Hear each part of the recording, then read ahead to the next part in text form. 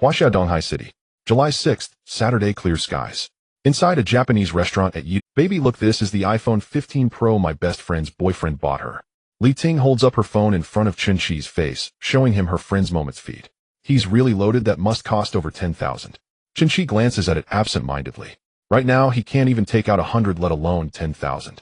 Chen Qi looks at his credit card bill next month. He has more than 5,000 to repay, and this Japanese meal will probably cost over 600. He is already unable to afford it. No, it's just a bit over 8,000. It's my birthday next month, baby, you can buy it for me. Over 8,000. Should he sell a kidney or sell himself? He can barely pay for dinner. Baby, could you pick something cheaper instead? Li Ting freezes for a moment. What are you talking about? This is the first time I've ever asked you for a present, and you refuse. Things are tight for me lately. I can barely pay my credit card next month. That's your problem. But I really have no money left. Besides, aren't boyfriends and girlfriends supposed to be mutual? You should try to understand me too. Where did your money go? We go out for a meal, a movie, and a supermarket run every week. Just over 1,000, and it's gone.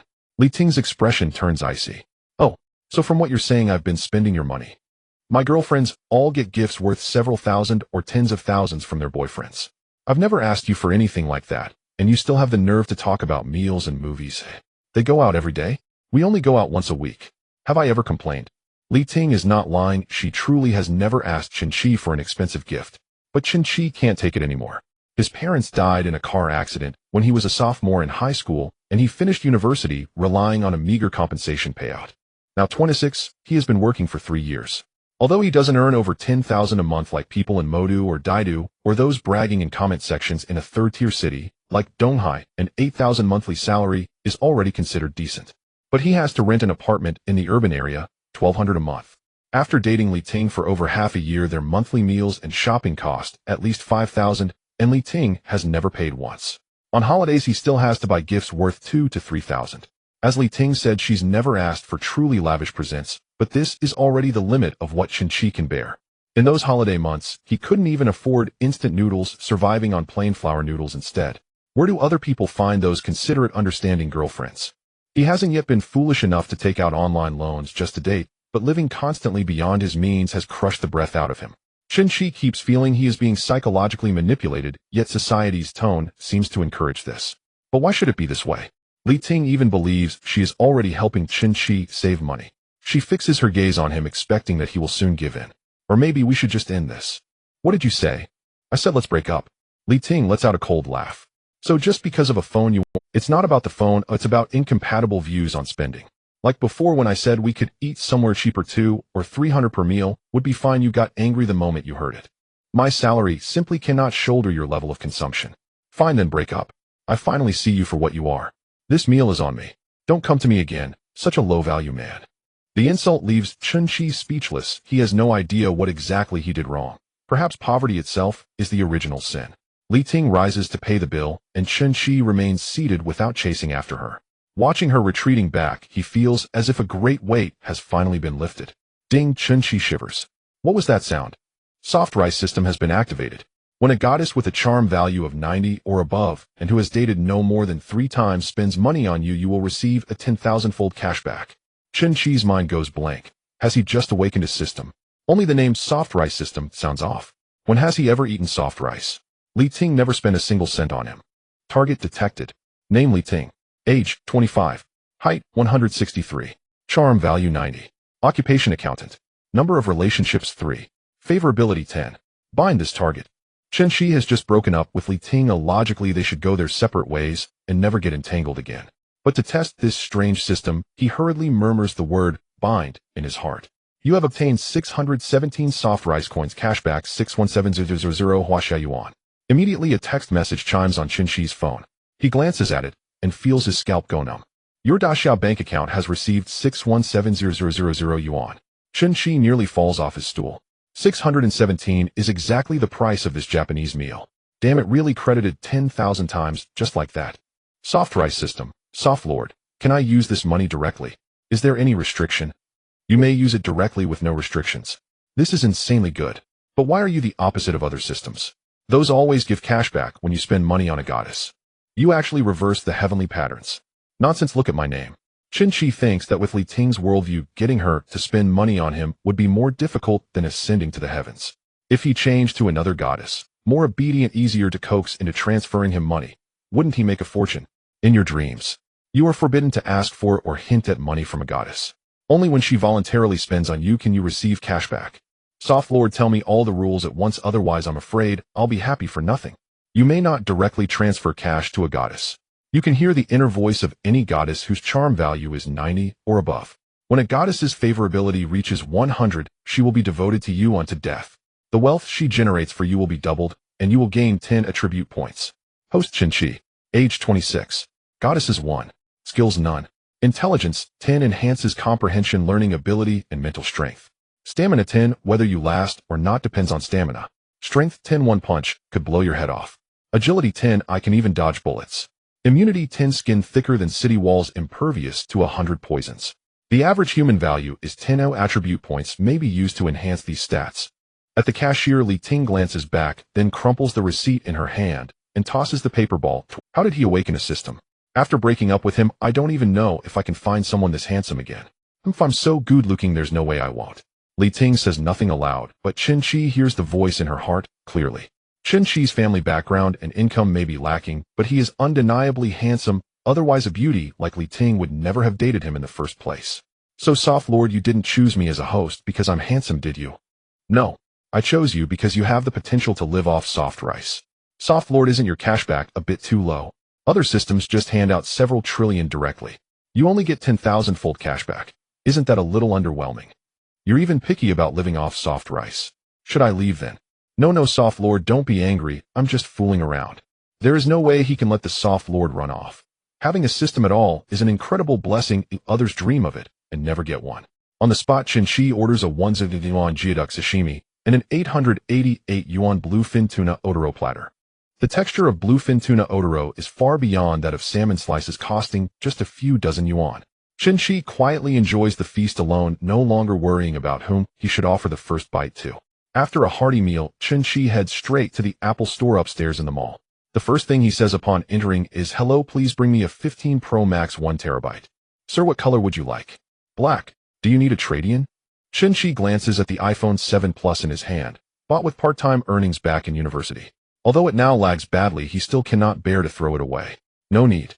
Soon the clerk brings out the device. Price 13999 yuan. Without the slightest hesitation, Chen Qi scans the code and pays. A text from Daxiao Bank pops up, 13999 yuan debited from his account. If Li Ting knew that right after she left Chen Qi bought himself a 15 Pro Max, she would probably be infuriated.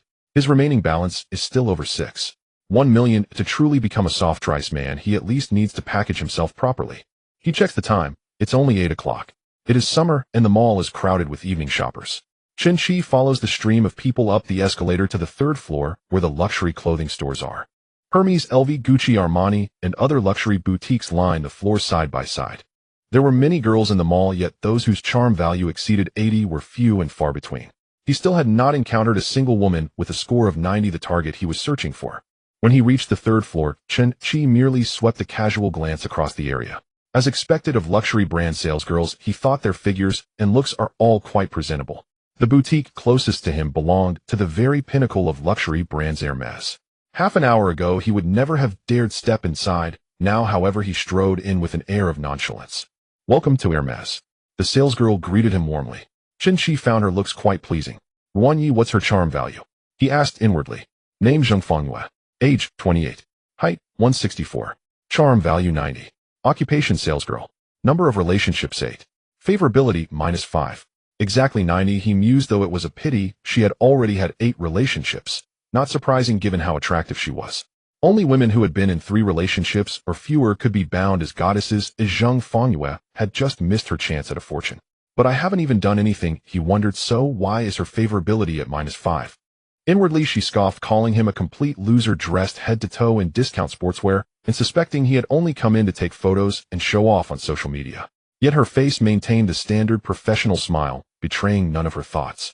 Chen Qi could hear the inner voices of women whose charm value exceeded 90. Now he understood perfectly why Zheng Fengyue's favorability toward him was at -5. So it's just a case of looking down on people, he thought coldly. This attitude was common among Hermes salesgirls precisely because they believed they had the capital to be. In the world of luxury, Hermes reigned at the very top. Spend $1 million at LV and they would gladly usher you into their VIP program, yet even that was not enough to qualify as a VIP at Hermes. These salesgirls earned $50,000 to $60,000 a month, far surpassing most white-collar workers. Chen Qi wondered whether he should put on a show to slap faces, but in the end he thought even if he showed off, she would be the one enjoying it. The commission would still go into her pocket. "Excuse me, I came to the wrong store." Chen Qi turned and walked out of Hermes at once. Inwardly, she cursed him as a loser who had wasted her expression.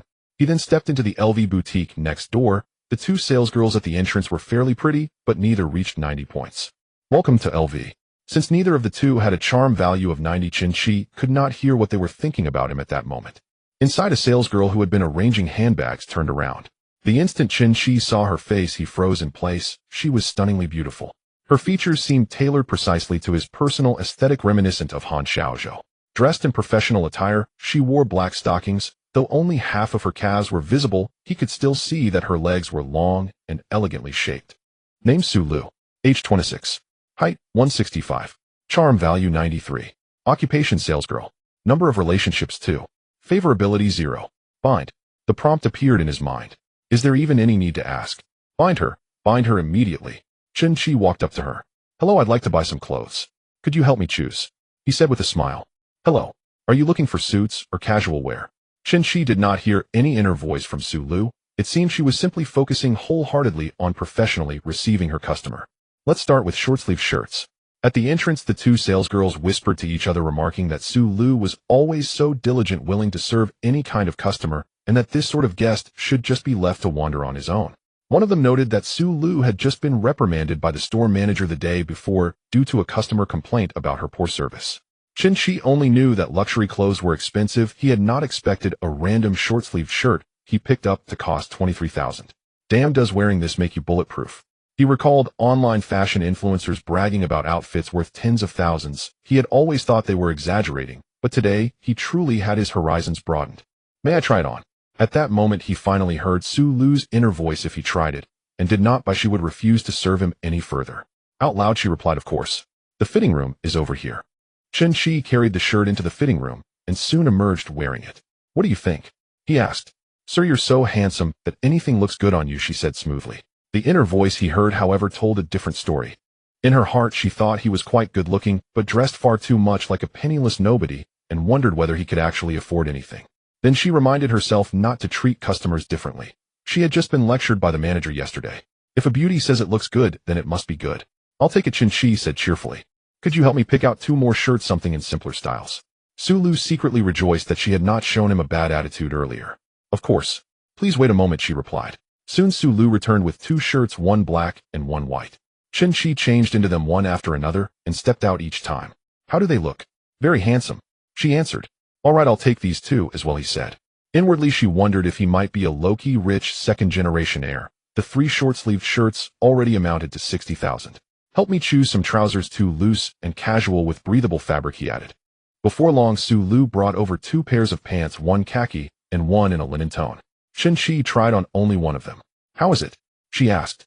"You're handsome and well-built, and these clothes are simply the finishing touch on you," she praised.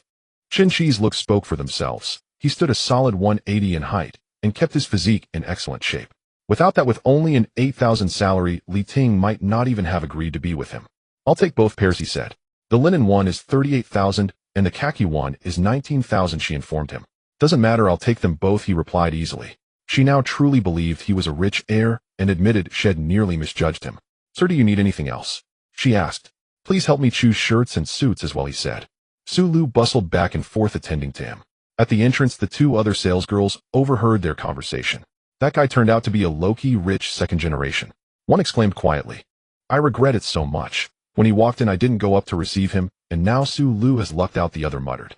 They did not realize that no matter how enthusiastic they had been, Chen Qi would never have paid them any attention. Chen Qi only accepted soft meals from women scoring 90 or above.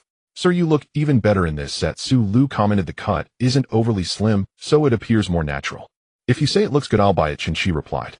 Su Lu pressed her lips into a slight smile. "Sir, you really know how to joke," she said. Watching her smile, he felt his heart soften. "Has anyone ever said you look like the Korean actress Han Xiaozhou?" he asked. "Han Xiaozhou? She's far more beautiful and elegant than I am," she answered modestly. "Could you help me pick out 2 pairs of shoes as well?" He continued. Dress shoes or casual shoes? She asked. Bring 2 pairs of each, he said. Chen Qi tried them on one by one. He knew nothing about luxury brands and only cared whether they felt comfortable on his feet. Sir, do they fit well? Perfect. I'll take all 4 pairs, he replied. Sulu calculated silently that he had already spent around 280,000. If he bought a bit more, her commission would reach 20,000. At LV, commissions varied. Small leather goods and accessories earned 3%, while clothing and bags brought 5%. Sir, do you need anything else? There's a tie that goes perfectly with the suit you just tried on. Do you need a bag as well? 2 new men's bags arrived just last week, she suggested. Anything you choose, I'll take. Your taste is certainly better than mine, he said. In her heart, she wondered if this rich heir might have come to the store specifically because of her. Hearing her inner voice, Chen Qi chuckled inwardly. He really had come for her. Sir, then I'll choose for you, Sulu said brightly. A few minutes later, Sulu returned with 2 ties, a clutch, and a long wallet. The ties were relatively inexpensive, a little over 4,000 each, and the 2 men's bags together were only a bit more than 10,000. As always, the most expensive items in the store were the women's products. They'll take all of these. Please ring them up, miss. Sir, you're not joking, are you? Why would I joke? I trust your taste completely. Is this really about taste? It's about money. Sulu's favorability increased by 5 points, current value 5. Approximately 310 yuan worth of merchandise. Today's windfall means a commission of 15,000 yuan.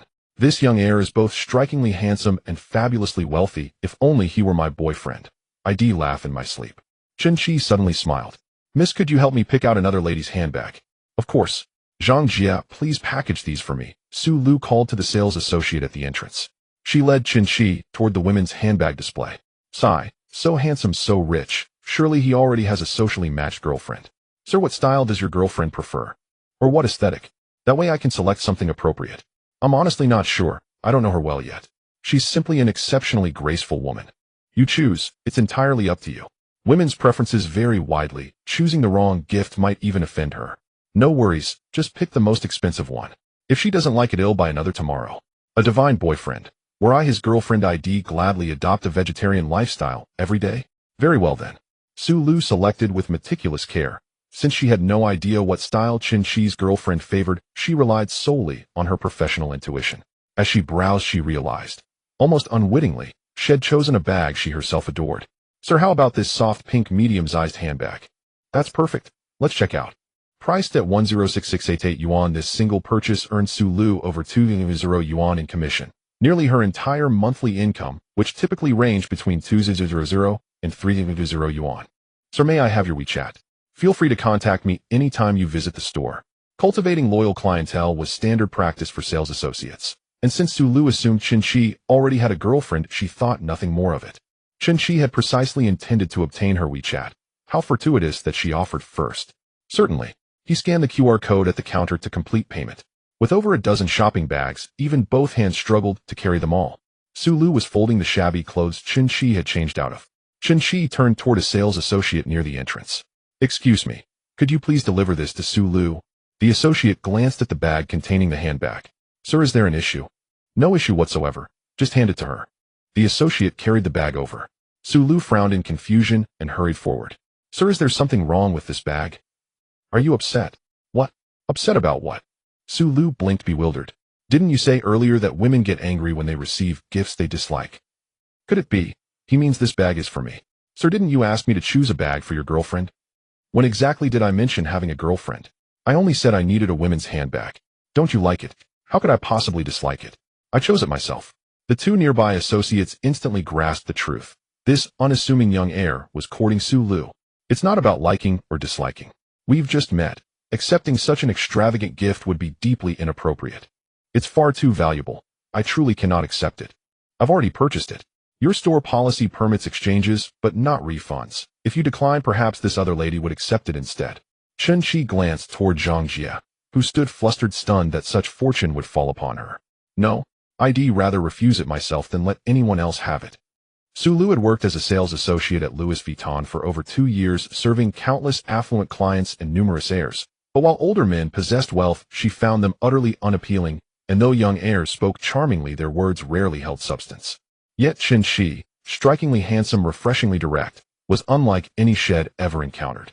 Hearing her unspoken thoughts, Chen Qi replied, "You helped me select clothing earlier, truly exhausting work, and your aesthetic judgment is impeccable. He'll need your assistance again next time I shop for attire. Consider this handbag simply a token of friendship. Zhang Jia quickly interjected, Sir, your generosity astounds us. Gifting a 1,000 yuan handbag just to make friends. I plan to visit frequently. Since we've met, we're already friends. Why don't you two also choose something? Off. Zhang Jia and Xiao Jing froze. Was this heir literally scattering money, gifting tens of thousands in handbags to everyone he met? What does he mean? Isn't he pursuing me? Since they've each received one, I absolutely must accept mine too. Then very well, am honored to meet you. May I ask your name? Chen Qi. Qi as an initiation. My name is Su Lu. The name tag on your chest says so clearly. Chen Qi pointed gently to her badge. Su Lu's favorability increased by 5 points, current value 10. Zhang Jia and Xiao Jing immediately understood Chen Qi had included them solely to win Su Lu's favor. Their handbags were pure serendipity, riding entirely on Su Lu's coattails. Neither dared select excessively expensive pieces, each chose a 500 yuan bag, and the sales were credited to Su Lu's account, earning her an additional 500 yuan commission. Do you work tomorrow? For ordinary office workers, weekends meant rest, but retail associates rotated shifts, and Su Lu was scheduled for Sunday. Off duty. Zhang Jia answered, then leaned close to Su Lu and whispered, They'll swap shifts with you tomorrow. Such a rare opportunity, with someone so extraordinarily handsome, shouldn't be missed. I'm off tomorrow, Su Lu replied. Would you mind accompanying me to run some errands nearby? Shopping? Absolutely. I'd be delighted to advise you. Chen Qi intended to purchase a car. He owned none, and a proper soft-living gentleman required comprehensive self-presentation. As he departed LV carrying over a dozen shopping bags. Inside the store, Su Lu selected an item from the shelf and approached Zhang Jia at the counter. Zhang Jia, I'll take this. Please process it with my employee discount. Su Lu rushed outside. Chen Qi, you're off duty. Not yet, 1 hour remains. She extended her hand. A palm-sized gift box appeared before him. This is my return gift. Earn 280 soft living coins, cashback 280 Chinese yuan. Chen Qi nearly leapt with excitement. His heart roared with turbulent elation. Over 22 million yuan had just been deposited. So girls do reciprocate gifts. Before Li Ting, Chen Qi had dated another woman. But like Li Ting, she believed male effort was inherently obligatory, while her sole duty was to remain breathtakingly beautiful. Chen Qi set down his shopping bags and opened the small box. Inside lay an object resembling a nail clipper. He didn't recognize it. What purpose could it serve? Why isn't he speaking? Does he disdain this tie clip? Of course. He's a young heir. A few thousand yuan item holds no appeal. Hearing Su Lu's inner thoughts, Chen Qi realized it was a tie clip, a detail had only ever seen in period dramas. An exquisite tie clip. I truly love it. Thank you. His gratitude was profound. Su Lu had just gifted him over 22 million yuan. Since you bought the suit and tie, I thought you'd need a matching tie clip. I adore it. You've thought of everything. Su Lu's favorability increased by 5 points, current value 15. The tie clip's original price was 2850 yuan. With her employee discount, it cost only 2280 yuan. Had Chen Qi known, he'd have been heartbroken. The difference amounted to 5.7 million yuan. Chen Qi hailed a premium ride, not returning to his cramped, dingy rental apartment, but heading instead to the nearby Zillido Hotel. Do you have a presidential suite available? And yes, sir. We offer options at 500, 8000, and 1000 per night. And, damn, I've only ever heard of presidential suites on TV. Today I'm finally experiencing one myself. Booked the 1000 suite for 3 days, and instantly the beautiful front desk attendant made a call, and within minutes a man in his 40s arrived at reception. Good day, sir. I am your dedicated concierge, Mr. Li. Please feel free to contact me directly for any needs during your stay. In concierge Li escorted Chen Qi to the presidential suite on the 28th floor. Spanning over 400 square meters, the suite offered ample space, even enough to cycle or play ball indoors. And damn, so this is what wealth feels like. Chen Qi planned to buy a property. Soon 20 million wouldn't even secure him the finest villa in Donghai City. Yet in the city's most prestigious residential complex, a 200 square meter penthouse cost just over 8 million. He decided he'd settle for that first. Though supremely comfortable, the presidential suite was unsustainable long-term. He needed to replenish his resources by cultivating favor with a certain goddess. Since the system had manifested at 8 p.m. the previous evening, Chen Qi's mind had remained in a state of exhilaration. And now, freshly showered, his body sank into deep fatigue as he lay in bed, staring at his bank balance over 28 million. Counting the zeros, he drifted drowsily into sleep. And the next morning, with no alarm set on his new phone, he slept soundly until 10 o'clock. He dreamed of awakening his system and feasting on soft rice while standing tall. And he immediately checked his phone. The string of zeros remained intact. His relief was absolute. Soft Lord, good morning. In morning. More like noon. You lazy fool. Instead of sleeping, why not rise early and court more goddesses? Or you'll starve on soft rice altogether. In absolutely. Soft Lord's guidance is impeccable. And Chen Qi instantly opened Douyin, scrolling through dozens of female streamers. First in the dance category, then in the beauty segment. Their charm scores hovered around 80, fewer than a handful surpassed 85. In this one's stunning, yet only 73.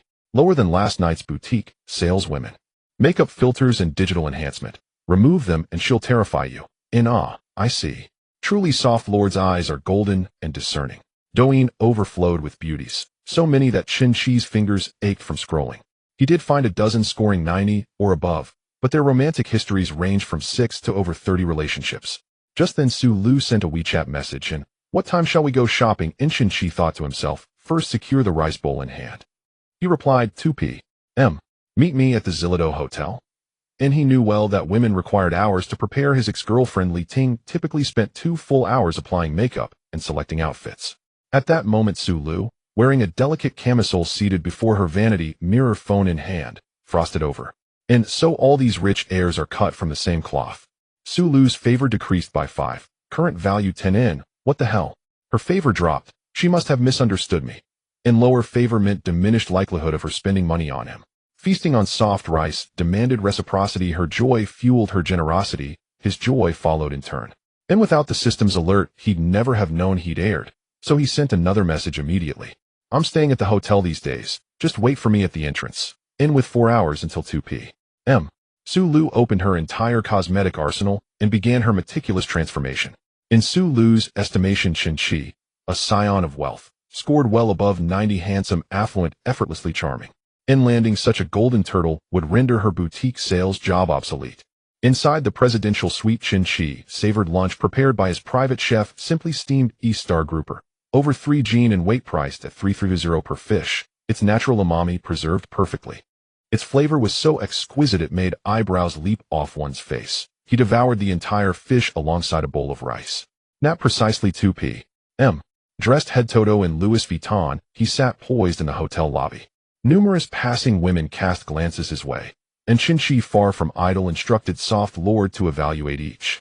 In online beauty abounds, yet where are they in reality? In truth, those scoring 80+ were already strikingly attractive among crowds. But Soft Lord held exacting standards. And even soft rice deserved to be served on porcelain and garnished with beauty. Outside the hotel, a ride-hailing car pulled to a stop. And Su Lu stepped out in an elegant white floral dress, her harmonious figure and poised grace instantly drawing admiring glances from passers-by. Chen Qi strode forward and waved. And, you look absolutely radiant in that. And he praised her without reservation. Su Lu knew her own allure well. Compliments came constantly from men and women alike. And, do I resemble Han Haiho? She asked, smiling. She'd stood before her wardrobe earlier, uncertain which outfit to choose, until recalling Chen Qi's remark last night about her resemblance to Han Haiho. She'd researched the actress online, then emulated her aesthetic for today's ensemble. And, not quite. You surpass her in beauty. And, your tongue truly knows how to weave silk. Where shall we go next? And, you'll find out when we arrive. And they boarded the chauffeur-driven vehicle assigned exclusively to Chen Qi, on call 24 hours a day. How mysterious. On this sweltering day, dressed like this, if he takes me outdoors, I'll truly be speechless. And 20 minutes later, Su Lu spotted their destination. A Ferrari dealership. Are you buying a car? And, exactly. I'm not confident choosing one alone. Your taste is impeccable. Help me decide. Wait, Ferrari start at over 2 million. Is he asking me to help select? Or just showing off with no intention to buy? In some faux airs, frequent luxury venues solely to project status, even hiring actors for stage scenes. Such stunts have been widely reported. Hearing Su Lu's unspoken thoughts, Chen Qi mused, she's cautious, but 2 million is trivial. I'll purchase outright. And they entered the Ferrari showroom, where a stunning sales associate approached them promptly. She's lovely. What's her charm score? Name Zhang Lin, age 25 in, height 166 sim in, charm score 88 in, occupation automotive sales executive, and romantic history 18, relationships and favor 20 in. Her romantic history is extensive, yet her favor stands at 20.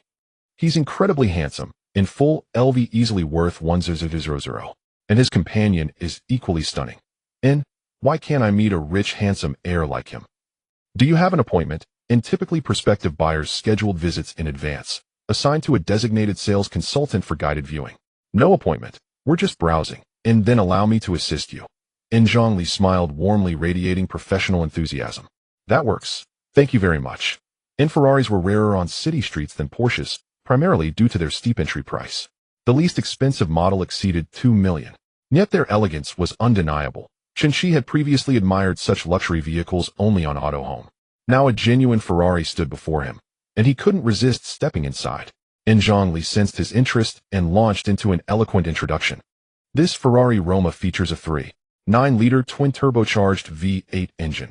Its displacement precisely calibrated to 3.9 liters. In terms of dimensions, the Roma boasts a 2670 mm wheelbase, overall length of 4656 mm, width of 1974 mm, and height of 131 mm. Its two-door four-seat configuration elegantly balances sportiness with passenger comfort. May I sit inside? Chen Qi asked. And, of course, please, step in and experience it. And he gestured for Su Lu to join him. Sports cars prioritize form over space. Chen Qi, at 180 centimeters, found the interior snug though tolerable. And if comfort were paramount, he'd choose an SUV, not a coupe. Every man harbors a dream of owning a sports car, and now with means restored, Chen Qi intended to fulfill his. What do you think? Chen Qi asked. I don't know much about cars, so I can't give you any advice, but it's really cool. Zhongli said to the two in the car, this white paint is very fitting for your temperament, very noble and elegant. Chen Qi was still unaware of this temperament. This Roma originally costs 2.78 million, but there's a discount at the store. I can secure a price of 2.58 million. Upon hearing the price, Su Lu was startled. 2.58 million, that could buy two lower-end Porsche 911s. But the Porsche 911 is driven by the boyfriend of the salesgirl from the neighboring Hermes store, and that salesgirl looked quite proud sitting in the car. Let's take a look at that red one. Chen Qi stepped down from the Roma and pointed to a dazzling red Ferrari nearby. This Ferrari 488 is equipped with the most powerful V8 engine in Ferrari's history. It is a special series model crafted using top racing technology, inheriting the extraordinary sports car genes of the prancing horse brand. Currently priced at 3.15 million. What do you think? Chen Qi looked at Su Lu. It looks great. Paired with a handsome guy like you, I don't know how many girls would be mesmerized. What do I think? It's over 3 million. If I say it's good, will you buy it? Don't just come here to show off. Rich second-generation types come in many forms. Some just have wealthy families and always need to ask for money. They pick up girls while driving their family's luxury cars. If they have to spend their own money to buy one, that's impossible. Then let's go with this one. Huh? Su Lu's eyes widened. Over 3 million, and he just decided to buy it. What kind of rich kid is this? I've seen many rich second-generation types bringing girls to show off, but I've never seen anyone so direct. Sir, if you're interested, you can fill out the information first, because many parts of the 488 need to be selected. As a top-tier sports car, Ferrari's parts are extremely expensive. Even a 3.15 million car can easily exceed 4 million with just a few optional configurations. Alright, let's select the configuration. Zhongli led them to the VIP room, picked up an iPad from the table, and after some operation handed it to Chen Qi. Sir, please take a look at the configuration. Let her see it. Su Lu hesitated. This is a car worth over 3 million. Do you think it's like the clothes in our store that cost only a few thousand? Chen Qi, I really don't know much about cars. You guys should be better at choosing. Besides, this is your car. Look at my outfit. You picked it out well for me, so I trust your judgment. Zhongli chimed in. Beauty, your boyfriend trusts your aesthetic so much she must like whatever you choose. Besides, you'll be sitting in the passenger seat, so pick the interior you like. It'll be more comfortable to look at later. This is a huge misunderstanding. I actually want to be her girlfriend. Su Lu glanced at Chen Qi, who was surprisingly calm sipping his tea. Since Chen Qi didn't say anything, she didn't feel the need to explain either. In fact, she was happy to be misunderstood. Under Zhang Li's explanation, Su Lu took half an hour to make her selections, with Chen Qi completely uninvolved. Mr. Chen, the final price of the car is 4.38 million. Su Lu leaned in slightly and whispered, did I select too many options? She was worried that Chen Qi wouldn't like the configurations she chose, especially since the price was so high. It's great, your taste is impeccable. Let's go with that. Chen Qi handed the iPad back to Zhang Li. Zhang Li's face lit up with a smile. This customer was just too easy to talk to. After looking at the cars for a bit, he didn't even select the configuration, just chose everything for his girlfriend. Was he a henpecked husband? When can I pick up the car? Mr. Chen, if you place the order today, you can pick it up in the fastest week. Chen Qi wasn't in a hurry to drive the Ferrari. Okay, let's finalize it with this configuration. Then I'll prepare the purchase contract. Will you be paying in full or financing? Of course I have over 28 million in my account, do I need to finance? Full payment. Zhongli helped Chen Qi complete the purchasing process as quickly as possible, and Chen Qi was also very straightforward. He directly transferred 38 million to the public account of the Ferrari dealership plus 10 for the purchase tax. All in all it totaled about 8 million. Are they acting? 38 million for a car, and he bought it in just over half an hour. Sulu's affection level 10, current level 20 huh? Why did my affection level increase? I'm just buying a car for myself. Chen Qi didn't realize that women are attracted to strength, being so decisive in spending 38 million was enough to prove his financial power. After last night's spending at LV along with this full payment for the car, Sulu was convinced he wasn't the type of fake rich second generation. Soft master, if I buy Sulu a car, how much will my affection level increase? It'll just increase a bit. If you buy someone a car worth several million on the second day of knowing them, they might suspect you of money laundering. Chen Qi thought about it and found it reasonable. There were quite a few reports online about money laundering, and Sulu had probably seen them. He still needed to take things step by step. Chen Qi, all these options were chosen by me. If you don't like them later, don't blame me. As long as you like it, that's good. What do you mean as long as I like it? This is your car. Aren't you going to sit in it? I was thinking of inviting you out. I knew it. He wants to date me. Chen Qi's gesture of giving a bag yesterday and the current selection process for the Ferrari made Sulu feel very involved, as if she was already the lady of the house. Mr. Chen, let's add each other on WeChat. If you have any questions later, you can contact me anytime. Zhongli smiled. At this moment, Sulu wanted to stop Chen Qi from adding her, because Zhongli was very attractive and could compete with her. It's quite normal for sales to add customers on WeChat, and Sulu, being in sales, understood this very well. However, some female salespeople tend to make moves on high-quality clients. Those young and wealthy ones are certainly not going to escape, and they wouldn't mind even married elite men. And Chen Qi was evidently among that small group of the highest quality, handsome, wealthy, and articulate. Mr. Chen, I noticed that you didn't fill in your home address in your VIP information. It's not very convenient. If there's anything, just message me on WeChat.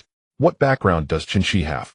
Not providing a home address might mean he's afraid others will find out about his family's background. Sulu had already started to speculate about Chen Qi's background, and so had Zhongli. Some invisible rich people are very privacy conscious and don't like their information being reported online.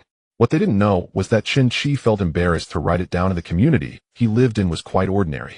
In that community, it's normal to drive a BBA, but for a Ferrari 488, with the financial strength of the residents, it's absolutely unaffordable. Chen Qi was planning to buy a 200 square meter apartment at Yuan 1 in the next few days to stay temporarily. After buying the car with time still on his hands, he thought about getting a little closer to Sulu. Shall we go shopping at the mall? Sulu naturally agreed. She had spent 2 hours on her makeup, and if she didn't stroll around a bit more, it would be a waste of her effort today. You helped me choose the car, so as a thank you, what do you want to buy? They'll cover the bill. I just tapped on the iPad. It wasn't much help. No need to thank me specifically, Sulu said with a smile. I was just being polite. Don't take it seriously. Chen Qi heard Sulu's thoughts and replied accordingly. Choosing configurations is quite brain-consuming. You helped me complete this difficult task, so I must thank you. All right then, I can't refuse such kindness. Let's just browse around. While Sulu was doing her makeup at noon, she realized her skincare products were running low, so she took Chen Qi to the La Mer counter. La Mer is a high-end brand under Estee Lauder, and it's quite expensive. Sulu had bought it before, but only 2 or 3 times, as she used a considerable amount of cosmetics and skincare products due to work. If she kept using expensive products, even with a salary of over 2,000, it wouldn't be enough. The house she currently lives in is a small apartment bought with some assistance from her family and her own savings, with a monthly mortgage payment of 4,500. Now that Chen Qi said he would cover her bill, she chose the expensive ones. This rich second generation definitely wouldn't be short on money. Welcome to La Mer. The sales associate warmly welcomed them. Chen Qi and Sulu were a handsome man and a beautiful woman. Both of them were dressed in designer brands, making it obvious that they had the purchasing power. Chen Qi had visited La Mer with Li Ting last month, and he had gritted his teeth to spend 3,000 to buy a bottle of body lotion for Li Ting. That month he had eaten instant noodles in his rented room for over 20 days. Just as the sales associate was about to attend to them, another sales associate stopped her. Let me handle this, she's my classmate. Zhou Yali walked over, and Sulu felt a jolt in her heart. How did she end up working here? What bad luck. Soft Master, how much is this? The Soft Master provided the data charm value 89, a number of relationships 38.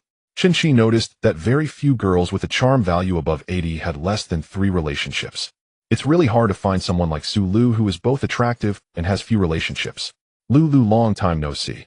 Zhou Yali approached with a smile, acting as if they were very close. Lily, you work here? I didn't know that. I just started a few months ago. Is this your boyfriend? He's so I hope he's not just another pretty boy looking to deceive. With Zhou Yali's charm value not reaching 90, Chen Qi couldn't hear her thoughts. If he did, he would be surprised that Su Lu actually had a history of being deceived. Su Lu's ex-boyfriend was a fake rich second generation. His family had some money, but only ran a small company, and the Porsche he drove was a company car bought to save on taxes. If you asked him to buy a bag worth 2,000 to 3,000, he would whine for ages, saying a bunch of stuff about how much he loved her, which made Su Lu feel extremely touched. Later, when they went to a Michelin restaurant, they spent over 8,000. When it was time to pay, that rich second generation found out that his credit card had been suspended by his family. In the end, Su Lu paid the bill, and the next day, she couldn't get in touch with that rich second generation anymore. The relationships among girls can't be judged by appearances. Su Lu and Zhou Yali seemed close, but in reality, they were sworn enemies. In high school, the two most beautiful girls in the school were these two, and they were in the same class. Each had their own small group and looked down on each other for no reason other than mutual disdain. The incident with Su Lu's ex-boyfriend somehow got out, and Zhou Yali found out, even mocking Su Lu in the class group with subtle jabs. This which makes me sick just by seeing her. What should I say? If I say he's Chen Qi's girlfriend, what if he gets upset? Many rich second generations want easily confirm a girlfriend, as they often navigate among various beauties. Once a girlfriend is confirmed going out, and flirting becomes politically disadvantageous. Chen Qi now heard Su Lu's thoughts and realized that her relationship with this sales associate was not as it appeared. Girls are truly scary. They can dislike each other so much yet hold hands.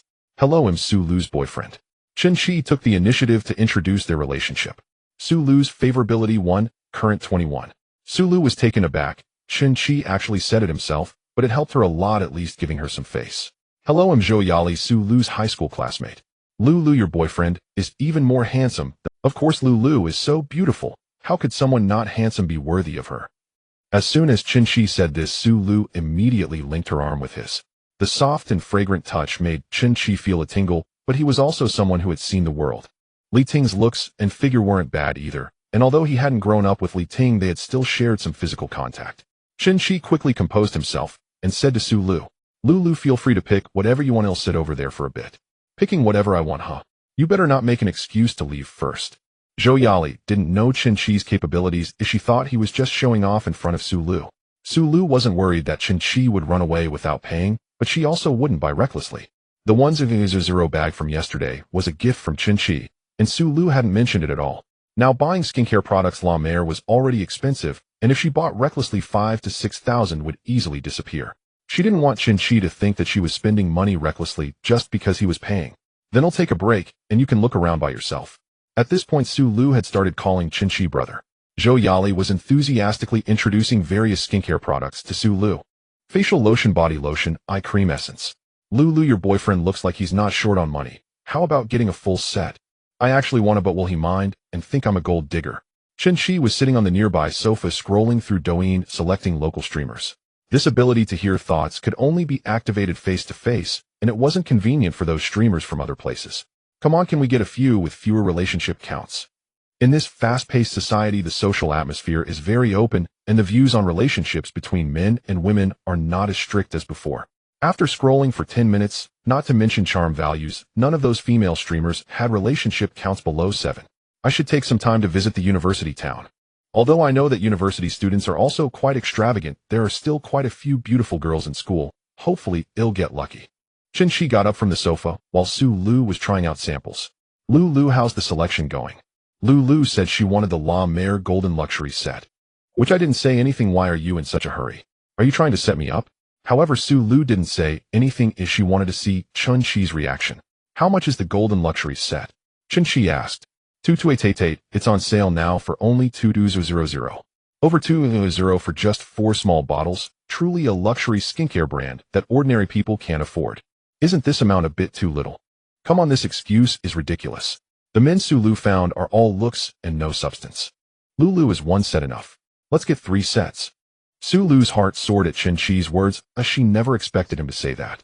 Thank you, brother, you're the best. Chen Qi scanned to pay the amount of 6,600, immediately transferred. Zhou Yali handed the receipt to Chen Qi, feeling quite uncomfortable.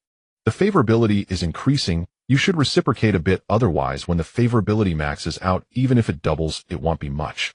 Reciprocating isn't solely based on favorability. Some gold diggers only think about money.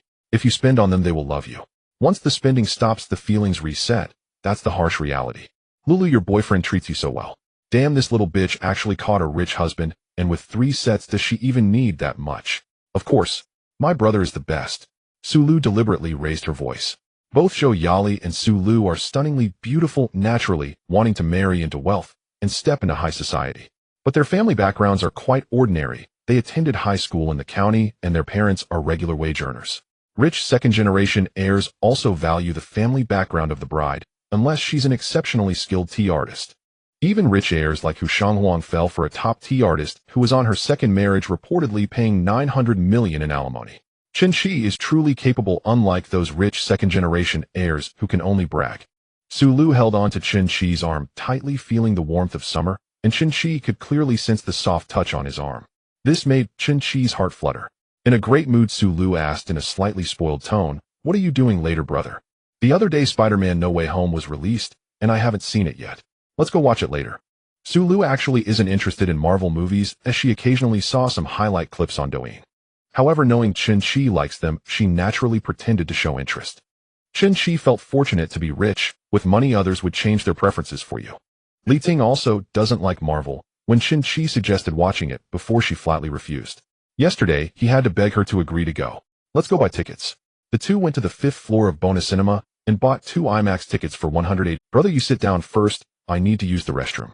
Chen Qi sat on the bench, feeling a mix of emotions. Just one night, and his life had changed drastically. For the same 182 ticket, he would have felt pained yesterday. Now, he felt nothing. Sulu had been gone for quite some time, almost 10 minutes. Did she have a stomach issue? Suddenly, Sulu appeared from the escalator carrying a Starbucks bag.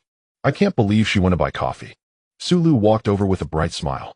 "We've been out for 2 hours and I haven't had any water, so I went to buy Starbucks. This cup is oat latte, and this cup is caramel macchiato. Which one do you want, brother?" Chen Qi's mind raced, trying to remember which one was more expensive. Although he had drunk with Li Ting before, he couldn't recall the prices. Li Ting didn't spend a dime when they went out, as she let Chen Qi cover everything, eating, drinking, and having fun. "Let's go with the oat latte. You received 30 soft rice coins cashback of 300 Huaxia coins. Can't even handle soft rice. The other cup is 34. How are you going to survive like this?" The system suddenly spoke.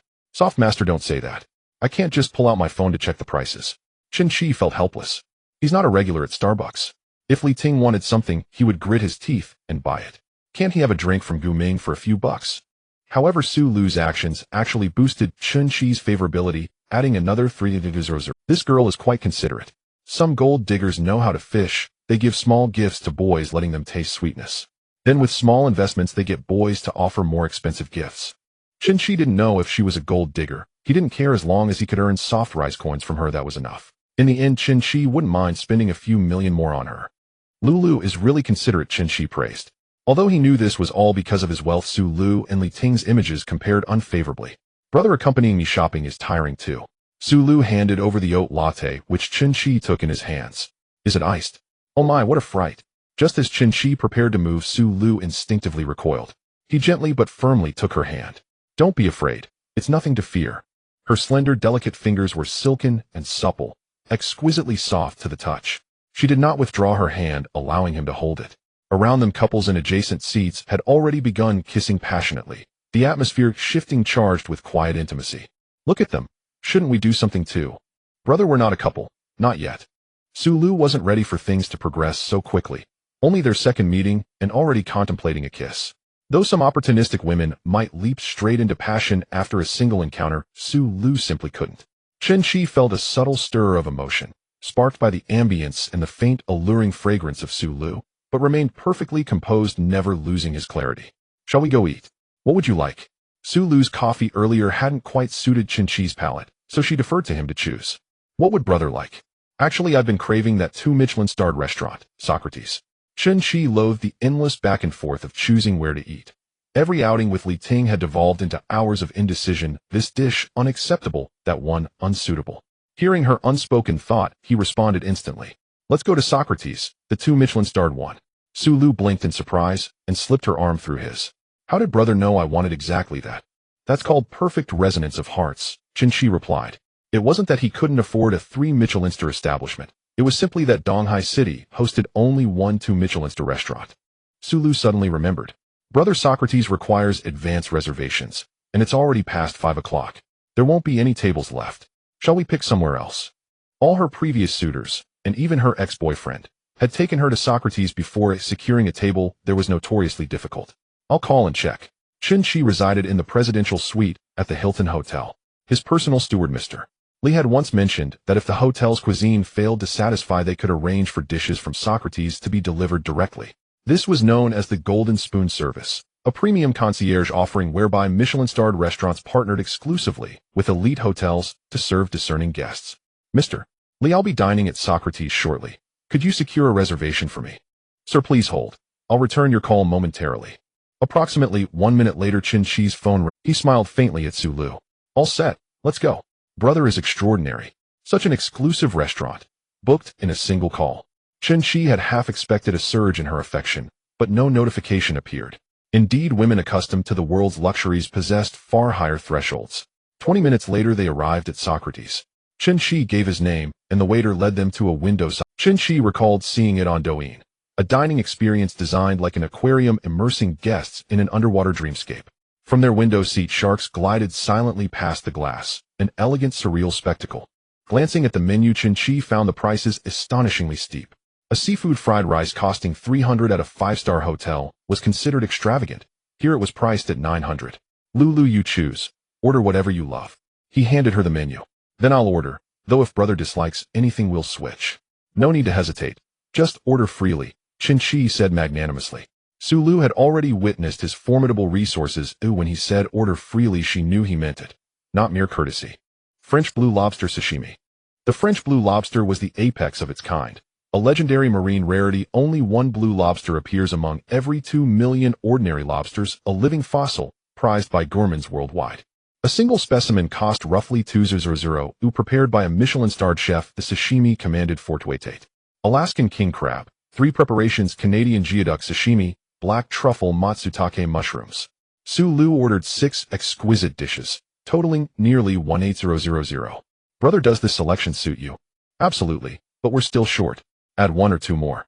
Noticing the menu leaned heavily towards seafood, Chen Qi added 2 portions of Kobe beef and a jar of caviar. Sir, our caviar is priced per gram, 100 per gram. You don't sell it by the jar? We do, 2500 per jar. Fine, bring 1 jar. 1 for each of us. The waiter suppressed a flicker of astonishment. Yet after 5 years here he'd seen countless wealthy patrons from Donghai City. Chen Qi's order, though lavish, wasn't the most extreme he'd ever witnessed. A 25000 jar of caviar for each person. Good heavens, do the ultra-wealthy truly live so extravagantly? How much will that total? Nearly 7000. I must take several photos before we leave. Sir, which wine would you prefer? Chen Qi knew little about wine, especially high-end vintages. Do you have any recommendations? A few bottles of Chateau Petrus arrived from France last week. Same region as Lafite, but richer in texture and slightly pricier. How much? Chen Qi was curious how steep the price would climb. 3038 USD. Sulu hurriedly opened her phone to convert the currency. Roughly 2200. Goodness, this meal alone exceeds 9000. Sulu's affection level 2. Current 25. Hearing the system prompt, Chen Qi mused. Romance moves women most deeply. No correction, financial prowess moves them most decisively. At Socrates, courses arrived 1 at a time, each served only after the previous had been savored. Brother, could you take a photo for me? Here, I'll handle it. Chen Qi snapped a rapid series of photos with Sulu's phone, his skills honed under Li Ting's relentless critiques. Yet now he held no fear. If she dared criticize his photography, he'd simply refuse to shoot. Brother's photos are absolutely stunning. Sulu was delighted with the results. Only light retouching needed before posting to her social feed. You've got it backward. It's because you're beautiful that my photos turn out beautifully. Beauty shines through no matter how it's captured. The desserts haven't even arrived yet, and brother's words are already this sweet. Sulu immediately shared the photos in her group chat. Girls, can you believe it? A single meal cost over 9000. Zhang Jia Lulu, is this the handsome guy from yesterday? Yes. This afternoon he asked me to accompany him while buying a car, and paid for 38 million on the spot for a Ferrari 488. Later at the mall he bought me La Mer 6600. Now we're dining at Socrates. 1 bottle of red wine costs 200, the caviar 2500. Xiao Jing, oh my goodness. Lulu, You've landed the ultimate golden turtle. Your luck is unbelievable. I'm utterly envious. Neither did I expect it. He spends so freely. Zhang Jie. Is he the heir to a publicly listed company? I honestly don't know. He hasn't mentioned anything about his family. Dining at a Michelin-starred restaurant was an artful ritual, each course introduced by the waiter with scholarly reverence. The meal stretched over 2 hours, savoring delicacies while watching fish glide past the windows accompanied by live piano music, evoking the timeless elegance of the Titanic. If later he suggests going to a hotel, what should I do? Su Lu found herself torn. To a man like Chen Qi, an exemplary wealthy second-generation heir, was a rare encounter. Those second-generation rich were often a disappointment, fabulously wealthy, yet plain or ugly. Others were already married or lived dissipated lives given over to vices. Few combined virtue, intellect, physique, refinement, work ethic, and a fortune the way Chen Qi did. He could sense Su Lu's hesitation, and he would never press when she was unsure. He preferred a love that burned of its own accord, so intense it swept both away, a blaze that consummated itself naturally. Besides, Su Lu's reserve meant she had only loved twice, viewed differently. That restraint was a virtue. Later, let's go to Yida Plaza. Why go to Yida? Su Lu asked. To buy some more clothes. After they finished eating, they went to the LV boutique, where Su Lu worked. On reaching the 3rd floor, the Hermes saleswoman Zhang Fangyue could hardly believe her eyes. Wasn't that the man from last night? He bought a few things at LV, and now he's courting Su Lu. Su Lu linked her arm with Chen Qi's as they descended the escalator and headed straight into the LV shop. Zhang Jie, who was covering for Su Lu, greeted them warmly. Lulu, aren't you off today? Why are you here? Someone murmured that the rich man treated LV like a street stall, buying without care. Lulu, Mr. Chen probably doesn't need our formal reception, does he? Zhang Jie, you're busy. I'll accompany Chen Qi. Lulu, take whatever you like. We'll ring it up together later. Su Lu knew Chen Qi was serious and had the means. Although she worked at LV, the clothes were expensive. She had only saved a little and used her staff discount to buy 3 pieces. The white floral dress she wore came from her own store. She exclaimed with delight at Chen Qi's generosity. Chen Qi rarely fussed over clothes. If an outfit pleased him at a glance, he would buy it without a trial. He trusted Su Lu's taste and responded to whatever she presented. He added 3 t-shirts and 2 pairs of casual trousers, spending 1,000. Do you like it? Su Lu emerged from the fitting room in a black slip dress. Her pale shoulder was bare. The dress hinted at the gentle curve of her chest and framed her long, elegant legs with irresistible grace. It's stunning. Then buy this one. No. What? Su Lu feared he had changed his mind. The slip dress was hardly as costly as the caviar they'd had at dinner. One isn't enough? Buy several. Chen Qi said. Su Lu teased him, feigning exasperation at his extravagant talk. For women, trying on clothes is an entirely different ritual. A man need only find something that fits. Chen Qi's standard was simple. If it looked right on him, it would do. With Chen Qi paying, Su Lu had no real fear of cost. Yet when a garment settled on her, she began to consider color, hairstyle, and the makeup that would complete the look. Chen Qi could offer little guidance, so he kept repeating, it suits you. Buy it. If you like it, take it all. He had wanted to know what it felt like to say those indulgent words. Now he understood the pleasure of lavish generosity. Su Lu, elated, felt like a child. After more than an hour, Su Lu selected 5 pieces, in total amounting to 16,000. When Zhang Jie rang them up, she could not stop praising Chen Qi. Mr. Chen, you are young and accomplished. If Lulu ends up with you, she will live a blessed life. Zhang Jie. Su Lu blushed. It was far too soon to speak of such things. Their relationship had barely. She looked at Chen Qi, unsure how he would respond, both hopeful and nervous. Rich heirs were notoriously hard to read. Of course, Lulu is such a good girl, I'll cherish her. Stop it, Su Lu said shyly. A wealthy man's smooth charm rarely offends. Oh, what truly offends is poverty itself. Lulu, shall I take you home? Su Lu held Chen Qi's arm. Brother, I want to chat with Zhang Jie and the others. All right, I'll go now. He'll come find you tomorrow night. Chen Qi guessed why Su Lu stayed. They would hold a little meeting to dissect his character. Text me when you get home. After Chen Qi left, the 3 women clustered together as Su Lu recounted everything they had done and how much had been spent. Zhang Jie and Xiao Jing listened as if hearing a melodrama. Caviar for 25,000, 1 jar each. Zhang Jie could not imagine how it must have tasted. Did you too? Zhang Jie, what are you saying? They just met yesterday. Already that? No way. Even if he spent 200,000 on me, I wouldn't give myself away so quickly, Xiao Jing proclaimed. If you want, I'll take him. You little wanton, Zhang Jie teased. Xiao Jing, forget it. Didn't you see he ignored you last night and went straight for Su Lu? With Su Lu's looks, figure, and presence, you couldn't find another like her at Yida Plaza. Chen Qi had not inspected every counter. Next door, Hermes Zhang Fangyue had a charisma rated near 90 and could rival Su Lu. But Zhang Fangyue had more life experience and thus had not been chosen by the man. On the third floor, there were only 2 women scoring around 90. Saleswomen on ordinary floors rarely matched them. Lulu, this golden bachelor is one you must seize. Oh, a man of such quality is coveted. I know. That day, while buying a car, female salesperson Zhang Li added Chen Qi on WeChat. In the afternoon, another woman, Zhou Yali, also tried to add him, but was rebuffed by Su Lu. Could he be some tycoon's illegitimate son? Yesterday, he came into the store wearing cheap clothes. Then he comes 2 days in a row to buy clothes, and even purchases a car. If he were a bona fide heir, he would likely already own a car. Xiao Jing's imagination painted a melodramatic picture, but upon reflection, it seemed plausible. Come to think of it, it's possible. When he filled out the car paperwork, he left the address blank, saying it was inconvenient. He's been staying at Zierduo Hotel for now. Su Lu assembled the threads of information from Xiao Jing's speculation and her own observations. The three concluded that Chen Qi was likely a top tycoon's illegitimate son from Donghai, who had only recently returned to the family fold. Lulu, if that's true, and you win him, you'll become the young mistress of a Donghai fortune. It's not that easy. It's not as if every girl is called Wei Shui. Every girl dreamed of the pampered life of a wealthy mistress, but the corridors of privilege were narrow. Effort alone could never guarantee entry. Beauty, figure, family background, education, savvy, and that indispensable yet elusive thing called luck. Against the daughters of the elite, Su Lu's only clear advantage was her looks. In other respects, she was thoroughly outmatched. Yet luck favored her, though Zhang Fengyue at Hermes was equally attractive. Chen Qi had stepped into Hermes and almost immediately come out again.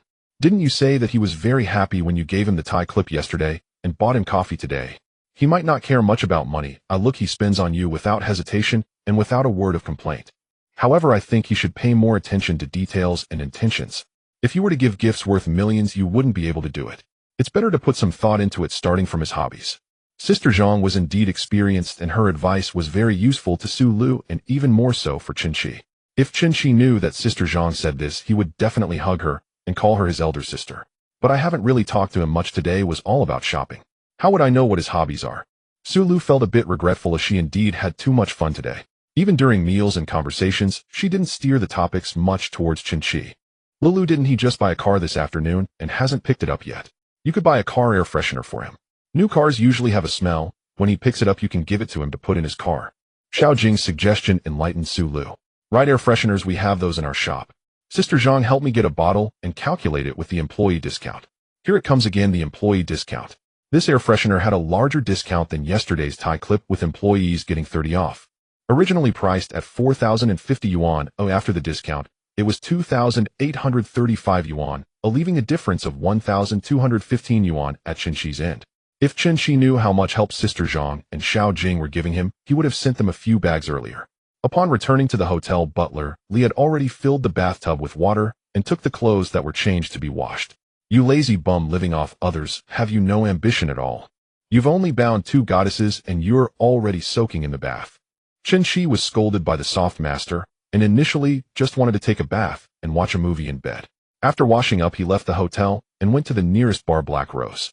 Chen Qi had never been to a bar before and heard that even ordering a few drinks at a scattered table would cost hundreds. That money could feed him instant noodles for a month. It was now midnight, the busiest time at the bar, with groups of handsome men and beautiful women loitering at the entrance. Chen Qi was handsome, which was his natural advantage. Even before spending any money, a girl approached him to strike up a conversation. Hey handsome, want to have some fun together? What fun? With your 78 charm level, if I hang out with you, the soft master would scold me to death. Hey handsome, let me buy you a drink, let's have some fun together. Another girl scoring 80 approached. With Chen Qi's looks, he could attract lower-tier girls to spend money on him. However, for girls scoring above 90, looks alone weren't enough, money was necessary. Chen Qi entered the bar, and the atmosphere was lively, the DJ playing Wild Wolf Disco.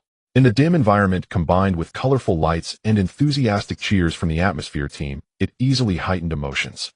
Chen Qi was still observing. There were too many people in the bar, and a lot of pretty girls. It would be troublesome to check them out one by one.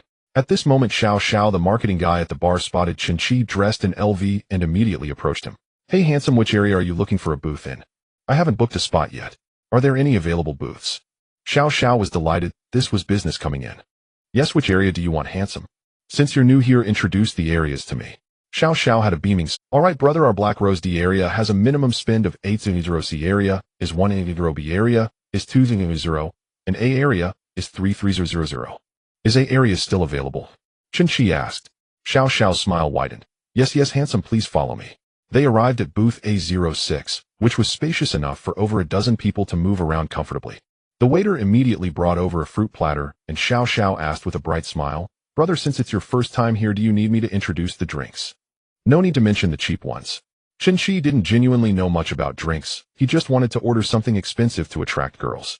He was here for a selection, first to show off his strength, to marketing, and then to have them organize the girls. The minimum spend in a area was 3,300, so Xiao directly reported a few drinks over 3,000 to Chen Qi. "Brother, our little dragon is 48888. Xiao was about to continue introducing, but was interrupted by Chen Qi. "Be more specific, it's my first time at a bar." Xiao was a bit surprised. With this whole LV outfit costing at least over 1,000, could it really be his first time at a bar? Was he wearing fakes? His attitude suddenly became less enthusiastic than before. Little Dragon consists of 3 bottles of Ace of Spades champagne, while the Big Dragon is 5 bottles of Ace of Spades and 1 bottle of Black Gold Ace of Spades priced at 888. The Frozen Supreme Dragon is 12888. "Brother, which one do you want?" Chen Qi sensed the change in Xiao's attitude. In the end, not even mentioning the Frozen Supreme Dragon, did he think he couldn't afford it. "Let's start with the Frozen Supreme Dragon. Brother, our dragon set needs to be paid in advance. Scan the code." Xiao didn't expect Chen Qi to be so straightforward, coming in and ordering the most expensive. Seeing 12800 received, Xiao's attitude immediately became even more enthusiastic than before. "Brother, are you drinking alone? Do you need me to call some girls to accompany you?" Of course he was here to find girls, but Chen Qi understood what kind of people were in bars, so he didn't harbor much. "Quality needs to be high. If I'm satisfied, I'll order another Frozen Supreme Dragon set." Xiao really wanted to call Chen Qi dad. With this order, he could earn a commission of 12800.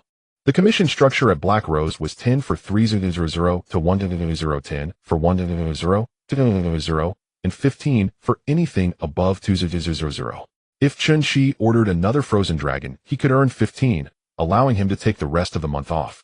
At this moment, the DJ on stage began to announce, "Congratulations to A06 for ordering the Frozen Supreme Dragon set. May the boss wishes come true and everything goes smoothly." Soon 2 men in suits brought in a drink rack, emitting white smoke, followed by a group of bunny girls entering A06. This Frozen Dragon set was no different from the Big Dragon, consisting of 5 bottles of Ace of Spades and 1 bottle of Black Gold Ace of Spades. Only the box for the drinks was changed, and that white smoke was dry ice, creating an ice throne feeling. The crowd at the bar began to scream. It was the first time this month someone ordered the Frozen Dragon set. Although they weren't the ones drinking, the atmosphere was lifted. Everyone swayed their heads and watched A06. The bunny girls set off confetti and scattered gold paper, immediately creating a sense of intoxication. Chen Qi didn't even look at these bunny girls, let alone the soft master. 2 bodyguards in suits stayed behind while the bunny girls were sent away. "Brother, please wait a moment, or I'll go get some people for you." Xiao quickly went out and picked the prettiest girls from the Atmosphere team. The Atmosphere group knows they must go to A06, and everyone is eager to do so. "Brother Xiao, I'm going.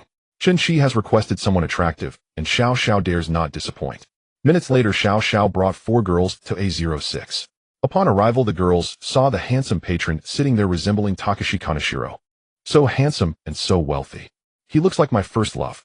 The 4 girls wore matching short skirts, midriff tops, and black stockings. Their faces, though enhanced, were still of decent quality. "Master, give a rating." "And you dare ask me for a rating? Not a single one is an 85 and next batch." Xiao had a keen eye, noticing that Chen Qi seemed less than satisfied with these girls. "Brother, why don't you let them keep you company? It's too boring for you to drink alone. They'll call some more people for you." "All right." Just then the booth in B03 cleared out, and Xiao quickly ran over to grab a girl. "Jeannie, there's a wealthy and handsome guy at A06. Jeannie blinked her beautiful eyes. "Is he the one who just ordered the Ice Dragon?" "Yes, he needs some company. I called a few girls over, but he didn't seem too satisfied, so I'm counting on you." Jeannie is one of the top beauties in the Black Rose Atmosphere group. Usually when she accompanies guests, they are willing to order more. They also add her on WeChat to send her red envelopes for other things. Xiao took Jeannie to A06. As soon as Jeannie entered, Chen Qi's gaze didn't leave her. "Wow, she's stunning." Jeannie has a fantastic figure, estimated to be a D cup, with long slender legs that are white and well proportioned, wearing a backless outfit and a body-hugging skirt. Her facial features are exquisite, with long waves in her hair, and with her eyes and brows, she could captivate any man. Name: Jiang Jeannie. Age: 24. Height: 166 centimeters. Charm: level 90. Occupation: bar Atmosphere group. Number of relationships: 18. Favorability: 20. In terms of appearance, Jiang Jeannie and Su Lu each have their strengths, But Jeannie has the better figure, though she has had too many romantic encounters. Chen Qi felt somewhat disappointed, but still invited Jiang Jeannie to sit down. Once Jiang Jeannie arrived, the other girls knew they had no chance. Brother, you really have some strength. You came in with the ice dragon right away. Jeannie sat down right next to Chen Qi, causing him a bit of dizziness with her ample curves. When Su Lu first met Chen Qi, her favorability was at 0, as he was dressed rather poorly at the time. Now his first impression is that of a wealthy second-generation heir, and Jeannie naturally has a good impression of him being both handsome and rich. Not bad, I guess. What's with this attitude? Is he trying to act aloof? Generally, when guys see Jeannie, they wear a lewd grin and their hands get a bit too familiar on her. Chen Qi seemed disinterested in her. With 18 relationships under her belt, even if he was interested, he wouldn't dare show it. The master also scolded Chen Qi. There's nothing here, why not change the venue? Not ambitious at all. Chen Qi relies on others for support, and no one would say anything about him, nor would anyone think that merely ordering a drink makes him dependent. But the master would criticize him, calling him lazy and unambitious. Brother, are you feeling down? Let me keep you company for a drink. Chen Qi, having just been scolded, was not in the mood and wanted to use the restroom first. The drinks are on, he'll go to the restroom. As long as the drinks are ready, I'm just worried you might order something extravagant and then act all high and mighty. Brother, hurry up. As soon as Chen Qi went out, several girls began discussing him. Have you seen him? So handsome and so wealthy. Brother Xiao said this is his first time at a bar. Jeannie thought, what a gem, a wealthy second-generation heir with strict family values. When Chen Qi came out of the restroom and passed by the scattered tables, he suddenly spotted a girl who seemed out of place in the bar, like a breath of fresh air. The girl sat at a scattered table with 3 other girls, all wearing spaghetti straps and short skirts, while she wore a white t-shirt and jeans. Master, what score would you give her? Name Han Linlin. Age, 23. Height, 164 centimeters. Charm, level 92. Occupation, teacher. Number of relationships, 2. Favorability, 0. Damn, what can I say? The flowers planted with care do not bloom, while the willows grow thick without intent. Just going to the restroom and encountered the goddess of dependency. Master, now you have no argument, right? At this moment, several guys surrounded Han Linlin at her table, trying to invite her for drinks. Ladies, why not come to B04 and drink with us? We sisters prefer to drink by ourselves. No need for your invitation, said Lin Yuan beside Han Linlin. The more the merrier. Chen Qi returned to A06, and Jiang Jeannie immediately noticed that his mood had improved since earlier. Brother, did something good happen? Good? Let's drink. Chen Qi directly poured the most expensive bottle of black gold black peach, as he hadn't tried other champagnes for comparison. He only found it quite good, with a sweet, smooth taste, rich and delicate bubbles accompanied by a strong fruity aroma. When the patron is in a good mood, everyone else feels good too. Call Xiao Xiao and order another ice dragon set. Damn, he just took a sip and is ordering another set. How thirsty can he be? Jeannie pressed her chest against Chen Qi's arm, nearly pinching him between her 2 peaks. Brother is so handsome and powerful. Chen Qi thought, do I really have strength? I still have to thank Lulu. Yesterday's cup of coffee was enough for him to order 2 ice dragons. Lulu, forgive me, I want to eat well. Xiao Xiao's face was grinning like a flower. He thought Jeannie would indeed act immediately. He winked at Jeannie, implying that it was still impressive what she did. What did I do? He just went to the restroom and came back, and he orders again. Jeannie thought Chen Qi was simply in a good mood and willing to spend. Young Master Chen, please feel free to give any instructions, Xiao Xiao said, bowing respectfully beside him. There's a girl in a white t-shirt and jeans at that table. Bring those 4 over here. The DJ called out again, accompanied by rhythmic music. Congratulations to A06 for ordering the Ice Dragon Supreme set for the 2nd time tonight. May the boss wishes come true and everything goes smoothly. Tonight, the atmosphere of the Black Rose Bar was entirely boosted by A06. The people in the bar swayed their bodies to the music, and the atmosphere reached a climax. 4 beautiful ladies. The guest from A06 invites you to join him for drinks. Han Linlin and Lin Yuan had just arrived, and it was Chen Qi's first time ordering the Ice Dragon, so they were unaware. Damn, it's from A06.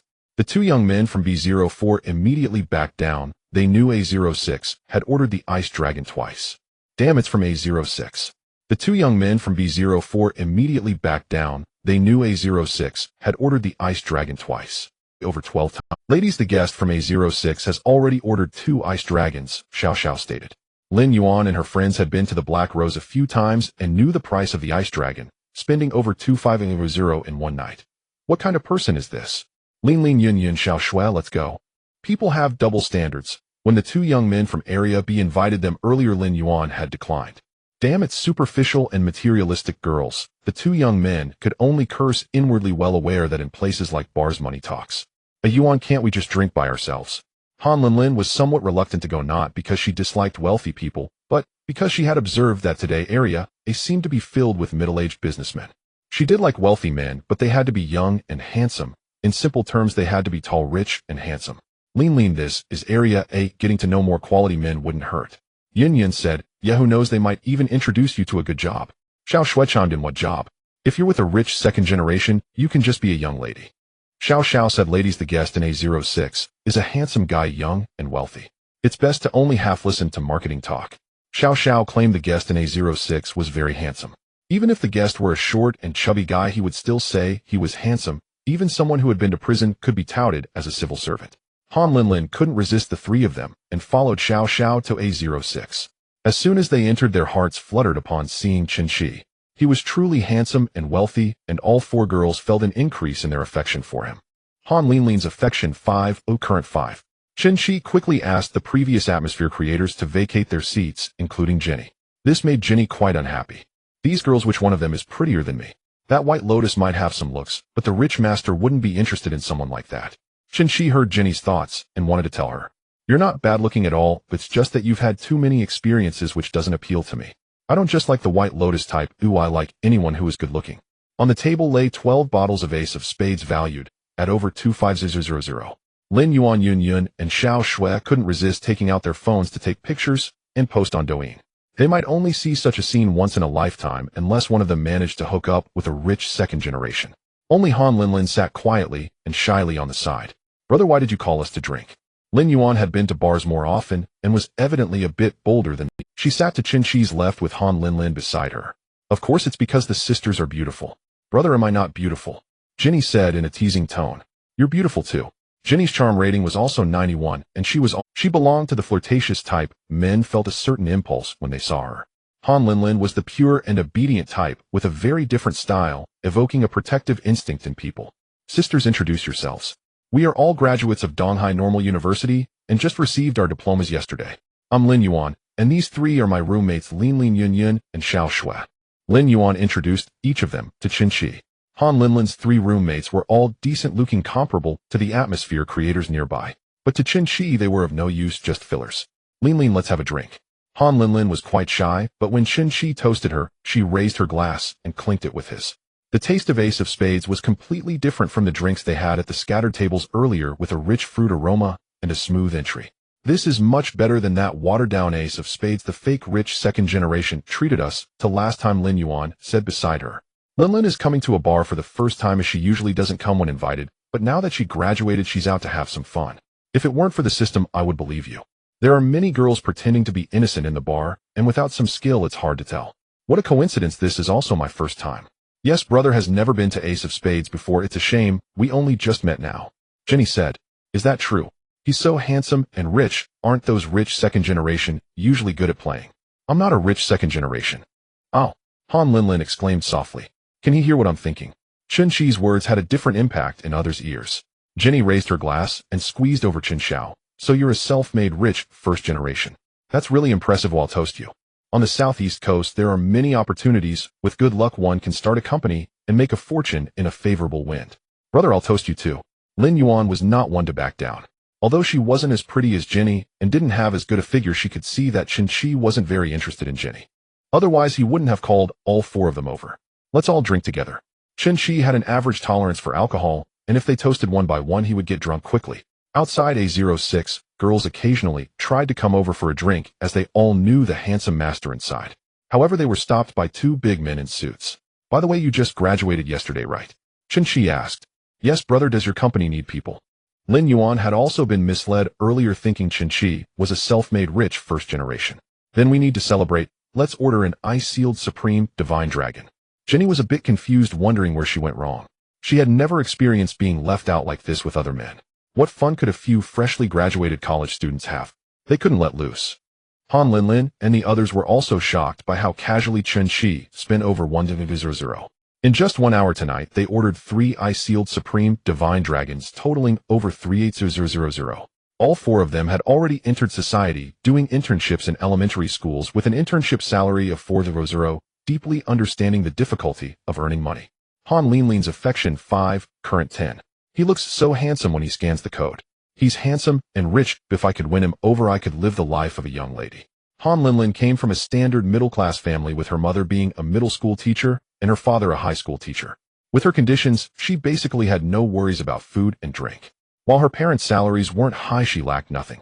Her parents had traditional views, believing that a couple should live a stable life.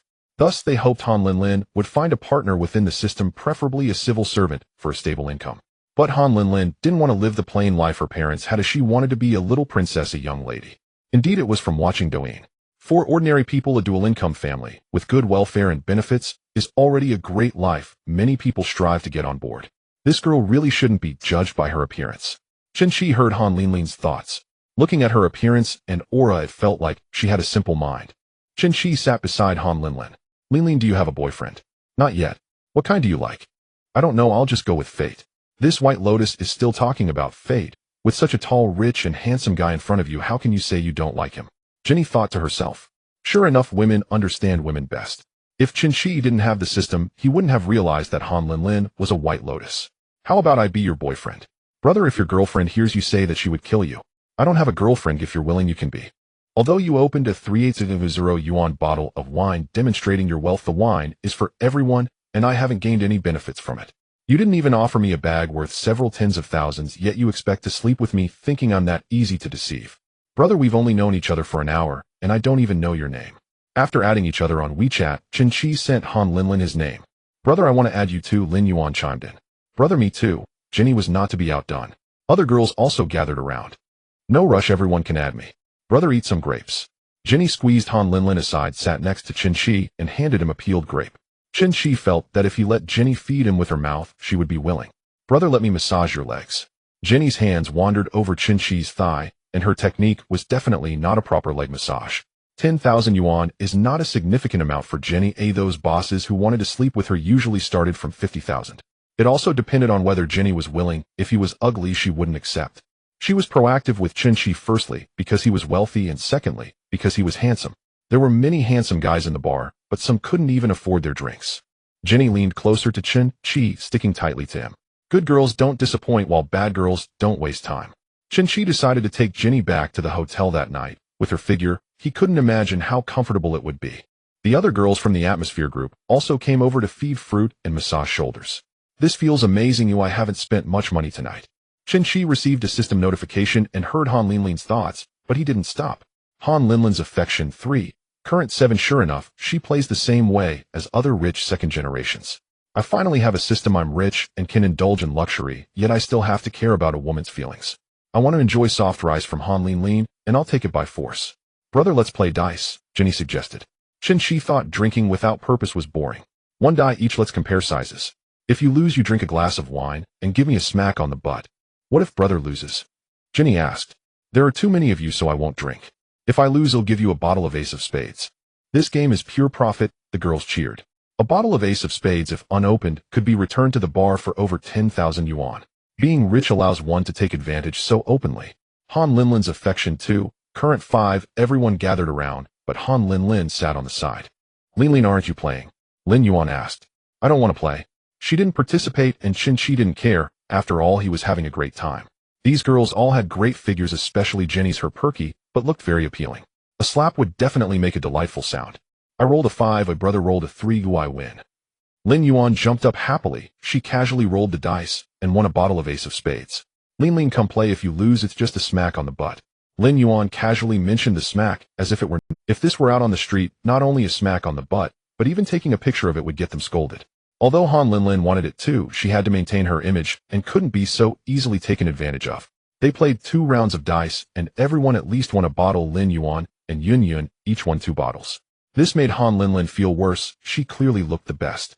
In other situations, those boys would be surrounding her, yet Chen Qi was ignoring her. Chen Qi got up and changed his position to sit next to Han Linlin. Why isn't Linlin playing? Brother, there are so many people with you already, it would be redundant for Linlin to join. Han Linlin's expression was one of grievance, making her look pitiful. How could that be? You are special, different from them. Chen Qi whispered into Han Linlin's ear. I don't believe you. To be honest, Han Linlin was still clear-headed and not as naive as to believe everything. Do you have time tomorrow? Let's go shopping. I have class in the morning, but I can accompany you in the afternoon. Isn't it summer vacation now, eh? There are still classes. It's a training course substitute teaching. Although schools are not allowed to have teachers take substitute classes at external training institutions. However, many teachers still did this privately because the training institutions paid significantly more than schools. Lin Yuan heard this, as she also wanted to go shopping with Chen Qi, thinking a rich second generation might buy her a luxury bag. Brother, I'm free tomorrow too. Next time, I promise tomorrow, I will only bring Linlin. Han Linlin's affection 5, current 10, when a person is treated specially, they feel a sense of superiority. Looking at the time, it was already 2 a.m. And the bar was still bustling. However, Chen Qi had other matters to attend to. Let's call it a night for now. Brother, there are still 6 bottles of wine left to drink. Jenny was reluctant to leave, wanting Chen Qi to stay longer. The wine will be stored on your card for now. Aren't you afraid I'll drink them all? Jenny said with a flirtatious smile. Feel free to drink if you want, it's just a few bottles of wine. Han Linlin indeed needed to leave. Her family had strict rules, and coming home this late required sneaking. Brother, we're leaving now. Xiao, call a car for the ladies. Got it, bro. A ladies follow me, I'll arrange it for you. Xiao earned nearly 6,000 yuan in commission tonight. Not to mention arranging cars, he would be willing to do whatever Chen Qi asked, even running naked. Brother, are you coming tomorrow? I'll miss you. Jenny swayed her ample bosom against Chen Qi's arm. You miss me that much? Then come with me. How annoying. The two took a car back to the Zierda Hotel. After reaching the top floor, Jenny realized Chen Qi was staying in the presidential suite. Butler Li was dedicated. Even at over 2 a.m., he stood at the entrance to welcome Chen Qi. The presidential suite at Zierda costs 1,000 yuan a day, right? Brother, what do you do? I just enjoy soft rice. Jenny teased. Brother, you're just joking. She had seen many soft rice men, but Chen Qi, who spent over 6,000 yuan in one night, was the first she encountered. People are always willing to believe what they see. Chen Qi's entire outfit from LV cost over 1,000 yuan. Jenny could tell they were all genuine. The drinks ordered for the dice game also totaled over 2,000 yuan. Mr. Chen, these are prepared for you, a total of 50 styles. Butler Li brought out a large wooden box, and upon opening it, it was filled with condoms. This service was truly attentive. Before Chen Qi could say anything, Butler Li was already prepared. Jenny feigned shyness, saying, Brother, you're so bad. With so many, you'll tire me out. A girl as experienced as Jenny understands men very well, effortlessly stirring your blood with just a gesture. Brother, let me give you a back rub. The two played like a pair of mandarin ducks in the bathtub. Jenny was completely naked, her body incredibly tempting, ample, where it should be, and without an ounce of excess anywhere. Chen Qi had 2 previous girlfriends, the first in university, and the second was Li Ting. Li Ting hadn't grown alongside him, and after holding back for so long, Chen Qi found it impossible to resist Jenny's seduction. They began their exploration in the bathtub, then moved to the bed and the sofa. By the time dawn broke, they had exhausted themselves after 5 rounds. Han Linlin was tutoring elementary school students, but every couple of minutes she would check her phone. She was waiting for Chen Qi's message. Even though they had arranged to meet in the afternoon, she kept thinking he should contact her earlier. Previous boys who asked her out would message her continuously in the early morning. There was no way they would only message at the agreed time. Just then a notification from WeChat sounded. With great anticipation, Han Linlin picked up her phone only to find a message from her group of friends. Lean, these rich second-generation kids spend a lot. Don't let the sugar-coated shells deceive you. In the world of luxury, Hermes reigned at the very top. Spend $1 million at LV and they would gladly usher you into their VIP program, yet even that was not enough to qualify. Yuan is right, look at how extravagant he was last night, Yin said. I know I'm not stupid. You can't just listen to sweet words, nor can you let his wealth sway you. Money only counts when it's in your hands. Recently, a saying has been circulating in the circle of scoundrels: a man's money is for women to admire, not for them to spend. The gold diggers severely condemned the person who said this. Without spending money, how could they make a living? Chen Qi and Jenny slept until noon, with the sun shining on their backs. Brother, wake up. It's still early, let's sleep a little longer. After another round of exploration, Chen Qi felt a bit weak. Jiang, Jenny's favorability 5, current 25. Damn, this is more than what I'd gained from spending 70 to 80,000. But her points don't really matter. He wondered whether the attribute rewards after a 100 strategy would be useful. He urgently needed to strengthen his physique, or else he wouldn't be able to fully enjoy life. When sending Jenny off, Chen Qi transferred her 1,000 yuan. Jenny felt like she struck gold. Chen Qi was generous and handsome, and she thoroughly enjoyed their time together. Brother, if you miss me, just call me anytime, she said. After Jenny left, Chen Qi checked his phone. Several colleagues in the company group had tagged him, and manager Wang also sent him a private message. You didn't come in this morning, or are you not planning to work?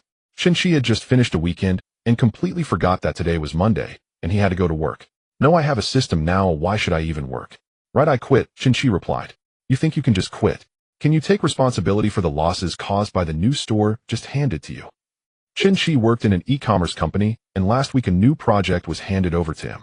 If he left directly, it would indeed cause losses for the company, and if they pursued responsibility, they could even sue him. He wasn't afraid of losing money, he just found dealing with lawsuits too bothersome. He'll go to the company in a couple of days. You think you're the boss? Get over here immediately. You've been absent for half a day without reason. That counts as a full day's absence. Chen Qi still had to return to the company. He didn't have any valuables to take, but he had to retrieve a thermos. It was his father's old cup which he had been using since his father passed away. This cup had probably been used for 11 or 12 years with its outer paint completely worn off, and Chen Qi had polished it to a shine. Chen Qi transferred 500 yuan to Manager Wang. Manager Wang looked at his phone somewhat confused. What does he mean by this? Before he could reply to Chen Qi, another transfer of 500 came in, followed by 3 more, before Chen Qi finally sent a message. This 2000 is considered compensation. Even if there were losses at the store, it would only amount to several tens of thousands. Chen Qi directly transferred to shocking Manager Wang. Xiao Chun, did you win the lottery or something? Yes, that's why I'm not going to work. I thought so. How did you suddenly get so much money? How much did you win? It's inconvenient to say, but anyway, it's quite enough.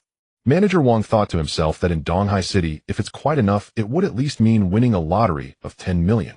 Alright, you don't have to worry about the store, I'll handle it.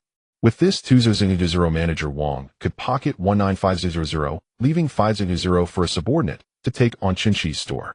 Then he could let the company hire new staff to take over, saving him a few thousand more. I'll pack up the stuff at my desk. Oh, I'll pick it up in a few days. Don't worry, I'll take care of it personally. For lunch, he casually had some Kobe beef, wild yellow croaker, and wild giant turtle at the hotel. After refueling, it was already 1:30 in the afternoon. Chen Qi sent a message to Han Linlin. Linlin, where are you? I'll pick you up. I thought you forgot about me, brother. Han Linlin sent her location. I've been all dolled up waiting for you all morning. She had no idea that Chen Qi had also had a long morning. Mr. Chen, the car is ready. A Maybach S800 was parked downstairs at the hotel, specifically used for picking up and dropping off esteemed guests. Linlin, I'm downstairs. Brother, I'm coming. Han Linlin checked her makeup and outfit one last time in the bathroom mirror. No problem, it looks great. As Han Linlin went downstairs, she saw a Mercedes and could confirm it was Chen Qi's car. However, she felt a bit disappointed. Oh, weren't rich second-generation kids supposed to drive Porsches, Ferraris, or Lamborghinis? She could only recognize the brand. A little did she know that this Mercedes was a Maybach S800 worth over 6 million. It was much more expensive than the entry-level Porsche or Ferrari, and it was very comfortable to sit in. Chen Qi didn't plan to drive his Ferrari often. If he was doing well enough, he would want to switch to a more comfortable and spacious car, perhaps a Rolls-Royce, and hire a driver. Chen Qi rolled down the car window and called out to Han Linlin. Linlin, over here. The driver, very professionally wearing white gloves, got out and opened the back door for Han Linlin. It turned out to be a driver's car. Indeed, he was a rich young master. Once Han Linlin got in, she noticed this car was different from the Mercedes she had previously been in. There were teachers at her school who also drove Mercedes, but the interior compared to this one was simply incomparable. Linlin, you look stunning in that outfit. Yesterday, Han Linlin wore a white t-shirt with jeans. Her figure was hard to make out, relying solely on her face. Today she was dressed in a scholarly style with a white shirt on top and a pleated skirt paired with white stockings, her thighs proportionate and glowing white, wearing black shoes. Paired with her sweet face, one wouldn't think she was a recent college graduate. They would assume she was a high school student. Didn't I look good yesterday? Of course you look good. A Linlin looks good in anything. Has anyone ever told you that you resemble Lin Yunrei? The comparison to a celebrity was brought up by Chen Qi. Mr. Chen, where to next? The driver asked, eyes on the road. Han Linlin heard the driver address Chen Qi with a formal title and felt puzzled. Shouldn't their own driver call him Young Master Chen or Master Chen? In television dramas, the chauffeurs and butlers always spoke that way. She wondered briefly if the car might be rented. Brother, why did the driver call you Mr. Chen? Chen Qi answered plainly. He was provided by the hotel. A staff call guests sir. Han thought incredulously, what sort of hotel even supplies a driver? Her modest means constrained her imagination. She had no way of knowing. In the early morning hours, Chen Qi and Ginny were still in the presidential suite, indulging in intimate play. Take us to Gonyuan No. 1. Very well, Mr. Chen. Gonyuan No. 1 was famous in Donghai City, a top-tier development where residents were either wealthy or noble. Han Linlin asked, brother, are we going to Gonyuan No. 1 to go home? Chen Qi did not yet have a home. He was planning to buy one. Sort of. She thought to herself that they had only met twice, and he was already bringing her to a home. Who did he think she was, and what arrogance to act like he could do anything with a bit of money? Her fondness for him cooled. Brother, didn't you say we were going shopping today? Why are we at your house? She scolded him inwardly for overplaying the scene. Chen Qi explained simply, I'm going to buy a house. A house. About half an hour later the car pulled up at the Gonyuan No. 1 sales office. The sales center was lavishly decorated, the guards and receptionists were all image-conscious, attractive and tall. Sir, madam, do you have an appointment? A female sales consultant stepped forward. She was strikingly attractive, around 30, radiating confident. No, it's our first time. Please show us around. Jiang Min was an experienced salesperson, as she could size up whether someone was wealthy from a single glance and by reading their expression. Ordinary salaried buyers, when they came here, would either look excited or self-conscious. Their demeanor gave them. Chen Qi wore LV from head to toe, genuine pieces, and his companion was exceptionally beautiful. A companion's looks often served as a visible sign of a man's standing. Coupled with his utterly relaxed, indifferent manner, as if he were shopping at a market, Jiang Min judged him to be a capable second-generation heir. May I have your surname, sir? Chen. Mr. Chen, what are your requirements? We have layouts of 150, 180, and 210 square meters. Chen Qi naturally wanted the largest. Show us the 210 square meter unit. Han Linlin's thoughts raced. Gonyuan No. 1 opened half a year ago with an average price of about 430 yuan per square meter. 210 square meters would be roughly 903 million yuan. She felt a small shock. Her family's house had cost around 2 million. Her parents were still repaying their Provident Fund mortgage with 10 years to go. She soon calmed. A college classmate had married into a wealthy Pingcheng family and had just bought a wedding home, reportedly at 100 yuan per square meter, far pricier than this. 40,000+ yuan per square meter placed Gonyuan No. 1 firmly in the top tier for Donghai City. Compared to first-tier metropolises, it was modest. Mr. Chen, the 210 square meter layout is the most sought after. There are 5 left. 2 western units, 2 middle units, and 1 eastern unit. Chen Qi's rented apartment had been a middle unit. It had windows, but received little sunlight. The best layout was the eastern unit facing north-south, where floor-to-ceiling windows would let one witness sunrise and sunset. Which floor is the east unit on? 16, Mr. Chen. You can take a look at the model. The orientation is excellent with broad views. You could see the wetland park from home. The 210 square meters comprise 4 bedrooms, 2 living rooms, and 2 bathrooms. Perfect for a marital home. Chen Qi and Han Linlin, a handsome young man and a pretty young woman with money obvious on display, were naturally perceived by Jiang Min as a couple preparing to marry. Han inwardly wondered what he was thinking, bringing a girl on a first date to buy a house. Let's see the show flat, Chen Qi said. Very well, please follow me. Jiang Min led them to the 210 square meter, one word, spacious. Han Linlin's family home was only 120 square meters. After common areas, it amounted to 98 square meters, which felt cramped in comparison. All our units come finished, just like the show flat, Jiang Min said, as she guided them. The walk-in closet made Han Linlin's heart flutter. That closet was almost the size of her own second bedroom. The sample glass wardrobes and shoe cabinets seemed to sketch the contours of a future life. She thought how blissful it would be to live there. She would gladly be a full-time homemaker. Chen Qi overheard and bristled at the idea. He muttered that he was not a meal ticket. If she did not work, where would the money to support him come from? Linlin, what do you think? It's beautiful, so spacious, and the layout is excellent. She thought that of course a minimal yuan home would look magnificent. Even a bare unit would be impressive. Let's take this one and move in first. Jiang Min was elated inside. She had judged correctly. A wealthy heirs bought homes as casually as others bought vegetables. Yet she kept her face composed. Mr. Chen, would you like to sign the contract today? Today is fine. Any problem? No problem at all. I'll arrange it immediately. Others gaped. In a dozen minutes they had purchased a minimal yuan home. Some muttered that the rich were wasteful and did not understand the real estate market's overvaluation. Wait, Han called out, stopping Jiang Min, who was about to prepare the contract. She leaned toward Chen Qi and whispered, brother, aren't you going to haggle? Many developers offer large discounts nowadays. Haggling was not Chen Qi's talent. He never bargained at the market. He paid the seller's price. Since acquiring the system, he felt even less need to haggle. I'm not very good at bargaining, he admitted. Han Linlin, though sweet and innocent in appearance, was practiced with words because of her work. Manager Jiang, don't you have any discounts? Other developers have been offering big concessions. Some even give gold with a purchase. Jiang Min smiled. Madam, the price we quoted is already discounted. Please consider where we are standing. This is the core district of Donghai City. The surrounding facilities are the best. Medical resources, educational institutions, the wetland park, and a luxury shopping district. Advantages other developments cannot match. Aside from 2 other top-tier developments, no other projects in Donghai City offered Gonyuan No. 1's advantages, so its price remained firm even when others slashed theirs. Han Linlin persisted and negotiated with Jiang Min for over half an hour. Finally, Jiang Min looked troubled and said, "All right, I'll submit an application." "Linlin, I didn't expect you to be so good at bargaining," Chen Qi remarked. "Brother, one should save where sensible and spend where necessary." The price she quoted was clearly inflated and still has room to come down. 10 minutes later, Jiang Min returned with the result of her application. "Mr. Chen, 6 million is the best discounted price I could secure." A reduction of 4,300 yuan satisfied Chen Qi. Han Linlin thought to push for more, but pressing further might jeopardize the purchase altogether. "That settles it. Please expedite the paperwork." Jiang Min's heart leapt with quiet triumph. Evidently this heir apparent still held the reins. In truth, the price could have been lowered further, but the deeper the discount, the thinner her commission. "Mr. Chen, rest assured the property purchase formalities will be completed today. As for the title deed, however, it will take 20 working days to issue." Staying at a hotel was comfortable, yet somehow incomplete, lacking the quiet permanence of home. It took an hour to finalize the purchase contract and all ancillary documents. Jiang Min handed Chen Qi a sleek silver briefcase containing 6 keys. Also included was a solid gold homeowner's badge embossed with the Gonyuan No. 1 logo, a single piece likely worth over 30,000 yuan. "Congratulations, Mr. Chen. Welcome to Gonyuan No. 1. Chen Qi accepted the silver briefcase, musing inwardly. An 8 million yuan residence still uses traditional key locks. I'll need to install a keypad entry system immediately. The unit was fully furnished. Only appliances and furniture remained to be acquired before immediate occupancy.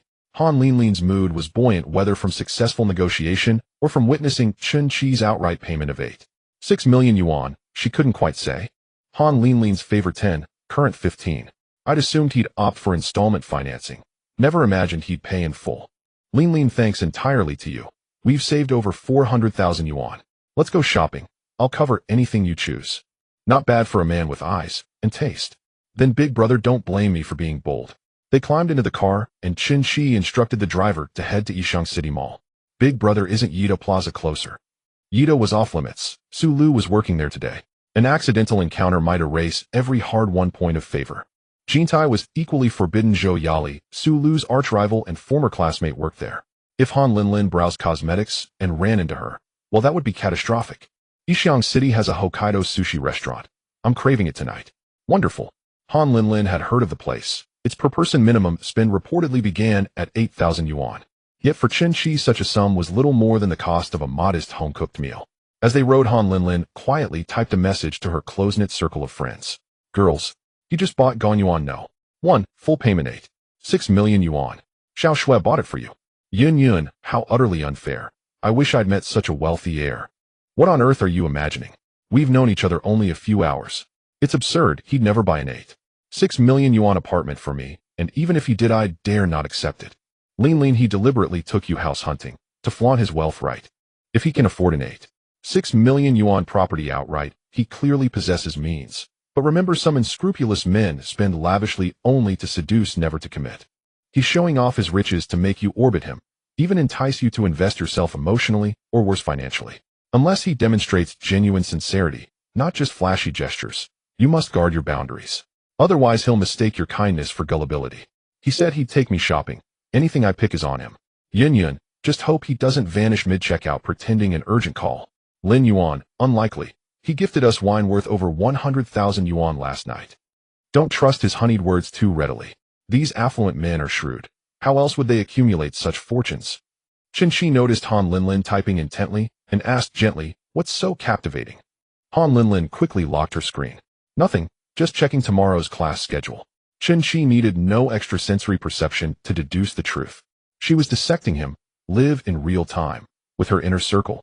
He knew the drill well. When courting Li Ting early on, he treated her to a modest fast food meal costing 60 yuan. Throughout dinner, she'd slipped glances at her phone, typing furiously. Only later, after they became a couple, did she confess she'd been mocking him in their group chat. "Girls, can anyone relate? This loser dragged me to fast food. Who dates someone over greasy takeout?" At 3 o'clock sharp, they arrived at Yishang Plaza. Han Linlin strode purposefully toward Chanel. "Big brother, you promised I'd choose you pay."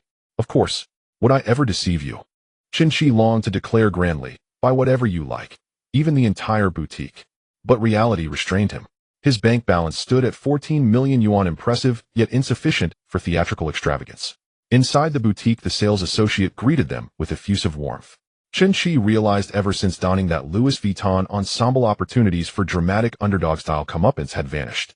Yet he harbored no perverse desire to masquerade as destitute, only to provoke disdain, then retaliate with flourish. Such theatrics were exhausting and unnecessary. Han Linlin selected a delicate pink dress, one she'd coveted online for weeks. Priced at 37,000 yuan, it was astronomical by her standards. Today's outfit constituted her most extravagant ensemble, to-date blouse, pleated skirt, Chanel handbag, and petite leather shoes, totaling just over 10,000 yuan. Her monthly internship salary amounted to 4,000 yuan. Fortunately, she hailed from the city proper, no rent-free lunches and breakfasts at school and dinners at home. During holidays, tutoring jobs netted her over 20,000 yuan. Her mother's junior high school lay near her own elementary campus. Commuting costs vanished entirely as her mother drove her daily. Thus, she managed modest savings, though these were routinely spent on fashion, cosmetics, and travel. Han Linlin disappeared into the fitting room. Minutes later, she emerged. "Big brother, what do you think?" The pink dress featured puffed sleeves accentuating her youthful charm and radiant innocence. Chen Qi raised a thumbs up. "Very, very beautiful." His exaggerated phrasing made her laugh. Her profession as an English teacher rendered such hybrid utterances delightfully absurd. While Han Linlin tried on the dress, the sales associate kept glancing discreetly at Chen Qi, assuming his charisma alone had drawn her attention. "Sir, are you Chen Qi?" "Yes." "How do you know my name?" Chen Qi studied her, puzzled. Her profile, displayed moments earlier by Ruang Yi, read Wang Siwen, charm rating 86, romantic history 6 relationships. Wang Siwen abandoned her professional smile, breaking into a wide, unrestrained grin. "It really is you. Don't you recognize me?" "Wang Siwen, class 3 Jianing No. 1 high school. We were classmates." Unlike Su Lu and Zhou Yali, who instantly recognized each other as lifelong rivals, Chen Qi and Wang Siwen shared only the faintest thread of acquaintance. Their social media feeds occasionally crossed paths. Photos of mutual acquaintances surfaced now and then, but beyond shared classroom walls no bond existed. They'd exchanged barely a dozen words in school and parted without exchanging contact details. After enrolling in university, Chen Qi never returned to his hometown.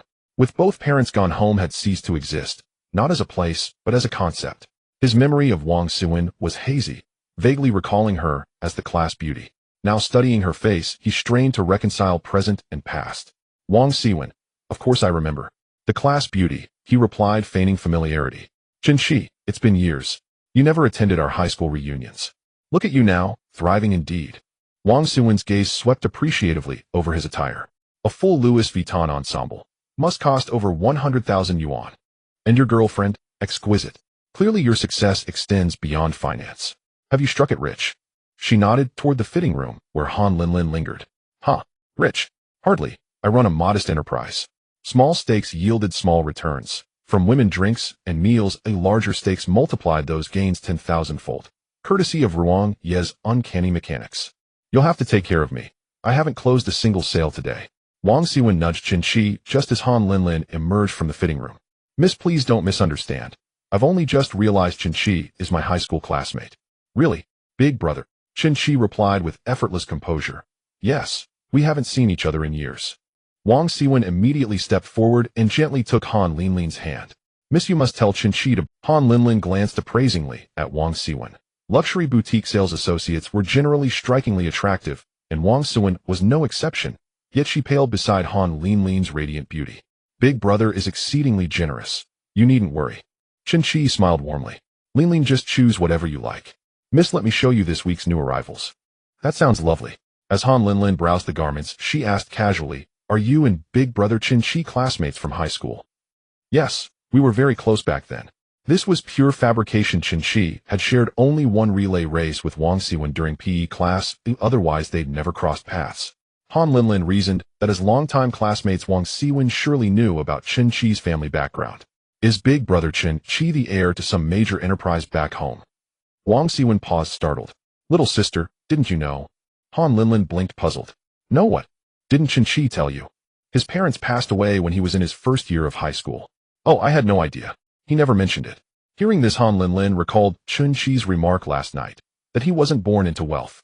Could he truly be a self-made tycoon? A first-generation billionaire who built his fortune from nothing? Does he have any siblings? Wang Siwen shook her head. He's an only child. What an extraordinary journey. To complete university entirely on his own, then rise to such remarkable success. How long have you known him, little sister? Han Linlin couldn't possibly admit. Counting from last night, it had been barely 5 hours.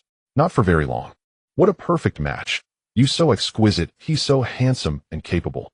A union of talent and grace destined by fate. After an hour of careful selection, Han Linlin chose 3 dresses, 2 t-shirts, a cropped trousers, and 3 pairs of shoes. Big brother, I'm done picking. The total came to over 200,000 yuan. For someone from a modest middle-class background, spending that sum on clothing alone in a single evening was unimaginable. Is there anything else you'd like? Han Linlin glanced down at herself. What's missing? You haven't chosen a handbag yet. She'd already been so absorbed in her selections that she'd momentarily forgotten this essential accessory. Her entry-level Chanel bag, priced at just over 5,000 yuan, felt embarrassingly inadequate here. Purchasing something far more luxurious was practically obligatory. I'd completely forgotten. Big brother reminded me. But honestly, I've already bought so much. A faint blush warmed Han Linlin's cheeks. It's not too much. Buy whatever you love. Chen Qi treats you so wonderfully. I'm utterly envious. Wang Xiwen mused that Chen Qi's net worth must now exceed tens of millions. Spending at least 300,000 yuan in one evening spoke volumes about his financial might. Han Linlin, unwilling to overextend herself, finally selected a sleek gray herringbone shoulder bag, priced at 98,000 yuan. Big brother, how do you like this one? Stunning. Old classmate, please process the payment.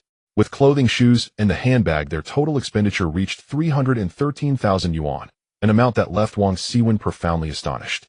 It wasn't that she'd never encountered the wealthy, affluent matrons and businessmen bringing mistresses often spent dozens of thousands in a single night at Chanel. Yet Chen Qi was her former classmate. His astonishing ascent stirred deep awe in anyone who'd known him before. Later, she'd certainly share this story with her high school friends in their group chat. Chen Qi, your spending qualifies you for VIP status at our store. Linlin, go ahead and sign up. Wang Xiwen chimed in instantly. Little sister, you'll enjoy discounts on your next visit. Han Linlin adored Chanel, but whether she obtained VIP status or not made little difference. Even with discounts, she couldn't afford these prices, unless Chen Qi brought her again. Next time, buy even more, an upgrade to VC. Chen Qi remarked, having recently learned from Su Lu that luxury retailers offered an elite tier above VIP. VIP members typically enjoyed exclusive privileges, priority reservations, invitations to special events, and bespoke services. VIC clients, however, received elevated, highly personalized attention, including dedicated personal consultants, private shopping experiences, early access to limited edition collections, and deeper, more privileged benefits.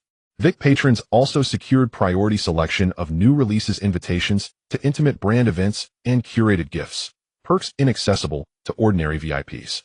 Little sister, your old classmate treats you extraordinarily well. Wang Xiwen beamed. To qualify for Chanel's VC tier required cumulative spending of at least 1 million yuan. Isn't this the life of the elite? Strolling through luxury boutiques, casually spending hundreds of thousands, eh? Han Linlin replied demurely. Big brother, I'll never wear all these pieces before they go out of style. With beauty like yours, Linlin, you'll need a fresh outfit every day. One must never underestimate the power of a legendary brand. Watching Han Linlin's affection level rise, Chen Qi reflected inwardly. Old classmate, we'll take our leave now. Do take care, and come again soon. While settling the bill, Wang Xiwen asked Chen Qi to add her on WeChat. A connection with such a formidable peer was invaluable. No sooner had Chen Qi and Han Linlin stepped outside than Wang Xiwen discreetly snapped their photo and immediately shared it in the group chat. Girls, guess who I just ran into? Who? Neither silhouette rings a bell, but he's handsome and she's breathtaking. Wang Xiwen, Chen Qi, our high school classmate. The quiet, withdrawn one. The brooding type. He's undeniably handsome, but always kept to himself. There was good reason. He lost both parents in his first year of high school. Anyone would bear deep wounds from such loss. Wang Xiwen added, he's achieved incredible success now. I estimate his assets exceed 10 million yuan. Wow, truly impressive. The woman beside him. She's campus royalty, and just spent over 300,000 yuan in my store. No way. Did you get her WeChat? We absolutely must invite him to our reunion.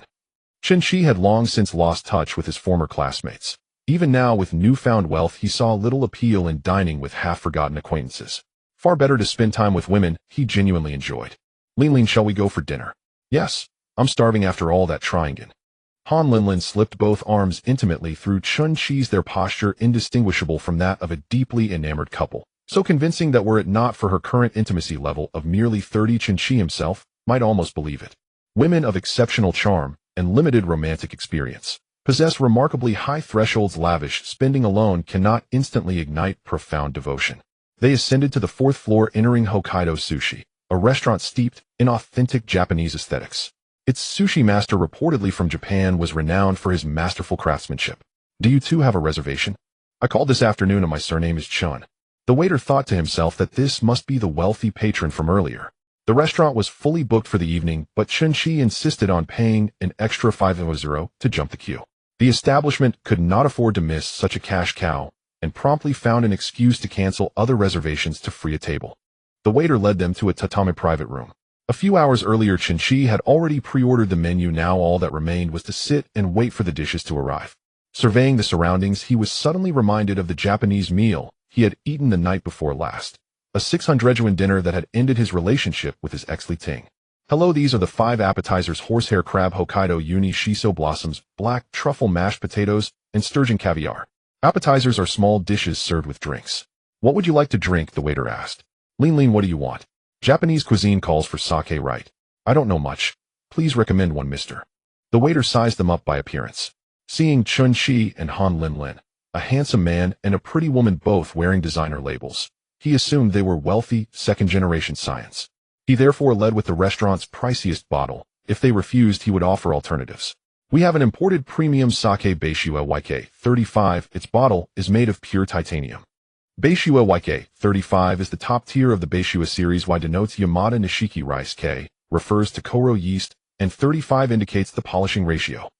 Its milling degree is exceptionally high among premium sakes, ranking it among Japan's 10 most expensive. Chen Qi thought of last night's dinner, a Bordeaux Chateau Petrus at 200 yuan a bottle, and wondered just how expensive this Beishua YK 35 could be. What's the price? 13,000. After last night's indulgence, Han Linlin was no longer so shocked by a price in the tens of thousands. All right, bring a bottle. The dishes arrived rapidly: mullet roe, golden-eye snapper, boaten shrimp, bluefin tuna belly, and surf clams. Deep-fried rock oysters, redand white tamago cakes, snap, peas, vinegar marinated sea cucumber with seaweed, arc shell with cucumber, and barley miso prawns with cheese, served alongside smoked radish and simmered yellowtail. Cheese-baked abalone, avocado, maitake, mushrooms, asparagus, baby corn, salmon, roe, ise, lobster, spring bamboo shoots, small olives. The table was piled with small plates. As one round finished, another arrived, and Han Linlin feverishly photographed everything with her phone. Linlin, let me take the photos for you. Then you must make me look good, big brother. I'm joking. You are so lovely that every shot will be beautiful. The portions were absurdly small, some only a bite, but there were so many of them that after dozens of plates, they were nearly full. Big brother, what business are you in? Han Linlin, tasting the dishes, casually inquired about Chen Qi's profession. In finance. Chen Qi thought for a moment. Yuan, you would probably classify it as finance. Stocks. Funds, she asked curiously. Han Linlin asked with curiosity. More like investment, Chen Qi replied. I front the money, you spend a little, and I can obtain 10,000-fold returns. That would count as venture investment, I suppose. Investment.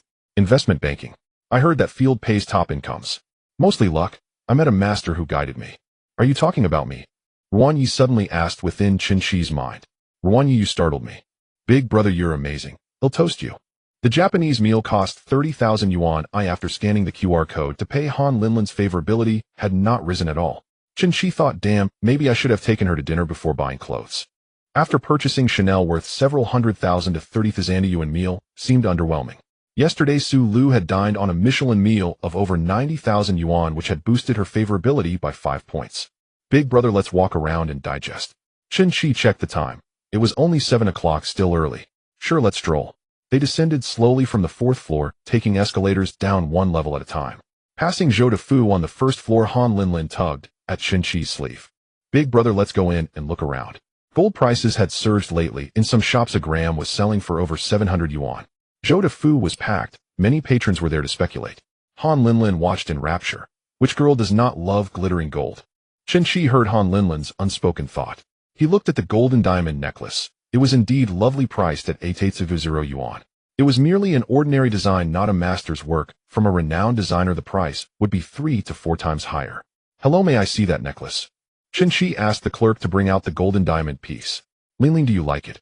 Han Linlin was delighted, forcing her lips to remain composed. I do like it, but it's too expensive, 88,000. If you like it, I'll pay. Big brother, you've already spent a lot on me today. I know you're wealthy, but earning money isn't easy. Maybe next time. Having finally met an exceptional high-quality man, Han Linlin would not empty his pockets at once. That would be vulgar. She preferred the slow-burn approach, coaxing affection over time. We have the means, why wait? Miss, please wrap up the necklace. You're so generous. Han Linlin unexpectedly pecked Chen Qi lightly on his right cheek. He hadn't even had time to react. That was too fast. I wasn't ready to do it again. You're such a tease, there are so many people. Han Linlin played coy, as she only wanted to give Chen Qi a taste of sweetness. After all, they'd spent nearly 400,000 on clothes and gold. Chen Qi thought that 400,000 could summon 10 girls and fuel 18 rounds of revelry. After spending so much and receiving only a kiss, she might as well have bought him a milk tea. That would be more practical. Reciprocity mattered. Su Lu was more sensible. Give her a 100,000 yuan bag, and she'd send back a 2,000 yuan Thai clip. He resolved to see Su Lu later strike while the iron was hot, and meet her 3 days in a row. Her favorability should rise a bit. Su Lu meanwhile sat in the shop, gazing absent-mindedly outside. Lu stopped staring. You'll turn into a statue waiting for your husband. He said he'd come tonight. It's past 7, why hasn't he arrived? Su Lu complained. Sister Jean said don't worry, if necessary send him a message and ask. I want. That would make me look clingy. Su Lu was after all a beauty with a charm score of 93 and excellent attributes. Suitors among wealthy heirs and affluent older men were too numerous to count. Even if she felt a flutter for Chen Qi, she would not abandon her proper reserve. Chen Qi glanced at his phone. It was already 7:30. Linlin, I have something to attend to later, so let me take you home first. Brother, if you have something to do, go ahead. I can take a taxi back myself. Then I'll call a car for you. Chen Qi ordered a luxury vehicle, and only after sending Han Linlin off did he get into the car. As soon as Han Linlin got in, she looked at the abundant spoils, her lips curling in a smile that outshone an AK. Sisters, can you guess how much he spent on me today? Yin asked. 2,000.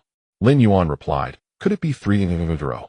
He spent 3,100 on Chanel, had 3,000 worth of Japanese cuisine, and bought an 8,000 diamond-studded necklace while strolling around to digest his meal. What a... Lin Yuan quickly tapped the screen.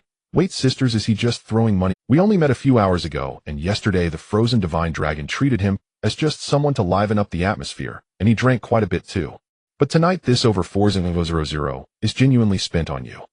Xiao Shui, said Lin Im, about to grind my back teeth to dust. I even ran into his high school classmate at Chanel. Introduce me.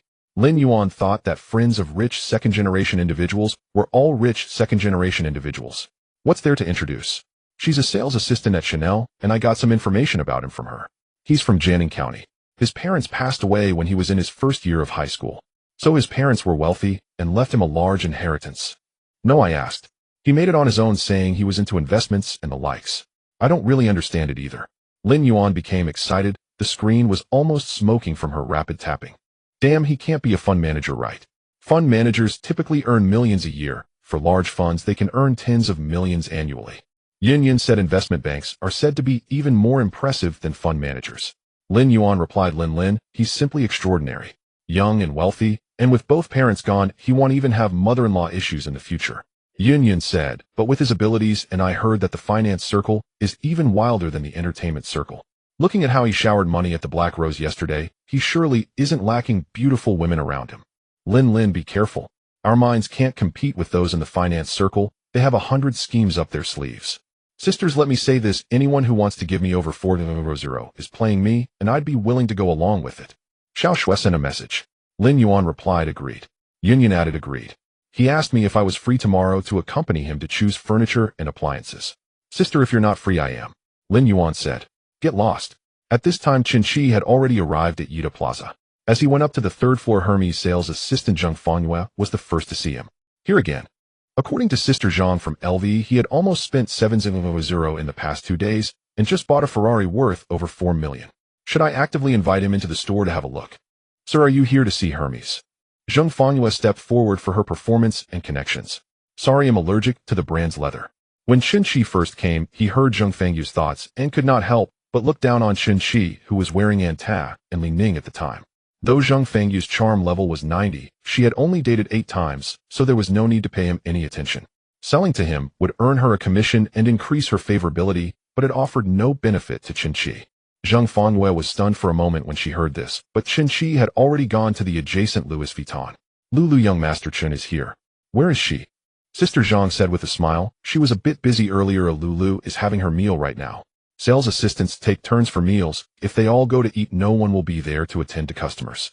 At this moment, Su Lu was in the break room eating takeout. Upon hearing that Chen Qi had arrived, she immediately put down her chopsticks, wiped her mouth, and picked up a small mirror to check her makeup. It's almost 8 o'clock. How can you still be eating? You'll starve yourself. Chen Qi suddenly walked in. Guests are generally not allowed in employee break rooms, but Sister Zhang was savvy enough to just point Chen Qi to the door and let him in. Su Lu felt warm inside when she heard Chen Qi care about her. I'm not very hungry, though I only ate lunch at 1:30. Su Lu and her colleagues work from 10 in the morning to 10 at night, so eating dinner at 8 isn't actually late. What did you have for dinner? Beef brisket rice. Chen Qi looked at the takeout on the small table. I didn't know what to order, so I just picked something at random. He wouldn't look down on me for a meal. Someone who spends tens of thousands on a meal might feel nauseated seeing these prepackaged dishes. Chen Qi saw the takeout receipt that hadn't been torn off yet with the price for beef brisket rice marked on it. Damn, 32 yuan, that's so expensive. He had never dared to order such expensive takeout before. It was either instant noodles or prepackaged meals, just over 10 yuan. Next to it was a cup of tea, probably over 20 yuan. This meal cost more than my food expenses for 2 days. Lulu, do you usually eat this? Chen Qi asked. For us working, how can we have lavish meals every day? We usually just order these takeouts. He really does look down on my meals. As expected, the class disparity is reflected in eating and drinking. Su Lu's income is quite high, around 200 a month, but her expenses are also substantial. She doesn't skimp on herself. Takeouts are priced between 30 to 50 yuan, milk, tea, coffee, and fruit add up. So, just normal eating and drinking costs around 400 a month. Chen Qi said, I used to eat takeout too, but it's unhealthy. Lulu, don't eat it anymore in the future. So Xiao Jing's guess wasn't wrong. He's recently returned as a private son of a wealthy family. Then what should I eat? Su Lu blinked. Isn't there a private kitchen downstairs? You can order from there in the future. Chen Qi had been to that private kitchen with Li Ting before. The taste was good and clean, but the prices were a bit high. A plate of stir-fried water spinach could sell for 35. Su Lu said, that's too expensive. I can't afford it on my salary. Chen Qi reached out and pinched Su Lu's face. What are you talking about? With me around, you don't need to pay for meals. I'll go talk to them. You can add their WeChat later and have them deliver it every day. Brother, you're just too good to me. Chen Qi went downstairs to discuss with the manager of the private kitchen. Sorry, we're usually busy during meal times, and if we have both in store and delivery, it'll be even busier. So you can place a takeout order. We have delivery on all major platforms. The soft-spoken manager didn't support direct cash transfers to the goddess, so if it's takeout, Chen Qi would have to place the order for her or pay on her behalf, but that was too complicated. If it can be solved with money, there's no need for any roundabout methods. 1 vegetarian and 2 meat dishes for 200 yuan, for lunch and dinner that's 400 a day. If that doesn't work, I'll switch to another restaurant. The manager, upon hearing this, realized this was a wealthy customer. 1 vegetarian and 2 meat dishes ordered for delivery average around 100 to 150. He was getting 200 just for being a fool, and since it was right upstairs, refusing such an easy order would be foolish.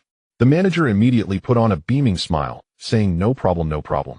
Is it delivered every day? Chen Qi was unsure about Su Lu's schedule and replied, not necessarily, but I will give you a total of 12000 for the month. This is the WeChat ID of the person receiving the meals. You can add her and ask her daily if she needs meals delivered. Chen Qi shared Su Lu's WeChat with the manager. He transferred 120 to the manager right there, and then headed to the first floor's boutique fruit store, where he applied for a membership card and loaded it with 5000. When he returned to the LV store, Su Lu approached him with great joy. Brother, the manager of the private kitchen added me. Why did you give him 12000? I have 4 days off in a month. It's fine, I'll let him order a few more dishes with the extra money. Chen Qi took out a card from his pocket, saying, this is the membership card for the fruit store on the first floor. It has 50 in it, so feel free to buy whatever you want. Su Lu's favorability 5, current 37. He's so thoughtful, what feels like when boys pursued girls back in school. Chen Qi indeed pursued his first girlfriend in college by delivering breakfast for a week, and with his good looks they quickly got together. Brother, even if I eat fruit for every meal, I can't finish that much money. Besides, eating too much fruit will make me gain weight. Chen Qi pinched Su Lu's delicate face, saying, if you gain weight, I will still like you. Su Lu felt a bit moved and looked at Chen Qi with emotion. Brother, why are you so good to me? Because you are worth it. Chen Qi put in some effort, genuinely considering Su Lu's situation and hoping she could save some money. He covered the meal expenses, saving her at least 3,000 to 4,000 a month. He didn't expect Su Lu to spend all the saved money on him. Spending 300 a month would be a huge profit for him. Multiply that by 10,000 and it amounts to 3 million. This 30,000 allowed Chen Qi to achieve an effect worth 300,000. Merely throwing money around doesn't always win a girl's heart. However, combining spending with thoughtfulness would surely touch her. Brother, are you free tonight? What's up? Sulu linked her arm with Chen Qi's. I want to treat you to some late-night snacks. Chen Qi was momentarily stunned, feeling so moved. He wanted to cry. Lulu was the best. He didn't expect such a quick return. Why are you silent? If you don't want to eat, then forget it. Chen Qi smiled, sincerely saying, of course I will eat. How can I refuse what Lulu treats me to? I will wait for you to finish work. Sulu could tell that Chen Qi was genuinely happy, his eyes and mouth both smiling. Does he really like me? So he is happy regardless of what we eat. Chen Qi heard her thoughts and wanted to tell her. Yes, as long as you treat, I will be happy with whatever we eat. Sulu's favorability 1, current 38. Just agreeing to eat with her increases favorability. That night, they had Japanese food, mostly raw dishes, and Chen Qi's stomach was a bit unsettled. Lulu, I'm going to the restroom. Chen Qi spent over 10 minutes in the restroom, feeling relieved both physically and mentally. When he returned to LV, he saw a short, chubby young man talking to Sulu. Lulu, if you agree to date me, I'll buy you a bag. Sulu had seen this situation many times. The short, chubby young man was a rich second generation who had spent over 500,000 in the store over the past 6 months. However, with his looks, short and flabby, even with money, Sulu was uninterested. She had already rejected him twice before, and now he was back. Mr. Wang, thank you for your interest. We welcome you to shop in the store. But regarding personal matters, I hope Mr. Wang can show some respect. I've already rejected you twice, don't you have any sense? Just look at yourself. Respect. As long as you are with me, I will definitely respect you. Wang Zhuge had a flattering expression. Chen Qi thought to himself, not all wealthy people are scummy and pretentious, some are simply rich, but still have a pathetic character. Sister Zhang and Xiao Jing both knew that Chen Qi and Su Lu were flirting and were just about to explain the situation to Chen Qi. Chen Qi shook his head, saying it's okay, I'll handle it. He walked in and winked at Su Lu. Hello, could you help me recommend a women's bag? Su Lu politely said to Wang Zhuge, Mr. Wang, I'm sorry, but I need to attend to a customer now. Am I not a customer? I'm buying too.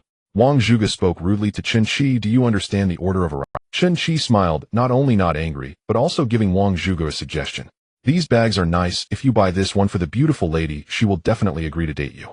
Wang Zhuge saw that Chen Qi was dressed in LV and was good-looking, assuming he must be a playboy. He hated such pretty boys because he himself was not good-looking. What you said is irrelevant. Lulu, I will buy this bag. Wang Zhuge pointed to the black crossbody bag in the third row of the bag cabinet. Sir, the price of this bag is 123,000. Sulu said. Upon hearing this price, Wang Zhuge felt relieved, as it was an acceptable amount.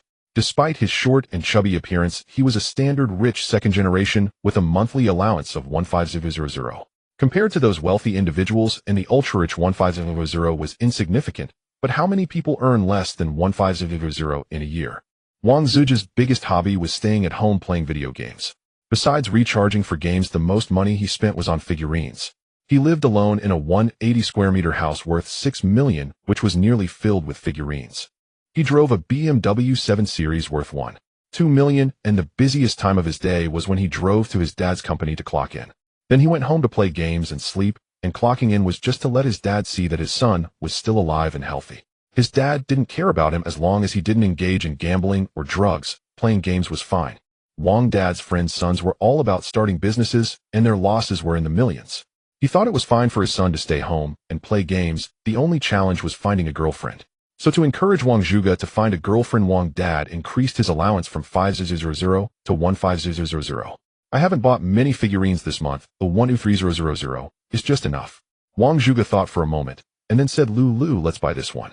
If I give you this bag, you'll agree to date me. Without waiting for Sulu to respond, Chen Qi walked over. Excuse me, let me through. He stood in front of the bag cabinet and took down all 4 bags surrounding the black crossbody bag that Wang Zhuge wanted, leaving only that one. Chen Qi walked towards the counter with the 4 bags, saying, Sister Zhang, check out please. Did he come here to restock? Wang Zhuge was taken aback. There were many wealthy people and rich second-generation individuals in Donghai City, but he was among the lower tier. This pretty boy was both handsome and wealthy, making him incredibly infuriating. These 4 bags totaled 6,000, yet Chen Qi didn't even blink as he paid. He quietly told Sister Zhang to attribute this sale to Su Lu. Sister Zhang was perceptive and did not dare to take this credit. Chen Qi carried the 4 shopping bags back. Beautiful lady, these 4 bags are for you. Can we go on a date tonight? Su Lu hadn't understood Chen Qi's intentions earlier, but now she realized he was teasing Wang Zhuge. He's so handsome and thoughtful. Su Lu's favorability 3, current 41 bro, what do you mean? Didn't you see I was asking her out? I saw that, but come on bro, you dare to ask such a beauty out just by giving her a bag. Do you look down on beautiful women? Wang Zhuge suddenly stumbled over his words. He couldn't believe that Chen Qi had acquired a bag worth over 1,200. Are such items now so common in the streets? He thought he was already wealthy, but had the outside world become so rich while he was stuck at home? Wang Zhuge didn't know the exact prices of the 4 bags Chen Qi had, but he had visited LV a few times and had a rough idea estimating they would cost around 500,000 to 600,000. Damn, these bags are being marked up to 50,000 or 60,000. With that amount, how many young models could I find at a club? How many figurines could I buy?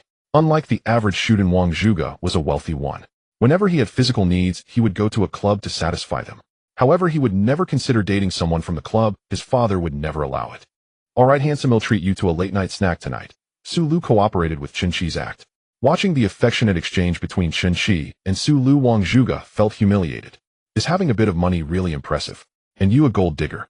In that moment, Wang Zhuge actually forgot that he was also considered wealthy. He had just encountered someone richer than himself. Being wealthy is indeed something to be proud of, Chen Qi remarked provocatively. He was completely unfazed and even thought Wang Zhuge was praising him.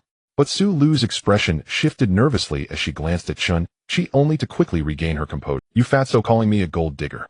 If Chen Qi really thinks of me as a gold digger, I won't let this go. Dad, I'm not playing around anymore. I want to find a two-dimensional wife.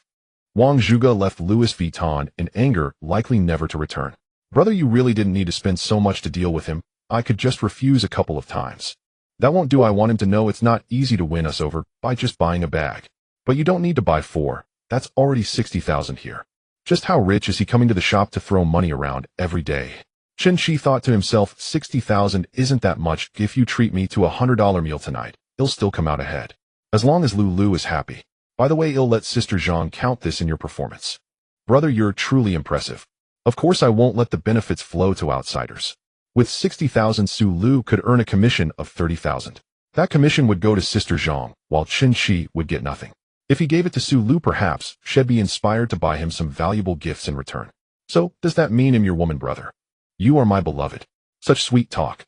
Su Lu felt a surge of joy in her heart, her affection for him growing. Su Lu's affection too, current 43. Brother, next time, don't buy any more bags. I can't. Chen Qi had bought her 5 bags worth over 700,000. Adding the 2 bags Su Lu bought herself, which were around 10,000 each, she felt that her house wasn't worthy of holding these bags. Chen Qi also realized that doing the same thing repeatedly made it lose its novelty, as could be seen from the affection points. Buying 4 bags tonight only earned him 3 points, clearly a decline. At that moment, Sister Zhang approached and handed Chen Qi a VIP card. Young Master Chen, you've already spent over 1.3 million at our store, and you qualify to become an LV VIP customer. Give the card to Lulu. Sister Zhang didn't hesitate and directly handed the card to Su Lu. Su Lu's affection too, current 45. By the way, Sister Zhang, that fat guy earlier isn't a big customer of your store, right? No, he only spent over 500,000 in half a year, which isn't as much as what young Master Chen buys in one night. That's good, otherwise I would have worried about losing a big customer for you. Young Master Chen, you are the big customer. Although Sister Zhang didn't earn a commission, Chen Qi's spending boosted the store's performance, meaning higher bonuses in the future. Chen Qi stayed in the store until 10 p.m., waiting for Su Lu to finish her shift, then they both headed to the underground parking lot.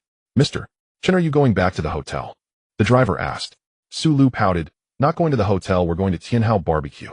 Chen Qi thought to himself, exactly, no hotel nonsense, let's hurry to grab a late-night snack. Tianhao Barbecue is a well-known barbecue place near Yida Plaza, albeit a bit pricey. It was July, the peak season for barbecues, and basically every barbecue place was packed. They found a small table outside. Brother, you don't mind a roadside shop, do you? Lulu, wealthy people only have one mouth, they still eat grains.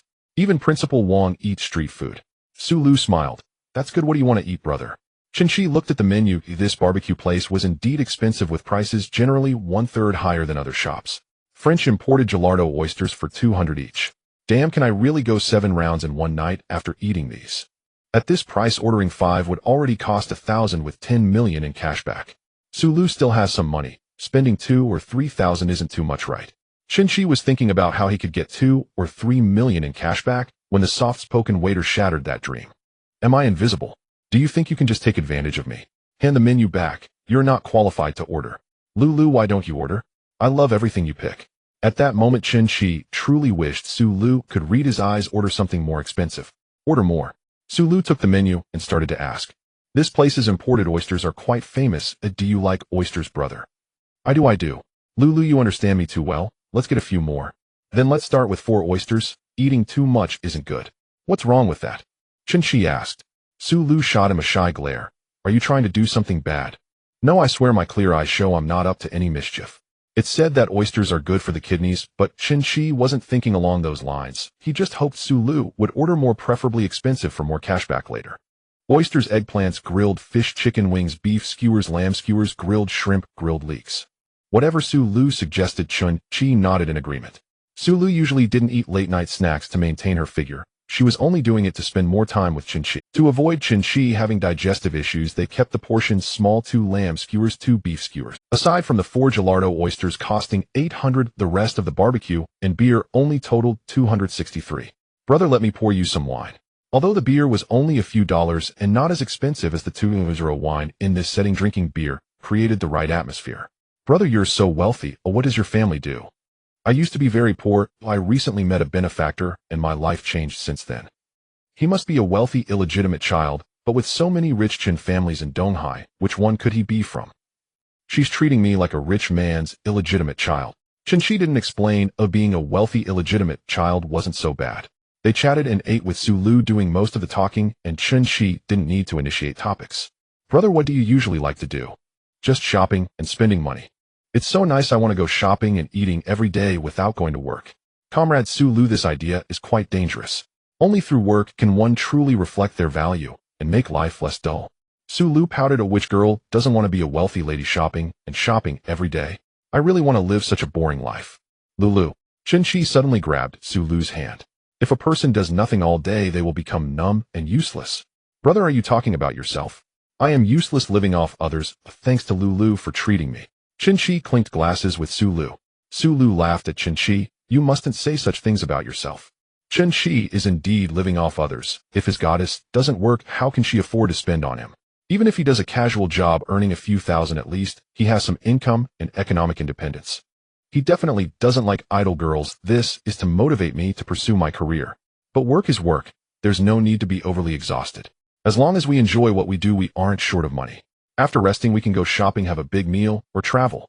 Work is just there to balance things out. If you say shopping and eating every day will also get boring, right? What Chen Qi described as shopping, dining, and traveling, Su Lu knew was different from the usual few thousand spent on shopping and dining. With his wealth, outings must cost hundreds of thousands, perhaps even with private yachts. Thinking about enjoying the life of the rich in the future, Su Lu suddenly felt that going to work wasn't so tiring anymore. Brother is right. Su Lu beamed. Brother, besides shopping, do you have any other hobbies? When I have nothing to do, I watch movies and play games. The two of them ate until after 11. The waiter was checking the menu, and Chen Qi had already estimated the bill in his mind around 1100. Hello, the total is 1063. You can just give 1060. Rounding up is a common practice in the restaurant industry. Although it's just a few bucks, it sometimes earns goodwill from customers. However, at this moment, Chen Qi really wanted to shout, no, just $3. Do you think Lulu can't afford it? $3 to Chen Qi is equivalent to 30,000. Although Su Lu had a decent income, she usually wouldn't splurge on a meal costing over 1,000. However, these past few days, Chen Qi had helped her earn commissions amounting to 70 or 80,000. Su Lu cheerfully scanned the QR code and paid 1060. Received 1060 soft meal coins cashback of 106,000 Huaxia coins. Chen Qi's phone notification rang. He checked it and saw it was a bank deposit notification. He now had over 24 million in his card. For an ordinary person, this amount is already a fortune. However, in first-tier cities like Magic City, Capital City, and Peng City, not only bosses and shareholders, but also some elite workers can accumulate tens of millions. Chen Qi still needed to work harder to expand his soft meal business and make it bigger and stronger. While Chen Qi was enjoying barbecue and drinking beer, Han Linlin had been restless after returning home. Upon returning home at 8, her parents saw her carrying a pile of luxury brands and immediately pulled her to the sofa for questioning. The interrogation lasted over 3 hours, and Han Linlin ended up arguing with her parents. You just met him for a few hours and he buys you 40,000 worth of things. Oh, what does he see in you? Han's mother pointed at the pile of Chanel products. He finds me good looking. Linlin, our family is just ordinary people. You say he's an elite in finance earning millions a year. This is not a match. He might just be having a whim playing with you. Han Dad has a poor impression of the finance sector. Some of his students are now in finance, and their social circle seems quite ostentatious. Han Linlin felt frustrated thinking her stubborn parents couldn't understand her. Mom and Dad, can't you hope for something better for me? Can't I tell if it's just a fling? Han's mother said earnestly, daughter, I'm afraid you might be deceived. Nowadays some scammers set traps too deep, giving you a taste of sweetness first, and then they sell you off while you count money for them. However, what Han's mother said wasn't without reason, as some scams are indeed too sophisticated, leading people in circles. Mom, I will take good care of myself. Han Dad adjusted his glasses. Lin, the son of Director Li from the Education Bureau, has been asking around to get to know you. Look, our whole family are teachers, and the Li family is somewhat compatible. Han Dad's words were interrupted by Han Linlin. I won't meet him, won't add him, and won't chat. You child, have you grown wings? You can talk back now. Director Li's family are all civil servants working for the state, grounded. Oh, what's wrong with that? Anyway, I'm not meeting him. If you want to meet him, you go. She didn't want to miss a golden son-in-law like Chen Qi. After seeing the 8.6 million house during the day, now returning home, she felt her own house looked shabby. After arguing with her parents, Han Linlin didn't go wash up, but opened today's haul to start planning her outfit. After dropping Su Lu off at home, Chen Qi returned to the hotel after midnight. Chen Qi lay in the bathtub scrolling through Douyin. He had almost finished watching all the local female streamers in Donghai these past 2 days. There are indeed many beauties online, but they are mostly the result of makeup and technology. Among the streamers rated at 90 by Softmaster, he had only come across a dozen in these days. None of these dozen streamers met the goddess-binding conditions.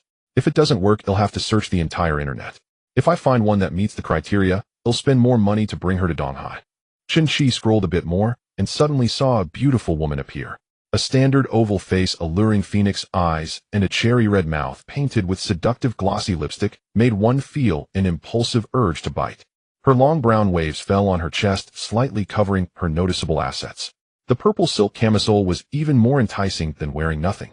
Her tiny waist swayed to the music, and her long snow-white legs were absolutely captivating, both proportionate and full of strength. Before Chen Qi could inquire about Softmaster, the information of the streamer, Yao Yao, is not sexy, popped up directly.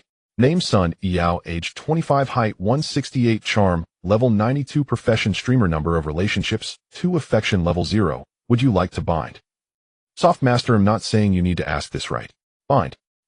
Chen Qi excitedly jumped out of the bathtub and ran to the bed without even drying off. It's truly not easy to find a streamer with less than 3 relationships, and a charm level reaching 90 among these streamers. This one's from the dance category, and she has only 2 relationships. Indeed, one cannot judge by appearances. She looks fiery, yet is more virtuous than some who seem serious. Sun Yao's fan count was not high, only 160. Clearly her dance was captivating, so why were her followers so few? She was dancing to the Korean girl group song, Puppet on a String, her enchanting figure swaying with the music, stirring up a surge of emotions. As Chen Qi entered the live room, there were quite a few people inside, and the comment section was very lively. Can't imagine how comfortable this must be. The streamer is so hot. I'm ready. The one upstairs is too lousy. This is all it takes. One could easily guess what comments would appear under a dancer in the gray area. Chen Qi changed his Douyin nickname. It was originally the same as his WeChat name, What to Eat Later, but now it became small portion of roast duck rice. Chen Qi rarely watched Douyin live broadcasts. He hardly even viewed short videos on Douyin, spending most of his time on a small platform. The top fan was a level 67 account named Social Yulong, who had spent at least 5 million in Chen Qi's Douyin live room. Chen Qi wiped his damp hands and began to recharge his Douyin account, planning to top up 1 million at first, but due to limits he had to do it in 2 transactions. A message flashed in Sun Yao's live room. A small portion of roasted duck rice sent a carnival. Other live rooms also received the carnival notification. However, a carnival wasn't anything special, just 300 yuan. There were many wealthy people online. Oh, the big spender has arrived in the host's live room. It must be a big spender if Yao relied on us freeloaders. She'd probably starve. If you starve, she won't. Do you think the top fan is vegetarian? People can die from comparison. This one gift cost me a month's salary. Sunny Yao covered her chest and leaned closer to the phone to see the ID of the person who sent the carnival. Then in a sweet voice, she read it out loud. Thank you, Brother Xiao, for the carnival. Should I call you Brother Xiao or Brother Duck? Chen Qi didn't reply. He was sending the second carnival. As it was his first time gifting on Douyin, he wasn't very familiar with the process and his speed was lacking. A few seconds later, the second carnival was sent. A small portion of roasted duck rice sent a carnival X2. Host, the big spender has sent 2 carnivals. Why don't you dance again? Hey, did you all notice that Brother Xiao was a level 1 account? when he first entered the live room. I saw it. Now he's level 29 and has only sent 2 carnivals. Is Brother Xiao here? What does Yao want me to dance? Chen Qi hadn't watched much of the dance when he entered. The puppet show was almost dance the puppet show again. Sure, Sun Yao, who was already attractive, danced the hot dance of a Korean girl group, which was truly captivating. Brother Xiao has good taste. Brother Xiao shares the same vision as Korean chaebol. He must be extraordinary. Sun Yao started the accompaniment and danced while thinking. This person should be a passerby, though I haven't heard of any arrangements for tonight's guild. Chen Qi rarely watched female streamers dance on Douyin. He usually watched Odd Biao on a small platform. However, having watched female streamers dance these past few days, he felt those who danced weren't as good as Sun Yao. A small portion of roasted duck rice sent a carnival X3. Another one, and Sun Yao danced even harder. X4, a X5, a X6. Until 60 carnivals were sent, and the carnival notifications finally calmed down. But the comments section exploded. In less than 2 minutes, 60 carnivals were sent. That's 18,000 yuan. Brother Xiao, please stop. Don't burn it all. In 2 minutes, you've burned my entire year's salary. I burned mine in 2 years. Why isn't Brother Xiao talking? Is he here to launder money? Is he a guild account? Have you ever seen a guild account with 0 followers and 0 fans? Someone clicked in and indeed saw 0. A guild account would never be like this. Definitely a low-key big shot board and throwing money around. At this moment, Chen Qi tossed his phone on the bed and went to dry his hair. A few minutes later, he returned to see he was already 5th on the fan list. Is 18,000 enough to reach 5th? Her fans aren't that impressive. Brother Xiao has set it to private, so I can't follow him. Making it so mysterious just makes people more curious. Could this be a new way to attract traffic, deliberately making it like this? Sun Yao had finished dancing and was waiting for Chen Qi to speak. Brother Xiao, are you not here? Did you see my private message? Brother Xiao, what else do you want to see Yao dance? Chen Qi hadn't noticed the private message and typed in the comment section. Can you do AOA's catwalk? Thank you, Brother Xiao, for the enjoyment. Brother Xiao really likes Korean girl groups. They're all great gifts. Sun Yao saw Chen Qi appear and immediately smiled brightly. What Brother Xiao requested I can do. I'm going to change my clothes. Sun Yao's top fan Social Yulong had just entered the live room, watching the rolling subtitles in other female streamers' rooms, where someone was throwing money in Sun Yao's. Dude, you're quite wealthy. Social Yulong commented. The top fan has appeared. Longu is here. Hearing this, there's a bit of a competitive vibe. Some people were eager to stir the pot. Longu and Brother Xiao have burned 18,000 in 2 minutes. If this continues, your top position will be in jeopardy. Chen Qi continued to spend, and the netizens became uneasy. No, Brother Xiao, the host hasn't even come out yet. How did you spend so much? Big shot, isn't your finger tired from all this? Let me help you spend. Damn, why am I not a rich person? I want to throw money too.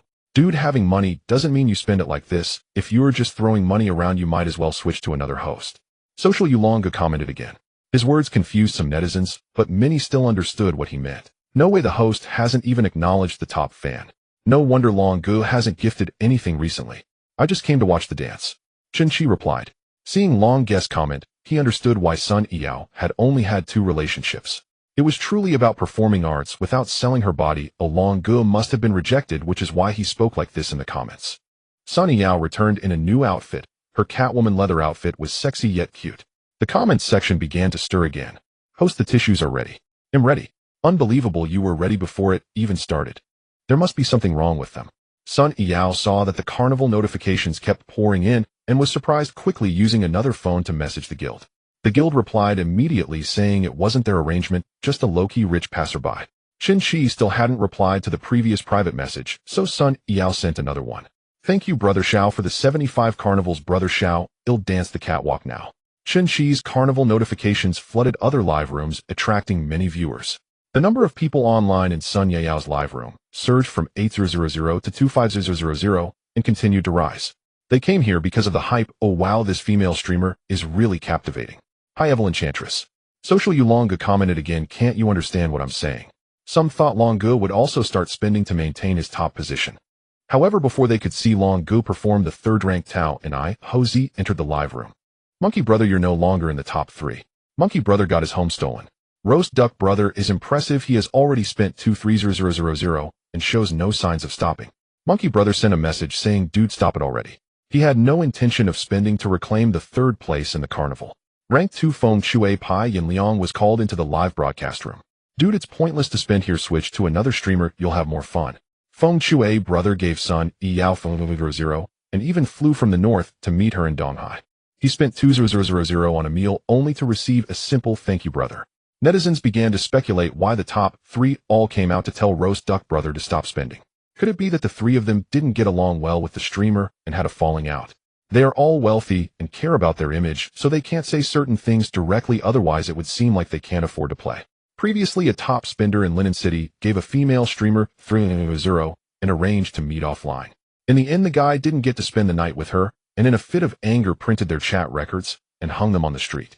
He demanded a refund for his donations, and the two ended up fighting, losing all sense of dignity. Chen Qi remarked, "I felt quite happy just watching her dance." Jin Jinlong sat in his office looking at his phone with a somewhat angry expression, unappreciative, throwing money around. He had spent 6,000 in Sun Yiyao's live broadcast room, which wasn't too much. He had also given over $1 million to several other female streamers. However, the over $1 million he spent was gratifying. He achieved the goals he aimed for. As the top spender in the live broadcast room, it was obvious what he sought. But some things cannot be said outright. We need to maintain a clean broadcast. After facing setbacks with Sun Yiyao, he finally got to meet the streamer offline after becoming the top spender. Sun Yiyao's looks were not much different from what was shown online. She was a 100 natural beauty. After their meal, Jinlong hinted and suggested to Sun Yiyao to go to a hotel, promising to give her more money afterward. However, Sun Yiyao decisively rejected him. In other words, Jinlong spent 6,000 just to have a meal, and he didn't even get to hold the streamer's hand. Rank 2 and Rank 3 had similar experiences, spending money to meet the female streamer, but not even getting to hold hands. Although Longgu was furious inside, he couldn't use force, otherwise he could be accused of rape, and that would ruin him. However, as the top spender, he had wait in the live broadcast room, and later when someone else wanted to spend on Sun Yiyao, he would come out to warn them. Jinlong sent a private message to Chen Qi. "Dude, even if you become the top spender, it's useless. This BH has a terrible way of eating, wanting to take and stand out.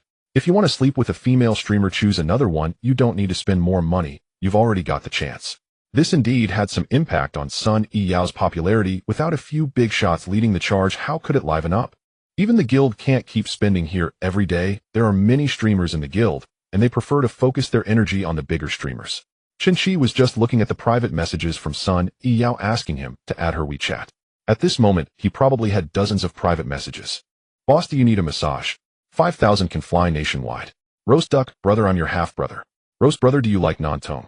Brother, I can dance well too. Come to my live broadcast room. Roast Brother, I'm really hot. Let me show you my verified account." Various chaotic private messages made his head spin. Society, it's Dragon Brother. Isn't this the top spender?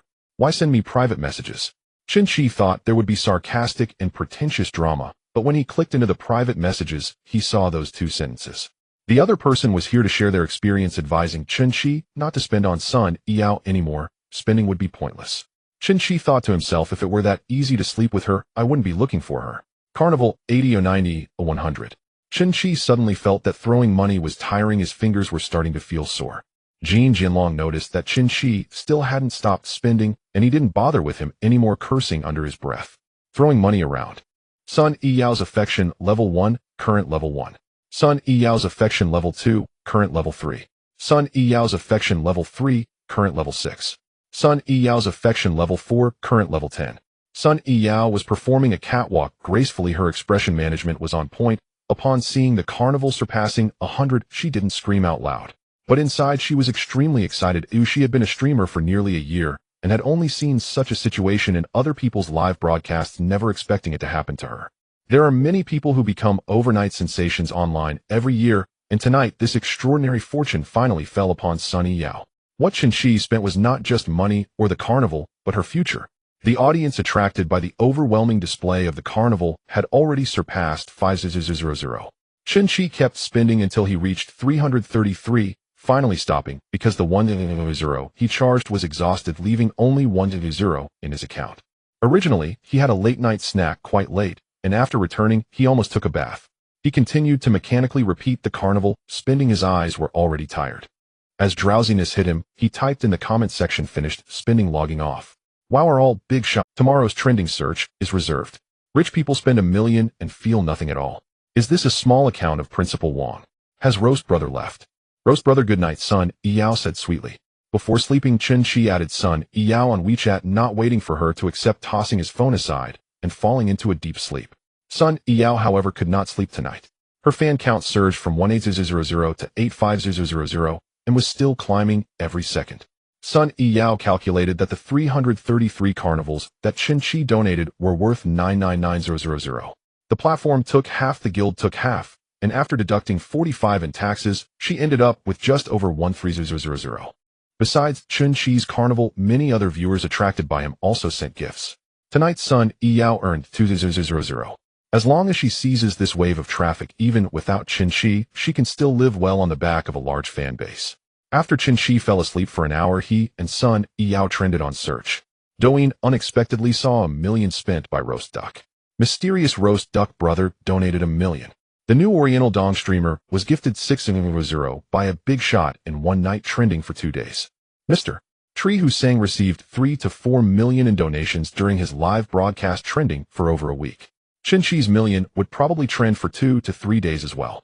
Sun Yao was in the live broadcast room chatting while dancing and could only stop when it reached 3 a.m. She finally logged off. Chen Qi woke up at 10 in the morning asking Butler Lee to prepare lunch. Butler Lee reminded Chen Qi that the 3-day stay in the presidential suite was coming to an end and asked if he wanted to extend it. I almost forgot, let's stay 4 more days. On the side of the first unit, nothing was bought today. He planned to buy furniture, and if all went smoothly, he could move in within 2 to 3 days. Even Butler Lee, who had seen many wealthy people, was somewhat shocked by the young and handsome man before him. Staying in a presidential suite for a week costs 7,000, and he didn't even blink. It was as if this was not a presidential suite at 1,000 a night, but a budget hotel at 200 a night. Which young master is this? In the separate kitchen of the presidential suite, a private chef was preparing lunch for Chen Qi. During his 3 days in the presidential suite, he spent over 3,000 just on lunch. Although the private chef was part of the suite's services, the ingredients were still charged separately. For today's lunch, Chen Qi ordered a Dongxing grouper paired with abalone rice. One word: delicious. Chen Qi was eating while scrolling through his phone. Upon seeing an unread message from someone named Aunt Wang, he instinctively felt a twinge of anxiety. He opened the chat window to check. Xiao Chen, please pay the rent for next quarter in the next couple of days. Aunt Wang was Chen Qi's landlord, and her expression was not very friendly. She always wore a frown. Aunt Wang, I'm moving out in the next couple of days, so I'm not renting anymore. You're not renting anymore. Why didn't you say so earlier? I still need to find new tenants, honestly. Chen Qi guessed she would bring up some damage claims, but he was no longer afraid of that. I'll pick up my things at 1 o'clock and return the keys to you. The rental unit was filled with junk, and the most valuable item was an Asus laptop he bought in college. After 4 or 5 years, it had become quite sluggish.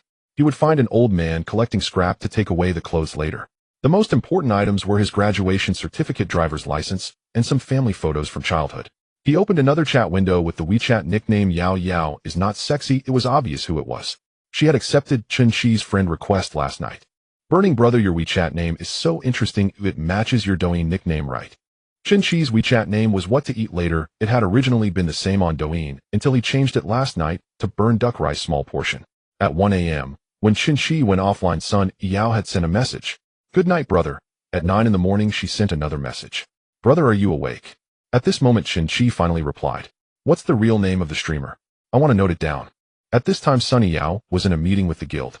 Last night, a surge of traffic had pushed her follower count past 1 million.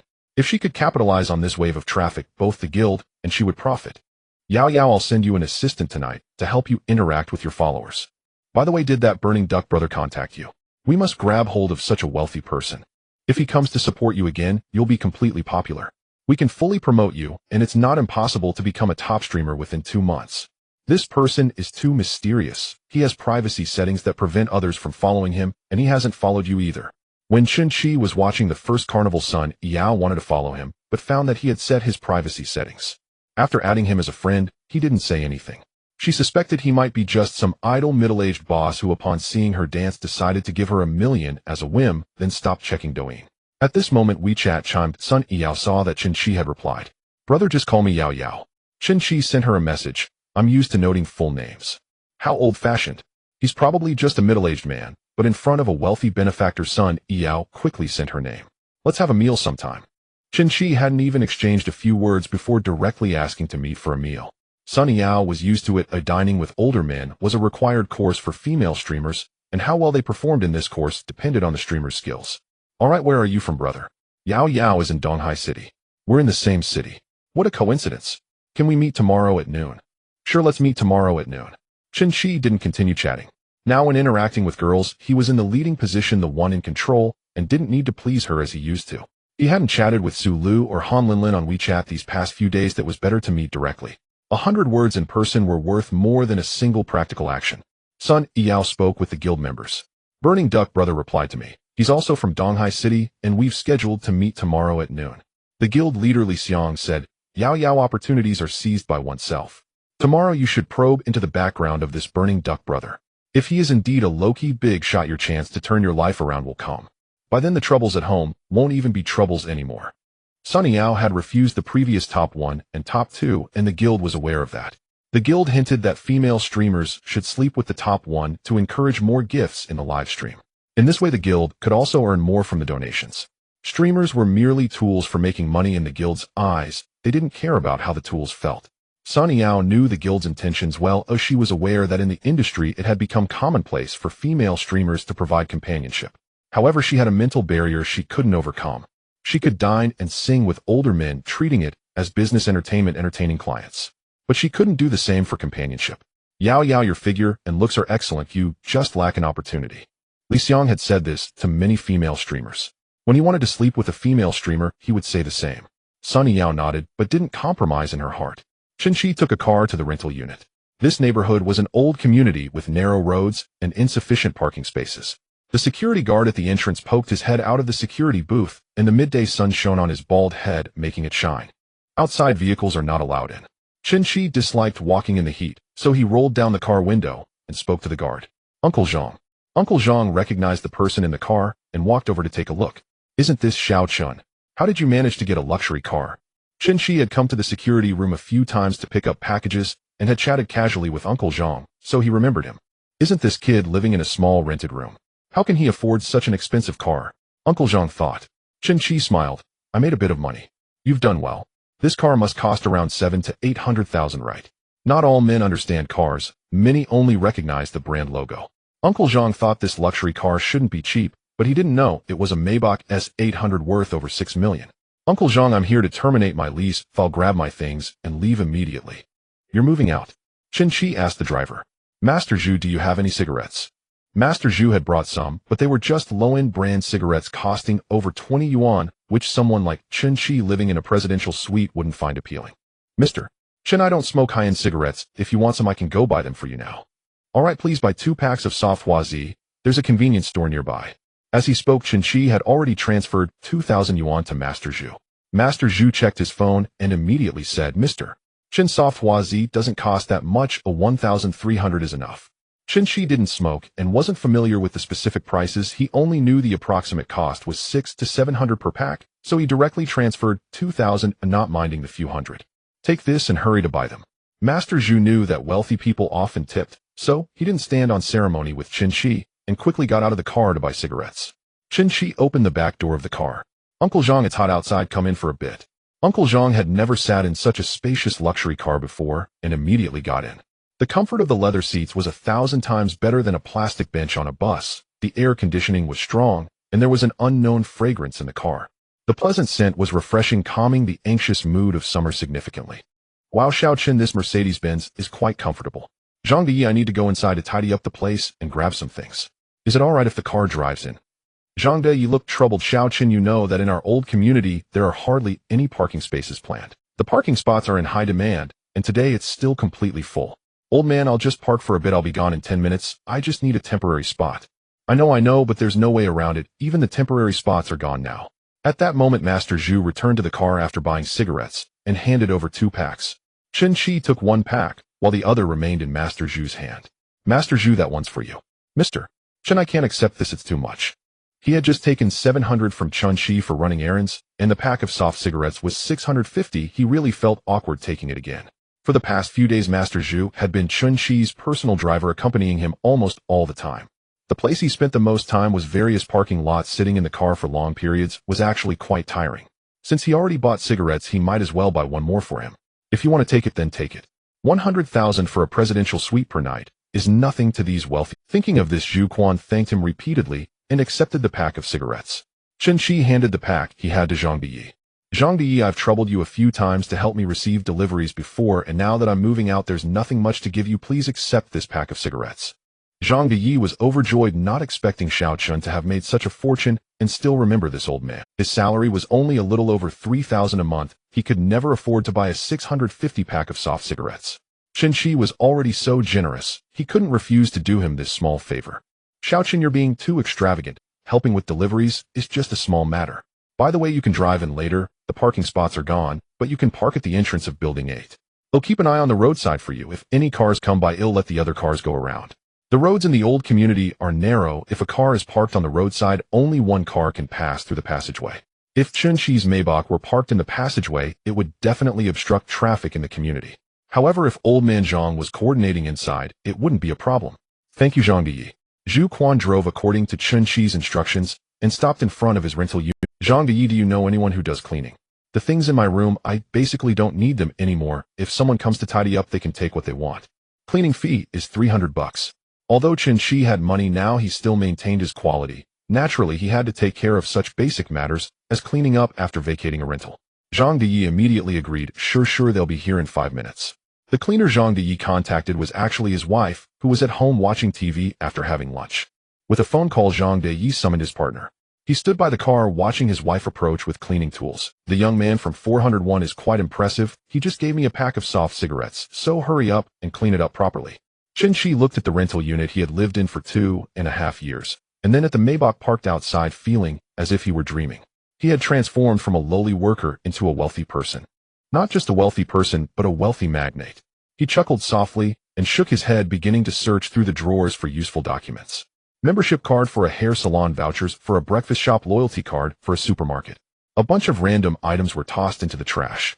As he flipped through a few old photos, a hint of melancholy appeared in Chen Qi's eyes. In the photos, he was still a middle school student with his parents on either side holding his arms. He sighed inwardly, wishing his parents were still around now. He had the means to provide them the worry-free retirement life they deserved, allowing them to travel wherever they pleased. Knock, knock, knock. The knocking interrupted Chen Qi's thoughts. Young man, I'm Zhang Yi's wife. Zhang Dema, I don't need these things here anymore. Take what you can use and throw away what you don't need. Zhang Dema looked around the small room, which was only about 12 square meters with a bedroom and a bathroom. Cooking was done on a hot plate by the window. Chen Qi mostly ate noodles, so there wasn't much grease. The window wasn't dirty. An average cleaning lady would charge around 30 bucks. For such a small room, 50 would get many ants fighting over the job. Getting 300 bucks made Zhang Dema beam with joy. Zhang Dema worked efficiently. In less than half an hour, the room was tidied up nicely. She set aside the electric stove pots and utensils that were still usable, planning to take them back. Chen Qi also gave her his antique laptop. Of course, all the study materials inside had been deleted. Otherwise, if Zhang Dema's grandson saw them, it would be bad for the kid. Dozens of gigabytes of study materials were gone with a few taps of his fingers, but Chen Qi didn't mind. He had already experienced practical training and didn't need to study anymore. At 1 p.m., Aunt Wang, the landlord, arrived promptly at the rental unit. Aunt Wang still had a stern look. You should have told me earlier about moving out. I can't return the deposit this way. The deposit is just 1 month's rent, only 1,200, Chen Qi replied generously. It was a last-minute decision, so you can keep the deposit. Chen Qi returned the keys to Aunt Wang and was about to leave when Aunt Wang stopped him. I haven't even checked yet. Why the rush? Saying this, Aunt Wang took a flashlight out of her bag in the scorching midday sun. Chen Qi was speechless, but it was indeed something Aunt Wang would do. Aunt Wang began checking the furniture and appliances in the room for damages. However, there was only a table, a bed, and an air conditioner. There wasn't much to check. The fan, electric stove, and simple wardrobe were all bought by Chen Qi and were now being taken away by Zhang De. The room was cleaned very well. Aunt Wang pretended to check for several minutes, but couldn't find any issues. She wasn't willing to give up, so she walked to the bathroom, turned on the faucet, and flipped the light switch. Everything was fine. When she turned on the bathroom heater, a look of triumph crossed her face, as if she had finally found a flaw. This heater is broken. You'll have to pay for a new one. This doesn't count towards the deposit. You owe me an additional 1,500. She wouldn't have mentioned the heater if it hadn't been for that. Upon hearing it, Chen Qi felt an inexplicable anger rising. Aunt Wang, when I moved in, I found the heater was already broken, and I told you about it. I called you to come fix it several times, and you said to wait. Aunt Wang, hands on her hips, said arrogantly, whatever was broken, it was working fine before you moved in. You checked the WeChat records, or I told you about it twice on WeChat, and called you twice. There are no records. Aunt Wang was being unreasonable. Today she was determined to trap Chen Qi, and he wouldn't escape without paying 1,500. Chen Qi didn't care whether it was 1,500 or 15,000, but he couldn't let himself be the victim. Having lived here for 2.5 years, she stubbornly endured winter baths, yet now she has the audacity to demand compensation from Chen Qi for the broken heater. Chen Qi took out his phone, but Aunt Wang waved her hand dismissively. I won't look at it, who knows if you made it up or forged it. This 1500 is sticking to me, isn't it? Chen Qi really wanted to slap her, but this Aunt in her 50s could easily cause both of them trouble if she decided to escalate. Aunt Zhang from the corridor heard the argument and rushed over to mediate. Little Chen is not the kind of person to be unreasonable. He didn't break it, and you shouldn't expect him to pay for it. Aunt Wang recognized Aunt Zhang, knowing she was the wife of the security guard Uncle Zhang.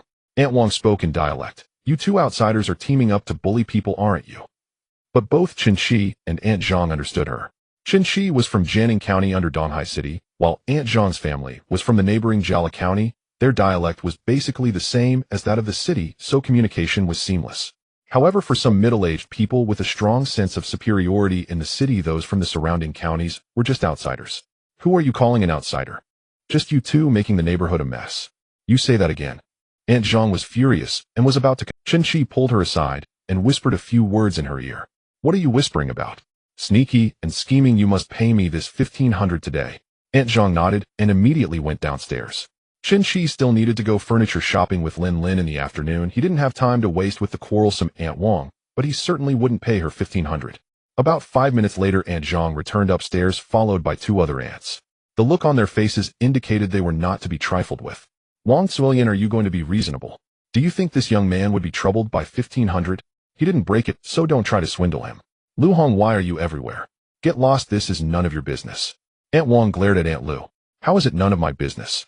I'm from the neighborhood committee. Oh, I have to manage any disputes in the community. Aunt Lu stood with her hands on her hips, speaking with righteous indignation. But really, is it that simple? The neighborhood committee is usually all about smoothing things over. Today, they are here to uphold justice. Earlier, Chen Qi had prevented Aunt Zhang from arguing further because he was worried she wouldn't hold her own. He quietly told her to find two more aunts. He would pay each 2,000 to help him scold Wang Zuolian. Aunt Zhang thought to herself that she was going to make a fortune today. Chen Qi was actually hiring people to argue 2,000 a person. That's easy money. She immediately found Lu Hong, who was one of the stronger aunts in the neighborhood, known for her argumentative prowess. There was also Aunt Li, a good sister of Aunt Zhang's. With such easy money to be made, she naturally wanted to bring her friend along.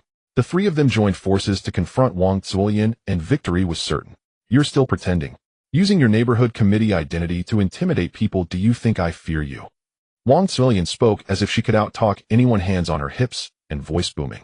Wang Zuolian, don't raise your voice with me. Oh, let's stick to the facts. What facts? The fact is Chen Qi cleared his throat. I'm not going to argue with you. I have things to do, so I'm leaving first. Little Chen, go ahead and do your thing. Ooh, I'll handle this here. Aunt Zhang said. Lu Hong rolled up her sleeves. Young man, this unreasonable woman needs someone to teach her a lesson. Chen Qi went downstairs. A fierce battle was inevitable here. Just as he reached the first floor, he heard a high-level barrage of insults coming from upstairs. Retreat, retreat, retreat. Wang Zuolian was already furious, and Lu Hong's strength was on par with hers. With two helpers, she simply couldn't keep up. She was so angry she started to cry. Uncle Zhang was shading himself under a tree by the roadside. Seeing Chen Qi come down, he hurried over. Little Chen, have you sorted everything out? All done, thank you, Uncle Zhang. Ew, I have to go now. All right, I'll open the door for you. Uncle Zhang jogged to the security room to lift the electric gate. He had just heard that Chen Qi spent 6,000 to hire 3 aunts to go argue with Wang Zuolian. Are rich people really this willful, hiring people to argue for them? Chen Qi left the neighborhood where he had lived for 2.5 years and probably wouldn't return again. He sent a message to Han Linlin that he would be downstairs at the training center in 15 minutes. This afternoon, Han Linlin had classes, but in order to go shopping with Chen Qi, she asked another teacher to cover for her. Han Linlin changed into a Chanel dress she had just bought yesterday. The 300 yuan dress made her feel even more confident. Linlin looks so beautiful today. Brother, your sweet talk is on point. You flatter me as soon as we meet. Han Linlin laughed. Since Linlin is so beautiful, I have to compliment her every day. Brother, what are we going to do today?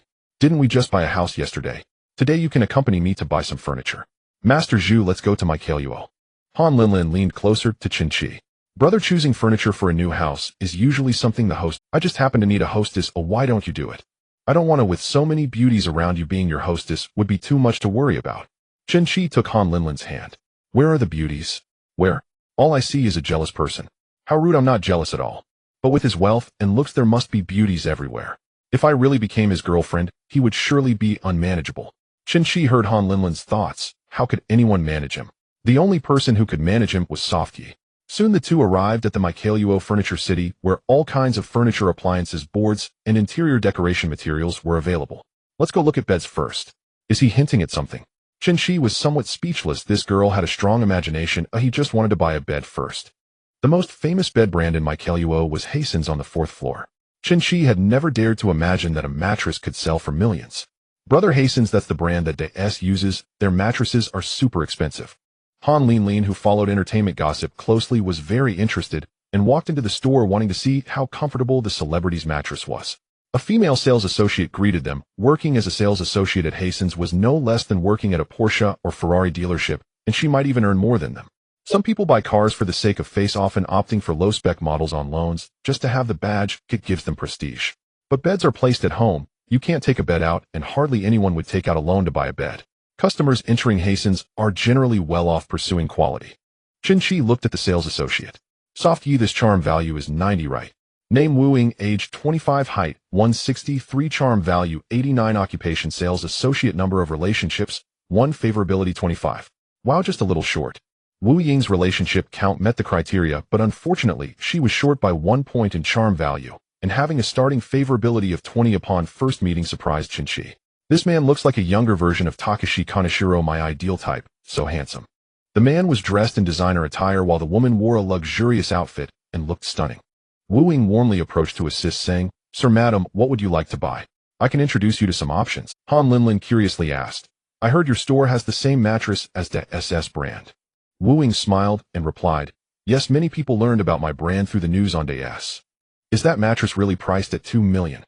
Indeed, it is 2 million. Coincidentally, we have the same model on display, and I can take you to see it shortly." Chen Qi was also very interested, with sleeping on a 2 million mattress guarantee of baby-like sleep. Wu Ying introduced the dimensions, materials, and design philosophy of the beds.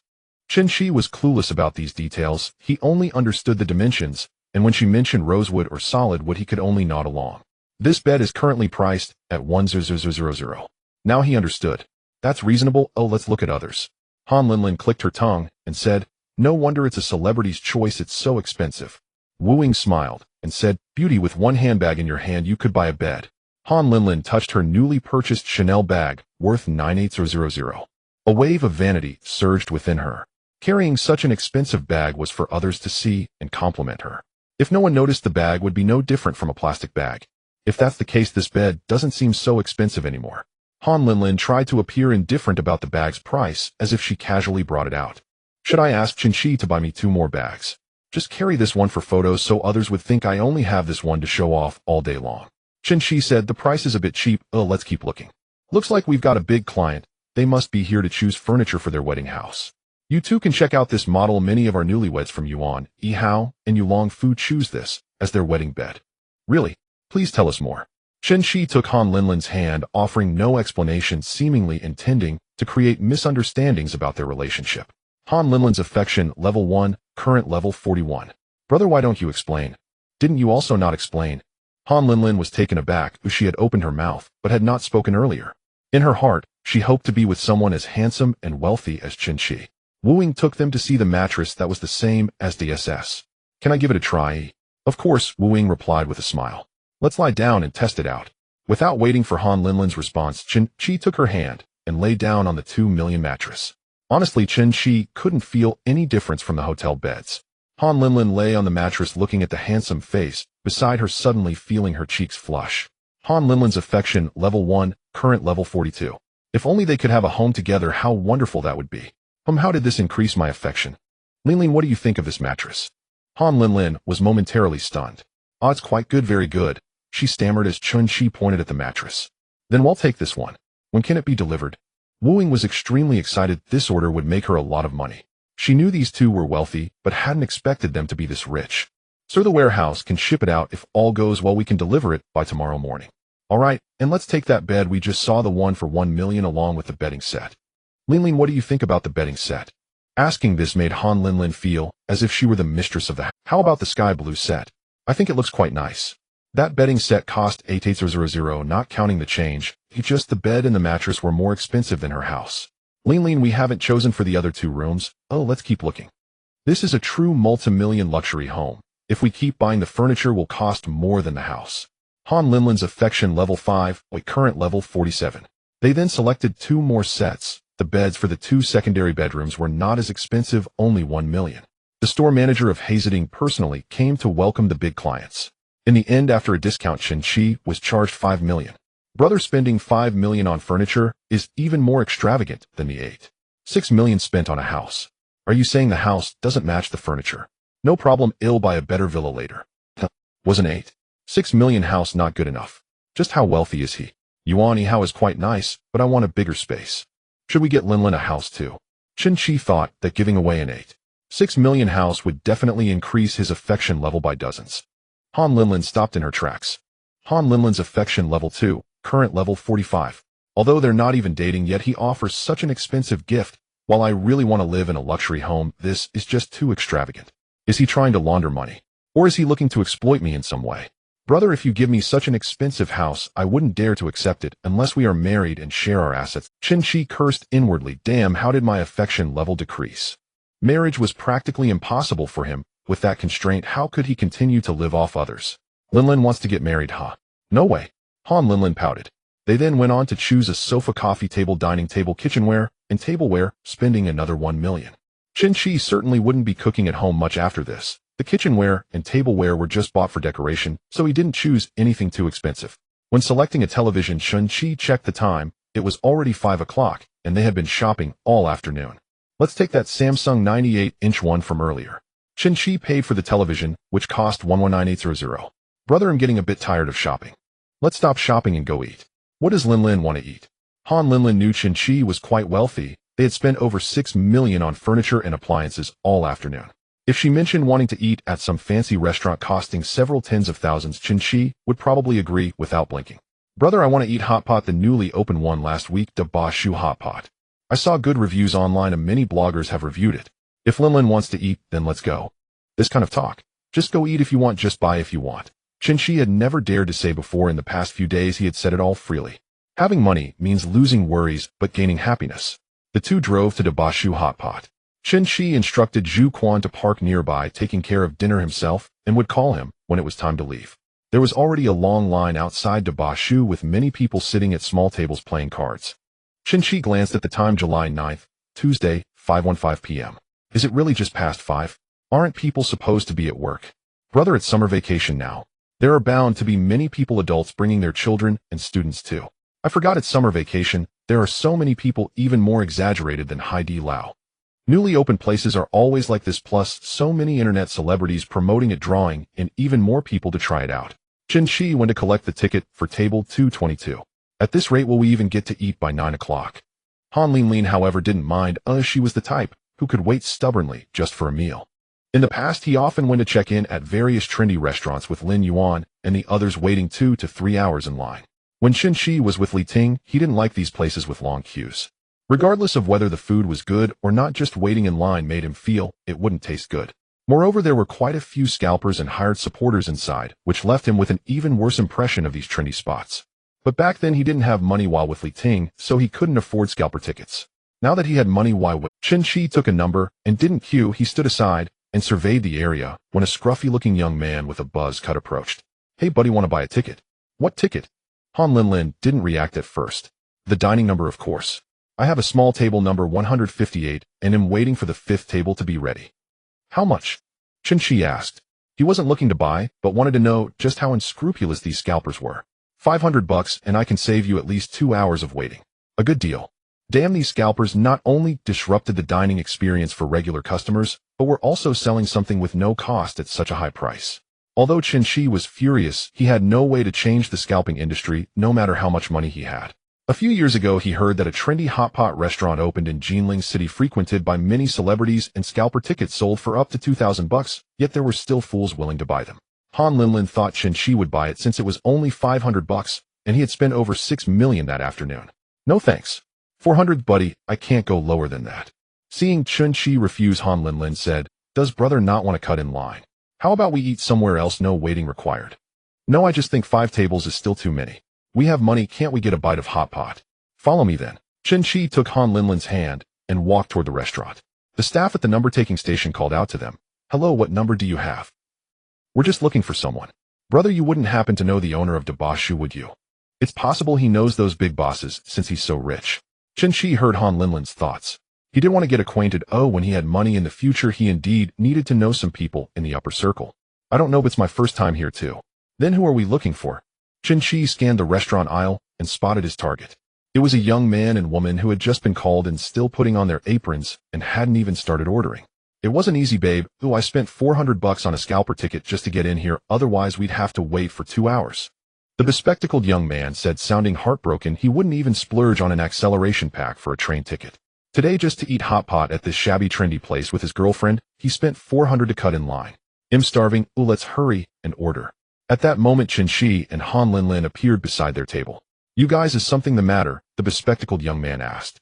"Hello, could you let us have your spot? I'll pay $2,000 for it."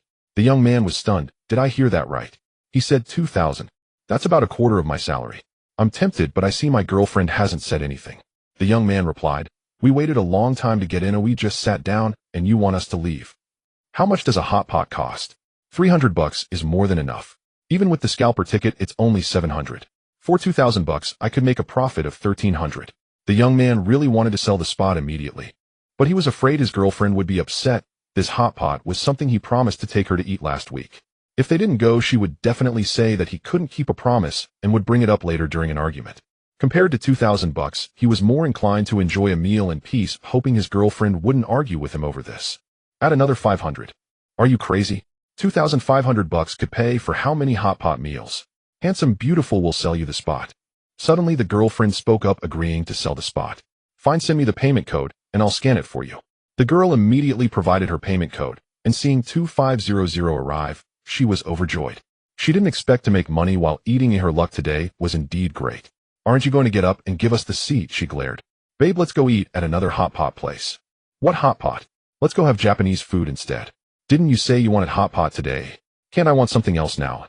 The young man was helpless. He knew that if he had suggested eating somewhere else earlier, his girlfriend would have definitely said she had been waiting all week just to eat hot pot. Watching the quarreling couple leave, Chen Qi felt he was looking at a reflection of himself from 4 days ago. At that time, he was also low-key circling around Li Ting, considering only her feelings. "What's wrong, brother?" Han Linlin called out to Chen Qi as he seemed lost in thought. "Nothing, let's order." "I thought you knew someone inside. Turns out it's just this kind of operation. Cash really works wonders." The scalper at the entrance saw the young couple come out and thought, "Didn't I just let them in? Why are they coming out so soon? Hey, why are you guys out already? We're not eating anymore." "No, a guy just bought our spot for $2,500 to take his girlfriend in." The scalper had seen Chen Qi and Han Linlin go inside earlier. "Damn, no wonder they didn't buy my ticket. The rich don't even bother with that and just go straight to a table." Han Linlin began selecting the soup base on the ordering iPad. "Brother, can you handle spicy food?" "Not really. Let's go for a 4-section pot. You can order spicy if you want, but get me a mushroom soup base." Han Linlin suddenly realized that she had only known Chen Qi for 3 days, and her understanding of him was extremely limited. She had no idea what he liked to eat or drink, how tall he was, his weight, his birthday, or his shoe size. The most she knew about Chen Qi was that he was wealthy, excessively so. "Brother, do you eat beef and lamb?" "I quite like them." "What about duck intestines and tripe?" "Sure, let's order one of each." In the past few days, Chen Qi had been eating high-end ingredients and had grown tired of Kobe beef. Now he was here eating synthetic meat just to change up the taste and experience the bustling atmosphere. "Don't order too much, it's just the two of us, and we'll waste food if we can't finish it." Chen Qi used to hesitate to say this, fearing Li Ting would think he was being stingy by ordering less. Now Han Linlin didn't see it that way. Someone who casually buys a bed worth 2 million wouldn't care about ordering a few less dishes, right? He must think wasting food is shameful. That's something I didn't expect. With so much money, he still has such principles. Perhaps it was a habit. Indeed, Chen Qi didn't want to waste food. Even when dining in a presidential suite, he would ask the private chef to prepare a single portion that could be finished. Han Linlin had 3 dipping sauce dishes in front of her: a dry sauce dish, a spicy sauce dish, and a sesame sauce dish. Chen Qi, not very skilled at mixing sauces, was given 3 identical dishes by Han Linlin. "Brother, this taste is better than Hai Di Lao's. I think it's about the same. If you like it, let me top up a card for you so you can come with your friends in the future." "Sure, thank you, brother." Han Linlin was quite fond of this place, and her mood brightened at Chen Qi's suggestion to top up the card. Although it was enjoyable to hang out with Chen Qi, dining out with her girlfriends was a different experience. She planned to bring Lin Yuan and the others here to eat, take some group photos, and chat about gossip. Brother, let's go watch a movie later. Upon hearing this, Chen Qi thought they would definitely be going to see the newly released Spider-Man 3. Although he liked it, he had just watched it with Su Lu a couple of days ago, and he didn't want to pretend he hadn't seen it again. Chen Qi took a sip of water. Let's skip the movie after eating so much. How about we go for a river cruise instead? The Jianing River of Donghai City runs through the city center leading straight to the East Sea. In the past 2 years, tourism was heavily promoted and many yachts were established along the riverbank.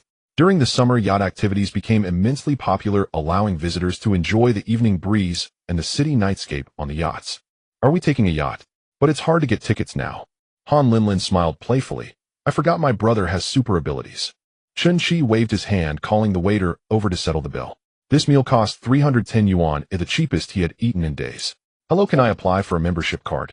Sure, we currently have a promotion. Recharge 1,000 yuan and get 100 yuan extra, recharge 2,000 yuan and get 300 yuan extra, recharge 5,000 yuan and get 800 yuan extra. What about recharging 1,000? The waiter was momentarily stunned. Sir, do you want to recharge 1,000? Yes, 1,000. I need to discuss this with our manager. Please wait a moment, sir. The waiter ran to find the manager while Han Linlin said beside him, Brother, that's too much. How long will it take me to finish eating? Even if I come 3 times a day, it would take me 2 years. Take your time eating. Don't you have a few girlfriends who often come here? It won't take that long to finish. Then I'll thank my brother for them. Han Linlin's favorability 2, current 47. The manager from Dabashu came over to confirm with Chen Qi again. Sir, you want to recharge 1,000? Yes, 1,000. We don't have a promotion for 1,000 yet, but I'll make an exception and give you 1,500 extra. They'll also give you a platinum card, so you won't have to wait in line next time you come to dine here. Chen Qi didn't care how much he was given, he wouldn't come back anyway. Alright, Lin, give your phone number to the manager and use your number to apply. Chen Qi paid the 1,000 and the manager respectfully handed the card to Han Linlin. As the two stood up to leave, the young waiter looked on enviously, saying, having money is just so generous, and his girlfriend is so beautiful.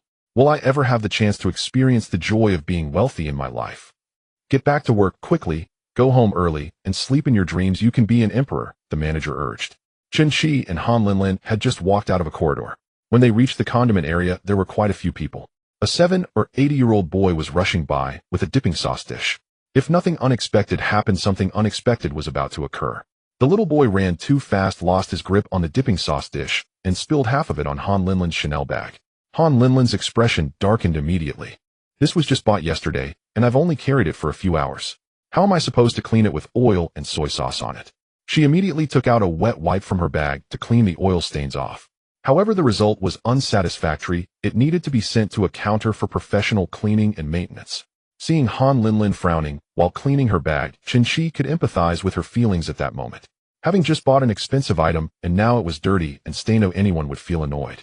Little friend, if you bump into someone, you should say sorry. Chen Qi reached out to stop the child. The little boy actually made a face at him. Damn, I ran into a brat, Chen Qi thought. At that moment, a woman in her 30s with a techie look pulled the brat behind her. What are you doing? Why are you being so fierce? You must be his mother. Your child spilled sauce on my friend's bag, and I'm just asking him to say sorry. Chen Qi replied. What does a child understand? It's just a bag, can't it just be cleaned?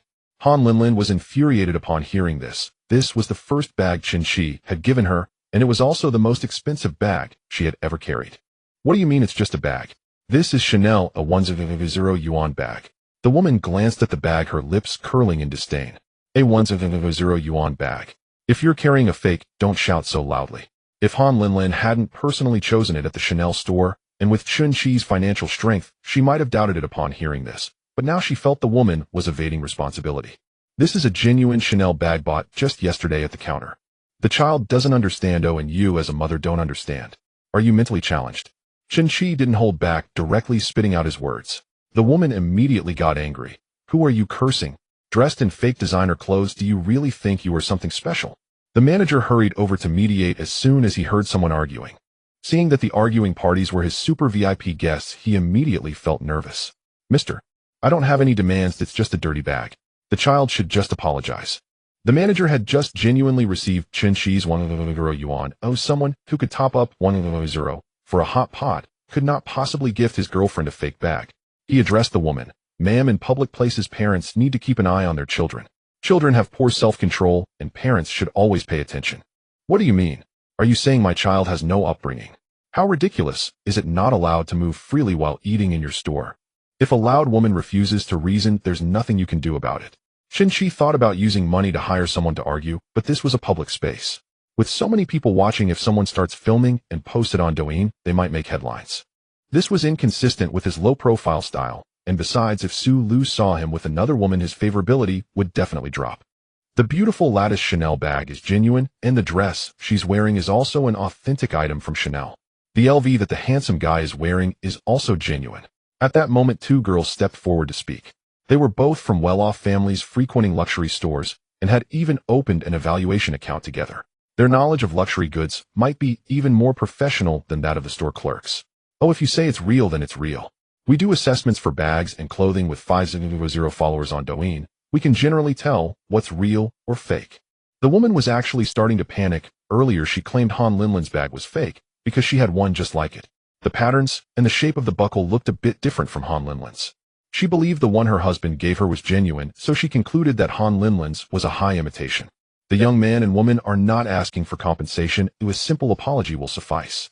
The young couple clearly looks wealthy. They aren't fussing over it, and you still have the nerve to argue.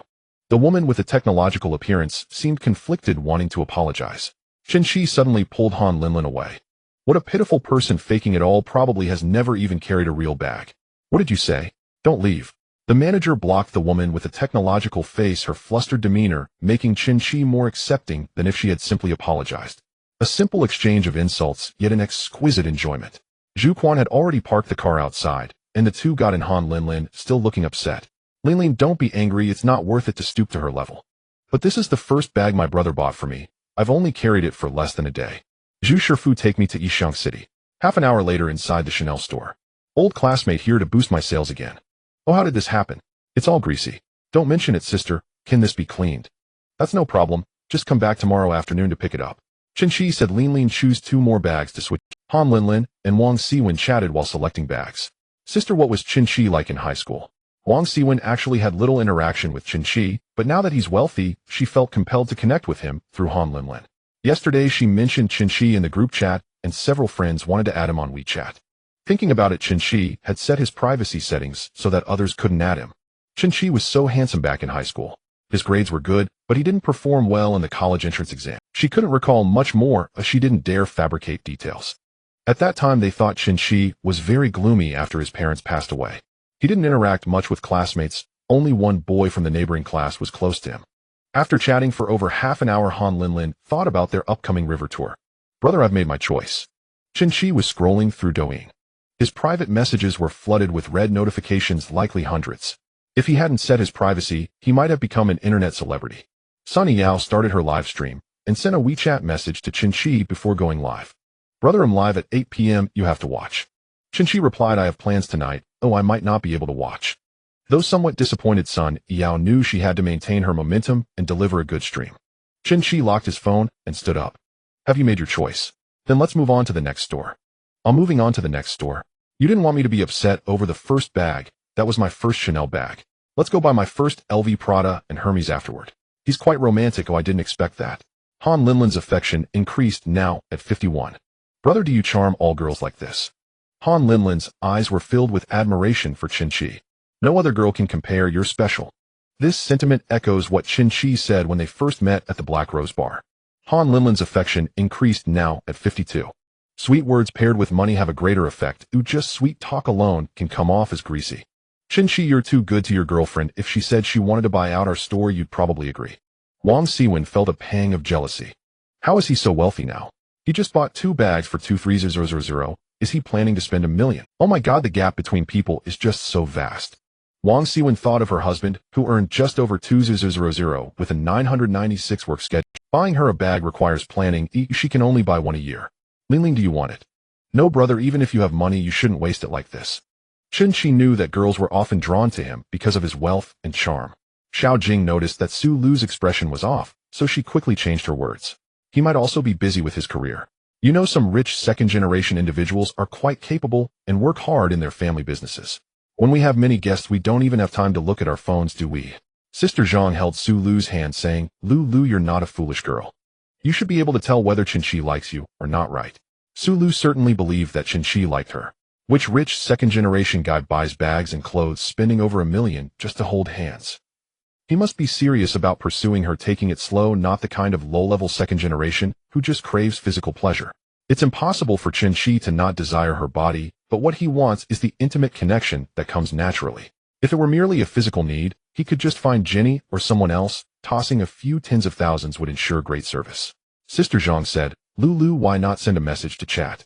Sister Zhang, didn't you previously tell me to be more reserved? Oh, those guys in the past can't compare to Chen Qi. He's the real deal, high, rich, and handsome in every aspect. Sulu actually really wanted to contact Chen Qi. After Sister Zhang said that, she immediately opened Chen Qi's chat window. Brother, are you there? She typed a few words, felt it looked silly, and deleted it. Is brother busy? No matter if you are a beauty or not in their relationship, as long as you are in a submissive position, you will unconsciously feel humble. Sulu had never sent such messages before. It was always others reaching out to her. They would ask what she was doing, if she was busy, if she had time. She would reply if she wanted to, or just ignore them. Chen Qi had just finished paying at LV, buying and one yuan bag for Han Linlin, and now the two went to the nearby Gucci. Chen Qi's WeChat pinged, and when he took out his phone, he saw a message from Sulu. He replied, I have something to attend to. Him out. Did Lulu miss me? He followed up quickly. Sulu blushed as she held her phone. Not at all. Is Lulu really so heartless? I've been missing you. Then why haven't you come to find me? You haven't even sent a message all day. While I was accompanying a client busy making money. If I don't earn, how can I treat Lulu well? This statement was not wrong. The bound goddess could be considered Chen Qi's client as he earned money from them. Accompanying Han Linlin shopping also counted as accompanying a client. Sulu thought to herself, with Chen Qi being so wealthy, he must be entertaining significant clients. Perhaps they were executives from well-known companies, so it wouldn't be appropriate to disturb him at that moment. Then brother, you continue to be busy. Do you have time the day after tomorrow? She sent another message. Chen Qi thought for a moment. He was having dinner with the streamer's son, Yao, tomorrow, and the day after should be free. I'm free. What does Lulu want to do? I'm off the day after tomorrow and want you to spend the day with me. I'll cook for you. Chen Qi was overjoyed. Oh, wasn't this just another opportunity for him to enjoy life's pleasures? Lulu can cook. Of course I cook deliciously. When I have time off, I like to practice my culinary skills. Then I'm in for a treat. I've grown a bit tired of eating out all the time. Then come to my house the day after tomorrow, and I'll prepare a feast for you. Chen Qi was focused on his phone typing away when Han Linlin leaned over. He immediately locked the screen. Brother, do you have something to do? No, I'm just checking whether Mike is available to install a TV tomorrow. Han Linlin held Chen Qi's hand. A 98-inch oversized TV. Can I go to your house to watch it? A lonely man and a woman together, aren't you afraid? Chen Qi smirked. Brother wouldn't do that. If he simply wanted to sleep with me, he could have made demands after buying me 40 yuan worth of things yesterday. He must genuinely want to pursue a serious relationship. Chen Qi quietly thought as he heard Han Linlin's inner voice. Indeed, I want to seriously date you all. After leaving Prada, Han Linlin had another bag. This one was relatively cheaper, only costing 8800. Next, they entered the luxury brand Hermes store. The sales assistant at Hermes was slightly surprised to see Chen Qi and the two of them. Did they buy out the adjacent stores? Han Linlin was carrying shopping bags from LV, Gucci, and Prada, while her dress and shoes were all Chanel. Chen Qi's short-sleeve shirt, casual pants, and sneakers were all from LV. Are they luxury item collectors? Chen Qi glanced at the sales assistant. Soft, to give me a score. Name Lin Hui, age 25, height 168 centimeters, charm value 88, occupation sales assistant, number of relationships 3A, affection level 10. Unfortunately, the charm value is 2 points short. Hello, welcome to Hermes. How may I assist you? Lin Hu's attitude was much better than Zheng Fengyue from the Hermes at Yida Plaza. Although Chen Qi knew it was because he looked like a wealthy person. Let's take a look at the bags. I've seen that Kelly style online. It looks very nice. A beautiful lady has great taste. The Kelly bag is one of Hermes' higher-end series, generally priced around 30 yuan. Moreover, such popular styles cannot be directly purchased at Hermes. To buy this bag, one must first purchase other items from the store.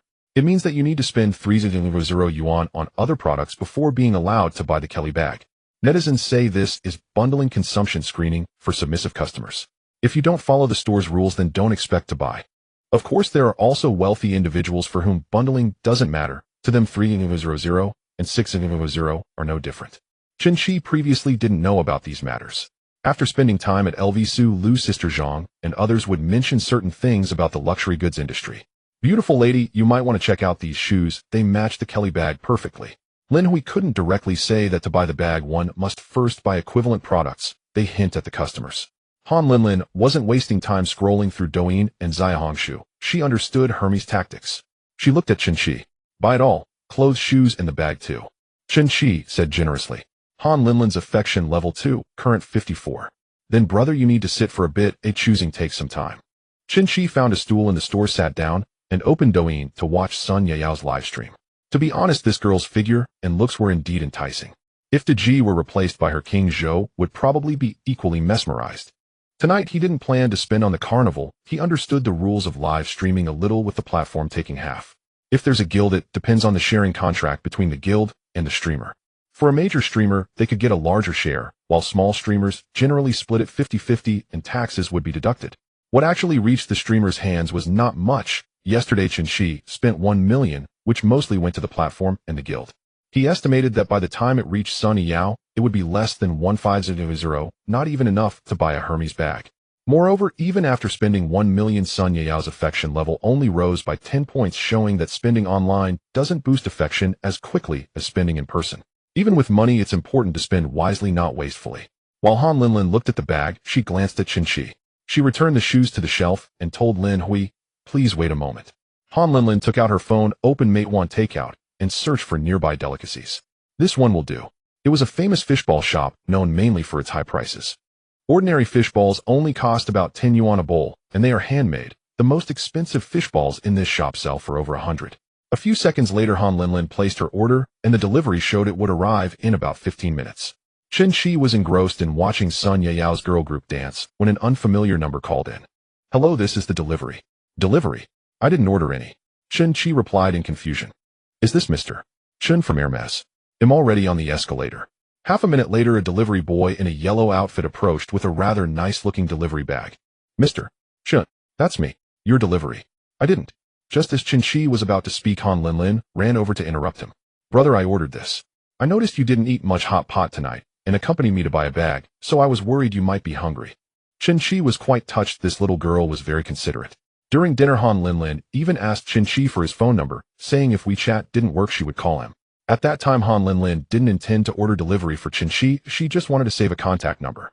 You're so thoughtful, Linlin. What did you order? Fishballs. Han Linlin smiled. I heard from Wang Siwen that you liked fishballs in high school, and there's a place nearby that serves really delicious Jianing fishballs. Han Linlin, a local from the city, had roamed the area since childhood and loved exploring eateries with her friends. She was well aware of where to find good food. Chen Qi was from Jianing, and Jianing's fishballs were famous. The handmade fishballs from the place she ordered were widely recognized as delicious, but also notoriously expensive. You even asked Wang Siwen about this. Chen Qi was indeed somewhat moved. The price of these fishballs was not high, but Han Linlin had already invested in him, marking a good start. Upon hearing the system notification, he felt even more touched and retracted his earlier thought that the fishballs weren't expensive. Earned 163 soft rice coins, refunded 16300 huaxia coins. What the hell? How can a small bowl of fishballs cost 163? Earned 163 soft rice coins, refunded 16300 huaxia coins. What the hell? Chen Qi glanced at the delivery receipt, which stated that the handmade fishballs from Grouper were 158, with a delivery fee of 5, totaling 163 yuan. No wonder it was so expensive. It turned out to be handmade with Grouper. Damn, that's luxury. They're using Grouper to make fishballs. The fishballs were indeed quite large, but there were only 6 in a bowl, which meant 27 yuan each. Chen Qi earned 163 million, which was already more than the money had planned to spend on a bag tonight. He hoped Han Linlin would keep it up. Seeing Chen Qi so happy, Han Linlin felt happy too. She feared that now that he had money, he might no longer eat these inexpensive things. I need to chat more with Wang Siwen in the future to know more about my brother's past. Chen Qi thought. It's a good idea, but Wang Siwen and I aren't really close. We only nod to each other. Han Linlin was also quite generous. She had a 4,000 yuan internship salary, and she was willing to spend money on hot pot and milk tea. Anyway, she lived at home, eating at home and school without other expenses. But if it were to order a bowl of 158 yuan fishballs for herself, she wouldn't be willing to. However, ordering for Chen Qi was different. He had already spent over 1 million on her. Even treating him to a bowl of fishballs costing 1,000 yuan wouldn't be excessive, but she didn't have that much money. Her total savings were just over 1,000, and there would be many places to spend money in the future. While chatting during Hot Pot, she learned that Chen Qi's birthday was in 2 months, and she must prepare a decent gift then. She spent 6,100 at Hermes buying bags, clothes, and shoes plus 2 Chanel, Gucci, LV, and Prada bags. Brother, did I buy too much? Both Chen Qi and Han Linlin were carrying shopping bags. Where's the excess? It's just a few bags. Han Linlin's affection level 3, currently 57, they spent 12 million on luxury goods tonight, adding to the 4,000 from yesterday. The money spent on Han Linlin had already surpassed Su Lu, but the cashback from Su Lu was much more. What you're saying sounds like buying vegetables and meat, doesn't it? Han Linlin laughed. Let's go put the stuff in the car, and we'll go for a boat ride. It was just past 9, and the last boat was at 11. However, Chen Qi checked the ticketing website and found that tickets were already sold out. They went directly to the yacht dock where the next yacht would board at 9:30. There were already dozens of people in line. Unlike hot pot restaurants, Chen Qi couldn't buy tickets directly on the boat. They needed to check their tickets at the entrance before boarding. Rich people love to buy yachts, and the wealthy in Donghai City were no exception. Linling, what do you think? Should I? Yachts are quite expensive, but since you're so rich, I would believe you could even buy a plane. The coastline of Donghai City is long, and many wealthy individuals have bought yachts to dock at the seaside. Chen Qi had previously gone to the beach and envied those luxurious yachts. Wealthy guys would throw swimsuit parties on their yachts with several girls. At that time, Chen Qi wondered if he could ever live that kind of life. Now he was indeed living it.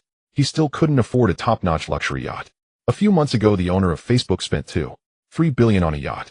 The financial power of world-class billionaires is not an exaggeration to say they are wealthier than countries, particularly referring to African nations. A more ordinary yacht that accommodates about a dozen people costs over $1 million. One day I'll take you to the beach to see yachts and experience it. Oh, we should buy one too. Riding on a yacht is one of the entertainment options for rich wives. Han Linlin naturally wanted to be on a yacht gliding over the azure sea. Imagining living that rich wife life, I would wake up with a smile, even in my dreams. What classes would I teach then? Dealing with annoying parents would drive me crazy. Chen Qi thought, this idea is perilous. You just fed me a bit of soft rice, and I still hope you keep it up. At the riverside, a yacht could seat 30 people at once. Chen Qi just needed to find someone in line and buy a ticket at a high price. He scanned the queue ready to pick a seller. Brother, look at those two people. Han Linlin pointed at a couple standing by. Aren't they the couple we saw at the Daba Shoe Hot Pot earlier? What a coincidence we ran into them again. Let's go ask if they're selling tickets. The couple also noticed Chen Qi and Linlin. Baby, it's that rich guy from the hot pot restaurant. Chen Qi walked over and said, dude, good to see you again. Rich guy, you don't want to buy a spot again, do you? Said the guy. You guessed right, 100 yuan a ticket. Are you selling? The yacht ticket was only 100 yuan, and though it was challenging to buy on the same day, he could still purchase tickets for tomorrow on the ticketing website. Why isn't he increasing the price? The girl wasn't unwilling to sell, but she was hoping to sell for a higher price, just like when Chen Qi raised the price at the hot pot restaurant. But she forgot that everyone in the group had the same tickets.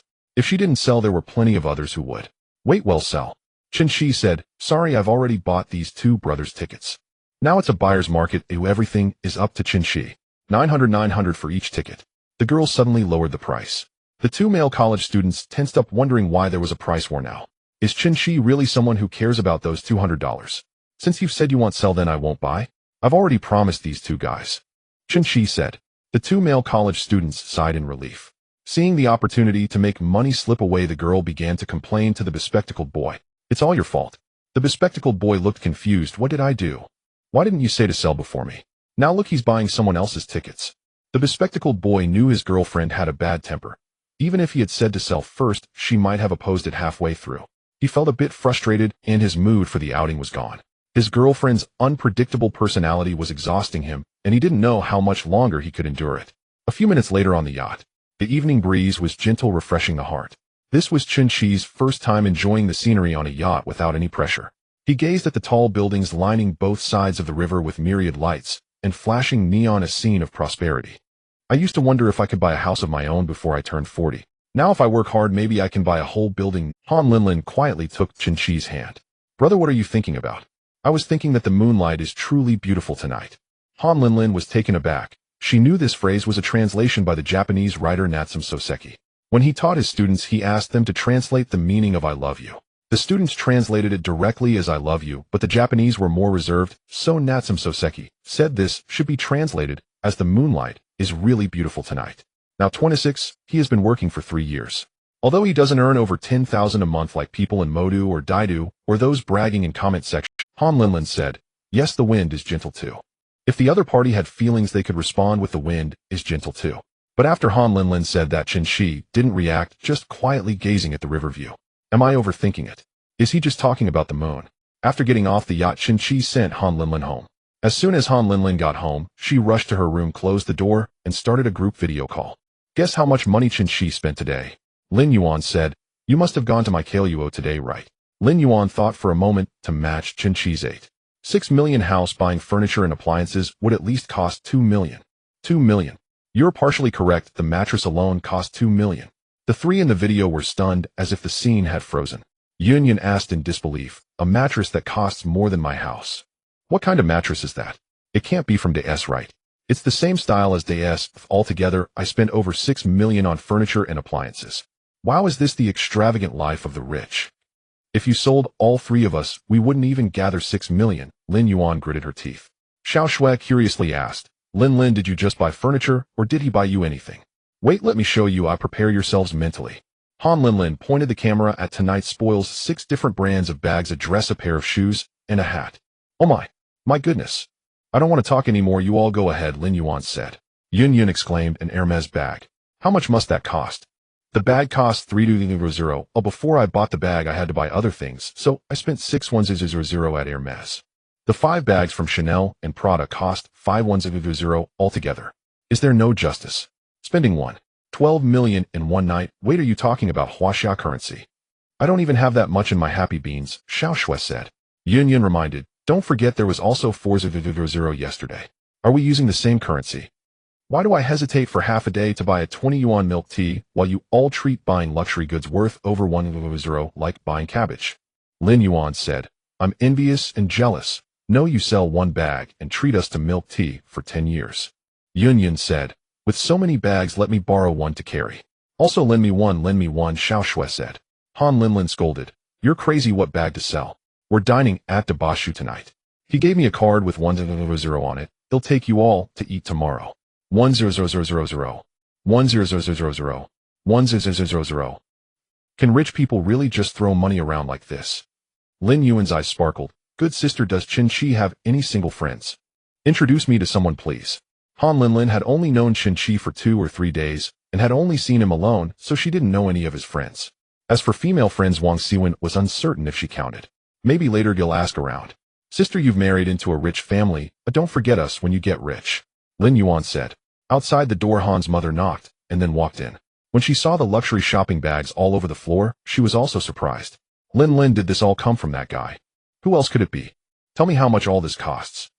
Today and yesterday I spent 52 million. Even though Han's mother was already 50 years old and had rich life experiences, she had several colleagues at school who had married into wealthy families.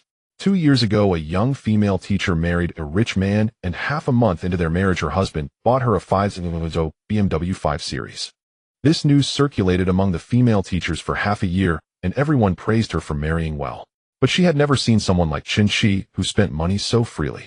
Did he just give this to you for free? He didn't ask for anything. Mom, what are you saying? He's not that kind of person. Daughter, I'm not a rigid person, but it's not that I insist you marry a civil servant. As long as you can marry into a good family, I would be happy too. But I must remind you, wealthy people can be very calculating, especially since he works in finance. You must keep your eyes wide open. Especially pay attention to whether there are other women around him, and don't end up as the only one who doesn't know about it. Han Linlin had been a bit infatuated these past few days and hadn't thought much about it, as she just felt that Chen Qi treated her very well. I understand. Mom, can you ask Dad not to arrange those blind dates for me? Your dad is so stubborn and old-fashioned, he'll try to talk to him. In just 2 days, Chen Qi, who hadn't met Han Linlin's parents or said a word, managed to change Han's mother's attitude. Although he didn't say anything, money spoke. Chen Qi lay contentedly in the bathtub enjoying a milk bath while watching Sun Yayao's live stream. I wonder what it's like to jump in front of people. He was somewhat looking forward to meeting the 2 girls tomorrow afternoon. Among the 2 girls, Su Lu was the elegant type of beauty, while Han Linlin was the pure type. On July 10th, Wednesday, the weather turned from overcast to scattered rain. Today, Chen Qi woke up early, getting up to wash up by 9:30. Soon he would head to apartment 1, where the furniture and appliances were scheduled to be delivered, and he needed to supervise. In apartment 1, unit 8, on the 16th floor, Chen Qi stood by the floor-to-ceiling window, gazing out at the wetland park. The furniture had not yet arrived, making the home feel quite empty. 210 square meters is quite spacious for a residence, But having stayed in a presidential suite for a few days, Chen Qi could distinctly feel the space shrink from 400 square meters to 210.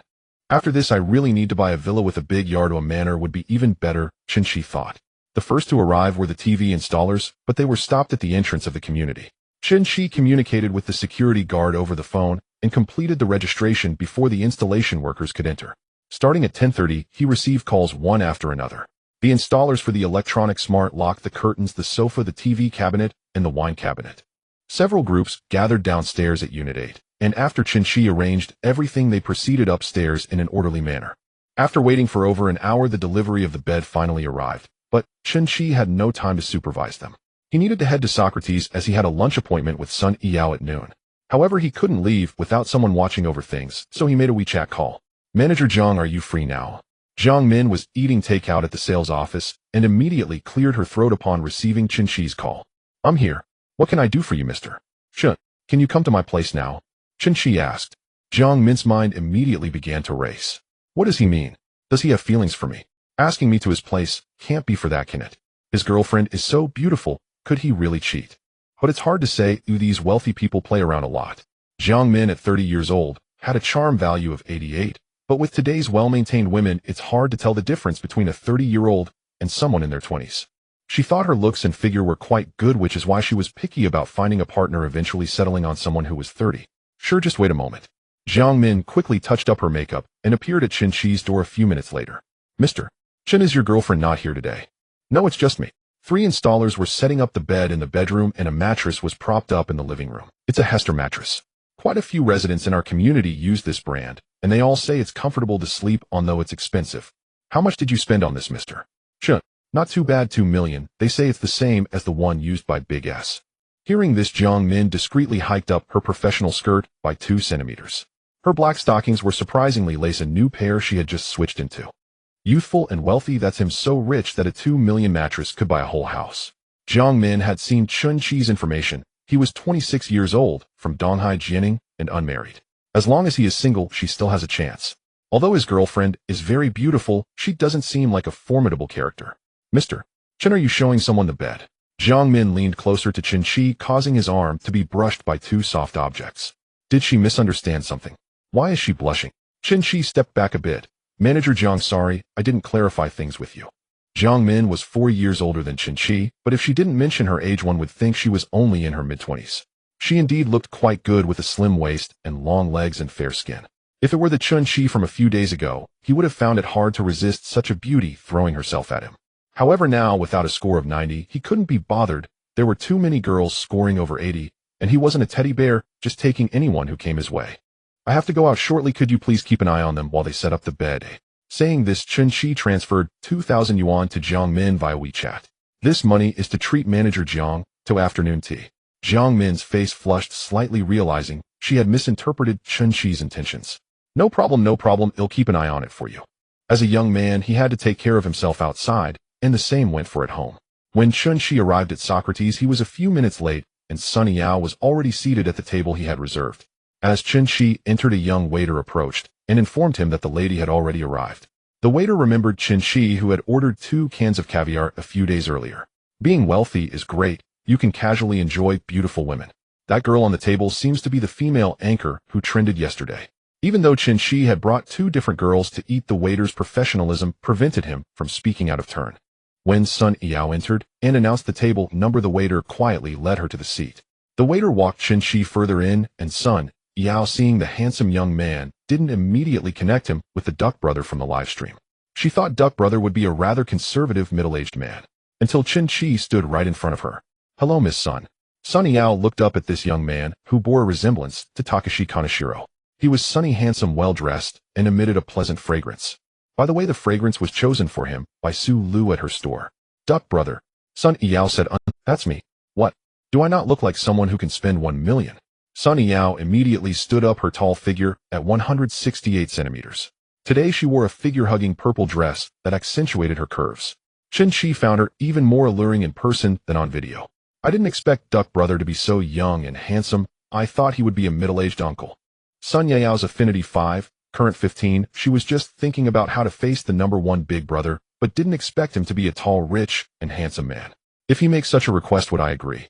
Sunny Yao felt her own resolve wavering. The previous three big brothers had all been polite, treating their meals as mere socializing, resisting even when the other party tried to hold her hand. You look even better than in the live stream. Is your live stream equipment too cheap to showcase your beauty? Duck brother really knows how to talk. Sunny Yao smiled.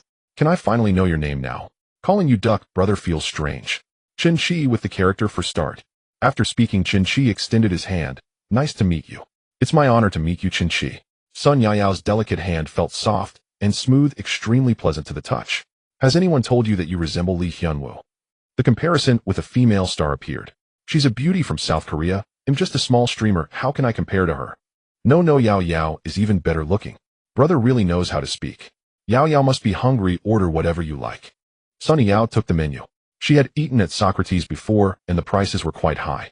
But for Chen Qi, who could spend 1 million in a night, it should be pocket change.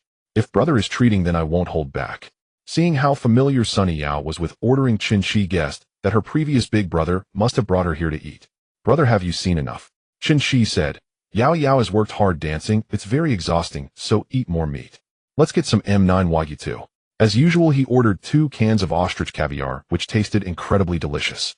Yao Yao, is it okay to have some wine at noon? If brother wants to drink, I can accompany you for a bit. The last time they had a bottle of Chateau Petrus for 2 yuan, which was quite good, so Chen Qi asked the waiter if there were any other good wines available. Young sir, do you have any fine wine lately? Chen Qi asked. Sir, you've come at just the right time. Our owner returned from France this morning. He brought 6 bottles of white wine from Domaine de la Romanicani priced at 4,350 yuan. Chen Qi nodded. Open one. This meal cost even more than the one he'd shared with Su Lu. 12,000 yuan in total. Brother, are you quite knowledgeable about wine? Not really. I just drink casually. After all, expensive wines rarely disappoint. Brother, what do you do for a living? You seem so capable. I dabble in investments. Essentially, I live off women. Do you work in e-commerce, fashion, or beauty products? Given his remark about living off women and his evident wealth, Sun Yao could only think of those 2 industries.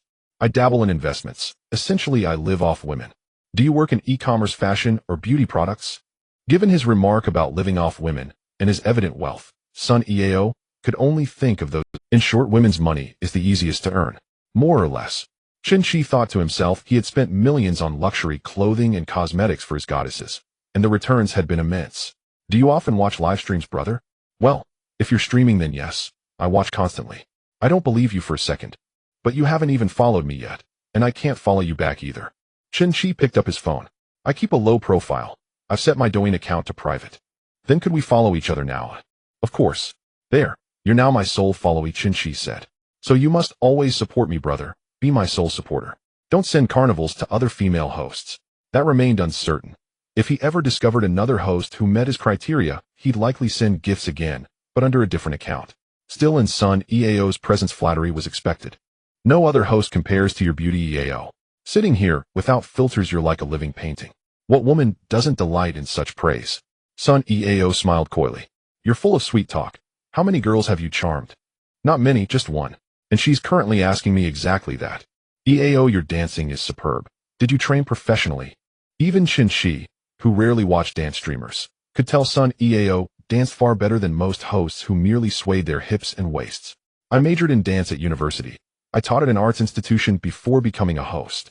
No wonder, it's a perfect match.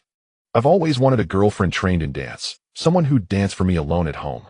Dance majors possessed exceptional flexibility, often mastering demanding moves. Moves like the split. Jenny had tried once but failed. Is that a hint, brother? Sun Yao fixed her gaze on Chen Qi. Chen Qi smiled. Ah, wasn't that obvious? I mean, I'd like you to be my girlfriend. To propose romance upon first meeting, to seek intimacy, was nearly inevitable between hosts and patrons. The previous top donor, Jin Jinlong, had bluntly offered 50,000 yuan for one night, a sum extraordinarily high even among high-end escorts, revealing how highly he valued Sun Yao. Sun Yao naturally refused. Her stance was clear: if he truly admired her, he should boost her ranking, send more carnivals, elevate her visibility. She needed substantial funds. 50,000 yuan, though sizable, fell far short of her ambitions. Private intimacy might ensure comfort, but not wealth. Her goal was greater fame, more fans, higher influence, transforming her into a top-tier host, enabling lucrative brand endorsements and product promotions. Yet Jin Jianlong wasn't naive. After spending 100,000 yuan platform and agency fees, would leave Sun Yao with only 13 or 14,000. With barely over 10,000 yuan in hand, she couldn't possibly be satisfied, unless he spent over 1 million. Jin Jianlong, however, preferred the simpler deal, 50,000 yuan tax-free, straight into her pocket. He was handsome, wealthy, and sleeping with him wouldn't be a loss. But neither would she yield freely. When confronted with oily middle-aged men like Jin Jianlong's son, Yao remained aloof. Even casual contact was unthinkable. She couldn't bear the thought of sharing a bed with such a man. So she told Jin Jianlong she aspired to build her own career and hoped he'd support it. With Chen Qi, however, she'd devote herself wholeheartedly if he met her price. Even if he kept other women. Being your boyfriend won't come cheap, you know. How expensive? 5 million. As Sun Yao uttered the figure, her heart raced. She studied Chen Qi's expression intently. Should the slightest displeasure flicker across his face, she'd dismiss it as a joke, as she'd done with Jin Jianlong, who'd erupted in fury. He'd raged, calling her golden or diamond-studded, as if she fancied herself a celestial being. Even top-tier dance streamers earned only 2 or 3 million annually. Mid-tier hosts made 10 or 20,000 monthly, a lesser ones scraped by on mere thousands. To demand 5 million outright seemed audacious. Even if Jin Jianlong possessed the funds, he'd never pay. Damn, she didn't even feign modesty. Just went straight for the haul. But Soft Lord forbids direct transfers to goddesses. Chen Qi still held nearly 18 million yuan. He could afford 5 million. Sulu's dinner invitation tomorrow would likely yield another few million in rebates. Yet how much goodwill, or return, would 5 million truly buy? I'm curious, why 5 million? Chen Qi asked. Sun Yao hadn't expected that response. She placed a slice of abalone sashimi onto his plate. Don't you think I'm just a gold digger, eh? First tell me why 5 million, not 3, not 8. Sun Yao paused, then spoke quietly. My family owes 5 million yuan. Others claimed earning 5 million was hard, but accruing 5 million in debt required its own kind of skill. My father was swindled by a business partner into gambling in Macau, losing vast sums. Not only his company shares, but 5 million yuan to banks. Gamblers' tales were unreliable. Whether he'd truly been framed or simply indulged his addiction remained unclear. Now he's a blacklisted debtor working daily odd jobs. My mother fell gravely ill from the shock. My younger brother is still in high school. I'm the sole provider for our entire family. What a classic tragedy, a gambling-addicted father, an ailing mother, a student brother, and a shattered daughter. Who else would save her if not him? Wasn't such a story more fitting for massage parlors or upscale lounges? A woman spinning such a tale was surely a master of fabrication, truth scarce in her vocabulary. How many boyfriends have you had? Chen Qi suddenly shifted topics. 2, Sun Yao replied honestly. Without Soft Lord's verification, Chen Qi would have dismissed it as deliberate understatement. Yet her number matched Soft Lord's data. She hadn't lied. Don't you believe me, brother? Well, I suppose not. Given my appearance, who would believe I've only had 2 boyfriends? Sun Yao's captivating beauty paired with such a melodramatic family saga made her claim seem inherently implausible. Chen Qi replied, I believe you completely. Sun Yao gazed at him, visibly moved. Truly, and why shouldn't I? Are you a liar? Haven't you heard the saying, the more beautiful the woman, the more skilled she is at deception? By that logic, you must be a master deceiver. Sun Yao burst into laughter at Chen Qi's remark. That's hardly how one pays a compliment. So you're demanding 5 million yuan to settle your family's debts. That makes you a filial daughter, not a gold digger. Do you think I wanted to be this filial daughter? Back then life was carefree. I ate, drank, and even endured being called daddy's girl or mommy's girl without complaint. In hearing Sun Yao's inner thoughts, Chen Qi finally confirmed her story was genuine. You truly believe that, brother? And could he be a sophisticated cad, spinning honeyed words just to seduce me? Chen Qi nodded solemnly. For such burdens of family responsibility to fall entirely upon a single delicate woman, it is no small feat. He immediately consulted Ruan Yi. Can I transfer the money directly to her father instead of to her? Yes. In receiving Ruan Yi's confirmation, Chen Qi felt assured. Sun Yao continued, originally, I planned to build my own career as a live streamer, aiming to become a top-tier host. In that path, too, could have yielded substantial income to repay our debts. Across platforms like Douyin and Douyu, countless streamers from indebted families have earned money to clear their parents' debts. Yet those who rise to prominence are rare exceptions blessed by fortune. How many strive relentlessly before cameras yet remain obscure, neither celebrated nor sustained? To be honest, several older brothers offered to support me exclusively, but I resisted fiercely. And frankly, their offers fell far short of what our family owed. Then why did you assume I could afford a 5 million yuan retainer? You look wealthy, brother, but I only dared broach the subject expecting you'd scold me. Never imagined you'd engage me in such earnest conversation. Chen Qi placed an Australian lobster roe shrimp ball onto her plate. 5 million. It's modest, I can provide it. Sun Yao's eyes shimmered. She hadn't expected him to agree so readily. This wasn't 50,000, nor even 500,000. It was 5 million. A year ago, when her father's company still thrived, affluent heirs vying for her hand would have gladly pledged 5 million as betrothal money. After all, it would have been a strategic alliance. Sun family's dowry alone likely amounted to 3 or 4 million. And now, under her family's current circumstances, those same heirs shun her outright. Who would willingly bind himself to her, only to shoulder her family's crushing debt? And her father stands little chance of resurgence. The sons will henceforth be an ordinary household, far from even middle-class stability. But it depends on your conduct. So this is the manipulative rhetoric of a heartless seducer, trying to groom me. Sun Yao's favorability 2 current 17. Surely you don't mean to say I must first accompany you for several days, until you're satisfied, before receiving payment. Do I strike you as that kind of freeloading scoundrel? Chen Qi asked. A bit, yes. Chen Qi said, send me your father's bank account number. What for, brother? Sun Yao asked, startled. To transfer the funds, of course. Fine, I'll send it. Let's see what you do with it. Soon after, Chen Qi received Sun Yao's WeChat message. He copied the account number and entered 1 million yuan into the Daxiao Bank app. 9 million wasn't extravagant. Han Linlin had already spent 1.5 million, while Su Lu spent slightly less, 90,000. Chen Qi wondered how much Sun Yao's favorability would rise with this million yuan gesture. Within seconds, Sun Yao's phone rang, her father calling. Yao, 1 million yuan just appeared in my account, and vanished instantly, seized by the bank. Her father had long been flagged as high risk by the bank. Any deposit triggered immediate automatic seizure. Their home had already been auctioned off. They now lived in rented accommodation. Over the past year, Sunny Yao had sold her BMW, using every cent for household expenses. She stood frozen, phone still pressed to her ear, staring wordlessly at Chen Qi. 1 million, just transferred, no hesitation, no stipulations. Sun Yao's favorability 40 current 57. Chen Qi jolted, startled by the system alert. Damn, a 40-point surge. This million was worth every cent.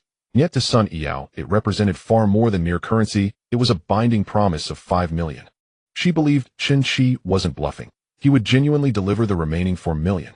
This act had saved all 4 members of her family. Brother, you sent 1 million. Her voice trembled. None like Douyin gifts, where only a fraction reaches her pocket. This was 1 million in cold hard cash deposited intact into her father's account. Father must have told you already. Brother, aren't you afraid I'm a fraud? Inventing a story to swindle you. Chen Qi set down his chopsticks and met her gaze with unwavering sincerity. The eyes are windows to the soul, and yours tell me you speak truth. Ruan Yi suddenly scoffed inside Chen Qi's mind. Oh, so now you're playing the intuitive sage. Wasn't I the one who told you? In truth be told, without his ability to hear inner thoughts, Sun Yao's tale might never have convinced him. Given Sun Yao's exquisite, almost courtesan-like beauty, most would reflexively dismiss her as materialistic, a social climber. How could someone so breathtaking possibly have dated only twice? Sun Yao's heart stirred at Chen Qi's heartfelt words. Her family's decline had exposed her to humanity's harshest indifference. Once close friends now refused her calls, terrified, Shed begged for loans. Yet this man, whom Shed met barely half an hour ago, had just wired 1 million to her family. Sun Yao's favorability 1 current 58. Tears welled in Sun Yao's eyes. This was the first time in a year Shed felt genuine care. Seeing her tears, Chen Qi rose and gently brushed away moisture gathering at her lower lashes. Why are you crying? Because I'm happy. Then am I your girlfriend now, brother? You haven't received the full 5 million yet, brother. In truth, Sun Yao had already accepted. She was willing to follow Chen Qi. Perform well, and he'll send more. Send the rest, and he'll be your girlfriend. They exchanged a glance, then both broke into laughter. We're playing nesting dolls here, Chen Qi remarked. I have one condition, fulfill it, and I'll wire another million.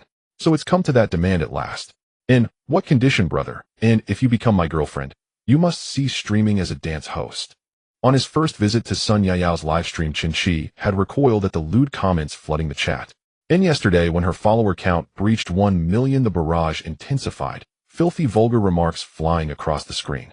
Men possess instinctive possessiveness. Once she became his girlfriend, He couldn't abide her, wearing revealing attire to perform sensual dances for other men's eyes. If I stop streaming, how will I earn? Will you support me, brother? Sun Yao asked. How much do you make streaming? Roughly 20,000 yuan monthly. That figure was generous, even optimistic. For months prior, her earnings hovered in the low thousands. Only recently, as her fanbase grew steadily, had her income stabilized between 15 and 20,000 yuan per month. How many years would it take you to repay your family's debts with this salary? Listen to me, stop streaming. I'll support you. Sun Yao was deeply moved by the tender words and spoke softly. Actually, teaching dance at that training center used to suit me well. My pay wasn't high, but the pressure was far less overwhelming. Now every day before reading comments or private messages, I have to steel myself mentally. I know exactly what those men are thinking, and my psychological resilience simply isn't strong enough. I can't match the top-tier female streamers who remain unfazed amid torrents of vulgar abuse. If you love teaching dance, then go back and teach it again. I do love teaching dance, but I've signed a 2-year contract with the streaming agency. If I quit streaming, I'd owe them 1 million yuan in penalties. Just months earlier, a female streamer had been sued for 1 million yuan by her agency for failing to meet the mandated streaming hours. If Sun Yao abruptly stopped streaming altogether, the penalty would be even more severe. She'd certainly be liable for breach of contract compensation. That's no issue. I'll cover the penalty for you. What ordinary man could bear watching his girlfriend perform provocative beaker dances in revealing attire for others? Sun Yao's outfits were relatively modest, compared to Wang Zhidao, the reigning queen of Douyu's dance sector, whose hot pants were shorter than Chen Qi's own underwear. Sun Yao shook her head. No, I won't let brother spend such an unnecessary sum. I can continue streaming, but I'll stop performing sensual dances and instead wear hanfu while performing classical dance. With your looks and wearing so much clothing for classical dance, no matter how skillfully you perform, the live stream engagement will inevitably plummet. Hardly a single dancer in the entire dance category performs classical dance. To attract traffic, one must wear as little as possible, though wearing more does significantly reduce lewd comments, making it somewhat tolerable. All right then, I'll buy you an apartment soon. Sun Yao sensed something unspoken and replied with a faint knowing smile. Brother already has a wife, don't you? You want to build a golden cage and keep me as your caged songbird. What nonsense, you're imagining things. I'm single. Single. Sun Yao wore disbelief plainly on her face. So wealthy, so handsome, and yet you claim you're single. It was as implausible as her claiming she'd only ever dated 2 people. No one would believe either. I trust you completely, Yao. Surely you wouldn't doubt me now. Though textbook manipulative rhetoric, Sun Yao's heart had already been captivated by Chen Qi's decisive financial gesture moments earlier and his heartfelt confession. I believe you. I believe everything you say, brother. Let's go browse Hermes later, Chen Qi suggested. Is brother buying clothes? Chen Qi pointed to the handbag beside Sun Yao. His understanding of luxury brands had grown steadily. The Prada bag beside her likely cost just over 10,000 yuan. I'll buy you a new bag. You've worn this one too long. Sun Yao flushed slightly at his remark. Most of my luxury items have already been sold. Before, I owned over a dozen bags worth hundreds of thousands of yuan. They chatted amiably as they ate. Over an hour later, Chen Qi escorted Sun Yao to the parking lot. The sky looks like rain is coming soon, Sun Yao observed, gazing up at the overcast heavens. I checked the weather forecast this morning. It's scheduled to rain this afternoon. No sooner had Chen Qi finished speaking than raindrops began falling without warning. In an instant, the drizzle swelled into a downpour. Damn, it came out of nowhere. Chen Qi seized Sun Yao's hand and sprinted toward the car. Luckily, it stood only a dozen meters away. Zhu Quan immediately stepped out from the driver's seat to open the door. Both Chen Qi and Sun Yao were drenched. The rain glistened across Sun Yao's porcelain skin, evoking the ethereal grace of a goddess emerging from her bath. My hairstyle, 30 minutes of blow-drying ruined in seconds. A wet look allure has its own irresistible charm. Brother, behave yourself. Sun Yao pulled a hair tie from her bag and swept her tresses into a high ponytail. Stunning, you've transformed from Daji into Hua Mulan. Brother, tie yours up too. It's all unruly right now. Chen Qi's hair was long enough to gather neatly backward into a small top knot, barely resembling a warrior's chignon. That very hairstyle lent him an uncanny resemblance to Takashi Kaneshiro. As Sun Yao leaned fully against him, Chen Qi's face found itself directly aligned with her chest. 1 inch closer, and he'd have become a facial cleanser. Even with his considerable self-control, Chen Qi nearly lunged forward, until a system alert interrupted him. Gained 20 soft rice coins redeemed for 200 Chinese yuan. Wait, 200 yuan, just like that. Chen Qi touched the hair tie on his head. Was this thing really worth 20 yuan? Because of his hairstyle, Chen Qi had purchased similar hair ties online before, each costing mere jiao barely more than a few cents.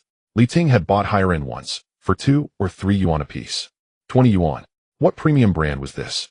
The hair tie was stuck fast. He'd glanced briefly and confirmed it matched Sun Yao's exactly. Yao, this hair tie is quite unique. Is it a rainbow pattern? Woven from 7 vibrant threads, it bore a delicate pink kitten charm. Oh, this. I made it myself. Do you like it? Absolutely exquisite. Your hands are truly gifted, Yao. Just a few yuan's worth of materials. I wove it one idle evening. Chen Qi mused a few yuan's worth of materials. Yet soft rice granted 20 yuan. Was it for craftsmanship? Soft rice replied, shall I not add another dozen yuan for labor costs? Ah, I see. Soft rice, you're truly noble-hearted. Soft rice. Could the labor fee go up a bit more? After all, it was crafted by a beauty. You cheeky fellow, don't push your luck. Sun Yao glanced around the car's interior. It closely resembled one she'd ridden in before. Brother, is this a Maybach S800? Though the hood bore the Mercedes-Benz emblem, Sun Yao clearly knew her automobiles better than Han Linlin did. After Maybach's acquisition by Mercedes-Benz, the brand adopted the Mercedes emblem, and Sun Yao's father's friend had once owned this very model. You know cars, do you? I happened to see this model once. Otherwise, I'd only recognize it as a Mercedes. Master Zhu, please drive to Yixiang City. On the 3rd floor of Yixiang City stood row upon row of luxury boutiques. When Sun Yao's family was affluent, she often strolled these aisles with friends. Now not only could she no longer afford such indulgences, but she'd even sold off her treasured collection of handbags. Brother, will you really buy me one? Just a handbag. But brother already transferred 1 million yuan to my father. That's one matter entirely. Buying a bag is another. Reassured by his firm reply, Sun Yao declared, then I'll start with Chanel. Chen Qi was about to agree, when he suddenly recalled Wang Siwen, standing near the Chanel counter chatting animatedly with Han Linlin. If Wang Siwen blabbed it to Han Linlin, complications would surely follow. Let's buy the ultimate in handbags, Hermes. Only that matches our refined taste. Sun Yao burst into laughter and tugged gently at Chen Qi's sleeve. But brother, your head Toto Louis Vuitton. Personal preference, irrelevant. For Yao, only the finest will do. His entire LV ensemble had been selected by Su Lu. He'd need to diversify across several luxury houses, rotating outfits regularly. Otherwise, people might assume he worshipped Louis Vuitton alone. Welcome to Hermes, how may I assist you? Lin Hui stepped forward to greet, immediately recognizing Chen Qi. Today he brought another girl, and this one has an even better figure. These rich second-generation heirs, it seems, never lack beautiful women. Lin Hui was perceptive and did not greet Chen Qi, instead treating the two as if it were their first meeting. Chen Qi nodded at her, signaling her that she was doing well. Hello, I would like to see the Kelly bag, said Sun Yao. She leaned closer to Chen Qi's ear and softly asked, brother, this bag costs 3200. Is that okay? There's nothing wrong with it. If you like it, just buy it. I'll take a look first. I've seen it online before, but I don't know how the actual product is. Lin Hui smiled. Right this way. The girl he brought, how come her taste is the same? Another Kelly bag. Chen Qi's clothes were also a bit damp, so he picked out 2 t-shirts at Hermes. Sun Yao's bag, clothes, and shoes totaled 63000. Sun Yao's affection 3, current 61. Before her family went bankrupt, she usually only bought bags under 100 from Chanel or LV, and a 3 Hermes bag was still a bit much for her. If he keeps buying for these goddesses, it is likely that all the sales associates in Donghai City's luxury stores will recognize Chen Qi. However, luxury goods are something every woman loves, no matter if they are a goddess or just plain. Even an unattractive person wants to carry a branded bag when going out. Brother, did you fall for me at first sight? Sun Yao, in a good mood, asked, a common line between couples. No, it's merely a case of lust. You old lecher. Sun Yao playfully retorted. She was quite confident in her looks, and Chen Qi's words made her happy, although she still couldn't help but tease him. If you come across a prettier girl, would you also be tempted? I think it's difficult unless the space agency can find the heavenly realm. Sun Yao blinked. What do you mean? Your beauty has no rivals on this earth unless a fairy descends. How? You complain, but your affection is still increasing. Sun Yao's affection 1, current 62. Brother, are you watching my live stream tonight? Chen Qi thought for a moment. It seemed he had nothing to do tonight. Staying at his new home and watching a stream sounded nice. I've never seen classical dance perfect for tonight. Sun Yao linked her arm with Chen Qi's, playfully bumping into him, while Chen Qi unabashedly stared at her assets. Still watching. Sun Yao shot him a glare. A feast for the eyes. I want bubble tea. No matter how rich you are, bubble tea is still a must. Even Principal Wang and Jay Cho buy it. Chen Qi pinched Sun Yao's delicate face. All right, let's go buy some. Sun Yao ordered a grape jelly drink while Chen Qi got a strawberry one. Brother, is yours good? Why don't you try? Sun Yao playfully said sure. She leaned over, bit the straw, and took a small sip. Delicious. Chen Qi looked at the bright red lip mark on the straw and continued drinking without any hesitation. Still lacking something. What do you mean lacking? Is the strawberry drink not good? Then you should drink mine. Yours is also lacking. Then what does brother want to drink? He probably doesn't drink bubble tea often, otherwise he must have a dessert chef at home. Imported bubble tea, where in Donghai City sells imported bubble tea. I've never heard of it. Sun Yao thought for a moment, wondering if foreign bubble tea is good. She has been to several countries and felt that none of them compared to Waxia's bubble tea. Chen Qi stared at her, and she suddenly thought of something. Brother, you're annoying. There's no imported bubble tea. Who says there isn't? The imported supermarket is right ahead. Chen Qi pointed to the Sam's Club in front. He just remembered he would be staying at his new home tonight and needed to buy some daily necessities. Let's stroll through the supermarket. Sure, I'll see if there's any imported bubble tea. Chen Qi was buying toilet paper when 3 WeChat messages came in. He looked and saw it was from his good buddy Chen Etienne. Cheesy, are you working overtime tonight? I'll pick you up after work. Let's have a drink. My treat. Chen Qi saw this and knew that Chen Etienne must have quarreled with his girlfriend Lin Xian. Speaking of Lin Xian, he couldn't help but mention Li Ting. Chen Qi met Li Ting through Lin Xian. If you're drinking tonight, don't drive, I'll call a car. Chen Etienne replied immediately, all right, I won't work overtime today. Oh, I'll leave at 5:30. Not even Jesus can stop me. Chen Qi tugged at Sun Yao's hand. Yao, I have something to do tonight, so I can't accompany you for dinner. Sun Yao was understanding, as she knew that someone as wealthy as Chen Qi must have many affairs, and he could be dealing with millions in a matter of moments. If brother has something to do, then go ahead. Oh, I'll take a taxi back later. No rush, I'll take you back. It was still raining heavily outside, and the Maybach emerged from the garage as if it were rushing out of a waterfall. Rainwater poured down on the car, but luckily the Maybach soundproofing was excellent, and Jay Cho's Common Jasmine Orange was playing inside. Rain falls all night, my love overflows just like the rain. Chen Qi began to hum along. Sun Yao clapped enthusiastically. Brother sings so well. If you sang in the beauty zone, there would definitely be rich women giving you rewards. You might even get a sugar mommy. There's no rich woman better than you. Chen Qi dropped off Sun Yao at her home. When he got out of the car, Zhu Quan opened the door for Sun Yao, holding an umbrella outside. The Maybach's trunk came with its own umbrella, but Zhu Quan used the umbrella he just bought himself at the mall. Zhu Quan walked Sun Yao to the corridor where she wouldn't get wet. Miss Sun, please check if you've left anything behind. Zhu Quan handed the luxury shopping bag to Sun Yao. Thank you, Master Zhu. Just as Zhu Quan was about to leave, Sun Yao called out to him. Master Zhu, does Chen Qi or a girlfriend? Even if Chen Qi didn't have a wife, a wealthy young man like him would definitely have a girlfriend from a well-matched family. Sun Yao understood. Oh, when her family was doing well, her father often told her to find a partner from a similar background, and her friends were all the same. If Chen Qi had a girlfriend, how could she compete with a rich girl in her current state? Even if Chen Qi liked her, his parents would not allow their son to marry the daughter of a deadbeat. However, Zhu Quan's answer relieved Sun Yao. I'm not too clear about Mr. Chen's personal matters, but regarding a girlfriend, there shouldn't be one. At least the only lady I've been picking up and dropping off is you, Miss Sun. Thanks then, Master Zhu, please head back quickly. Chen Qi is still waiting. Zhu Quan returned to the car and recounted the conversation he had with Sun Yao to Chen Qi. This girl still doesn't trust me. You did well, Master Zhu. Chen Qi promptly transferred 500 yuan to Zhu Quan. Thank you, Mr. Chen. Zhu Quan was overjoyed. Oh, working for a boss like Chen Qi would be incredibly comfortable. Sun Yao returned home to her small 3-bedroom apartment, perfectly accommodating her parents' younger brother and herself, each having their own room. Sun's father had gone to the labor market that morning in search of daily work, but returned home at noon when the heavy rain poured down. Her younger brother Sun Yue was in his 2nd year of high school, just starting his summer vacation a couple of days ago. Meanwhile, Sun's mother had been at home focusing on her health. She used to be a stay-at-home wife from a wealthy background, and now with her poor health, it was even less likely for her to work. Yao, how could you buy Hermes? Don't you know the situation at home? Sun's mother immediately scolded Sun Yao for spending money recklessly upon seeing the 4 or 5 Hermes shopping bags. Sun's father pulled Sun Yao aside, asking, Yao, what's this 1 million from noon all about? At that moment, Sun Yao couldn't say much over the phone and told her father to discuss it at home. That money was sent by my top brother. Sun Yue, a high school junior, spoke diplomatically as students today. Sister, have you and him done it? Sun Yao shot him a fierce glare. Stop talking nonsense, or he'll hit you. Sister, that top brother is really capable. What's he like in person? He's very handsome, only 26 years old, and without any conditions he directly transferred 1 million to Dad's card. We had lunch at Socratic and it cost 1,000.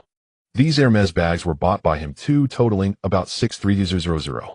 The 3 members of the Sun family were dumbfounded. Sun's mother remarked, Even when we had money, we wouldn't dare to spend like this. What car does he drive? Son's father asked. A Maybach S800, but he doesn't drive it himself. There's a chauffeur. Son, you stroked his chin. Sister, you can't be a succubus, can you? Although you look decent. But after 3 or 4 hours of meeting, he spent over 1.7 million on you. How did you manage that? Did you enroll in a class? I saw someone online selling a course called 3 Sentences to Make a Man Spend 1 Million. Sonny Yao picked up a slipper and was about to hit Sun Yu. What do you mean I look decent? I'm a beauty. In her brother's eyes, an outwardly glamorous sister was just an illusion. Only her current state seemed real. Especially since Sunny Yao was 7 years older than Sun Yue, who had grown up being beaten by her. Once he reached middle school and grew taller, Sun Yao could no longer overpower him and gradually stopped hitting him. However, the fierce image of his sister left a shadow on Sun Yu's young heart. Mom, look at sister. Sun's mother intervened, pulling Sun Yao down onto the sofa. Yao, which family's young master is he? He didn't say. All I know is his name is Chen Qi, and he works in investment. Old son, do you have any impression of him?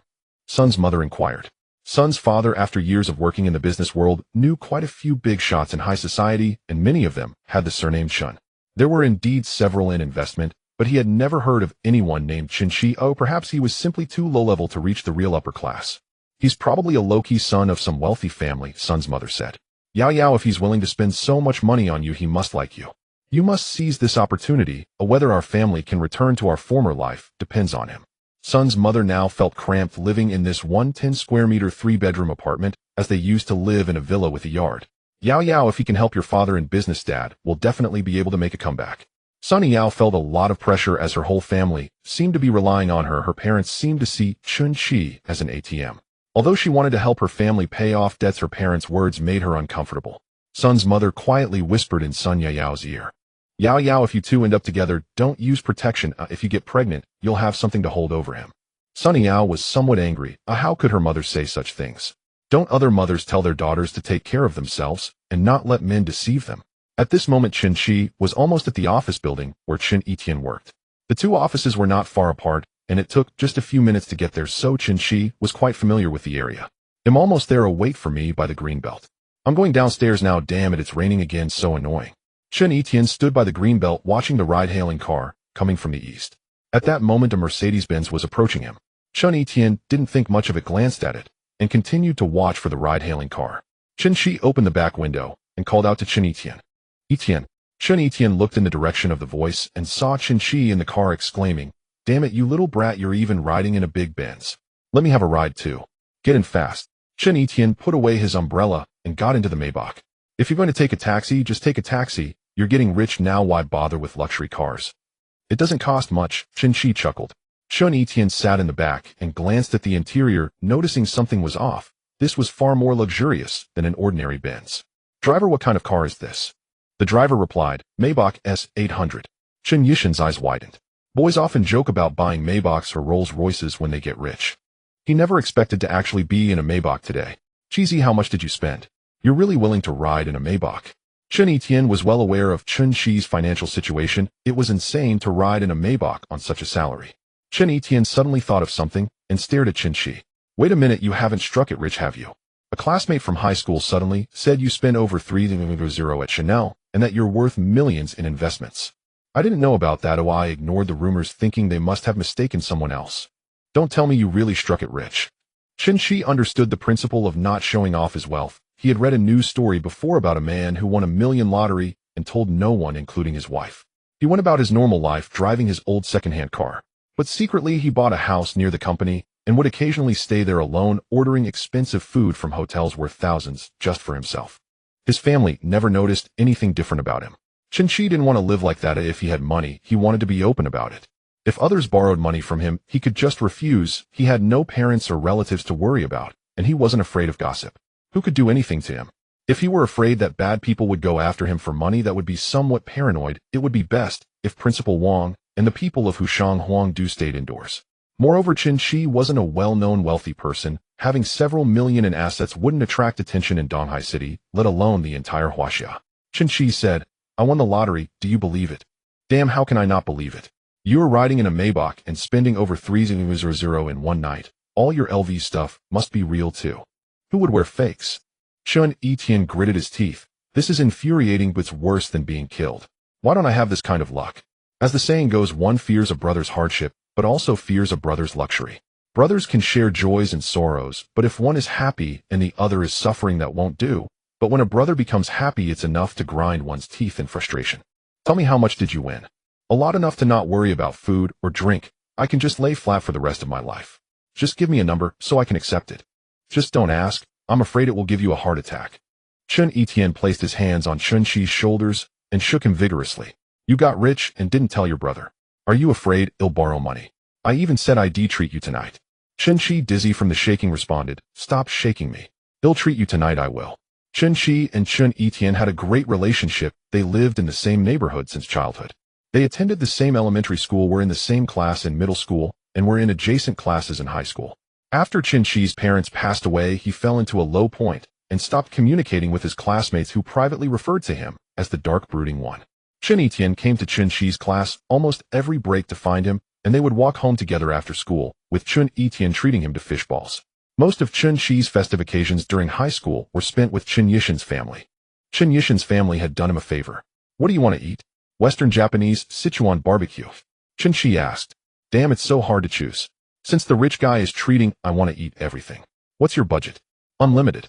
As long as it's in Donghai City, any restaurant you can think of we can go to. Chen Qi raised an eyebrow. Can we go to Socrates too? That's the only Michelin 2-star restaurant in Donghai, with an average cost of 8,000. Chef, Zhu Socrates. Wait, are you serious, man? Chen Qi sent a message to Butler Lee asking him to help arrange a table. If they went there last minute, they probably wouldn't get a seat. When the waiter saw Chen Qi again, this time, he was accompanied not by a beautiful woman, but by a guy. The quirks of the rich are truly unfathomable. Coming here 3 times a week, he must treat Socrates like a cafeteria. It was Chen Yishan's first time at such a high-end restaurant. As he looked at the fish in the aquarium, he quietly asked, Godfather, how did you book this table? Online, they say you need to book 2 or 3 days in advance. Don't underestimate the power of money. Here, take the menu and order whatever you like. Don't look at the prices, you just get whatever you want. Today, Godfather will treat you lavishly. Thank you, Godfather. Chen Yishan's eyes sparkled as he ignored the prices on the menu. He ordered 10 dishes in one breath. How about this, Godfather? Chen Qi looked at him in disdain. You won't even spend money if it's given to you. Add more dishes, another 10. That's too many, we can't finish it.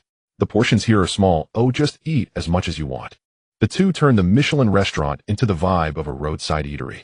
Chen Qi asked, What did you and Lin Xian argue about this time? So what else could it be? We've been dating for 2.5 years, and now we have to talk about the wedding betrothal gifts again. How much does she want?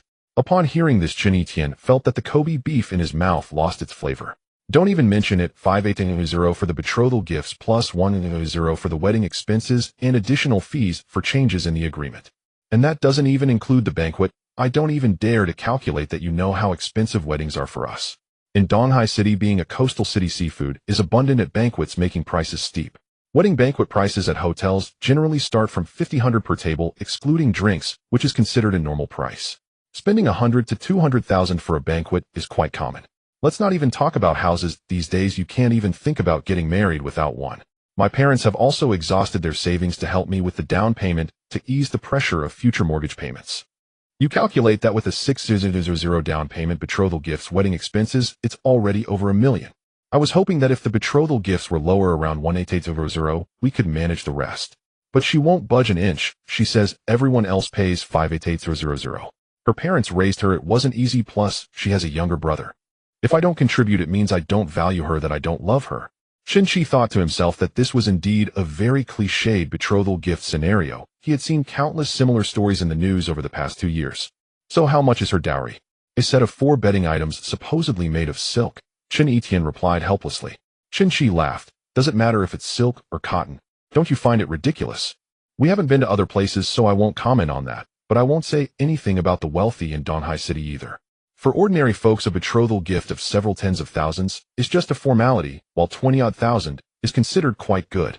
According to customs, the girl's family doesn't mention dowries equivalent to the betrothal gifts. They usually give several thousand, and neither side's parents will take that money. It's all for the young couple. Lin Xian must have spent too much time on Douyin. What does she mean by everyone else pays 58800? Is she crazy? Is your relationship worth just a set of bedding? Chen Qi did have some feelings for Lin Xian, so he replied, Her family doesn't have much money. They can't even afford to give her a car as a dowry, and I already have a car. I understand what you mean, but are you really just worried about the dowry? Does she really like you? Let me ask you, if she agreed to only accept 18800 as the betrothal gift, would you refuse even the bedding set? Chen Qi replied, of course not.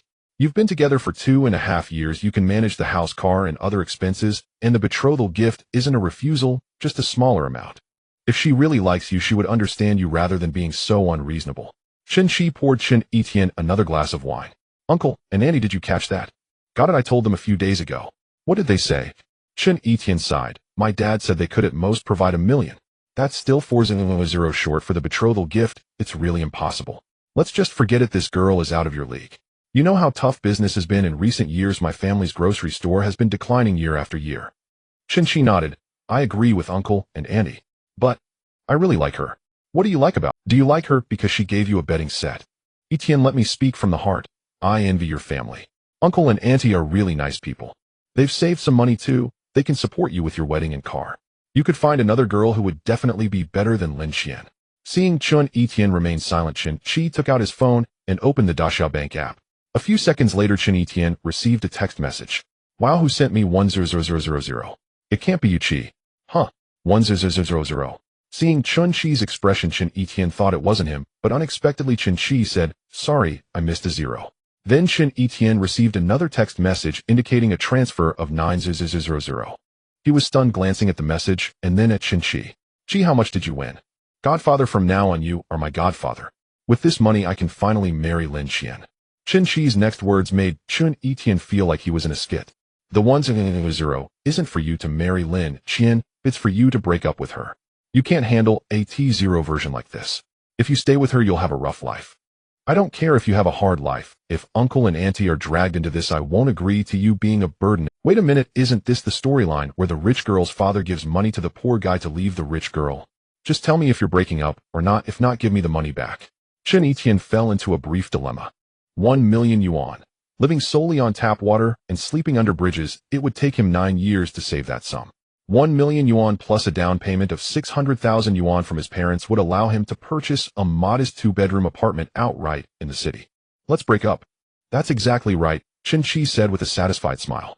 Don't you think I'm greedy, ending things with my girlfriend just for money? I won't accuse you of greed or of manipulating women's affections, Chen Qi replied. You've already given everything you could. It was she who overreached, like a snake swallowing an elephant. Let's go. The meal's nearly finished. Next stop. Where to next? Black Rose. A bar. Sure. I haven't had enough to drink yet. Since Brother Fu's treating, I won't hold back. He'd only ever joined friends at Black Rose for casual drinks at shared tables. Prices were steep, and he'd always hesitated to splurge. But now with Chen Qi, who'd just struck the jackpot, footing the bill, he resolved to drink freely. Though my luck's terrible, I'll never win the lottery. My brother's fortune is extraordinary. Cheesy, you'll support me for the rest of my life. I'm retiring right here. Chen Qi disdainfully shoved him aside. Get lost. No homo stuff. Half an hour earlier, Chen Qi had already reserved a private booth with Xiao at Black Rose. He'd also messaged Jenny to arrange a lineup of stunning women. Outside Black Rose Bar, several energetic young men and women were already gathered, waiting eagerly for the doors to open. At 8 o'clock sharp, the bar opened its doors and streams of young men and women strolled in, chatting in 2s and 3s. A youth glanced around the interior and remarked to his companion, "What's going on tonight?" The Atmosphere Squad showed up way too early. You're right. They're all strikingly beautiful. Is there some special event happening? No word about it. Maybe a promotion. Isn't that Jenny over there? She usually doesn't arrive until past 11. Jenny, Xiao, and 8 statuesque glamorous women were holding a huddle. Young Master Chen will be here shortly. He's our golden patron. Jenny, lead your sisters and ensure he's lavishly attended. If 3 more icebound divine dragons are ordered tonight, everyone's commission will exceed 10,000 yuan. Xiao, what's the point of commissions? Last time young Master Chen gifted us bottles directly. We resold them to the bar. We earned even more than our commissions. Jenny thought to herself, those few bottles. Young Master Chen had handed her 6 unopened bottles that night, and through her diligent efforts, she pocketed a 10th Sandiyu in gratuity. If young Master Chen invited her again tonight, another substantial windfall awaited. When Chen Qi arrived at Black Rose at 9 o'clock, he was stopped at the entrance by security. The two held takeout boxes of skewered barbecue, while beside the main door a posted notice read, "No outside food or beverages permitted." On the way, Chen Etienne had suddenly declared Socrates' Western cuisine too refined, too elegant, and claimed he suffered elegance allergy. He'd craved something earthy, barbecue, and so Chen Qi detoured to pack some up. Sir, apologies. We prohibit outside food, the guard said, gesturing toward the notice. Cheesy, maybe we should eat first then go in. Are you 5 years old? Brother, cut us some slack. The guard remained impassive, not allowed. Here, 3,000 yuan. Buy yourself cigarettes. Chen Etienne had never before witnessed Chen Qi wield cash power, just to smuggle in grilled skewers. This was pure extravagance. Zhou Leishan was startled. He knew many affluent patrons frequented bars. Yesterday a guest had tipped a guard 200 yuan simply for moving his car. Zhou earned only 6,000 yuan monthly working here. Yet, Chen Qi offered him 3,000 just to let in some barbecue. No, Zhou hadn't expected himself to refuse 3,000 yuan in tips. 5,000. His resolve wavered. After all, he worked to earn money. Who turned away cash? Sir, please don't put me in a bind. The bar has strict rules. If I let you in, I violate protocol. Chen Qi recalled paying barely over 2,000 yuan for premium hotpot seating or yacht tickets. Yet, 5,000 couldn't sway this guard. He observed the guard's upright posture, immaculate uniform, and cap and bearing, unlike the typical streetwise bouncers. Did you serve in the military? 10 years. Just then Xiao Xiao rushed out. What are you doing? Young Master Chen is our VIP guest. You're blocking him at the door. Do you want to lose your job? The bar's rules clearly state, silence. Xiao Xiao glared. Chen Qi waved dismissively. It's fine. People with such integrity are rare these days.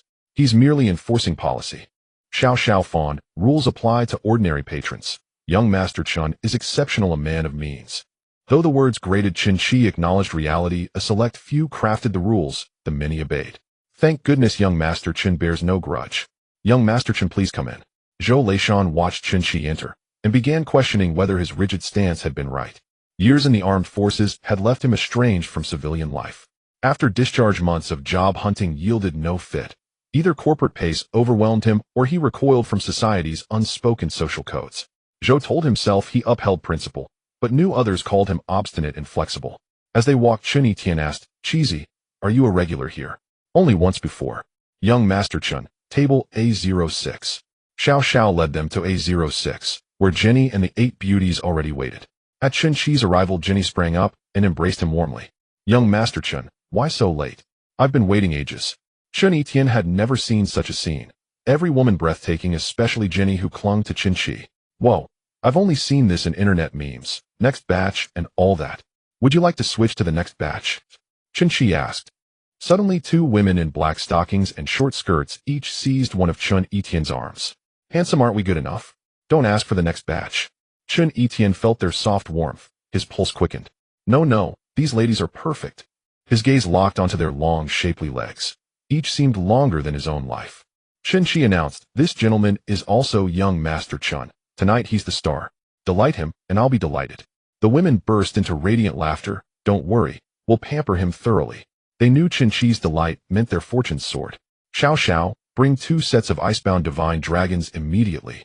Young Master Chen, the reserve stock you gifted me last time remains untouched.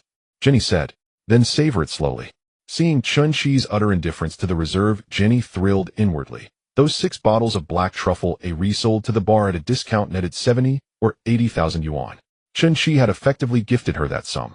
Cheesy, 2 sets of icebound divine dragons. At 128 yuan per set. Chen Etienne gaped, imagining at most ordering 1 great divine dragon for fun, not this reckless opulence. Not enough. We'll order more later. No, it's not that. Chen Etienne faltered. From the DJ booth, the DJ boomed with commanding energy. Congratulations to table A06 for selecting 2 sets of the Icebound Supreme Divine Dragon. Wishing our esteemed patron boundless success and smooth sailing. The bar erupted in cheers. A06 again. Was it the same person last time too? I saw Jenny head straight to A06. Truly impressive. Who is this young master? Dozens of bunny girls and 4 burly men in sharp suits carried 2 ornate drink trolleys around the bar before converging on booth A06. The bunny girls fired off celebratory cannons and scattered golden confetti, instantly igniting the bar's atmosphere into a roaring crescendo. The DJ pounded out relentless pulsing beats while beauties swayed their hips with uninhibited abandon. So many stunning women. I was such a fool to cling so stubbornly to Lin Xian. You can't just pick up a girlfriend anywhere you like here. Chen Etienne leaned close to Chen Qi's ear and whispered, have fun, but keep your head clear. Don't let your thoughts wander. Why not? Look at them. Each more exquisite than the last, slender waist, shapely curves, long legs, lush hips. Most who come to bars aren't seeking sincerity. Chen Qi replied, "These are seasoned socialites. Choose one as a girlfriend, and you'll be played until you're broken." For the first time, Chen Etienne felt intoxicated by the sheer density of beauty swirling around him.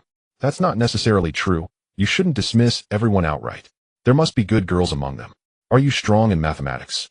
My math is average. You know that well enough. Chen Etienne didn't grasp Chen Qi's meaning. Then why invoke probability theory? True, some curious young women do venture into bars for the first time, out of intrigue, not habit. But tell me, among so many seasoned revelers, what are the odds you'd encounter someone genuine? Remember, play freely, but dream no further. After a while, Chen Qi felt an urgent call of nature and rushed to the restroom. Sitting on the toilet, he opened his phone and entered Sun Eao's livestream. Sun Eao wore an elegant pale blue hanfu gown as she performed classical dance. Indeed, true beauty needs no embellishment. Even draped in sackcloth, she would still captivate. Yet her audience remained unimpressed. Chen Qi observed that vulgar comments had diminished somewhat, but her follower count had plummeted, and scathing criticism had surged. What on earth is the streamer doing? Wasn't she performing sultry high-energy dances yesterday? We came to see thigh-high stockings and long legs, not modest layers of silk. Isn't this outright deception? Sun Eao truly lives up to her ID now. Yao Yao, not seductive. I'm out. I prefer crass entertainment. This refined artistry isn't for me. Time to watch those borderline performances instead. Unfollowing wasted my attention. The comments section erupted in furious backlash.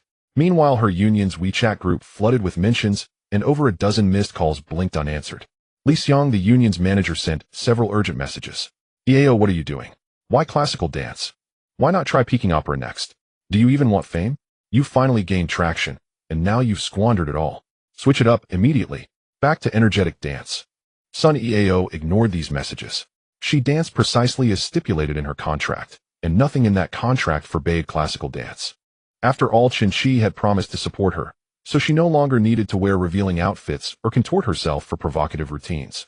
Yet the union's profits depended entirely on her popularity. The hotter she burned, the more generous the donations, and the greater their cut. Just as Sun Eao began showing promising signs of stardom, she extinguished them herself. When Li Xiang received no reply, he dialed the assistant assigned to her the previous day. The new university graduate serving as her assistant endured a blistering scolding from Li Xiang. Directorly, Miss Sun said she won't perform energetic dances anymore. She's dancing classical nonsense. How many classical dancers even exist in the dance category? Ask her. Does she want her family's debts left unpaid? The assistant lived in the apartment Sun Eao rented. That day upon arriving, she noticed the entire Sun family radiating unusually cheerful energy. Their evening takeout and fresh fruit delivery likely cost 700 or 800 yuan.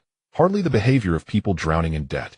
Performing classical dance did not breach Sun Eao's contract, as long as her streaming duration met requirements. Though this choice cost her followers and revenue, she remained utterly indifferent. Li Xiang stared darkly at Sun Eao's livestream. If she'd remained obscure, he'd have let it be, but now with fame within reach, her defiance threatened the union's very livelihood. Within 2 hours, Sun Eao's follower count plummeted from 1 million to 7,000, and continued falling. Classical dance streamers were rare. Most were instructors from dance academies promoting their institutions. Even 30,000 followers would be considered exceptional. Chen Qi disapproved of Sun Eao's earlier sensual performances, but found her classical dance unexpectedly graceful, possessing a quiet, refined charm that resonated deeply, though her audience clearly disagreed. Chen Qi watched the torrent of vitriol, slander, and passive-aggressive mockery flood the comment section. Being a streamer was never easy. No matter what path one chose, critics would always find fault.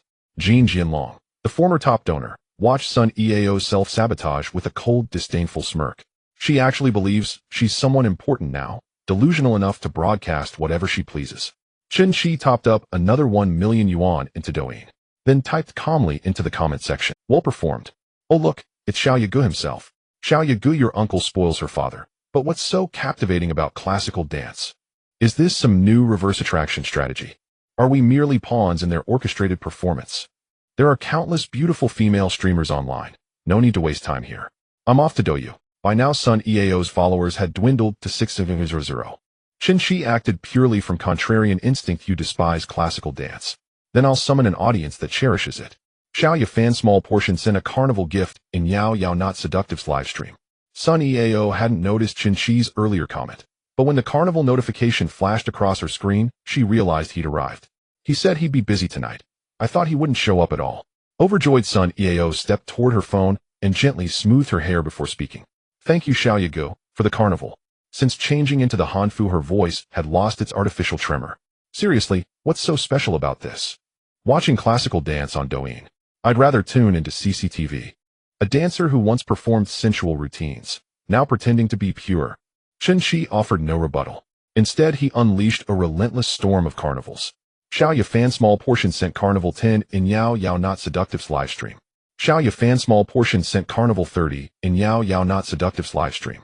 The carnivals poured forth without pause, more fluid and sustained than the night before. After sending 333 carnivals, his animal yuan top-up was exhausted. His account level rose from 55 to 60, yet reaching level 61 required another 2 million yuan, leaving him just 200 yuan short. Within that half-hour, Sun Yao's livestream soared to no. 1 on the national hourly chart and earned official platform promotion. Her follower count reversed its steep decline, surging past 1.6 million. Her audience composition shifted dramatically, where male viewers drawn to sensual dance, once dominated women, now formed the overwhelming majority. Sister, you're breathtaking. This Hanfu is exquisite. Do you have a purchase link? Her classical dance transports me straight back to the glorious Tang dynasty. Sun Yao's favorability, 5 current 67. Sun Yao had just messaged Chen Qi, asking why he'd spent so lavishly again. He'd been too absorbed in gifting to reply. Now he responded. I saw them bullying you, and I refuse to stand by. They picked the wrong target. If they dislike it, I adore it. Yao Yao, your dance foundation is extraordinary. Everything you perform becomes art. Sun Yao's favorability, 1 current 68. Brother, you truly don't need to pay them any mind. Sun Yao originally did not want Chen Qi by to help her pay the 100 yuan breach of contract fee for nothing, which is why she continued the live broadcast. Now she doesn't need to please the audience, she can dance to her heart's content, and in the stream once she meets the time requirement. It's fine, just a small amount of money. Dance however you like, but don't tire yourself out too much. Then tomorrow, you'll dance a folk dance. Alright, as long as you're happy, that's all that matters. During her school days, Sun Yao excelled in classical and folk dance, and was also skilled in ballet and Latin. Modern dance was a breeze for her, and dancing to pop music in a live stream was unavoidable, as it was what people loved to watch online. Since she didn't have to worry about making money, dancing her favorite routines during the live stream was quite enjoyable. Doing what she loved always lifted her spirits.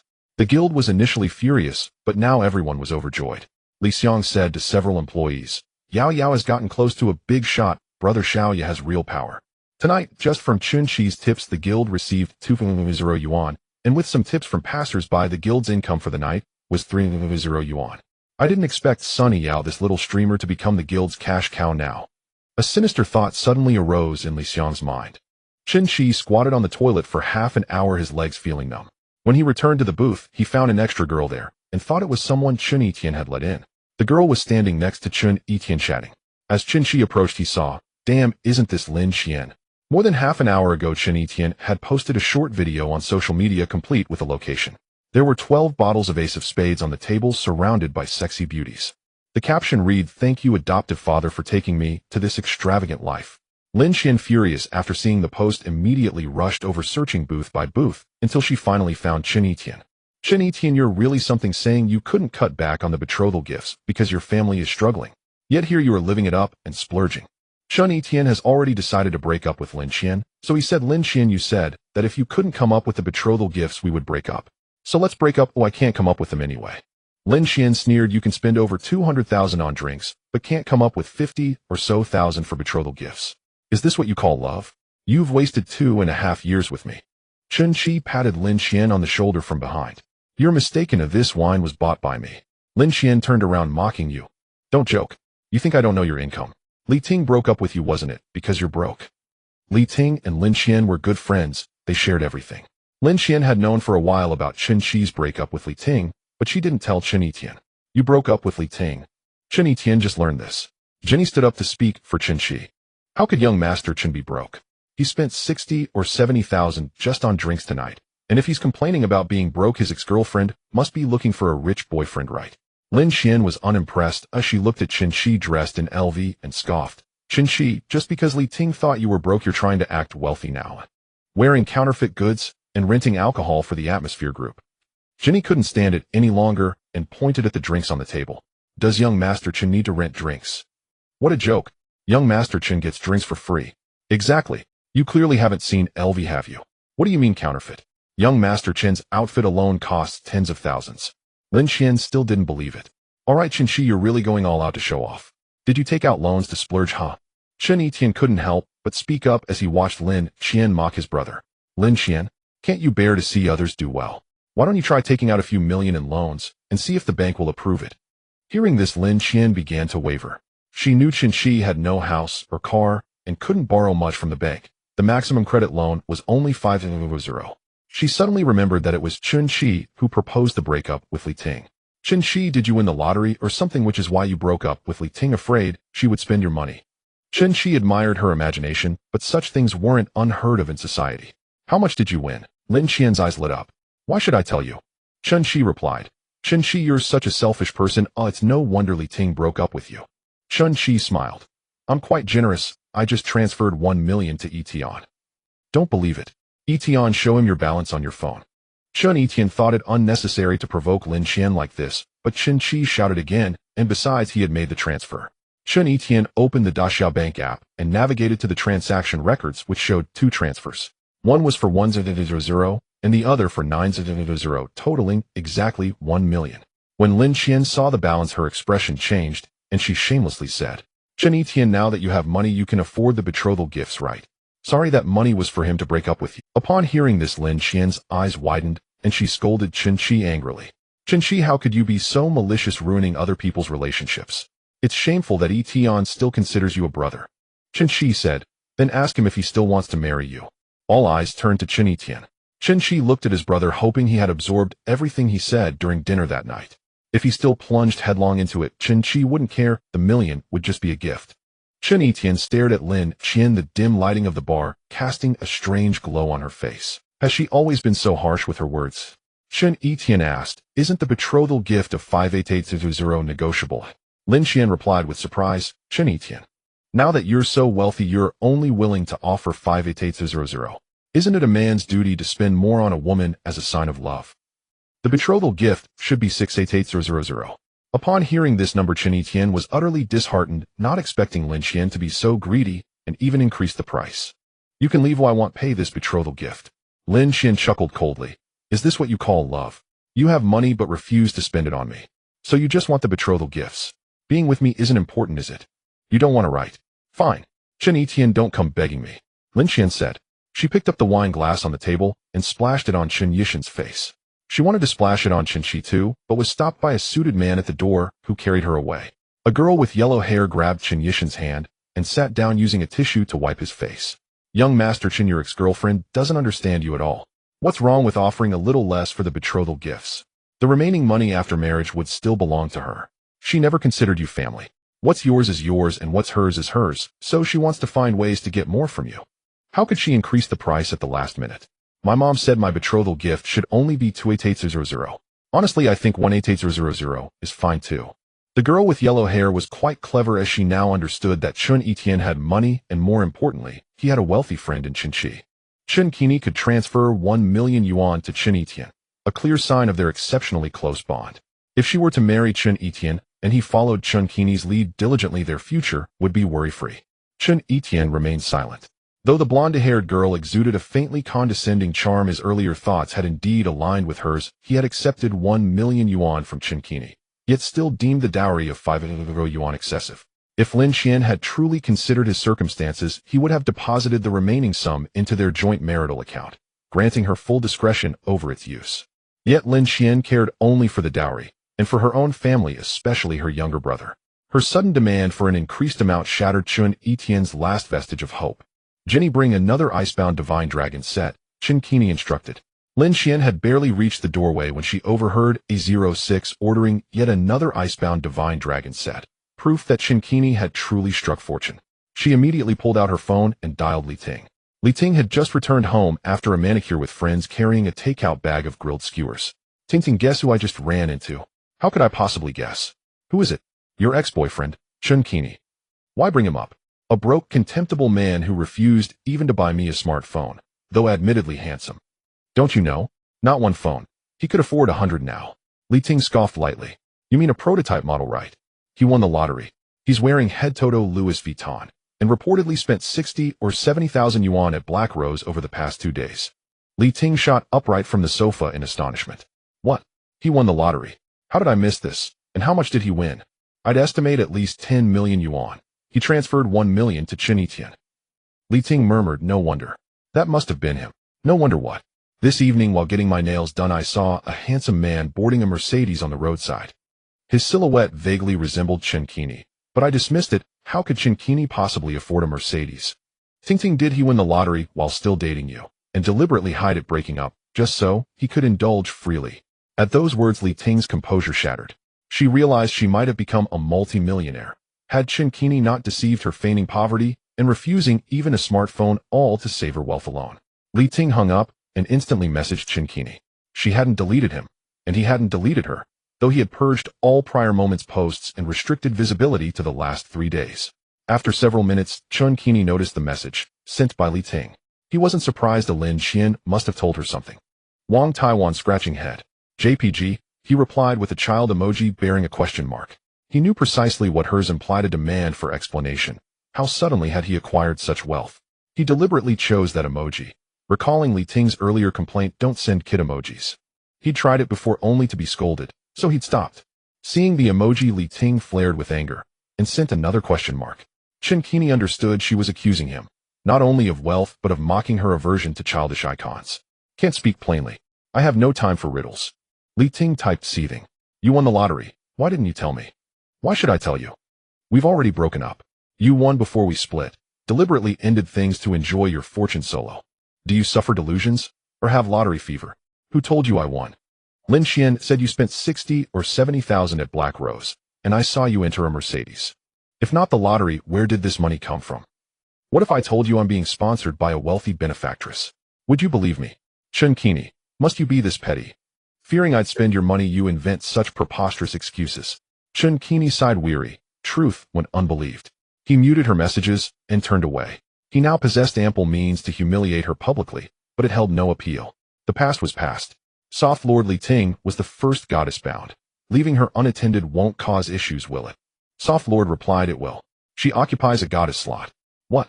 Goddess slots exist, and you never mentioned them. You never asked. You initiated the binding yourself. Chen Qi sighed. Back then no other goddesses were available. I merely wanted to test the system with her. How many goddess slots are there? 10. Chen Qi reflected. He'd already bound 4. Su Lu generated the most returns. Han Linlin and Sunny Yao were still in early stages. Can I unbind her? Yes. I'm no tyrannical system enforcing draconian terms. Chen Qi thought Soft Lord proved surprisingly humane. Then unbind Li Ting. Confirmed. Unbinding requires 100 affinity. Chen Qi blinked. Wait, that's a hidden clause designed to trap me. Unwilling to re-engage Li Ting, yet aware her affinity wouldn't rise without contact, and couldn't reach 100 without unbinding. He asked Soft Lord, if affinity hits 100 and she's unbound, does her affinity reset to 0? After reaching eternal devotion, why would it reset? But post-unbinding her expenditures yield no 10,000-fold return.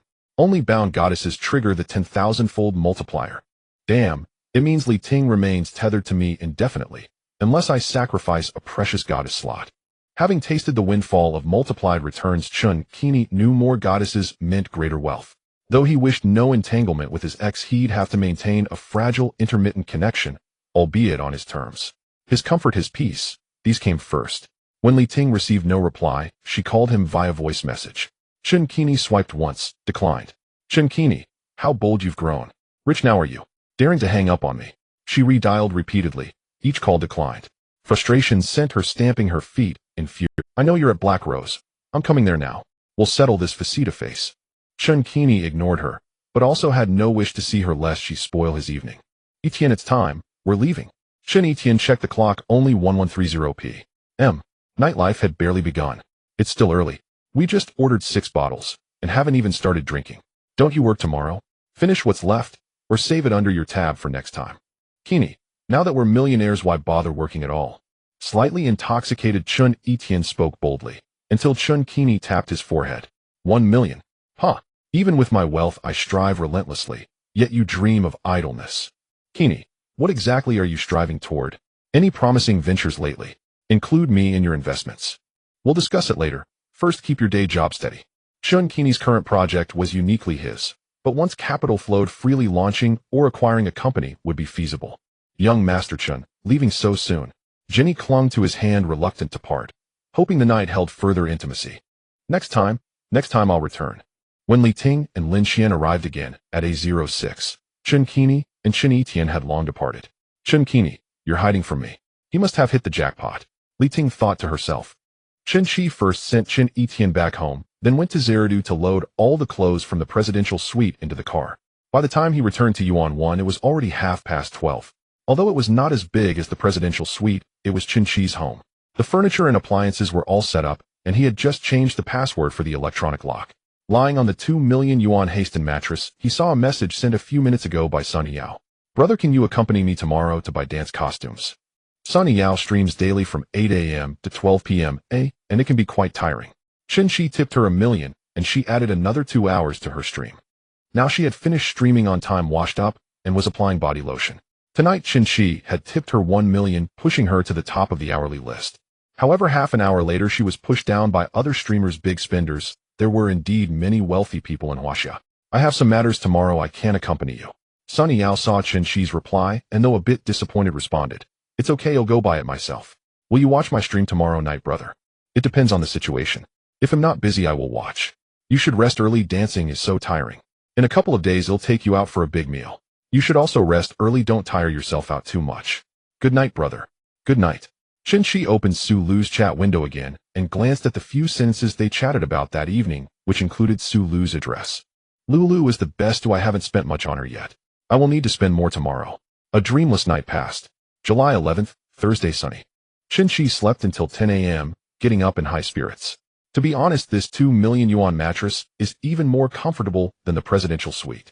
He checked his phone, and at 9:30 Su Lu had sent a message. Su Lu woke up 3 hours earlier than on workdays today, at 6 a.m., when her alarm clock had called her. She wanted to surprise Chen Qi by preparing a sumptuous home-cooked meal. To get fresh ingredients, she arrived at the market early, but the aunties buying vegetables were there even before her. Brother doesn't like spicy food, so he'll make local dishes from Donghai. Su Lu ran to the poultry stall planning to make a flour snail chicken pot, and first needed to buy a local free-range chicken. Although she knew how to cook, Su Lu had little experience in selecting ingredients, so she asked the stall owner which local chickens were the best. Local chickens come in many varieties. There are 30 yuan a pound and 60 yuan a pound. The most expensive ones are raised on medicinal herbs and seafood, selling for 150 yuan a pound, and they are raised for 4 to 5 years. Upon hearing they were raised on herbs and seafood, Su Lu immediately had the owner pick one. Boss, pick a bigger one. This is the largest one. The stall owner waited. Exactly 4 pounds. Do you want to take it home and raise it for a few days, or should I process it for you now? Please process it for me now. The stall owner was extremely skilled, and in less than 5 minutes he had cleaned the old hen thoroughly. Su Lu had never considered spending 600 yuan on a hen before. After all, wouldn't ordinary chickens suffice? Now she needed to cook for Chen Qi, and with more money in her pocket, she wanted to choose the best ingredients for the meal. Boss, how much are the flour snails per pound? 100 yuan a pound. They are all fresh and large. The price for flour snails was market rate, not too expensive, but if they were wild they would be sold for 200 yuan per pound, without surprise. Alright, weigh me a pound, and make sure they are all alive. At 11 o'clock, Chen Qi arrived at Su Lu's community entrance. Outside vehicles are prohibited from entering. A young security guard walked over and knocked on the passenger window. Chen Qi opened the rear window and said to the guard, Buddy, please make an exception, I just want to have lunch. As he spoke, Chen Qi handed over a soft pack of cigarettes. The young guard's eyes lit up upon seeing the whole pack, and he accepted it without hesitation. Rich people are indeed generous. This pack costs 650 yuan. I wouldn't even dare to smoke it during the new year. Seems like being a security guard is a wise choice. Not only do I avoid 40 years of hardship, but I also get to smoke cigarettes. The guard said, Just for one lunch, huh? Will you definitely come out in the afternoon? I will definitely come out. Can you help me find a parking spot, buddy? Sure, follow me. After Zhu Quan parked the car, Chen Qi let him roam freely, saying he would call him back. Chen Qi followed the address and found Su Lu's house. He pressed the doorbell. Su Lu had been waiting in the living room for Chen Qi to arrive. As soon as she heard the doorbell, she rushed over. Brother, you're here. Here are slippers, just bought them. Chen Qi never expected that even slippers could have a cashback offer. It seems Su Lu had specifically bought them for him. What kind of slippers are so expensive? As he put on the shoes, he bent down to take a look and saw a small indentation on the edge of the shoe. Oh, they are Nike. Due to the surprise of the cashback, Chen Qi did not notice that Su Lu was dressed very lightly and attractively. She wore a white silk lace-trimmed camisole with the little white rabbit subtly visible in front. Her long, slender legs were fair and delicate, looking extremely alluring. "Lulu, did you call me over for a meal or to enjoy you?" Sulu crossed her arms, playfully pouting. "How rude. Of course it's for the meal. Brother, sit for a while. The lamb chops will be ready soon." Sulu poured Chen Qi a glass of water and cast the movie The God of Cookery on the TV. As last time Chen Qi mentioned, he liked watching Stephen Chow's films with a meal. Chen Qi took a glance around. Sulu's house was not large, with 2 bedrooms and 1 living room. The decoration was very feminine and cozy. Half an hour later, Sulu called out, "Brother, the dishes are ready." Chen Qi walked into the kitchen as Sulu began to plate the food. "That's a lot of dishes. Brother rarely comes to my house, so I have to make sure you eat well. Come on, let me help you." Chen Qi helped to take out all the dishes, a total of 5 dishes and 1 soup. Chen Qi was overjoyed. Lulu indeed did not disappoint him. "Lulu, this table of food cost a lot." "Not really, just a little over 1,000, brother. Don't be picky. First, have a sip of the flour snail chicken soup. It's very fresh." The dishes included 4 oysters for 360, 2 grilled lamb chops for 150, flour snail chicken pot for 750, cuttlefish and seaweed soup for 50, pig tripe and baby bok choy for 50, and cucumber with black fungus for 10. Hearing another cashback notification, Chen Qi was dumbfounded. "What is this soft money?" "Sorry, I forgot to add labor costs," said the soft money provider. While the soft money provider is quite generous, but for a beauty like Lulu dressed so lightly while cooking is only worth 200. "Do you want it?" Yes. Chen Qi, in a great mood, took Sulu's bowl and filled it with soup. "Lulu, you've worked hard. You should eat more. Brother, try the oysters. These gelato oysters are the same as the ones we had at the barbecue place 2 days ago. Guess how much they are each?" "The barbecue place sells them for 200, so they should be cheaper at the market, right?" 190 yuan each, much cheaper, right? The barbecue place truly has high profits. Sulu added a chicken leg for Chen Qi, and he found it particularly delicious. "Lulu, what kind of chicken is this?" "The meat is tender, fresh, and fragrant, far better than ordinary chicken." "Of course, this is a free-range chicken raised on medicinal herbs and seafood, costing 150 yuan per pound. It's not expensive at all. With my brother, this meal could have covered dozens of tables." "Lulu's cooking is so good. Did she learn from Stephen Zhou?" Chen Qi glanced at the television, which was currently broadcasting the final of the Food God competition. "My dad is a chef, so I learned a bit from him." The two chatted while eating, the atmosphere perfectly harmonious, like a newlywed couple. "Lulu, is this house rented or bought?" "My family helped with the down payment. Oh, I'm still paying off the mortgage." "It's not big, just 75 square meters. "It's not big." Sulu internally muttered, "It's really uncomfortable to hear that no matter how small, it's still my own purchase." Chen Qi's next words made her heart bloom, with joy, secretly cursing herself for wrongly accusing him. "A bigger house is more comfortable to live in. I'll buy you a big house." "Brother, you're not joking, are you?" Buying a house is a big deal for Sulu. It's not just expensive, but also reflects how much the other person values it. "What's so funny about that?" "Buying a big house so you can live more comfortably." Chen Qi's expression was serious. "While buying a house, will it be in my name or yours?" "I really want to ask directly. Let's go right after we finish eating. I'll call Master Zhu to drive us." "So soon?" "Brother, have you already picked a house? Aren't you working at Yuta Plaza? The best nearby property is that Wanhao Hui."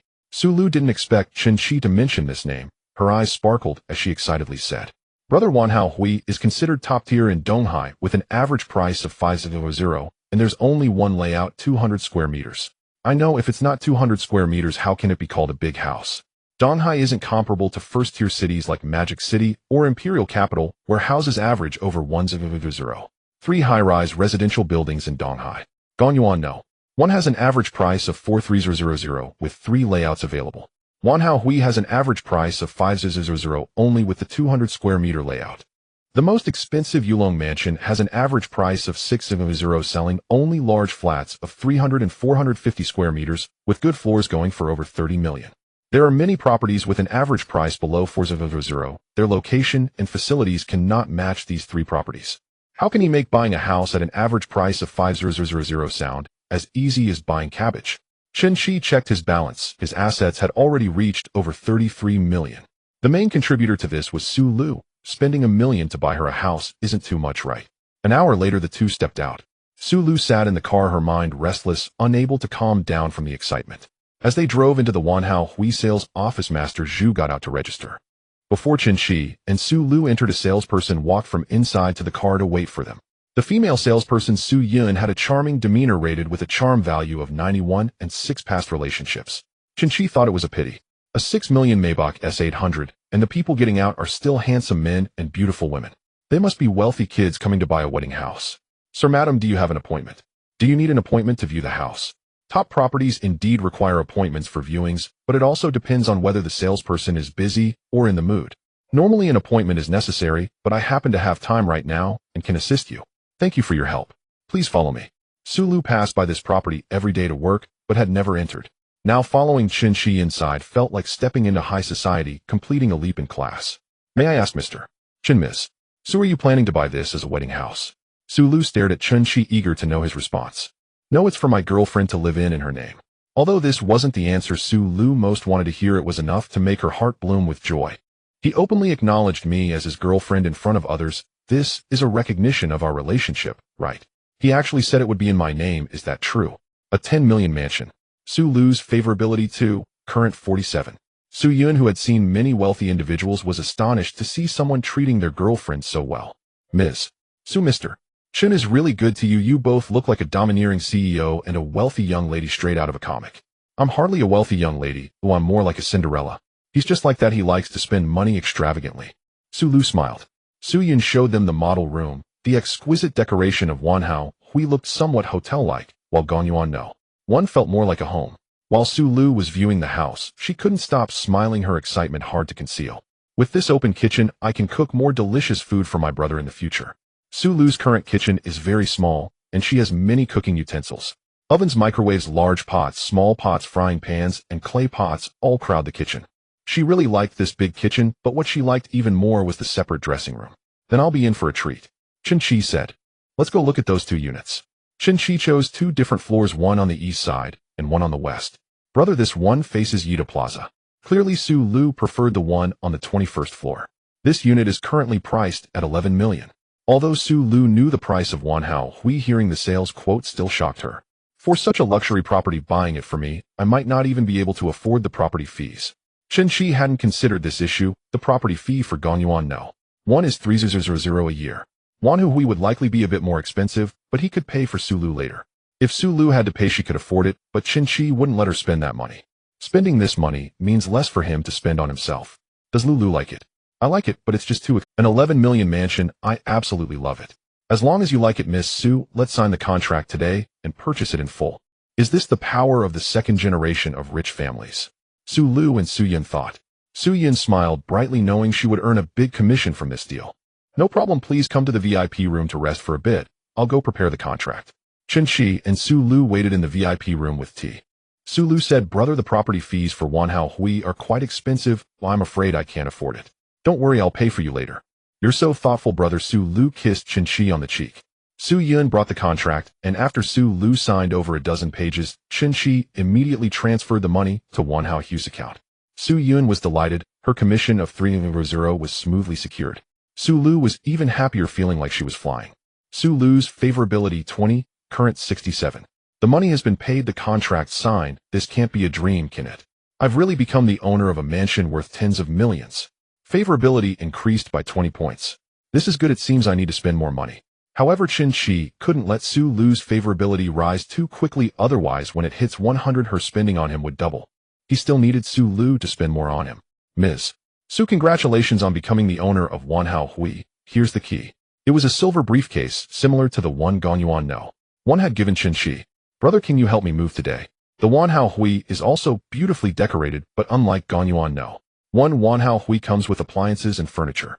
If the residents do not like them, they can change the furniture and appliances to their own preferences.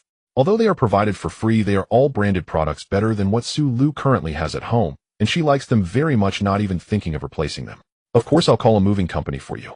Sulu doesn't have much to move, the most important items being her newly purchased LV bag and clothes. The rest are not worth much. This kitchen is so big I need to buy a larger oven and a 4-tier steamer. Sulu has already started crazily adding items to her shopping cart on Taobao. The moving company sent a small van, but they only moved 3 suitcases and 5 plastic storage boxes, not taking the bed or appliances. This move can be considered the easiest one they have ever done. At 4 o'clock, Sulu was already organizing her closet in the new home at Wanhao Hui. I just want to hold your hand and never let go. Sulu hummed a song in a great mood. Brother, when the new kitchenware arrives, I'll cook a big meal for you. Chen Qi's eyes lit up. I can't wait for that. Brother, I want to eat at Socrates tonight. No problem, I'll call to make a reservation right now. Chen Qi had eaten at Socrates 3 times and had already become a VIP, so now he could make reservations by himself without needing help from the hotel. Sulu was very curious. With a mansion worth 11 million, what kind of house did Chen Qi live in himself? The high-rise residential buildings in Donghai City, the only place more expensive than Wanhao Hui would be Yulong Mansion. As for villas, there are a few developments available. Brother, I still don't know where your home is. Which home are you referring to? Sulu was taken aback. With so much money, how could he possibly only have one house? How many houses do you have, brother? It's hard to say, I just buy them when I see one I like. Damn, he's incredibly wealthy. Is his property deed thicker than a dictionary?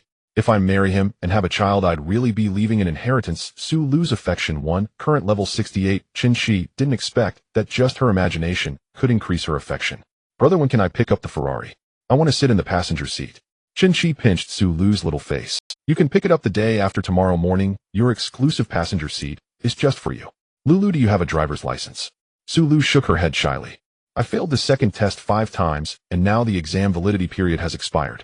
If I want to take it again, I have to re-register for the first subject. Then forget it, I was planning to let you drive this Ferrari. Sulu crossed her arms. No way. Absolutely not, I never want to take the driving test again. Besides, it only takes a few minutes to get to work, and I can just have my brother pick me up when going out. Brother, are you tired of me and don't want to pick me up anymore? Chen Qi smiled. How could that be? It's my honor to. You know how to sweet talk. Sulu giggled. Sulu's affection 1, current level 69. What's going on? Is Sulu in a sensitive phase right now? Why is it that just saying a few nice words raises her affection? Could it be because she is living in this mansion worth 11 million, gaining a mansion bonus? It turns out Chen Qi guessed right. Sulu was very excited about living in a mansion. This is a mansion that only has Sulu's name on it. Other couples get married and the woman often fights to add her name, but they often end up breaking up. Chen Qi and she had known each other for less than a week, although Chen Qi treated her very well and was very wealthy. But he didn't expect he was this rich, casually gifting mansions. Brother, when you signed the contract, you said it was bought for your girlfriend. So what's our current relationship? Chen Qi pulled Sulu and dragged her onto the sofa, where Sulu sat sideways on his lap, the two of them closely pressed together. What do you think? What's our relationship? Sulu pouted, pretending to be confused. I don't know. Chen Qi looked at her enticing lips, and the two were in such an ambiguous position. In that moment, his mind went blank. Without thinking, he instinctively leaned in to kiss her. Sulu immediately trembled, as if electrocuted, a tingling sensation sweeping through her body. She didn't expect Chen Qi would kiss her directly. Sulu's affection 2, current level 71. Only when he heard the system notification did Chen Qi come to his senses. Damn, no more increases. Sulu had already spent over 50,000 on Chen Qi, and for Chen Qi, that would be over 50 million. To reach an affection level of 100, the system would give back 100 million. That's still a bit low. 100 million wouldn't even get him into the top 100 of Donghai City's rich list. Sulu is currently the most promising and understanding goddess in Chen Qi's eyes, so he should let her spend more money to gradually increase her affection. At that point, a double return of several billion wouldn't be a problem. Chen Qi stopped the back and forth with Sulu. Brother, are you staying over tonight? Sulu surprisingly proposed that Chen Qi stay overnight. He indeed desired her body. But to control the points and gain a higher return, he could only refuse Sulu. Just a kiss increases her affection by 2 points. Staying over would likely increase it by at least 5 points. After all, Chen Qi was confident in his ability to develop such relationships. Last time with Jenny, her affection rose from an initial 20 to 25. Although every girl has a different experience in this regard, even a seasoned girl like Jenny increased by 5, Sulu should increase by at least 7 or 8. Tonight, I have a client to meet, need to discuss something. If my brother has something important, then let's do it another time. Chen Qi was most afraid of those types of women who talk about feelings with the rich and money with the poor. Fortunately, Sulu was understanding. If it were Li Ting, she would probably say, is the client important or am I important? When the two went to eat at Socrates, the young waiter was already stunned. This rich guy really treats this place like a cafeteria. Each meal starts at 1,000. Damn it, if I didn't know better, I'd think Socrates changed to a 10 yuan cafeteria. As they ate, Sulu spoke. Brother, I wanted to ask earlier, why are you wearing Hermes? I thought you only liked LV. Clothes, just wear whatever. They say women are like clothes. Ew, does that mean you treat me casually, brother? Do you know why I buy so many LVs? Because you're there. Sulu continued teasing. So now that you're wearing Hermes, does that mean there's someone special in Hermes? That's unfair, Lulu. If you don't like it, I won't wear it anymore. Chen Qi hadn't finished his sentence when he saw her. Sulu laughed and said, I'm not teasing you. Brother can wear whatever he wants. I'm not the kind of girlfriend who restricts your freedom to dress. At that moment, a voice call from Chen Etienne popped up. Cheesy, help me. Chen Qi's heart tightened. Could it be that they lost money yesterday and he and Chen Etienne got caught? What happened? Lin Xian and Li Ting are blocking my door. Since you didn't reply to Li Ting's message, she couldn't find you, and came with Lin Xian to block me. Hearing this, Chen Qi felt like punching Chen Tian. What nonsense, I thought something happened to you. Just ignore them, change your place tomorrow. Alright, I've had enough of this small studio. I'll find a service department tomorrow. Chen Qi hung up the phone, and Su Lu curiously asked, Brother, who was that? A friend, nothing important, just making a fuss. Su Lu could roughly guess from the tone of the call that it was Chen Qi's friend, probably someone very close. Brother, I haven't met your friends yet. I'll take you to meet them when I have time. When a boyfriend takes his girlfriend to meet friends, it's a recognition of her status.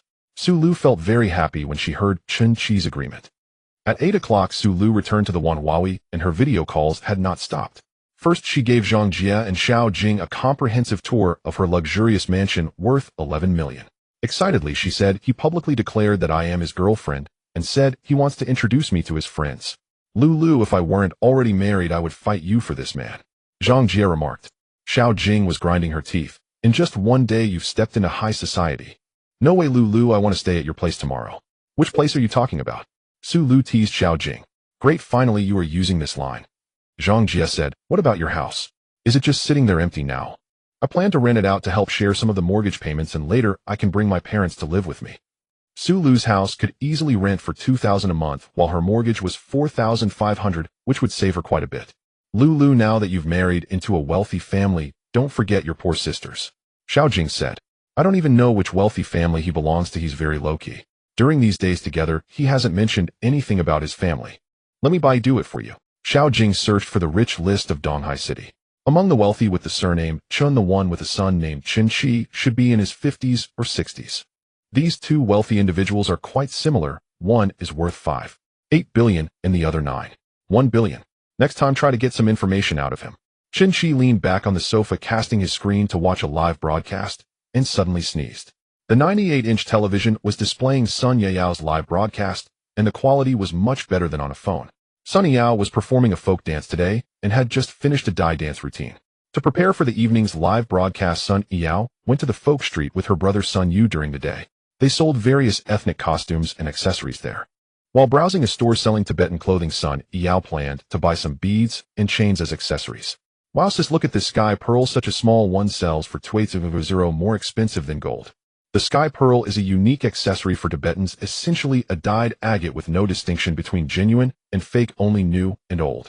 The shopkeeper, an elderly man in a Zhongshan suit with a goat beard, approached Sun Yu. Items from the Sui dynasty combined with lost craftsmanship. Young man, 2.0 is not excessive. What are you two looking for? Sun Yao had already bought a Tibetan outfit for dancing and now needed some Tibetan accessories. The shopkeeper specialized in Tibetan folk items, and the various unique things were unfamiliar to the siblings. Sun Yao was attracted to a bright red bracelet in a glass case. The shopkeeper, a savvy individual, noticed Sun Yao's gaze on the red bracelet and immediately said, this bloodstone bracelet from the Ming dynasty's Yongle period has been blessed by high monks from Tibet, providing fortune and protection from harm. Sun Yao's family used to run a business and believed in Buddhism, so she was quite interested in such items. Hearing it had been blessed by high monks, she couldn't help but look at it a few more times. Seeing her interest, the shopkeeper quickly took the bloodstone bracelet out of the cabinet. Miss, hold it to see it. Although the shopkeeper was old, he often browsed Douyin and knew about different types of influencers, like delivery influencers, frisbee influencers, and tea influencers. Among them were Buddhist influencers pretending to believe in Buddhism, spending all day visiting temples for photo ops or stage kneeling. Many Buddhist influencers had visited his shop. These types of women were the easiest to deceive, selling them a bracelet worth dozens for 10 times the price. This premium bloodstone is vibrantly red with smooth and continuous bloodlines, high integrity and detailed and clear textures. This bracelet is one of the most valuable items in my shop. In fact, this bracelet was genuine. The shopkeeper was not lying, but was indeed a high-quality bloodstone. However, to say it was from the Ming dynasty and had been blessed by monks was just a scam. On Taobao, it would sell for at most 3,000, along with a bunch of maintenance items. How much is this? If you sincerely want it, 5,000. Sun Yao was not surprised by this price, as her family had previously been affluent. Her mother had several bracelets worth over 1,000. However, things were different now. Although she had earned over 2,000 from her broadcasts in recent days, she was still reluctant to spend 5,000 on a bracelet. Sis, 5,000 is too expensive for just a live stream. It's unnecessary. You can buy a few for a few hundred each. Sun Yao said, it's not for myself. Then who is it for? Time returned to the present. Chen Qi had little interest in folk dance. Yesterday's classical dance had some charm, but folk dance he couldn't appreciate. He typed a comment in the chat. Not bad at dancing. Roasted duck brother is here. Seeing Chen Qi's appearance, Sun Yao guessed he should be free now, so she picked up her phone to message him. Chen Qi saw Sun Yao playing with her phone in the live broadcast, and guessed she was messaging him. Sure enough, 2 seconds later he received a WeChat message from Sun Yao. Brother, are you free tomorrow? Do you miss me, Yao Yao? Dream on. Sun Yao replied defiantly and continued. Yesterday, I wore Hanfu for the live stream, and today a Hanfu manufacturer contacted me for promotion. Chen Qi heard this and realized that these businesses had sharp instincts. In fact, he knew himself that given Sun Yao's current situation, businesses would definitely reach out. Congratulations, Yao Yao, you're about to get rich. Brother, stop teasing me, it's just a small business, and the advertising fee wouldn't even cover a meal for you. In truth, the business offered a 200,000 advertising fee, but the union would take half. The specific arrangements were already being handled by someone from the union, and Sun Yao was just going to the business experience store to try on clothes. I should be free tomorrow. Then brother, come with me to try on clothes. No problem. Sun Yao typed a few words, tomorrow there's a surprise for you, brother, and then deleted it.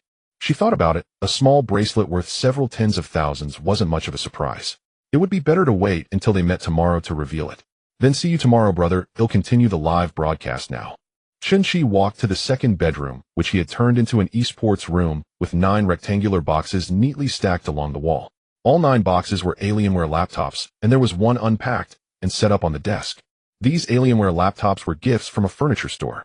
Chen Qi had bought 5 million worth of bedding and received a ton of freebies from the store, including a bedside table, dining table, phone, and Alienware laptops. He didn't want anything else. He just took 10 Alienware laptops. He was originally planning to wait until he spent 500 on a custom-built computer before playing around. Since he was free tonight, he decided to make do with an Alienware laptop for now. He logged into the LOL account named Black Rose and saw Chen Etienne in the game as soon as he logged on. He called him. You brat, playing the game with such enthusiasm. Now that I'm single, I can play games whenever I want, drink whenever I want. Hurry up, let's play the next round together. Brother, I just started. Oh, why don't you find a playing companion first? Alright.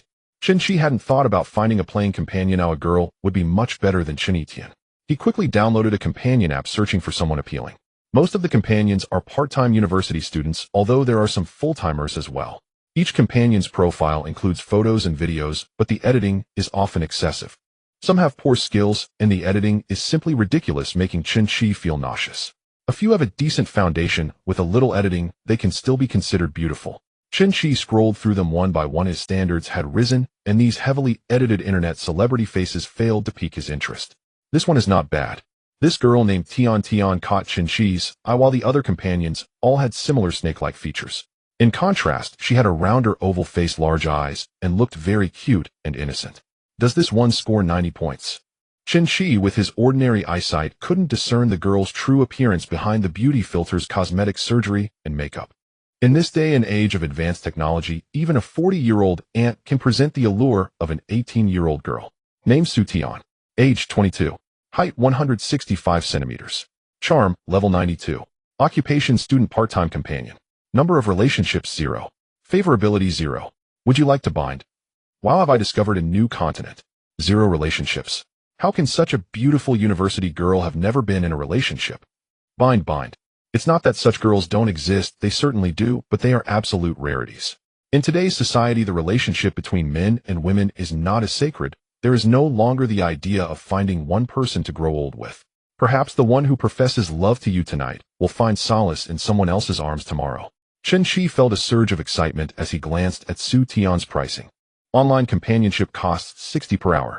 Offline companionship, which includes esports, board games, and murder mysteries, costs 200 per hour. It is strictly green companionship, limited to public places. Chen Qi had never ordered a companion before and wasn't sure how the prices compared, but he didn't need to check now. He placed an order for 1,000 hours of offline companionship. Su Tian had just finished her junior year, and she had already started an internship this summer. She only recently began working as a part-time companion after being persuaded by her roommate. However, her skills weren't great. Companions were usually sought for their gaming skills, and naturally clients hoped for competent play. Though her looks and sweet voice were definite advantages, poor skills meant few clients would continue to hire her. If a client were merely lecherous, they wouldn't waste money on a companion. They could just go to KTV or clubs where prices are clearly marked. Su Tian had just finished a session with a client who had selected her for her looks only to be disappointed by her poor skills, which caused him to lose points. Her roommate Zhou Ningning noticed Su Tian's dejected expression and guessed she had been criticized by the client again. Zhou Ningning was currently a full-time companion skilled at playing support and coordinating well with clients, and she was also good at conversation. She had many regular clients and could earn at least 300 yuan a day, sometimes even over 600. Su Tian's earnings were less stable due to her part-time status. Some nights, she could earn over 200, while other times she made nothing. Zhou Ningning suggested that she should add offline companionship, relying solely on online work, given Su Tian's lack of skills would lead to unstable income. If she went offline, clients would likely overlook her poor skills upon seeing how beautiful Su Tian was. Su Tian understood that many offline companions earned high incomes, but she was also aware of the underlying issues. Tian, just make it clear to the client that it's strictly green companionship limited to public places. After some hesitation, Su Tian finally added this option to her companion profile. As soon as she updated her profile, Chen Qi stumbled upon her. Su Tian received a notification from the companion app about a new order, and upon opening it, she gasped in surprise. "What's wrong, Tian?" Zhou Ningning exclaimed, startled. Su Tian held her phone up for Zhou Ningning to see. "Look at this 1,000 hours of offline companionship. Wow, that's 200,000 yuan. The platform takes a 30 cut, so she would still earn 140,000. Spending 200,000 on a companion is extravagant. With 5,000 you could hire Uzi to play with you. Quick, contact the client and ask if they accidentally added 2 extra zeros." Su Tian immediately contacted Chen Qi on the platform. "Boss, you just ordered 1,000 hours of offline companionship. I'm confirming with you. Was it indeed for 1,000 hours? Chen Qi replied, "Yes, it's 1,000 hours. Su Tian looked at Zhou Ningning in disbelief. The project she had just added had already attracted a client willing to spend a fortune. Ningning, the boss, said it's indeed 1,000 hours. Stay calm, stay calm. Tian, you might be turning your luck around. You've encountered a big spender. In the companion industry, there are rich second-generation clients who hire beautiful girls to play games with them, and they're very generous. Who knows, it might even develop into a romantic relationship. As long as it's not some greasy old man, he'll be grateful, and a rich second-generation client sounds great," Su Tian replied. 200 for 1 hour of offline companionship. That's about the same as a day's salary for a regular worker. It can be said that the poor can't afford to hire companions while the rich disdain hiring them. Spending 200 on a companion with meals and entertainment being extra is not worth it for the rich. They can get more enjoyment elsewhere. Of course, there are wealthy clients who wish to win over companions with their skills. Many companions also use green companionship as a facade. For an extra fee, they can offer something more risque. Su Tian typed, "What game does the boss want to play?" "League of Legends." "When do we start?" Chen Qi replied, "Right now." Su Tian glanced at the time. It was already 9:30. Was it a bit unsafe to go out for companionship? Tian, you made it clear in your profile that it's only for public places. You should ask the boss if it's okay to go to a designated internet cafe. The companion app they were using, Fengyo, had the largest download volume and was relatively reputable. The companion app collaborated with internet cafes and board game bars in multiple cities. If one wanted to play offline, they could go to designated locations to receive discounts. Su Tian thought it over and decided to go to the designated internet cafe. After all, she had her principles. It would be strictly green companionship, and if the client tried to get handsy, she'd leave immediately. Su Tian sent Chen Qi her location, Yulong Internet Cafe. Chen Qi understood that she was thinking of her safety and saw that the cafe wasn't far, so he told Su Tian he would arrive in half an hour. Seeing that the boss agreed, Su Tian immediately took out her makeup kit. "Ningning, which outfit do you think I should wear?" "Don't wear long pants, go for a college-style plaid skirt. Your legs look great in it and make you appear taller." Donghai Business College is only 15 minutes away from Yulong Internet Cafe. As soon as Su Tian walked in, all the male eyes in the vicinity focused on her. What a beautiful girl. Her legs are so long, so fair and straight. If only such a beauty could play. You fools with a beauty like that, you still want to play games. You should be playing with her. Let me see, who is she here to me? Su Tian stood at the entrance, sending a message to Chen Qi on the app. "Boss, I've arrived." The message was instantly marked as read, but received no reply. Su Tian stared at the chat box, thinking Chen Qi was typing. After waiting for 7 or 8 seconds without a reply, she heard, Tian. Chen Qi suddenly appeared in front of her. Su Tian was startled by Chen Qi's sudden appearance. When she looked up, she was surprised to find he was a handsome guy. "Are you the boss who ordered 1,000 hours?" "That's me. Why do you look so surprised?" Su Tian unexpectedly felt a wave of nervousness. "Why is my heart racing?" Su Tian's favorability 3, current level 3. No, I just didn't expect the boss to be a handsome guy. I also didn't expect you to look better than in the photos. You resemble Li Jian a bit. The celebrity comparison appeared again. No way, Li Jian is incredibly beautiful. Chen Qi stared at this exceptional female university student with zero growth. Her eyes reflected a clear gaze. Su Tian noticed Chen Qi was staring at her and dared not meet his gaze, turning her head to say, "Boss, let's start the machine first." Chen Qi walked to the bar. The receptionist was also a part-time female university student, and her looks were decent. Just seeing losers all day, it's rare to encounter a handsome guy. Beautiful lady, book a private room. Handsome guy, do you have a membership? Charge 1,000 and get 200 extra plus drinks. The receptionist's attitude was very warm, completely different from how she treated other guys. A few boys sitting close to the front desk saw the receptionist's demeanor and scoffed. Face worshipper. It's not that girls aren't proactive, it's just that we're not handsome enough. Chen Qi said, while taking out his phone. All right, charge 1,000 and book a private room. The receptionist looked at the recharge amount and immediately said, "Handsome guy, did you charge incorrectly? You charged 3,000. Chen Qi replied, "That's right, just charge it as 1,000. For the other 2,000, please help me replace the mouse and keyboard in the private room and bring some snacks and drinks." "Sweetie, what do you want to drink?" Su Tian was stunned. Is he a rich second generation here to experience life? 2,000 yuan to replace a new keyboard and mouse? Is he disgusted? The environment in the private room was much better than in the hall, but the keyboard and mouse were still touched by thousands of users. Chen Qi spent a little money to make his experience more comfortable, which was fine. The receptionist had never encountered such a request before. It was simply delightful. Internet cafes rarely change keyboards and mice to save costs, as these are consumables and frequent replacements would lead to significant expenses. Since he said he would only charge 1,000, I could return the extra 2,000 for myself. Then spend a few hundred to buy new keyboard and mouse from the internet cafe to replace for him. Thinking this, the receptionist immediately agreed. Handsome guy, private room A3, they'll get you new mouse and keyboard right away. Su Tian came back to her senses. Anything is fine, just mineral water will do. The nearby university students were astonished. Damn, did you guys hear that? Is this the power of a rich guy? It's not like he can play at home if he thinks it's dirty. What do you know? Maybe he just wants a certain atmosphere. I don't understand the world of the rich. This beauty looks a bit familiar. If she's a beauty, she seems familiar to you. No, doesn't she resemble that fashion designer? Chen Qi and the others walked into the A3 private room. The space was satisfactory. The price of the private room was 20 yuan per hour. To be honest, it was a bit expensive. During college, Chen Qi had visited internet cafes a few times, but later found it a waste of money, so he played in his dorm. Su Tian asked, "How should I address you, boss?" Chen Qi as in start. Su Tian, a boss, which heroes do you usually play? I play Yasuo. Su Tian was speechless. During this time, she had been a companion player. Bosses who played Yasuo were either extremely skilled or exceptionally bad, and the latter were in the majority. Boss, I usually play Janna and Lux, but am not very good at it. Su Tian gave Chen Qi a heads up, so she would be psychologically prepared when the game started. It doesn't matter how well you play, however, shouldn't you change how you address me, eh? Chen Qi said. Address? Oh well. Su Tian realized, brother, please don't dislike my poor skill. Just play casually, as long as you have fun, that's all that matters. Now is the game still important? Since he met such an exceptional goddess, of course he should get to know her better. Su Tian saw that Chen Qi's account was a Black Rose account, so she borrowed an account to play with him. Sweetie, are you still a student? Donghai Business College, about to enter my senior year, just started my internship. What major are you studying? Fashion design. Oh, what do you do, brother? I do some investments.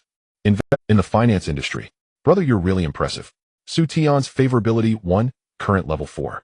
Chen Qi was speechless. Can this really increase favorability? Is a naive female university student that easy to deceive? If she is so easy to deceive, why does she still have zero growth?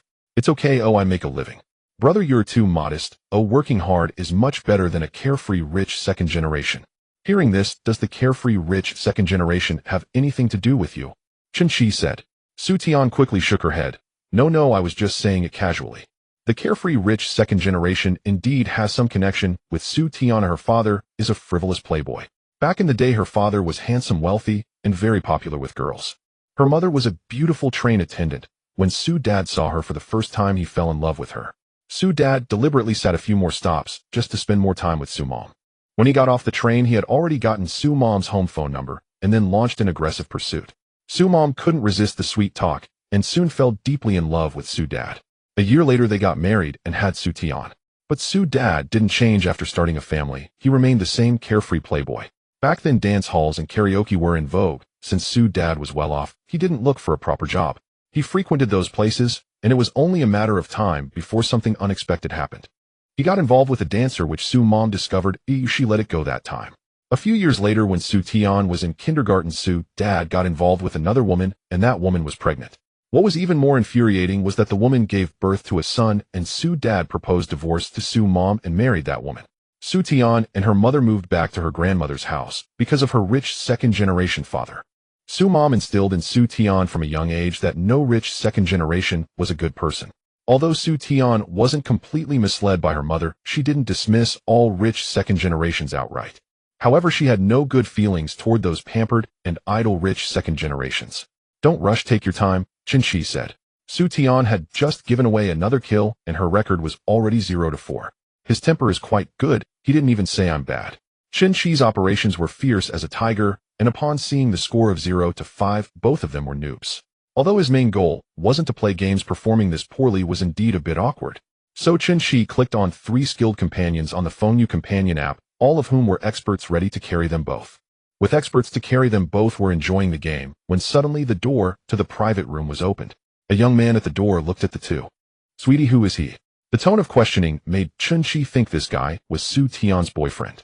However, Su Tian's data showed 0 growth. Could it be that they just started dating and haven't reached that point yet? Senior, what are you doing here? Huang Qingyi and Su Tian were not in the same major. He was a year older than her. He discovered this beauty by chance at school and asked someone to introduce him to Su Tian. He had asked Su Tian out many times, but unless it was a gathering with friends, Su Tian had refused to meet with him alone. Su Tian knew Huang Qingyi was interested in her, but she heard he was wealthy and played around changing girlfriends frequently. Such a person was immediately excluded in her criteria for a partner. However, they still interacted as friends and would occasionally go out for a meal or drinks together. A junior said, I saw you with a guy in a private room, so I came here. Who is he? Huang Qingyi looked at Chen Qi with an unfriendly expression. He's my client for companionship, Su Tian replied. You are still doing companionship? Huang Qingyi was somewhat surprised as he was unaware of it. I just started recently. I used to do it online, but tonight is my first offline session. Chen Qi thought to himself, what a coincidence, he became her first offline client. Tian, do you really need money? If you do, you can ask me to borrow some, I can give it to you. There's no need to be a companion, you never know who you might encounter, it's quite dangerous. It's just normal gaming here, and nothing will happen, Su Tian stated. Chen Qi asked Tian, is he your boy? No. Yes, I am her boyfriend, Huang Qingyi interjected. Chen Qi could see that this guy was being over. Huang Qingyi looked at Su Tian, I went through a lot of trouble to help you find an internship. You should focus all your energy on your work right now, not on these messy things. Speaking of the internship, Su Tian indeed owed Huang Qingyi a favor. He had found her a position at a company that matched her major with a salary of 6,000 plus commission. This was comparable to the treatment of regular employees, except she couldn't yet enroll in social insurance. In Donghai City, an internship salary for ungraduated students typically ranged from 3,000 to 4,000. Even with strong capabilities, a new intern wouldn't be able to earn 6,000 unless they had connections. Senior, what you said is true. I should cherish this internship opportunity and work hard. As long as you understand, let's go. You still have work tomorrow. I can't leave yet. I have to complete the order I received, Su Tian replied. The internship conditions were indeed good, but this order from Chen Qi was also an opportunity that if missed might not come again. For 1,000 hours, with the platform taking a 30 cut, she would still earn 140,000. I will do my daytime work well and won't cause any trouble for the senior. Huang Qingyi said in a strange tone, Su Tian, you don't want to lose your job, right? Su Tian was very satisfied with this internship as she wanted to continue working in the fashion industry. She was very grateful to Huang Qingyi for finding her such a good opportunity. However, now Huang Qingyi was actually using this to threaten her, which made Su Tian feel immediately disgusted. Don't think that just because you introduced me to a job, you can boss me around. If necessary, I can find another job myself. Senior Huang Qingyi, I can distinguish my own matters. Please do not interfere excessively. And you are not my boyfriend. Seeing Su Tian's face grow cold, Huang Qingyi immediately changed his tone. No, Tian, you misunderstood my intentions. I just hope you can perform better at work. Chen Qi watched the drama unfold for a while, realizing that Huang Qingyi was trying to manipulate Su Tian. He likely wanted to use the job introduction to make Su Tian feel grateful and draw closer to her. It's so annoying, ruining my mood. Chen Qi glanced at Huang Qingyi. This guy's clothes, pants, and shoes were all designer, totaling over 10,000. Among college students, he could be considered a wealthy, rich kid, and being able to introduce Su Tian to a good job indicated his family was well off. However, he was somewhat arrogant, thinking that, because he helped Su Tian, she would have to listen to him. Tian, let's call it a night for today, I'll find you again tomorrow. Chen Qi confirmed the payment for 2 hours on the companionship app, totaling 400 yuan. Su Tian also wasn't in the mood, and Chen Qi's companionship experience was disrupted by Huang Qingyi, yet he remained calm, and even kindly suggested that Su Tian return home first. Su Tian awkwardly said, "Boss, I'm not in good shape today, I'll accompany you to play well tomorrow." Huang Qingyi was unwilling, his crush was working as a companion. What was going on? Dude, how many hours did you book? Cancel it, and I'll give you double the price to find another companion. Huang Qingyi had never booked a companion before, but he had heard from friends that the price wasn't high, between 200 and 300, and with extra money, they could do other things. Typically, companions were booked for only a few hours. Even if Huang Qingyi offered double the price, it would only be a few thousand, which he could afford. Su Tian's expression froze. She knew Huang Qingyi was a rich second-generation, well-known at school. He used to drive a Porsche 911 to class. But now if he said he would pay double Chen Qi, he was overstepping. If he knew Chen Qi had booked 1,000 hours, he would be shocked. Chen Qi smiled. "Are you sure? Hurry up, cancel the order, it's just a few thousand yuan, I'll pay you immediately." Chen Qi opened the companionship app and checked the order, which showed 998 hours remaining. The 2,000 yuan Chen Qi had deposited was in the platform. The companionship hours were negotiated between the client and the companion. After playing for 2 hours, Chen Qi confirmed the 2 hours for the cost to reach Su Tian's account. He showed the order interface to Huang Qingyi. Remaining companionship time, 998 hours. There's still 199,600 left. If you say double, that's 39920. Do you need my bank account? Huang Qingyi gasped. Who would spend 2,000 yuan on companionship, especially not a greenhorn? The college students watching from the doorway were also stunned. A tycoon. This rich kid just had someone change the mouse and keyboard earlier. Huang Xiao has really stepped on an iron plate this time. Huang Qingyi's family ran a company, giving him pocket money of 500 a month, sometimes even up to 800 if he insisted. This was more than many white-collar workers earned. He lived quite lavishly at school.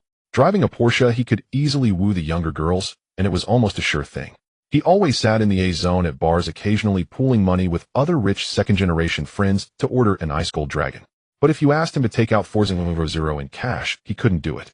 How could someone book 998 hours? You must be doing this on purpose, you just placed the order. Huang Qingyi was unwilling to accept the truth before his eyes. Senior, the boss initially placed an order for 1,000 hours. Su Tian spoke up for Chen Qi. Huang Qingyi's face turned ashen. He had overplayed his hand and regretted not saying he would pay double. Dude, you're not even his boyfriend. Do you really need to meddle so much? Chen Qi said. Huang Qingyi still wanted to argue to save face. Boss, I'll take my leave, then see you tomorrow night. Su Tian said, turning to leave the private room, with Huang Qingyi following behind. Tian, I'll give you a ride. No need, I can take a taxi by myself. Chen Qi also prepared to go home, feeling good about binding a new goddess today. He spent only a few bucks, and Su Tian's affection increased by 4 points, indicating that this little girl had a relatively low threshold. She might still be in a romantic phase. When getting along with her, he needed to manage the pace and not let her affection rise too quickly. After returning from Su Lu, Chen Qi told Zhu Quan to finish his shift. Generally, once he got home, he wouldn't need the car, allowing Zhu Quan to rest. After arriving at Yulong Internet Cafe, he called for a ride, and now he was calling for one back. At the entrance of the Internet Cafe, Su Tian refused to get into Huang Qingyi's Porsche, waiting for her own ride. Tian, let me give you a ride. It's not safe to take a taxi at night. Thank you, senior, but that's not necessary. Su Tian approached Chen Qi for a chat as she saw him coming out. Is the boss not playing anymore? It's boring to play alone. With the beautiful girls gone, what's the point? Su Tian had a good impression of Chen Qi. He was handsome, wealthy, and very cultured during their conversation. He didn't make any inappropriate jokes or say anything excessive. Other girls working as companions mentioned that it was already good if those bosses kept their hands to themselves. They would definitely take advantage of words. Some bosses who liked feet would insist that the girls take off their shoes and socks while playing games. My car is here. An Audi A6 pulled up in front of the Internet Cafe. Chen Qi had chosen a luxury car without specifying the model. Models like the Benz E-Class, BMW 5 Series, Audi A6 and above can register as luxury cars. It would be nearly impossible to get a taxi to a Maybach S800. Huang Qingyi took a look and thought, does Chen Qi not even have his own car? Don't tell me he put all his money into the companion app, faking wealth to deceive girls, and then applied for a refund from the platform. Huang Qingyi spoke loudly, so that both Chen Qi and Su Tian could hear. Su Tian had heard about such tricks from girls on the platform. Indeed, some pretended to be rich. However, when Chen Qi chatted with her, he never flaunted his wealth and didn't mention money at all. Those who pretended to be wealthy usually liked to boast about how much they spent and how much they gave to which girl. Is it really like that? Su Tian looked at Chen Qi, curious about his response. Chen Qi sighed inwardly. This society is so superficial, people don't dare to speak loudly without driving a luxury car. Chen Qi approached the Audi driver, spoke a few words, paid him, and sent him away. Then he returned to Su Tian and said, "If you're not in a hurry to go back, I can drive you in a Maybach later." A Maybach? Quit bragging, you must be pretending now after I called you out. Huang Xingyi was even more convinced that Chen Qi didn't have much money and had spent it all on the companion app to deceive girls. People in the internet cafe started passing the word around that the wealthy guy from earlier was coming in a Maybach. Those losers who had never seen a Maybach gathered to watch the excitement. Su Tian said, "Boss, my car will arrive in about 100 meters. A few seconds later, a Toyota 11 stopped in front of the internet cafe. Chen Qi ran over to say a few words, and then transferred 500 yuan to the driver to send him off. "The car is leaving, so just ride with me." Su Tian felt helpless. She actually wanted to see what a Maybach looked like, as she had only seen it online before. All right then. At this moment, Zhu Quan received a WeChat message from Chen Qi and hurriedly ran out from the employee dormitory of the Zierda Hotel. As long as Chen Qi hadn't checked out, he was a VIP guest at the hotel, and Zhu Quan had to serve him well. Zhu Quan got the car keys from Butler Li and headed towards Yulong Internet Cafe, according to the location. "Where's the car?" "It's been over 20 minutes, stop pretending," Huang Qingyi said. "Don't worry, it will be." He seems quite confident he must really have it. Su Tian had received 1,000 hours of orders and had just generously charged her card in the internet cafe. However, Chen Qi hadn't spent much. He had accompanied someone for 2 hours, and the platform settled 400 yuan, of which she received 280. Charging 3,000 yuan was indeed quite generous among college students. But how much does a Maybach cost? Su Tian wasn't very knowledgeable, but knew it should be at least several million, something not everyone could afford. 2 minutes later, a luxury car with a Mercedes-Benz logo stopped in front of Yulong Internet Cafe. The college students watching were discussing while holding their phones.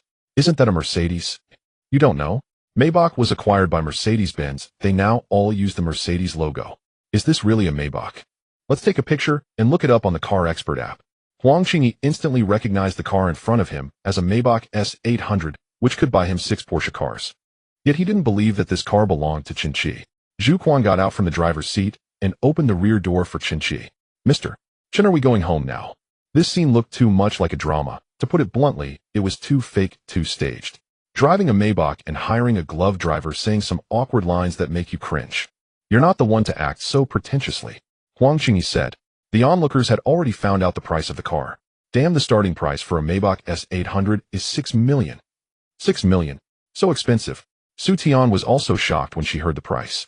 The rich second generation she had encountered at school were mostly at Huang Qingyi's level. Either they drove a Maserati or a Porsche, BMW, or Mercedes, all around 100,000. She had never heard of anyone at school driving a Maybach. "Boss, is this your car?" "No." Huang Qingyi laughed heartily. "I knew it, but must be rented. Renting for a day would still cost 8 or 9,000 yuan. Are you regretting it? You've spent a lot just to show off." Chen Qi replied, "It's the hotel's car, and the driver is from the hotel too." "Still a hotel car. You're staying in the presidential suite, huh?" Zhu Quan was perceptive. After hearing a couple of sentences, he understood the situation and said, "Mr. Chen is our VIP guest of the 100 yuan presidential suite at Zierda Hotel. He has been staying at the hotel for 6 nights, and I have been serving him the whole time." Huang Qingyi said the actor's lines are still a bit stiff. "Mr. Chen is our esteemed guest, and the hotel has a responsibility to ensure his transportation, and as for renting a car, it's completely unnecessary. This Maybach S800 is the hotel's car, worth 6.8 million upon delivery. Here's my employee ID. If you have any doubts, you can verify my identity at the hotel." Zhu Quan showed his employee ID, and now the students watching believed it. While the presidential suite for 100 yuan a night. Even if this car isn't his family must have something that rivals a Maybach. The wealthy guy treats the presidential suite like a budget hotel, huh? It's unbelievable. How can someone be this rich? A 100 yuan presidential suite. Is he like a domineering president from a drama? Su Tian looked at Chen Qi and asked, "Boss, are you this rich and still need to find companions?" A wealthy person should have a bevy of beauties wherever they go, especially since he's so handsome and shouldn't lack for women's attention. Su Tian couldn't understand why he would seek companionship, especially something so pure. "If I didn't call it companionship, how would I meet you? Let's go, I'll drive you back to school." Huang Qingyi watched as the two got into the Maybach, gritting his teeth in anger. He had always been the center of attention in school, with boys as his followers and girls competing for his affection. Everyone in school had always catered to him, and no one dared to argue with him. Today he encountered his first slap in the face in life. Tian, wasn't that your boyfriend just now? Chen Qi asked. He's really not, he's just a senior I met at a gathering. He introduced me to an internship a few days ago, and I'm quite grateful to him. But he just threatened me with that, and I'm considering whether to switch jobs. Chen Qi chuckled. Then just be my full-time companion. No, I still need to work. Indeed, full-time companions earn quite well, but no matter how one puts it, that job doesn't sound very respectable. Besides, being a full-time companion for Chen Qi sounds like being kept, doesn't it? Her grandfather is a rigid old teacher, and her mother tends to cry easily. They would never allow her to do such work. Doing it part-time is acceptable, but as a main job she couldn't accept it herself. You don't need to worry about work. If needed, I can introduce something better to you. In this day and age, as long as you have money, you can directly buy a job.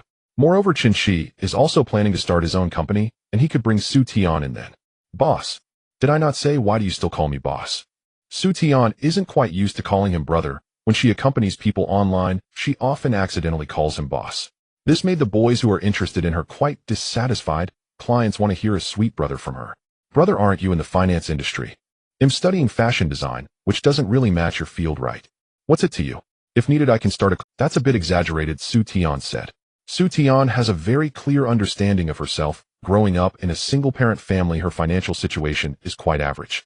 If it weren't for her grandfather being a retired senior teacher with a pension of over 10,000, her mother probably wouldn't have been able to support her through college.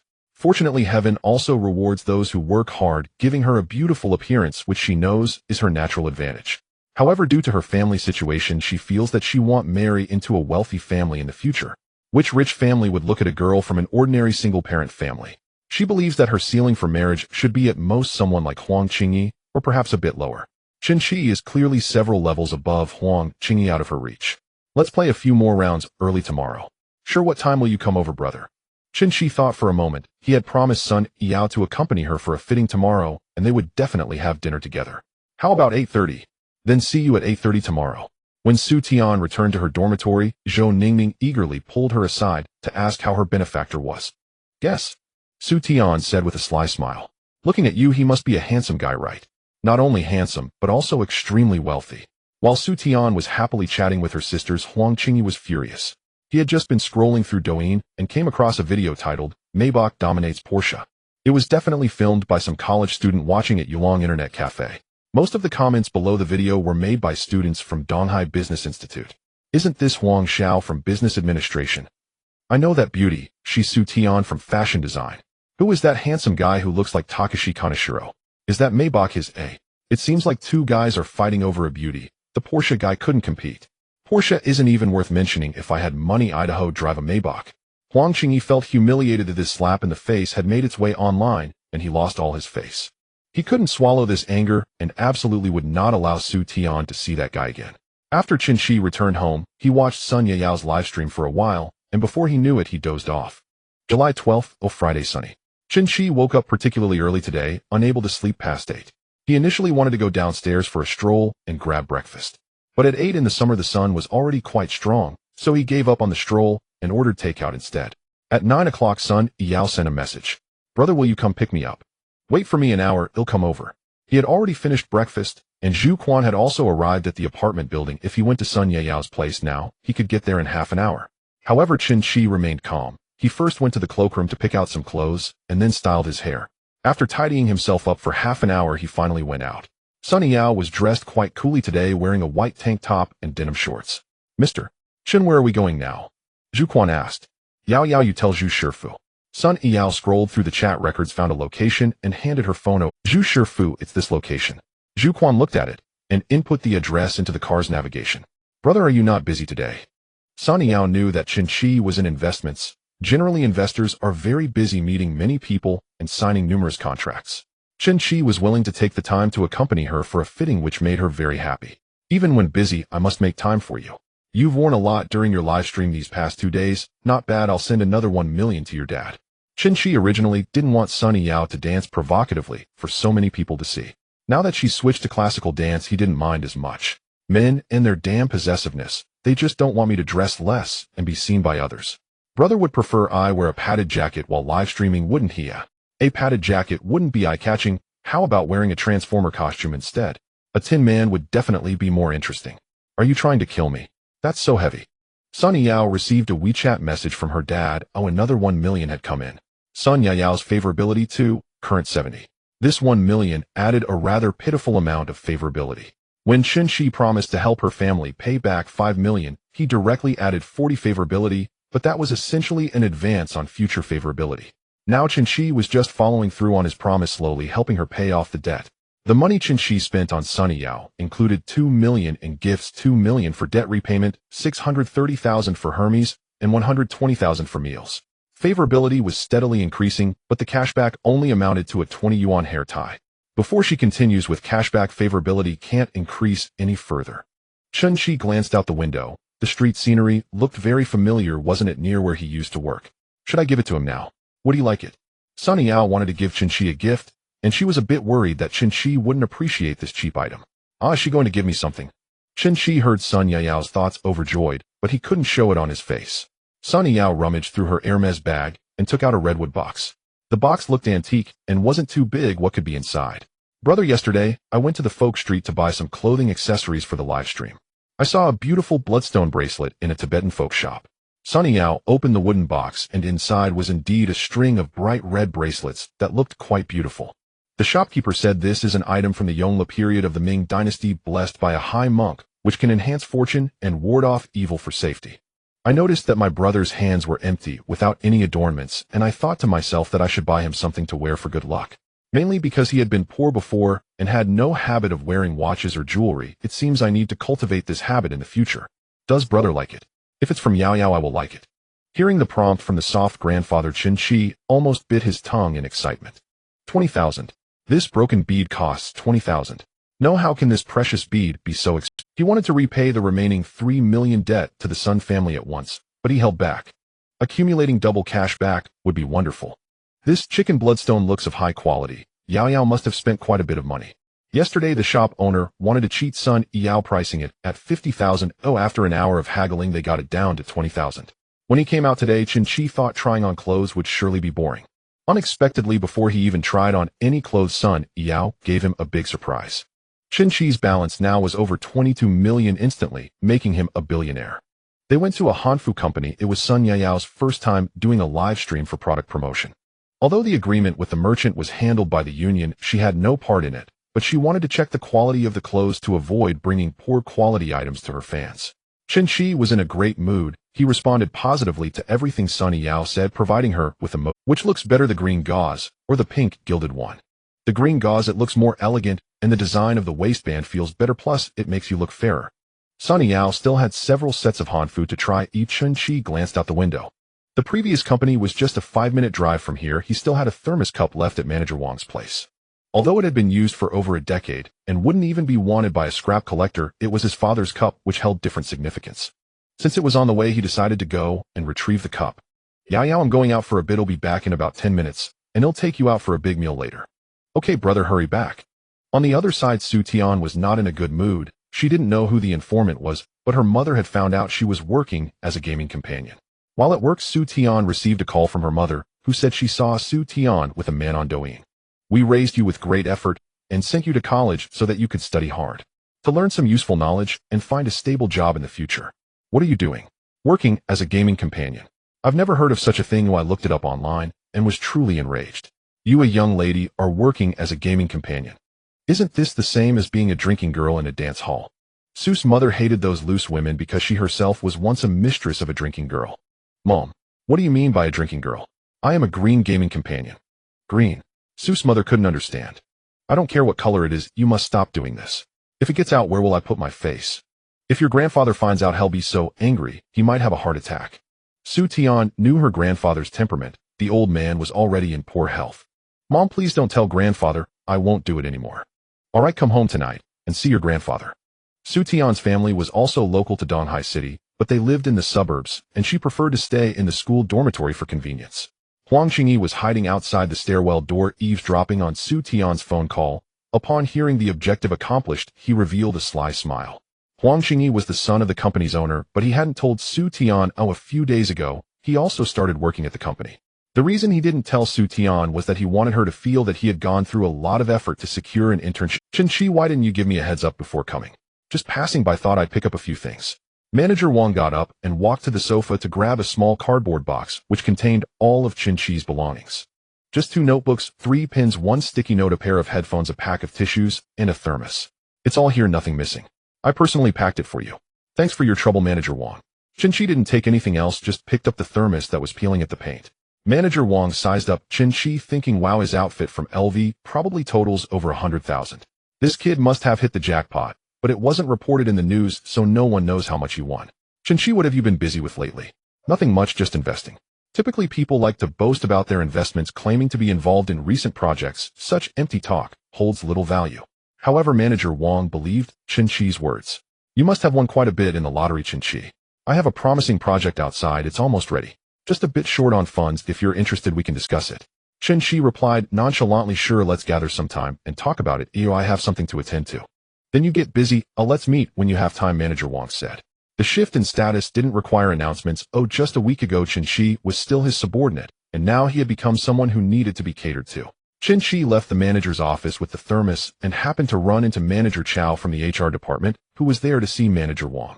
This person was disliked by Chen Qi, disliked by the entire company. Manager Chow was the boss brother-in-law, one of those who sought attention too much. How much did he like to seek attention? Anyone who has done e-commerce knows that every time it's June 18th or Double 11, he would be busy for at least half a month beforehand doing data analysis, adjusting prices, and placing ads. The most outrageous time was during June 18th, when he called everyone for a meeting in the morning under the guise of safety education, resulting in no one available to respond to customer service. The performance evaluations each month were handled by the HR department, and Manager Chow, with certain Chen Qi had been troubled by him before having his salary docked by several hundred yuan. Seeing Chen Qi, Manager Chow was quite surprised. When Chen Qi resigned, he left without a word, didn't fill out any paperwork or handover, and didn't even notify the HR department. Only Manager Wang knew. Manager Chow found out from Manager Wang that Chen Qi had resigned and scolded him, saying he had no sense of propriety. If Chen Qi wanted to come back for a resignation certificate, he certainly wouldn't approve it. Manager Wang also didn't mention to Manager Chow that Chen Qi didn't need a resignation certificate at all. He was already financially free. Chen Qi, what are you doing back at the company? You're not thinking of collecting your salary, are you? Don't even think about it. You left without notice, causing losses to the company. I will have to account for that with you. Chen Qi was most annoyed by this person, too lazy to engage with him, and walked straight out. Don't think about leaving. Manager Chow grabbed Chen Qi's shoulder. Let go, Chen Qi said coldly. Hearing the commotion, Manager Wang rushed out. What's going on?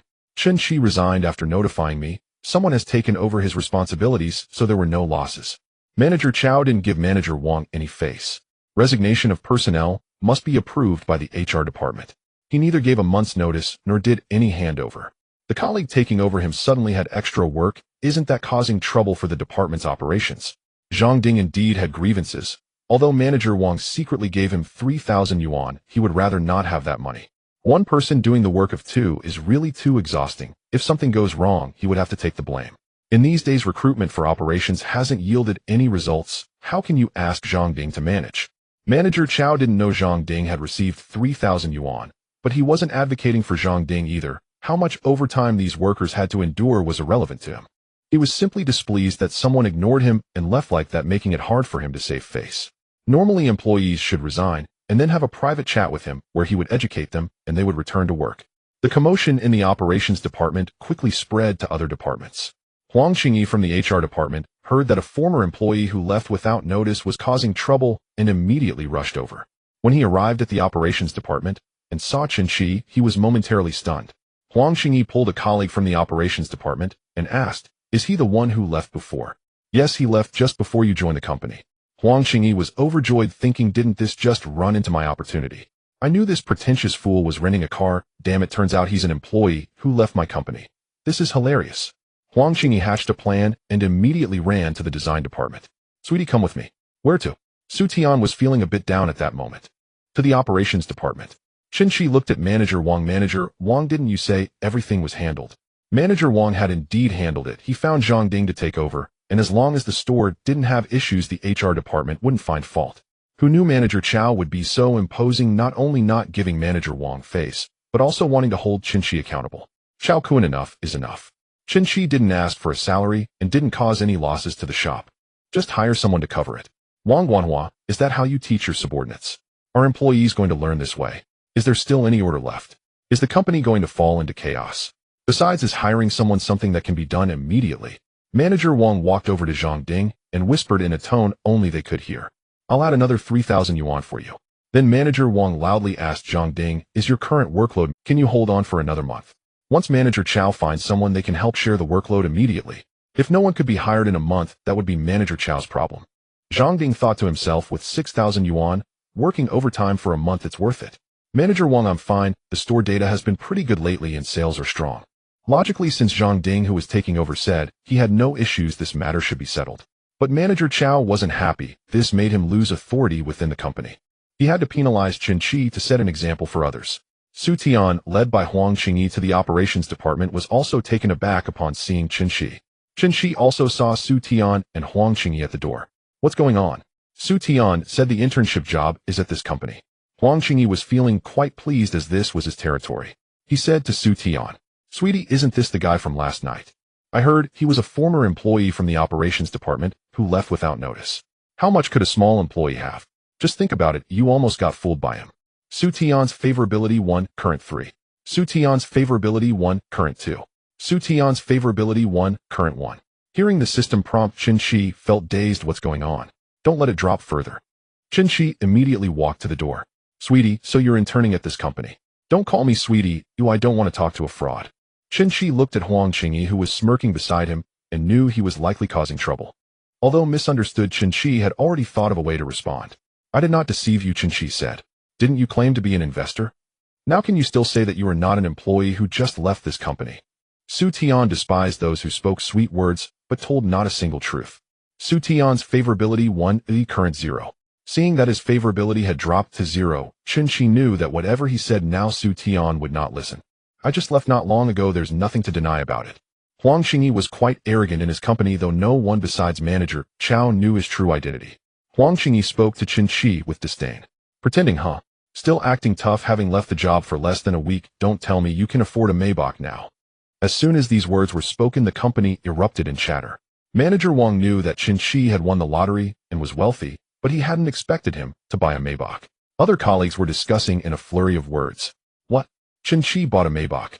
No wonder he left. Could it be he won the lottery? What? Don't you understand what Huang Qingyi meant? I guess Huang Qingyi saw Chen Qi driving a Maybach and is now questioning him, thinking he didn't buy it himself. Chen Qi exchanged glances with Manager Wang. Manager Wang, could you accompany me to meet Director Huang? I have a project I want to discuss. I laughed.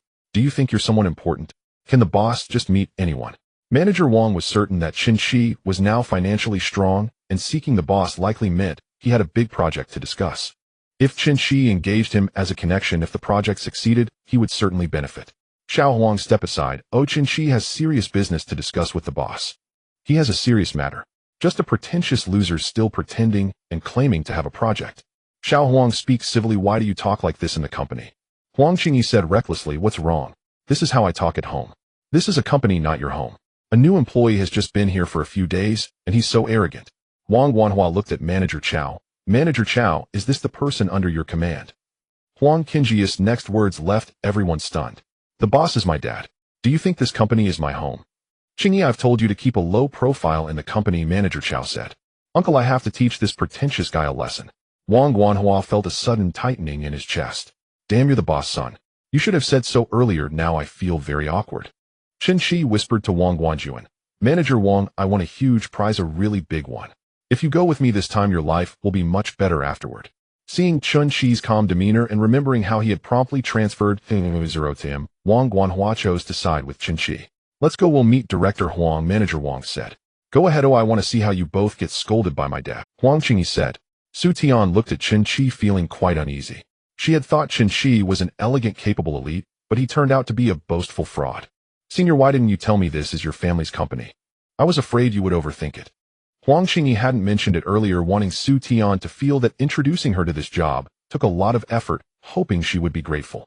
He also wanted to hide his identity to create an image that he was thriving in the company, while Su Tian would think he achieved success through his own efforts.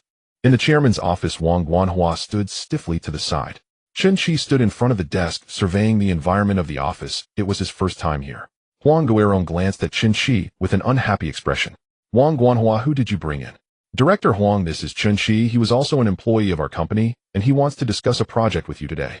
Huang Guerong shouted angrily, get out. Get out. Chen Qi said, Director Huang, I'll get straight to the point. I want to acquire this company. Oh. Wang Guanhua was stunned. You didn't say that the big project was an acquisition, did you? I've become a traitor, leading the enemy now. Get lost, Wang Guanhua. Immediately throw him out, or you can get out of the company too. Huang Guerong shouted angrily. It's infuriating for a former employee to come in front of him to say he wants to acquire his company. How could one not be angry? 60 million cash. I want to become the owner of this company today. 60 million? Can you even come up with 6000? If you cause any more trouble, I'll call security. Huang Guerong never thought that Chen Qi would actually have 60 million. He just assumed Chen Qi was here to make a scene. Director Huang, Chen Qi won the jackpot. The grand prize. Wang Guanhua was sure that Chen Qi's win was not just in the millions, but over 100 million. Lottery. How much could that be, y'all? I can't say how much, but I can afford 60 million, Chen Qi replied. You can contact the lawyer you know right now to draft the contract. Seeing that Chen Qi had remained calm throughout, Huang Guerong suspected he really had won over 100 million, which gave him the confidence to speak with him. Wang Guanhua was shrewd, having followed Huang Guerong for many years. Since Wang Guanhua personally brought him in, it was highly likely that Chen Qi had a significant amount of money. Are you serious about acquiring the company? Director Huang, I am serious, so I hope you take it seriously too. If you don't believe me, you can consult a lawyer or accountant you trust.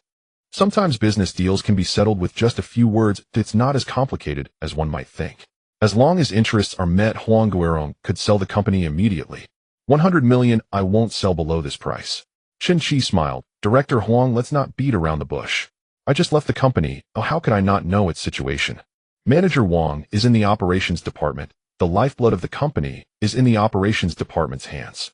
He knows best how much profit we make each year. Huang Guerong looked at Wang Guanhua as if he were a traitor. Wang Guanhua's eyes darted around, not daring to meet Huang Guerong's gaze. A few years ago, e-commerce was thriving and the company's net profit was between 8 to 10 million. Now with the rise of Douyin and Pinduoduo, e-commerce has become fiercely competitive and profits have dropped significantly. Especially since the company dealt in women's clothing, it was even more competitive. In the past 2 years, sales during the 618 and Double 11 promotions have been disappointing. The company's profit fell to between 4 to 5 million, nearly halving. Huang Guerong looked at the financial statements, noting that each year was worse than the last, feeling troubled. The situation in the coming years was uncertain. The government has recently been heavily promoting new energy. He was considering changing paths. If Chen Qi truly had the ability to acquire the company, he would be willing to sell it to him. The company's estimated market value based on net profit multiplied by 12 to 15 times was about 70 million. Huang Guerong's asking price of 100 million was purely a lion's share. Director Huang, you should know how cutthroat the women's clothing industry is and how low the profits are. Huang Guerong had been in business for decades and clearly felt that doing business was becoming increasingly difficult. However, he never thought anyone would come to acquire his company. His company had about 100 employees. Such a scale of clothing company was common in Donghai. Those acquisition cases were all for publicly traded companies with valuations in the billions. Who would be interested in a small, uncompetitive company? 90 million, this company represents half my life. Huang Guerong began to tell stories. As long as the story was good and the presentation was attractive, one could achieve success without investment. Chen Qi was not fooled. He wasn't fixated on this company. Mr.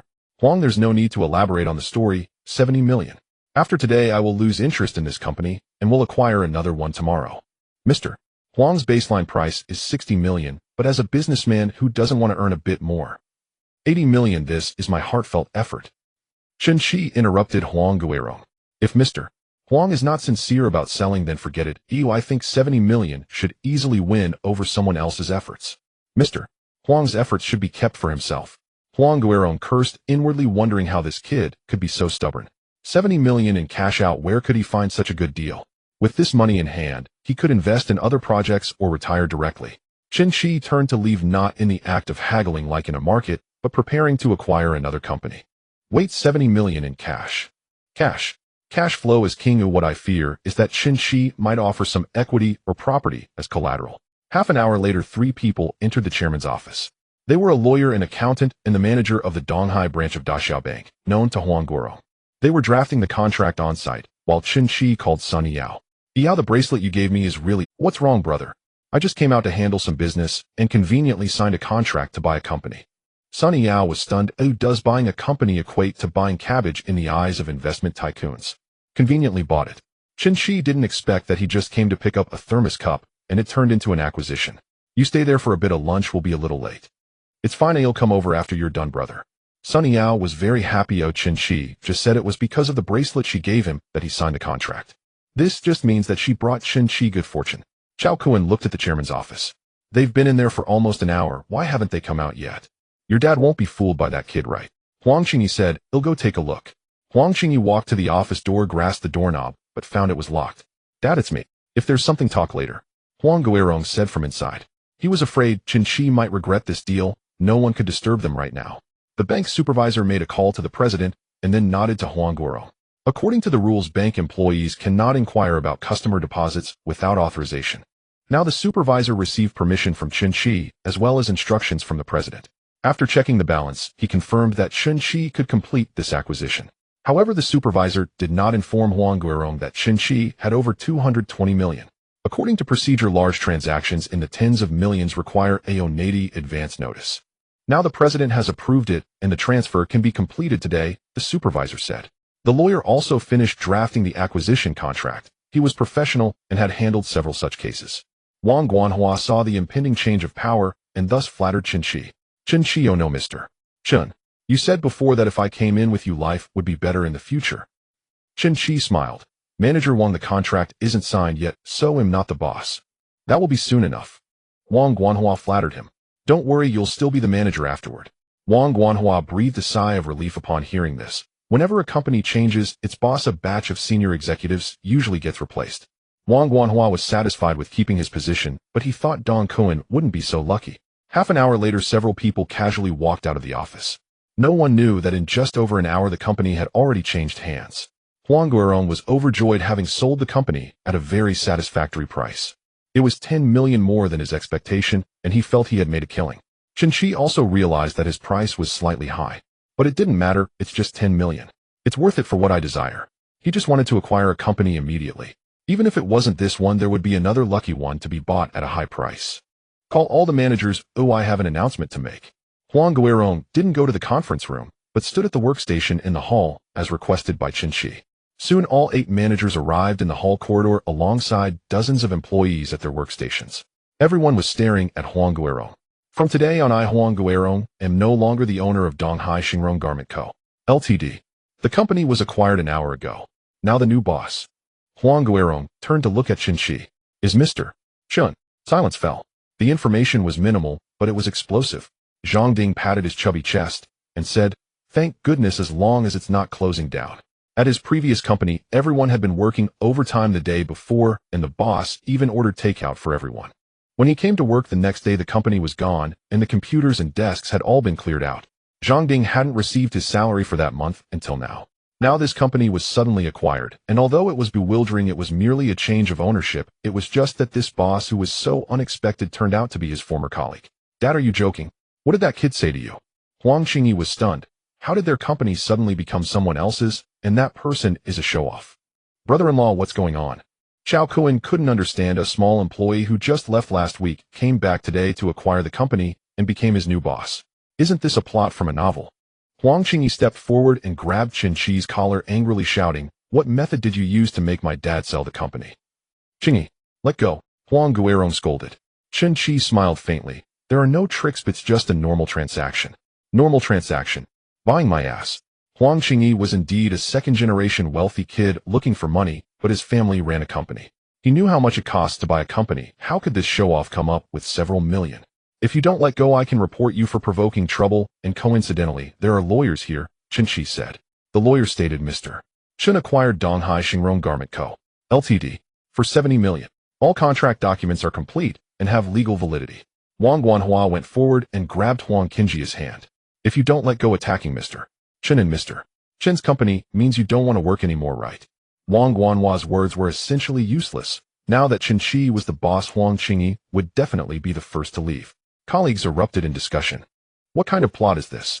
A loser turning the tables, face slapping. 70 million, did Chen Qi win the lottery? With a new boss, we shouldn't have any issues, right? Su Tian's head buzzed in the crowd. Did he not lie to me? Is he really an investment? Did I really speak to him in that kind of attitude? What should I do? I can't even face him. The managers of various departments felt betrayed by Huang Guirong. After following him for so many years, he had sold the company without a word. However, Huang Guirong had made a significant profit and had no regard for any camaraderie. Chen Qi, let's go, Huang Guirong said. Mr. Huang, what is the situation here? You need to give us an explanation, the purchasing manager exclaimed. Wang Guanhua was the least worried. He was on the right side of things with the new owner, and he would continue living his life as before. Manager Liu, do you not understand? The company has been acquired by Mr. Chen, and Huang Guirong has sold everyone to him. The Huang family left the company like that. Chao Kuan was merely a connection and a slacker. He had just offended Chen Qi and had no place here anymore. It was only by following Huang Guirong that he could scrape by. The remaining managers and employees were anxious. There was a consensus among everyone that after the acquisition, there would be a major shakeup or massive layoffs. Especially now with the poor economic environment, finding a job after being laid off would be quite difficult. Amid the expectant yet tense gazes of the crowd, Chen Qi finally spoke. Managers, please come to the conference room. The rest of you return to your posts. The company had 8 departments: operations, customer service, design, procurement, administration, human resources, finance, and warehousing. Managers, please come to the conference room. The rest of you return to your posts. The company had 8 departments: operations, customer service, design, procurement, I assume you are all quite anxious about the changes in personnel at the company. The managers stared at Chen Qi. Their relationships were not as familiar as he claimed. Some had only exchanged a few words when they met, while others had never spoken at all, only knowing of each other's existence. Chen Qi said 4 words. Everything remains the same. Of course, if anyone feels uncomfortable with the change in ownership, they can leave. Hearing this arrangement, everyone breathed a sigh of relief. It was merely a change of ownership, nothing else had changed. Mr. Chen, the human resources manager position is currently vacant. Wang Guanhua said. Let's leave it vacant for now. I will arrange someone later. I will be quite busy afterwards, so if there's anything you can discuss it with Manager Wang first. Wang Guanhua suddenly straightened up, feeling triumphant. Don't worry, Mr. Chen, I will keep an eye on things for you. Chen Qi said to the manager of the administration department. Manager Sun, the company name needs to be changed. It will now be called Tianqi Clothing Co. Ltd. Although the employees outside were seated at their desks, not a single one was working. The hundreds of small groups were in an uproar. The conference room must be a storm of chaos right now. What should we do? Will they come out and announce the layoff list? If layoffs happen, as long as the compensation is adequate, it will be fine. I don't want to be laid off. It's hard to find a job, and adapting to a new environment is even harder. Su Tian was lost in thought at her workstation. Will he fire me? If I get fired, so be it. I brought this upon myself. A dozen minutes later, the managers came out and returned to their departments. Subordinates surrounded their boss, eager for news. Manager Wang, what's with this outrageous plot? Last week, Chen Qi was sitting across from me, and now he's the new boss. I had a decent relationship with Chen Qi before. He shouldn't fire me, right? Oh no, last month I borrowed a pen from Chen Qi and didn't return it. Wang Guanhua cleared his throat. What are you all making noise about? Work properly. Everything remains the same. Huh? What do you mean, huh? It's just a change of ownership. What does it have to do with you, a little employee? Wang Guanhua walked over to Zhang Ding and said, Zhang Ding, you're in luck. Mr. Chen has promoted you to deputy manager of the operations department. Zhang Ding was taken aback. He had previously complained about Chen Qi suddenly leaving him with a mess. Little did he know that after Chen Qi became the new boss, he was promoted. Manager Liu from the design department felt uneasy as he returned to see Su Tian sitting at her workstation. What is the relationship between this intern and the new boss that I have to take good care of her? Su Tian, come here, Manager Liu called out. Su Tian was anxious, thinking, it's over, I'm going to be fired. She walked into Manager Liu's office. Manager, are you going to fire me? Manager Liu was taken aback. What do you mean fire? I ask you, what is your relationship with Mr. Chen? He asked me to take good care of you. Su Tian thought for a moment. Their relationship was merely that of a game companion and a client, although yesterday Chen Qi had said they were friends. Just friends. He actually didn't fire me, and even asked Manager Liu to take care of me. Friendship level 10, current level 10. Chen Qi received a system notification discovering that his friendship level had increased so much. Indeed, a powerless explanation is no match for a single action to prove it. Chen Qi sat in the chairman's office with an old thermos prominently placed on the desk. He picked up the landline and called the administrative department to have the office furniture and decorations changed. At that moment, a WeChat notification pinged. Boss, I was wrong just now. I shouldn't have questioned you. Still calling me boss. But now you are indeed. Call me boss again, and be careful, I deduct your salary. Brother, don't deduct my salary. I'm just a small intern, you can't bully me. Chen Qi made Su Tian laugh. Alright, I won't deduct your salary. They'll have Manager Lu personally mentor you. I'll learn well, and if you perform well, he'll give you a raise. Thank you, brother. Chen Qi thought that Su Tian was just a poor student with no money or savings. It would be somewhat difficult to ask her to buy gifts or spend money for him. Soft master, can I have Manager Lu give her a raise? It doesn't count as directly giving the goddess money, right? Sure, you can give her a raise of 1,000 or even 1 million. Really, raising too much is not good. If 5,000 or 6,000 would be about right. You're actually calculating. If you don't want the number, just do it this way. I can't say it's directly giving her money, right?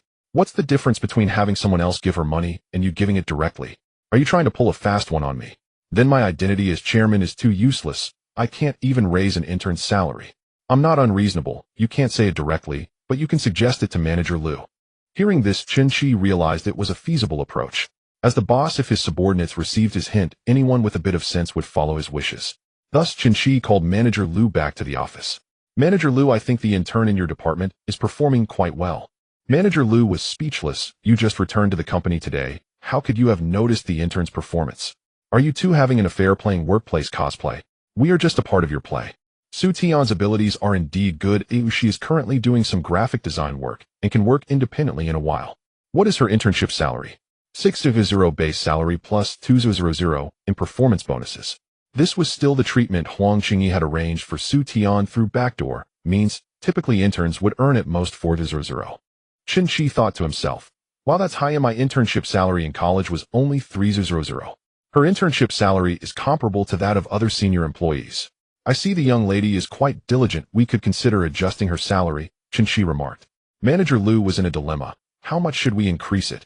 You're her direct supervisor, you decide. Chen Qi couldn't say it outright, but that was sufficient. Manager Lu felt a headache coming on, mentally complaining. What do you mean I should decide? She's an intern making 6,000 already. How much more can we give? Why not let me as the manager take care of it? You who can afford 70 million are making me solve this puzzle over a few thousand in salary. Isn't that putting me in a tough spot? Manager Lu said, alright, I'll go back and discuss it with HR first. Chen Qi glanced at the time. It was already noon, time to get off work, and Sun Yao was waiting for him. As he went downstairs, several employees saw him get into a Maybach. Within minutes, the whole company knew Chen Qi was driving a Maybach. This was far more impressive than the previous chairman's 2 million renminbi Mercedes S600. It was lunchtime, but Manager Lu had no appetite to eat.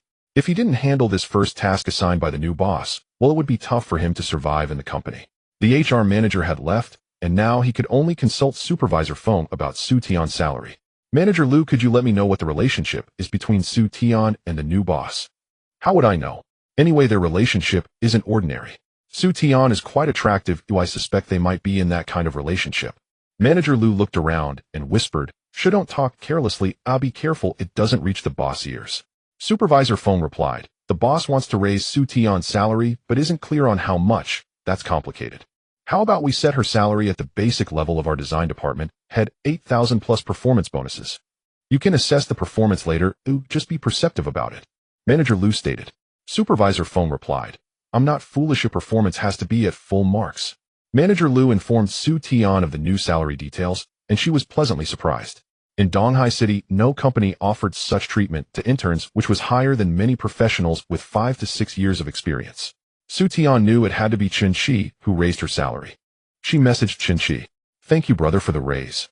Chen Qi thought to himself, Manager Lu was quite quick with his actions. How much did you get raised? Brother, you already know the answer. I don't know, it was adjusted by Manager Lu. You don't know? Then let me tell you, my salary is now quite high at a base of 8,000 and an additional 2,000 performance bonus. After all this, Manager Lu only added 2,000 to the original amount. Chen Qi thought it was too little. It should be at least 2,000 to 3,000.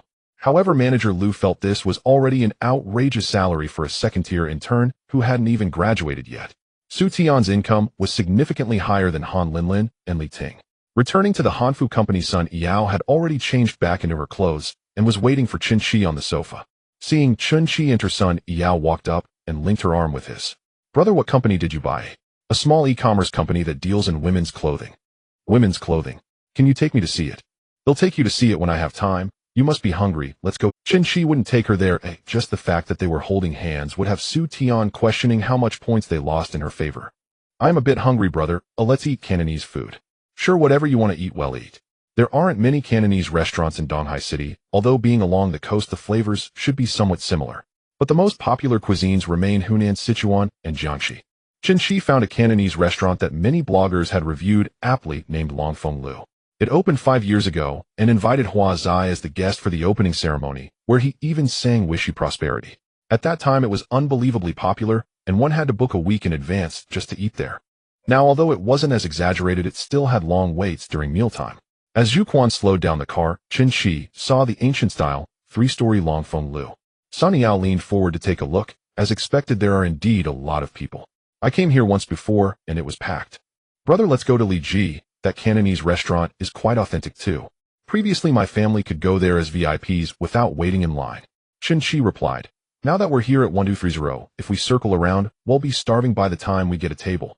With my financial capability, I can throw some money around, and am I worried about not getting a meal? Chen Qi got out of the car with Sun Yao. The line to eat at Longfeng Lu stretched from inside the restaurant to outside, and in the scorching noon heat people didn't seem to mind. Several young girls of student age were still wearing hanfu, and Chen Qi worried they might suffer from heat stroke. That seems to be a web celebrity. Who? Just a few days ago she was dancing in hanfu and received millions in tips. The group of hanfu girls were discussing. As Chen Qi and the other prepared to enter, several of the girls walked over. Sister, you must be Yao Yao. So beautiful, you look even better in person than in the videos. Sister, your classical dance in hanfu is absolutely stunning. Can we take a picture together? Sun Yao's follower count had reached 1.6 million. Although it couldn't compare to those big internet celebrities, she was still a streamer with over 1 million followers. She was somewhat surprised to be recognized by fans while walking on the street. Just a few days ago she was still a small streamer with only a few 100,000 followers, and this sudden change in status was something she couldn't quite adapt to. Taking a picture? Sure. Chen Qi tactfully stepped aside to let the young girls take photos with Sun Yao. Among the crowd waiting in line, there were even male fans of Sun Yao who came over to take pictures. After a few people finished taking pictures, Chen Qi joked, wow, I've got a big star standing next to me. Big star, you better give me an autograph later. Sun Yao pinched Chen Qi's arm. Brother, you just like to make jokes. Oh, what big star am I? If it wasn't for you, I'd still be an unnoticed small streamer right now. Sun Yao was still grateful and did not become complacent due to her small fame. Yao Yao the big star, let's find a private room to eat. I'm afraid with too many fans they would keep asking for pictures, and we wouldn't be able to enjoy our meal. Sun Yao said, but all the private rooms are full. She had never seen Chen Qi use his financial capability to cut in line. He could skip the queue entirely and go straight to a table. At this moment, the waiter was leading a family of 4 upstairs. Chen Qi stopped them. Excuse me, are you going to the private room on the 2nd floor? This family of 4 consisted of a middle-aged couple with 2 middle school girls. The middle-aged man replied, yes, we were just called. Hello, how about we negotiate? They'll give you 3,000 renminbi if you let me have the private room. What do you think? The prices at Longfeng Lu are a bit higher than at Dabashu. Last time when he bought a spot at Dabashu, Chen Qi offered 2,000, so this time he aimed a bit higher. The middle-aged man glanced at his wife. He wanted to sell immediately. Although he was a company manager with an income nearing 2,000, he didn't want to miss out on the chance to skip the line for 3,000 renminbi. My wife is quite good at managing the household. When they come here to eat, it's estimated to cost around 700 to 800. With 3,000 yuan, we could dine at a more upscale restaurant. Is it really 3,000? The woman confirmed. Yes, it's 3,000. I can scan the code to give it to you right away. All right, I've reserved a private room for you. The woman agreed. 3,500, I want a private room. Suddenly a voice interrupted their transaction. A middle-aged man with a flat-top hairstyle came over accompanied by a glamorous woman. As soon as Sun Yao saw the man, she tightened her grip on Chen Qi's arm. Chen Qi sensed her unease and asked, Yao Yao, what's wrong? Sun Yao whispered, that's the 3rd highest on my live stream rankings. Monkey's Trap. Monkey's Trap, whose real name is Yang Daji, had donated over 2,000 in Sun Yao's live stream. They later arranged to meet offline, and upon seeing Sun Yao, he became infatuated, staring at her with lust during their meal. After finishing her meal, Sun Yao made an excuse to leave, infuriating Yang Daji, who realized he had spent over 2,000 without even holding her hand. The middle-aged woman was overjoyed, thinking, what a lucky day. I went out for a meal, and someone is willing to pay to cut in line and even compete for it. Chen Qi also found it amusing, as it was the first time he encountered someone competing with him for line cutting. Sister, I'll offer 4,000. The woman suddenly grasped her husband's hand, feeling ecstatic. The waiter was dumbfounded. Do wealthy people really need to sprinkle money to warm up before a meal? Yang Daji assessed Chen Qi and then said to Sun Yao, is the streamer now with a rich 2nd generation? He must be the one who donated over $1 million, the roast duck brother. Yang Daji was unaware that Chen Qi had already donated a total of $2 million. He had only seen Chen Qi's first donation while watching online. He hadn't been active on Douyin lately, but he spent $2 on Douyu to arrange a meeting with a female streamer who was currently by his side. The female streamer flew all the way to Donghai to meet him, and not only did they hold hands, but they also enjoyed some intimate moments over the past few days. Upon hearing Chen Qi offer 4,000, the woman immediately agreed, then it's yours. Yang Daji persisted, my girlfriend is hungry and doesn't want to wait in line, I'll offer 4,500. The female streamer clung to Yang Daji's arm acting cute. Yang Gu is so great, really capable. 5,000. Chen Qi continued to raise his bid. 5,500. For every amount Chen Qi called out, Yang Daji would just bid 500 more, and the two of them escalated their bidding to 12500. The woman nearly crushed her husband's hand, wondering how dining could bring in over 10,000. It felt like a windfall had landed right on her head. Yang Daji was unfazed. He could donate over 2,000 in Sun Yao's livestream, which proved he had some means. He owned a trading company and could earn 3 to 4 million a year, which meant he was doing quite well in Donghai. He often engaged in such line-cutting antics. Today wasn't specifically targeting Sun Yao. He had intended to cut in line to reserve a private room and just happened to encounter Chen Qi wanting the same. Yang Daji looked at Chen Qi with arrogance. What's wrong? The top donor isn't continuing to raise the bid. He didn't hold Chen Qi in high regard just because he had donated $1 million. Yang Daji felt he could afford to donate, but believed that donating to Sun Yao was not worth it compared to other female streamers. I won't bid anymore. Sister, you can sell it to him. All right, then the private room is for this brother. Sorry about that. The woman also apologized to Chen Qi, as he was the one who initially expressed interest in buying. Seeing that the private room was gone, Sun Yao thought Chen Qi was a bit upset due to Yang Daji's interference, so she said, brother, shall we go to another place? Why change? It's already so late. I'm starving. Let's head to the 3rd floor. The Dragon and Phoenix Hall. The waiter quickly explained, sir, the Dragon and Phoenix Hall is still available, but it is reserved for VVIP. While searching for the Dragon and Phoenix Hall, Chen Qi came across an evaluation blogger who revealed that there was a hidden private room in the Dragon and Phoenix Hall. It is only open to VVIP guests, and to become a VVP, one must spend a total of 1 million in the Dragon and Phoenix Hall within a year. I know that. Can I become a VVIP now and go to the Dragon and Phoenix Hall? The waiter, unable to handle such high-end customers, immediately used the intercom to call the manager. When the manager arrived, the waiter whispered a few words in his ear. Do you want to apply for VVIP? Manager Zhou asked. That's right, let's do it now. We are waiting to eat. Sir, becoming a VVIP requires an annual fee of 1 million. Isn't it possible to do it all at once? Don't you have a recharge card? Chen Qi asked.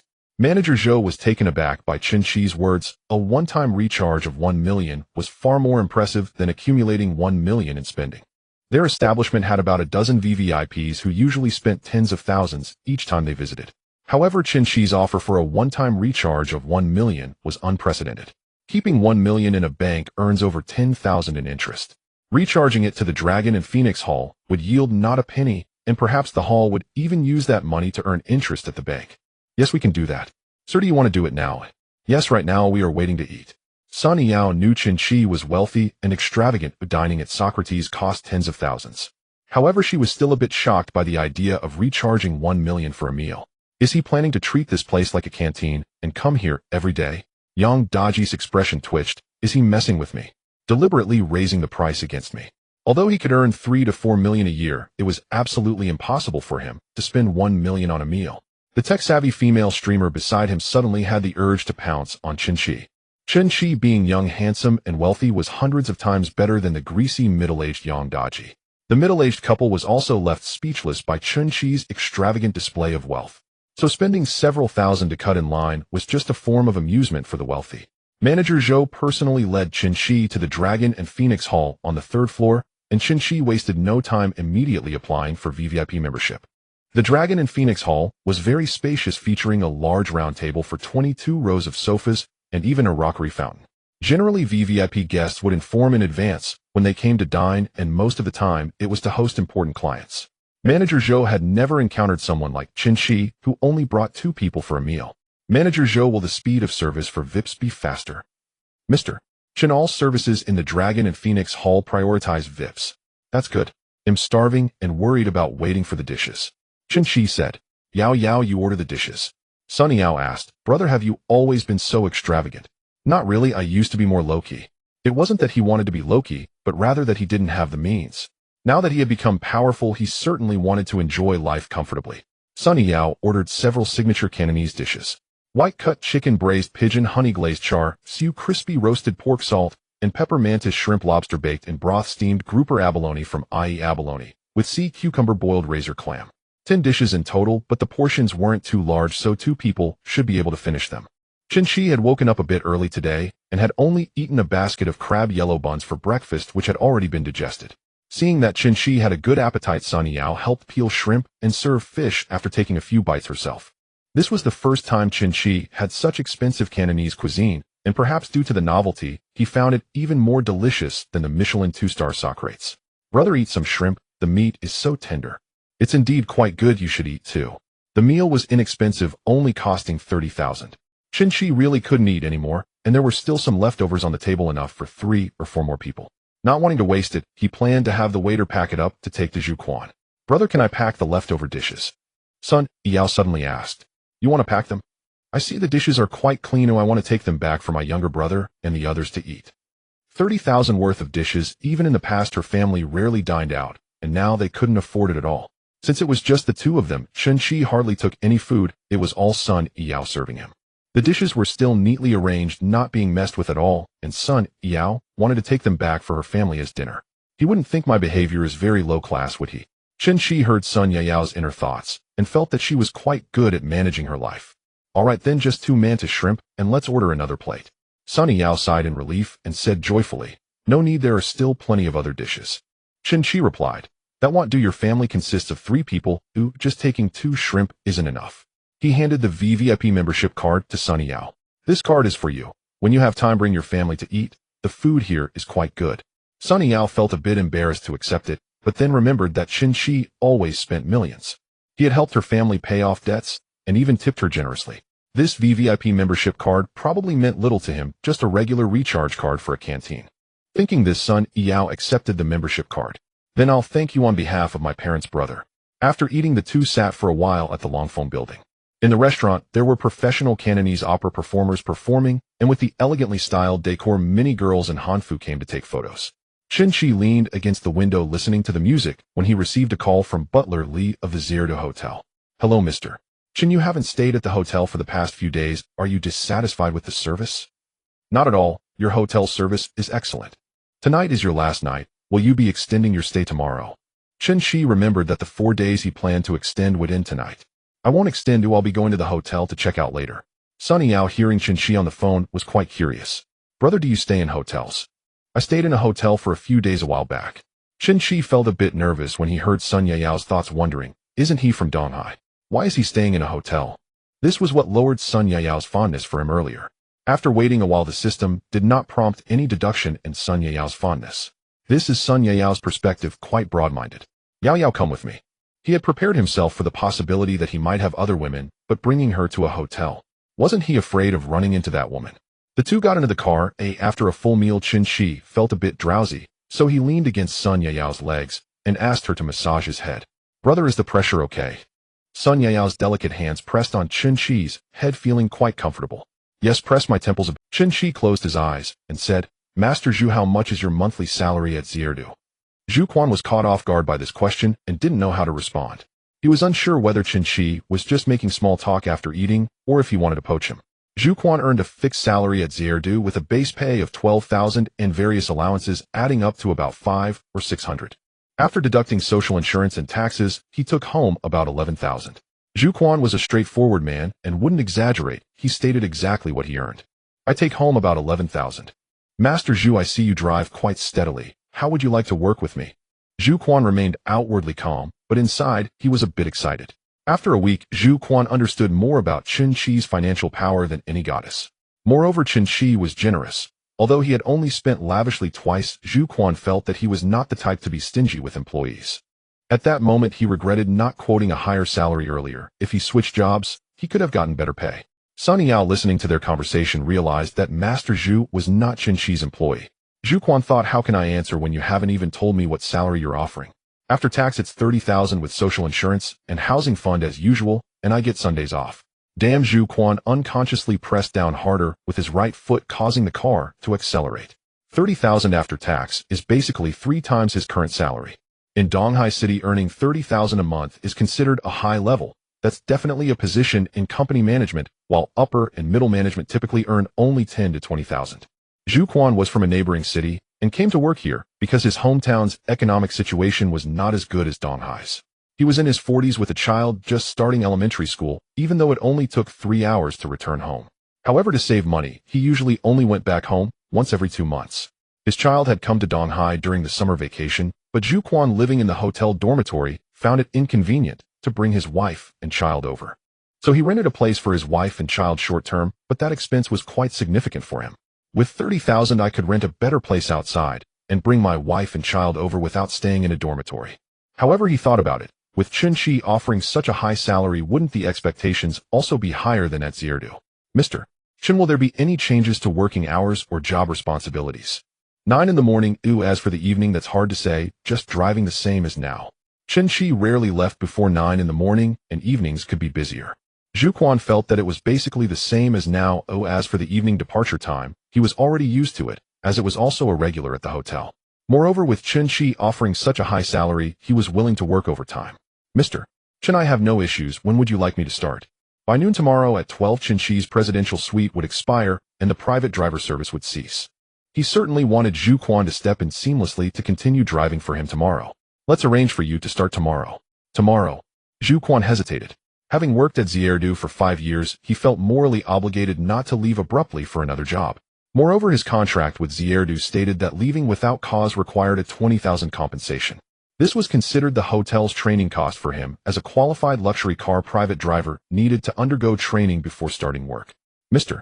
Chen, if I suddenly leave Zierdu, I would have to pay compensation. That's easy to handle. I'll cover your compensation.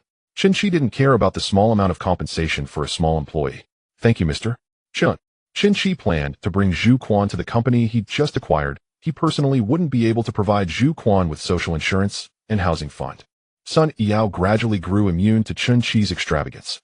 Back when I streamed dance performances, I was exhausted, earning at most 20,000 yuan a month. He hires a driver for 30,000. Maybe I should become his driver instead. Yao, what are you thinking about? I was just thinking, Master Zhu must be tired driving alone. Why don't I drive for you too? I'll take the night shift, he can handle the day shift. Chen Qi opened his eyes and gazed upward at Sun Yao. Do you drive a proper vehicle? Brother, you're so annoying. Back at the Hildo Hotel, Chen Qi immediately approached the hotel's manager to recruit Master Zhu. Though surprised by the abrupt recruitment and aware it would disrupt staffing, the hotel manager dared not offend a guest who had reserved the presidential suite for 7 consecutive nights. Mr. Chen, it's truly Master Zhu's fortune to earn your favor. However, all our staff undergo formal training upon hiring. An early departure may entail minor contractual complications. Chen Qi replied, I understand. I'll personally cover any compensation owed to the hotel. Mr. Chen, will you not be staying tonight? That deposit of 100,000 yuan is non-refundable. No, I won't be staying. He actually stayed in a presidential suite, costing 100,000 yuan per night. Wait, perhaps that isn't so surprising after all. Sun Yao began adjusting to Chen Qi's rhythm, reminding herself not to gasp at figures like tens or hundreds of thousands, lest she appear provincial. Otherwise, she'd seem utterly out of place. Within half an hour, Zhu Quan's resignation formalities were completed. Chen Qi then called Wang Guanhua. Manager Wang, I've hired a private driver. Please process his onboarding. He'll add you on WeChat shortly. Understood, Mr. Chen. Rest assured it will be handled promptly. Wang Guanhua now stood confidently. Having aligned himself with Chen Qi and having once been Chen Qi's direct superior, his standing among fellow managers was unmistakably elevated. If Chen Qi were an emperor, Wang Guanhua would be the grand tutor to the crown prince. With little to do that afternoon, Sun Yao suggested watching a film. Again, Spider-Man No Way Home. Chen Qi hastily proposed a Stephen Chow film, but none were playing. Instead, they chose a riverside restaurant featuring private screening rooms and watched Kung Fu. You're fond of Master Chow's films, aren't you? His genius remains timeless. Even today, his work captivates. Their candlelit dinner unfolded at the same riverside restaurant, though fate intervened. Wasn't today supposed to be clear? It was scorching earlier. When has weather forecasting ever been accurate? Before finishing their wine, they dashed from the open-air terrace back indoors as rain fell. At 8 o'clock, Sun Yao needed to stream live, so Chen Qi dropped her home first. Returning to Gonyuan No. 1, he showered and surveyed his discarded clothes. I'll need to hire a housekeeper for cleaning and daily chores. Though hotels offered seamless service that wasn't for the Chinese, the concept of home runs deep in the marrow, and this apartment was Chen Qi's first. He anticipated residing here for some time. Hiring a housekeeper was essential. As for a chef, unnecessary for now. With ample free time, exploring diverse eateries across the city sounded far more appealing. At 8, Su Tian messaged Chen Qi asking when he'd go online. Chen Qi replied, 9 o'clock, and precisely at 9 he logged in. Brothers online. Sweetie, you've been waiting for me, haven't you? Su Tian sent the message the moment Chen Qi appeared in game. Su Tian sat cross-legged on the living room sofa, laptop balanced on her knees, while watching TV with her grandfather. The instant Chen Qi went online, she bolted to her room and locked the door to play undisturbed. Not really, I just logged in. Hold on, I'll invite someone else. Chen Qi dialed Chen Qi. Logging in. I'm showering, don't rush me. How do you answer calls while showering? It's habit. Lin Xian demanded I answer anytime, even mid-shower. So I bring my phone into the bathroom. Excellent habit, do keep it up. 10 minutes later, Chen Etian joined the session and spotted a female player, instantly intrigued. Qi, who's this? Su Tian heard another male voice join the party and sensed his easy rapport with Chen Qi.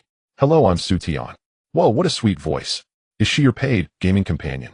Yesterday, Chen Etian had played solo, casually suggesting Chen Qi hire a companion, so naturally assumed Su Tian filled that role.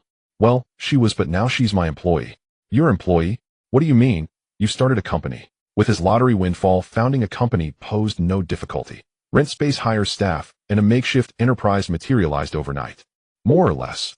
I didn't start one, I acquired one. I bought the company I used to work for. Huh. Chen Etian emitted a cry of existential bewilderment. He knew the scale of Chen Qi's former employer, a still profitable e-commerce firm, albeit earning less than in its prime. Why would its owner sell a consistently lucrative business? Unless Chen Qi offered an astronomical sum, of figure Chen Etian dared not imagine. Qi, how much did you pay? Chen Etian held his breath, awaiting the number. 70 million yuan. Oh. This exclamation came from Su Tian.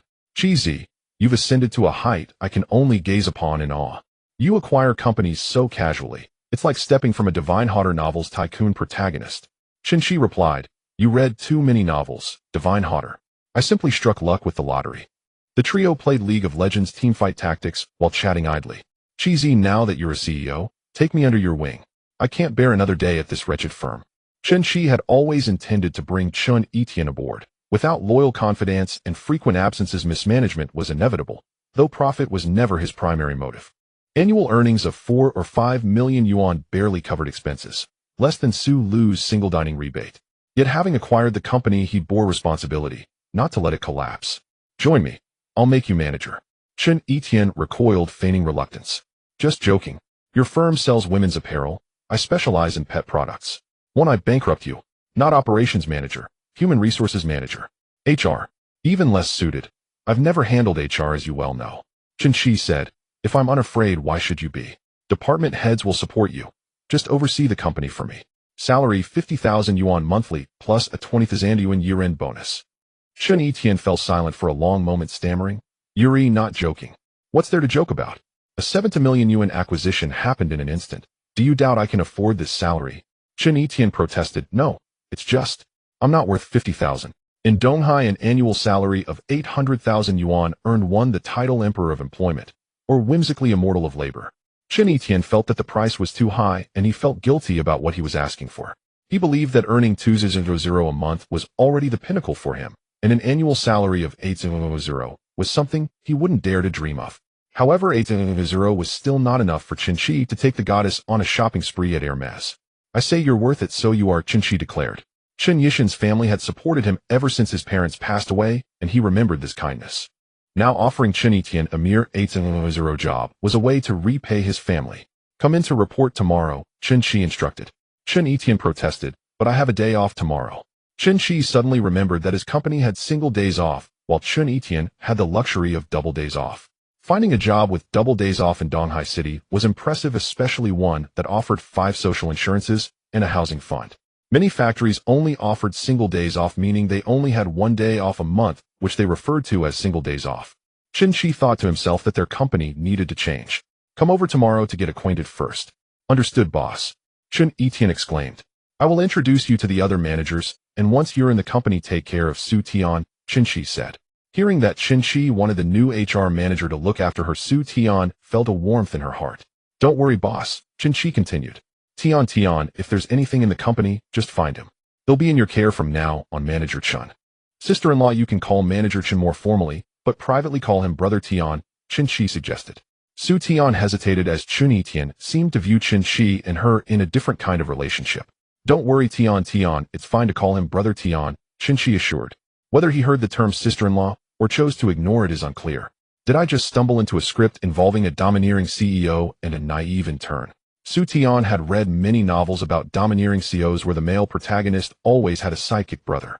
Usually this brother would create opportunities for the male and female leads. Sometimes a friend's assistance can be more effective than direct expressions of feelings. Su Tian's favorability 1, current value 11. Is the threshold for young girls really this low? Chen Qi mused.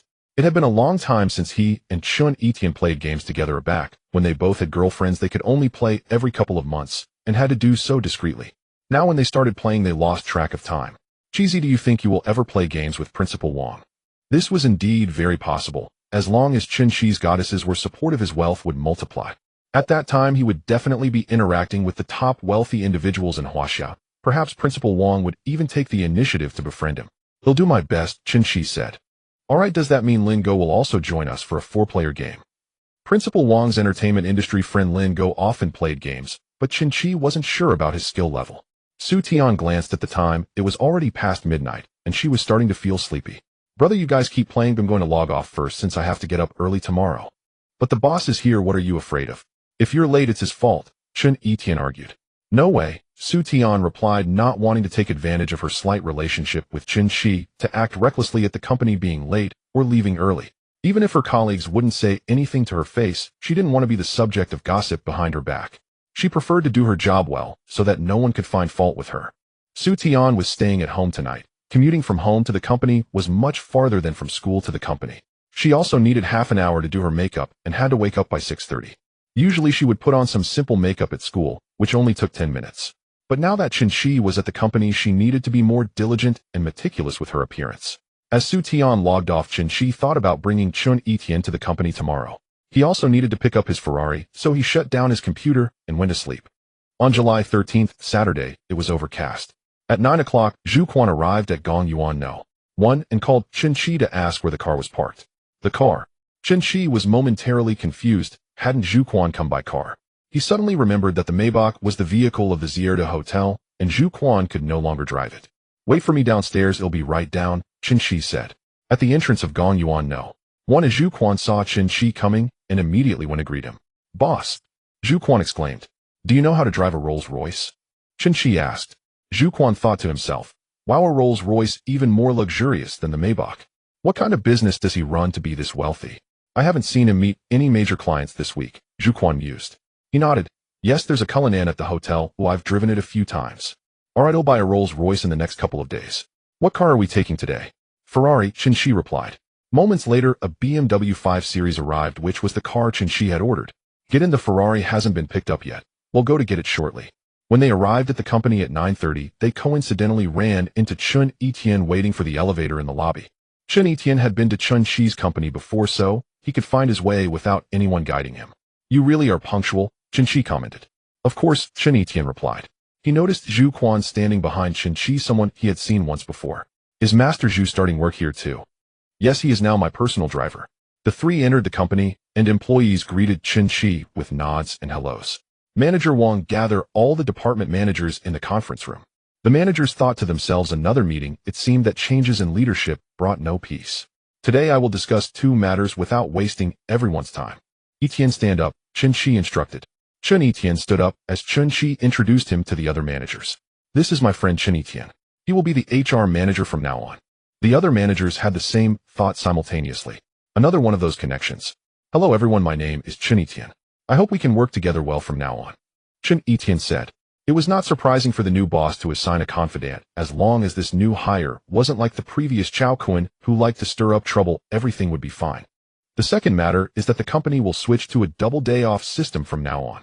As soon as this statement was made, several other managers showed expressions of joy, as the difference between single and double days off was significant. Single days off were too tight, going out for fun only allowed for day trips. However, the managers of operations, customer service, and warehousing seemed to have something to say. Wang Guanhua said, Chairman Chen, operations sometimes need to adjust work according to the platform's activities.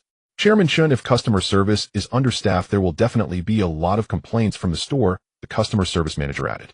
And if the warehouse doesn't ship, it will also affect the store's weight, echoed the warehousing manager. Chen Qi, who was also in this line of work, knew this very well. If they switched to double days off, the company would likely go bankrupt within half a month. Starting next week, the entire company will have 2 days off per week. If there are tasks on weekends, double pay will be provided. Chairman Chen, customer service and the warehouse don't differentiate between weekends. They are arranged for time off. How does that work? You originally had 1 day off a week, now you'll have 2 days off.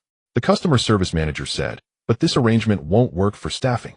Manager Chen will quickly recruit staff for customer service and the warehouse in the next few days, Chen Qi stated.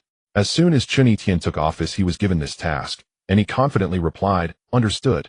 After the other managers left the conference room, Chen Etienne asked Chen Qi a question. Qi, with your 70 million acquisition and now switching to double days off, while expanding the staff, the operating costs will increase. How many years will it take to break even? The company profits around 4 to 5 million, and increasing the staff would reduce the profits, so Huang Guorong had always been reluctant to hire more people. Adding an employee means an additional expenditure of about 100 for salaries and social insurance. How would a capitalist show kindness? But Chen Qi does not rely on this 4 to 5 million profit to get rich. Even if the company only earns 1 million, he wouldn't mind. Don't worry with me here. Even if we hire 100 more people, the company won't go under. Chen Etienne speculated that Chen Qi might have won a grand prize of over 500 million. Alright, I'll take care of hiring. In the design department, at a workstation against the wall, Su Tian's eyelids drooped, as if she was about to fall asleep. She was already prone to sleeping in. Usually she got up at 7:30, but today 6:30 felt quite early. Back in school there were weekends, but now she was just interning, dealing with a single day off, and her biological clock was still adjusting. Su Tian, Chairman Chen has arrived. A girl from the adjacent workstation kindly reminded her, fearing the new boss might see Su Tian daydreaming. Manager Liu did not spread rumors about any relationship between Su Tian and Chen Qi in the company. Only he and Supervisor Feng from HR knew the underlying nuances. Are you very sleepy? Chen Qi stood expressionlessly beside Su Tian's workstation. The atmosphere suddenly tensed up among a few colleagues. The intern being caught slacking off by the boss could spell trouble. Chairman Chen. Su Tian shivered and immediately lost her drowsiness, staring wide-eyed at Chen Qi. Come with me for a moment. As Manager Liu's office happened to be empty, Chen Qi called Su Tian into the office. Seeing Chen Qi's serious expression and being in the company, it was only natural for him to reprimand her for work-related matters. Chairman Chen, I won't dare to do it again next time, Su Tian said nervously. Now there are just the two of us. Call me brother. Did you not sleep well last night? Su Tian felt relieved when she saw Chen Qi did not scold her. I slept well, but it's just too early to get up, so I'm a bit sleepy. You don't live far from school. Do you need to get up so early? I went home last night and didn't stay at school. My home is over in the western suburbs. That's a bit far. How about this, Su Tian? You don't need to stay at school anymore. I have a place next to the company. The tenant just moved out last month, so you can stay there. Walking over would only take about 7 or 8 minutes, so you wouldn't have to wake up so early, Chen Qi said. Upon hearing that it only took 7 or 8 minutes to walk, Su Tian thought, wouldn't riding a shared bike only take 3 to 4 minutes to get there? This was too tempting for her. With an 8:30 start time, she could get up at 8 and sleep a little longer. Does brother live there too? Su Tian shyly asked. I don't live there. Why do you ask? Do you want me to live there or not? I don't know. Su Tian lowered her head, not daring to look at Chen Qi. Do I want him to live there or not? He really seems like a domineering CEO. Su Tian's favorability 1, current 12. They'll have someone clean it up, and you can move in on Monday after work. Thank you, brother. After Chen Qi left, he departed from the design department, and several colleagues asked Su Tian if she was okay. I'm fine, the boss didn't scold me. Chen Qi walked into the HR manager's office without knocking. Chen Etienne was sitting at his designated spot, taking photos and videos. You scared me, you didn't even knock. So how do you like the manager's office? Chen Qi asked. I like it very much. Tomorrow I'll go to the flower and bird market to buy a couple of potted plants to put there. I was thinking that this spot can have a lucky bamboo, and over there can have a money tree. Chen Qi yanked him up. Stop thinking, go out and find me an apartment in a nearby community within a 10-minute walk. Why do you need to find an apartment? Are you buying a house? Chen Qi told Su Tian he had a place nearby. He had already made the statement, and even if he didn't have it, he needed to get one. Buying now was still feasible. Yes, buying a house. Find me a 2-bedroom or 3-bedroom place. The price isn't an issue. The key is it has to be close and new. I need to move in on Monday. Since I said the price isn't an issue, it definitely isn't a no need to doubt that. So urgent. Yes, Su Tian needs to move in by Monday. Oh dear, a golden house to hide a beauty. That's fitting for your current rich guy status. Get lost, hurry up. Chen Qi asked, aren't you coming with us? I have something to do later. What for? I bought a Ferrari and am going to pick it up. Chen Qi grabbed Chen Qi's arm and shook it vigorously. Damn, you buy a Ferrari without telling me. I want to go too. Men's love for sports cars needs no words. Half an hour later, the three of them arrived at the Ferrari dealership. Upon entering the store, Chen Qi was surprised to see Su Lu there. Su Lu had arrived at the store by 9 o'clock, and salesperson Zhang Li still remembered her, inviting her to the VIP lounge to rest. Miss Su, why isn't Mr. Chen with you? I didn't tell him. I came secretly, and don't tell him either, Su Lu said. She had been waiting in the store for over an hour, finally waiting for Chen Qi to arrive. Brother, you're here. Su Lu immediately linked her arm with Chen Qi. Lulu, why are you here? Don't you have work today? I wanted to come with brother to pick up the car. Chen Qi interjected. Qi Zi, who is this? My girlfriend Su Lu. Lulu, this is my buddy Chen Qi, Chen Qi introduced. Hello, Su Lu politely greeted his friend the first time meeting her. Su Lu was very happy to be introduced as Chen Qi's girlfriend. It was a recognition in front of his friends. Hello. Qi Zi, your girlfriend is so beautiful. Chen Qi said. Of course, not only is she beautiful, but she also cooks great dishes. Next time brother can bring friends to taste my cooking. Chen Qi was full of questions. If she was the girlfriend, what about Su Tian from the company? Was she really the hidden beauty? Taking advantage of Su Lu looking at the car, Chen Qi quietly asked Chen Qi. Qi Zi, how many girlfriends do you have? Rich people can be a bit more generous. Oh, what's wrong with that? They're all good girls, and I want to give each of them a home. Damn, Qi Zi, you've changed, Chen Qi said. Chen Qi had indeed changed, completely transformed. People always change. Damn it, you've become the person I envy the most. Do I hate it? Why can't I win the lottery? Don't hate it. Oh, work hard, and next year it'll raise your salary to $1 million. Chen Qi was a very content person. He knew that his potential wealth depended entirely on Chen Qi. He was already satisfied with an annual salary of 800, let alone $1 million. As for Chen Qi having several girlfriends as a brother, he just needed to be a good wingman. No need to concern himself with the rest. Qi Zi, how much is this car? I forgot, it seems to be around 480 when it hits the road. Chen Qi sat in the passenger seat and took out his phone to take pictures. So cool, let me drive. Next time. Chen Qi pushed Chen Qi out of the way. Lulu, come on, let's go for a ride. Chen Qi said, what about me? The Ferrari 488 is a 2-seater, so with Chen Qi taking Su Lu, there was no room for anyone else. You two take a taxi back to the company. Su Lu opened her LV bag in the car and took out a beautifully packaged rectangular gift box adorned with the LV logo. Brother, since you got a new car today, I wasn't sure what to give you. This car air freshener is from our store and smells really nice. If you like it, you can put it in the car. This air freshener originally costs 4,050 yuan, but after the discount it is 2,835 yuan. Su Lu had initially thought about asking the store manager to help buy it, as the manager's discount would be larger. However, after some thought, she decided against it. Even with the manager's discount, it would only save her a little over 200 yuan, so she didn't want to bother anyone. Chen Qi was overjoyed inside, but pretended to be calm on the outside. After all, it's our Lulu. Su Lu had spent over 8,000 on gifts and meals for Chen Qi, which amounted to over 80 million. Although it wasn't worth as much as Sun Yao's bracelet, Su Lu surprised Chen Qi more frequently. Let me take a sniff. Chen Qi leaned over to smell it. The scent was pleasant and not overpowering, making it nice for eliminating odors in the car. It smells nice, but not as nice as you do. If you sit in the car more, it will smell even better. The two were very close, almost touching heads, and Chen Qi could clearly smell Su Lu's body fragrance. The cramped space inside the car reminded both of them of the passionate kiss they had shared a couple of days ago at the Marriott. They leaned in closer, each able to hear the other's breathing. Just as Chen Qi was about to taste the delicious cherry-like lips, Chen Qi, who had just taken a few steps away, ran back to ask a rather silly question. Are the taxi expenses reimbursable? Get lost. Interrupted by Chen Qi, Chen Qi and Su Lu exchanged amused glances and shared a light kiss. Let's go take Lulu for a spin. Charge. Su Lu waved her hand happily. The roaring sound of the Ferrari V8 engine announced to passers-by that a wealthy guy was out on the streets. With the temperature outside at 36 degrees Celsius, the air conditioning was on inside the car and the windows were rolled down. Su Lu felt immense satisfaction as she saw envious glances from pedestrians. Staying in a luxury mansion at the Marriott, Su Lu had already showcased everything on Douyin and Xiaohongshu, displaying it from every angle. The comments section was flooded with thousands of messages. Sisters are so beautiful, so envious of the sisters living in a mansion. Where did the sister's boyfriend come from? He's too good to you. Su Lu spent an entire evening replying to these comments, and she enjoyed every minute of it. Now sitting in the Ferrari, she could feel the envy from passers-by even more intuitively. Regardless of age or gender, seeing the combination of a luxury car and attractive individuals made everyone steal a few glances. Su Lu's phone camera was working overtime today, and she hadn't stopped taking pictures since getting into the car. Brother, let's take a selfie together. Su Lu thought to herself they were already a couple, yet they didn't even have a single selfie together. She had seen other girls on Xiaohongshu taking photos with their boyfriends next to their new cars, complete with a car delivery ceremony. Having not taken any pictures at the store earlier, she was determined to snap a selfie in the car and post it online. And it had to include the car's logo on the steering wheel, but not too prominently to avoid looking forced. It needed to appear as if it was captured casually.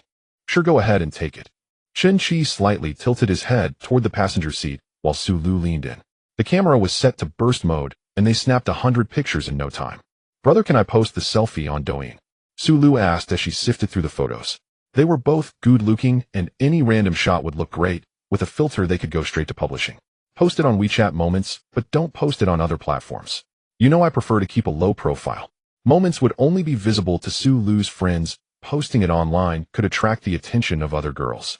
It seems like wealthy people tend to pay more attention to privacy. Posting on Moments is fine. I'll let those sisters feel envious. Got it, I'll pick the best one. Su Lu selected a selfie and added a caption, boyfriend got a new car, going for a joyride, happy. As soon as she posted it, her rival, the salesgirl Zhou Yali from the La Mer counter, saw it. Zhou Yali immediately zoomed in on the photo. The guy driving was the same one who had come to the store last time. Damn, a Ferrari. This BTCH really found herself a golden turtle son-in-law. Zhou Yali felt a surge of envy and jealousy, seeing her rival living so well, hurt more than anything else. She gritted her teeth and commented on Su Lu's post, Lu, your boyfriend is so rich. I'm so envious. Seeing Zhou Yali's comment, Su Lu felt a surge of pride. She didn't reply and simply turned off the screen. Brother, can you accompany me to get my hair done this afternoon? Chen Qi had previously been annoyed with accompanying Li Ting to get her nails or hair done, just waiting around, and having to provide emotional support. He couldn't just say it looks good without explaining what was good about it. But now that he was rich and had time, he thought, why not go? After all, Lulu was a major client. Does Lulu want to dye her hair or perm it? I want to dye it again, or it's a bit faded. Su Lu's hair color was brown, and among Chen Qi's 5 goddesses, she was the only one who dyed her hair. Sunny Yao and Li Ting had big waves, while Han Linlin and Su Tian had long black straight hair, but Han Linlin's was a bit longer. What color do you think looks good on me, brother? Chen Qi thought this brown color was quite nice and suited Su Lu well. Let's stick with this color, it looks good. Okay, then let's dye it brown again. Brother, let's eat first and go afterward. What does Lu want to eat? Su Lu's beautiful eyes turned playfully as she said, Kaifeng cuisine. Chen Qi quickly racked his brain to think if there were any high-end Kaifeng restaurants in Donghai City. Lu, are you talking about KFC? Su Lu laughed. Yes, brother, you wouldn't not know, right? I just didn't react quickly enough. Now when Chen Qi thought about food, he certainly had high-end expensive restaurants in mind. He would not think of West. Why do you suddenly want to eat KFC? Just suddenly craving junk food, hee. Wealthy people also eat fried chicken and barbecue. As long as it tastes good, they don't care about health. The two found a KFC and ordered a couple's meal, just enough to satisfy their hunger. Not bad, Chen Qi said.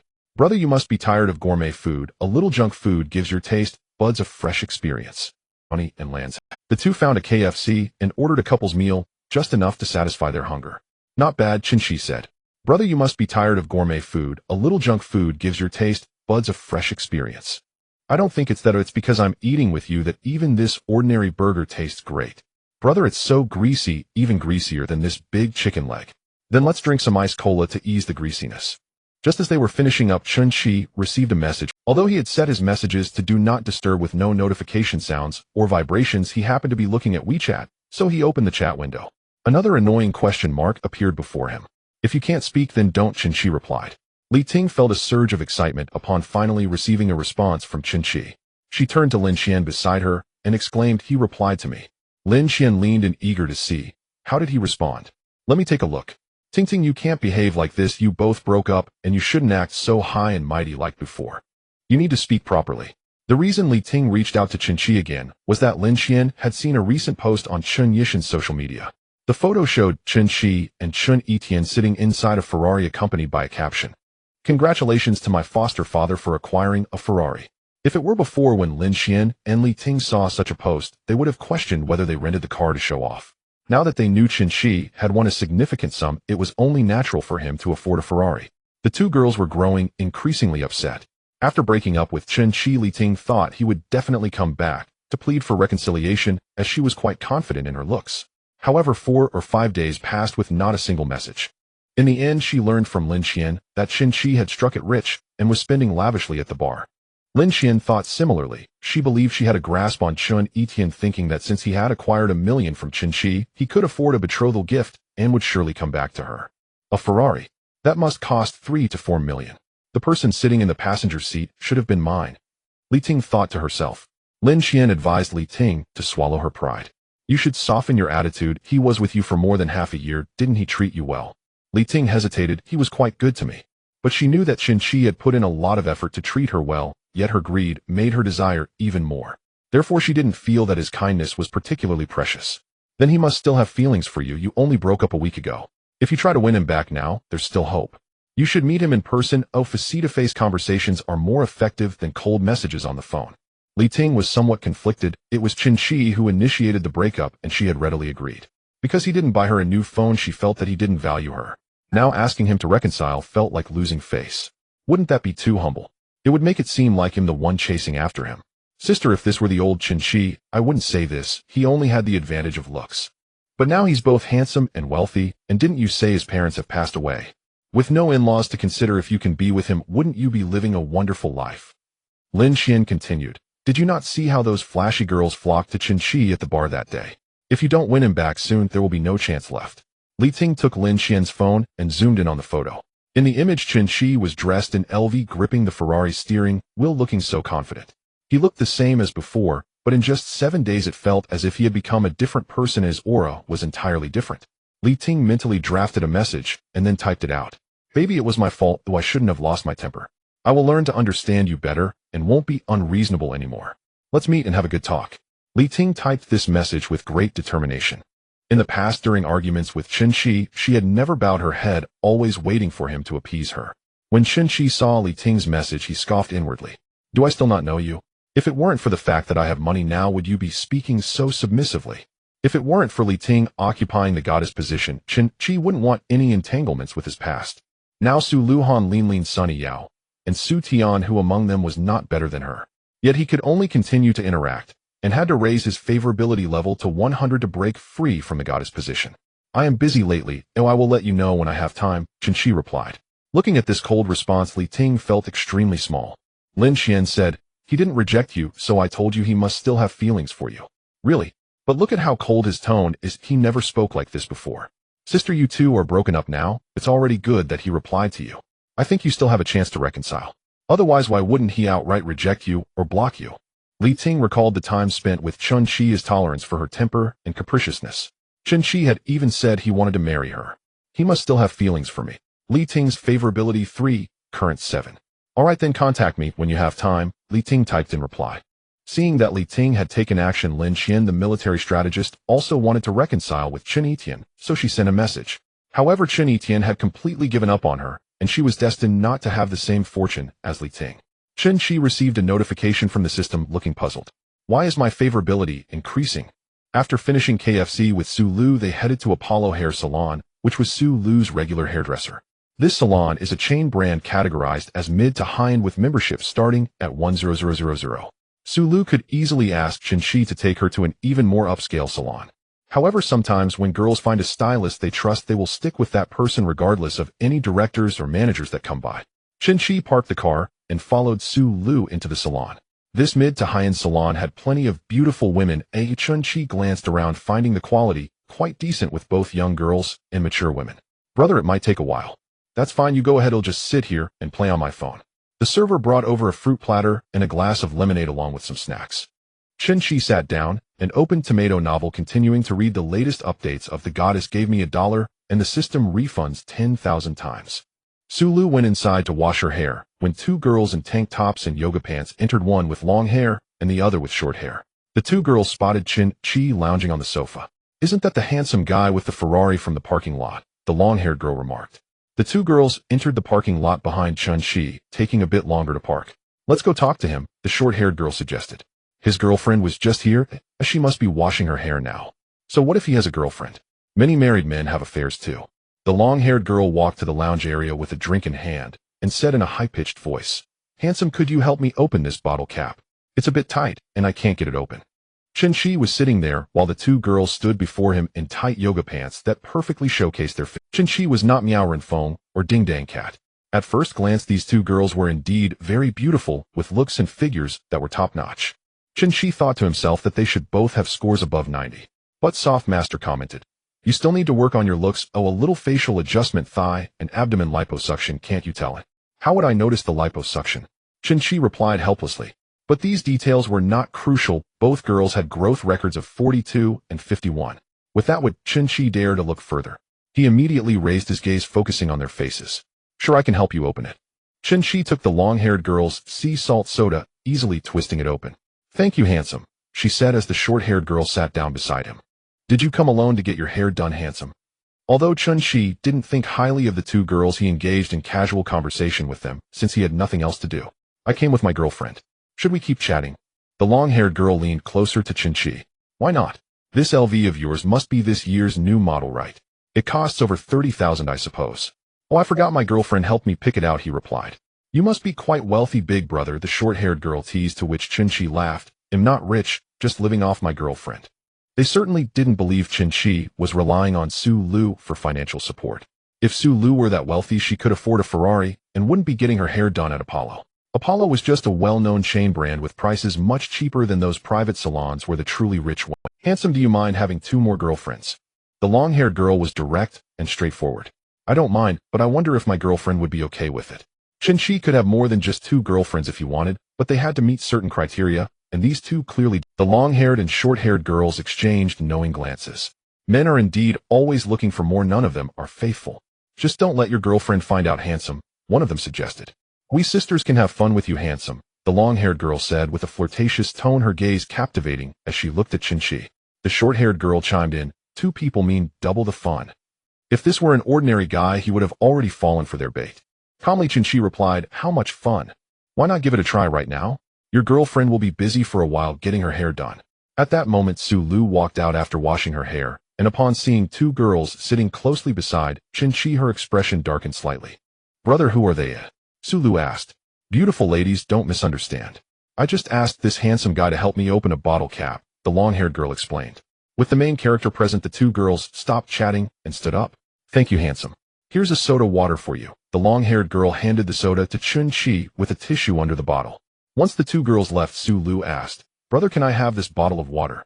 I'll open it for you, Chen Qi. Su Lu mimicked the long-haired girl's tone as she took the soda water. Thank you, handsome. Chen Qi laughed. You were waiting for me, weren't you? Did you eat something wrong? I didn't eat anything wrong. Do you want to add them, brother? Su Lu said, presenting the number written on the tissue with an eyebrow pencil. Without even looking, Chen Qi crumpled the tissue into a ball and tossed it into the trash. They're not even worth a hair of yours. I wouldn't add them if I were a dog. Su Lu's favorability 1, current 72. Now that's more like it, Su Lu remarked. Let's get your hair done. I'll just watch you here. I'm going, Su Lu said as she took a few steps, suddenly turning around to gulp down the soda water in one. Fortunately, it was a small 300 milliliters bottle. If it were 500 milliliters, she probably couldn't finish it. Chen Qi was amused by Su Lu. He knew she didn't want him drinking the water given by the other girls. Are you Wong Bao Bao? Su Lu asked.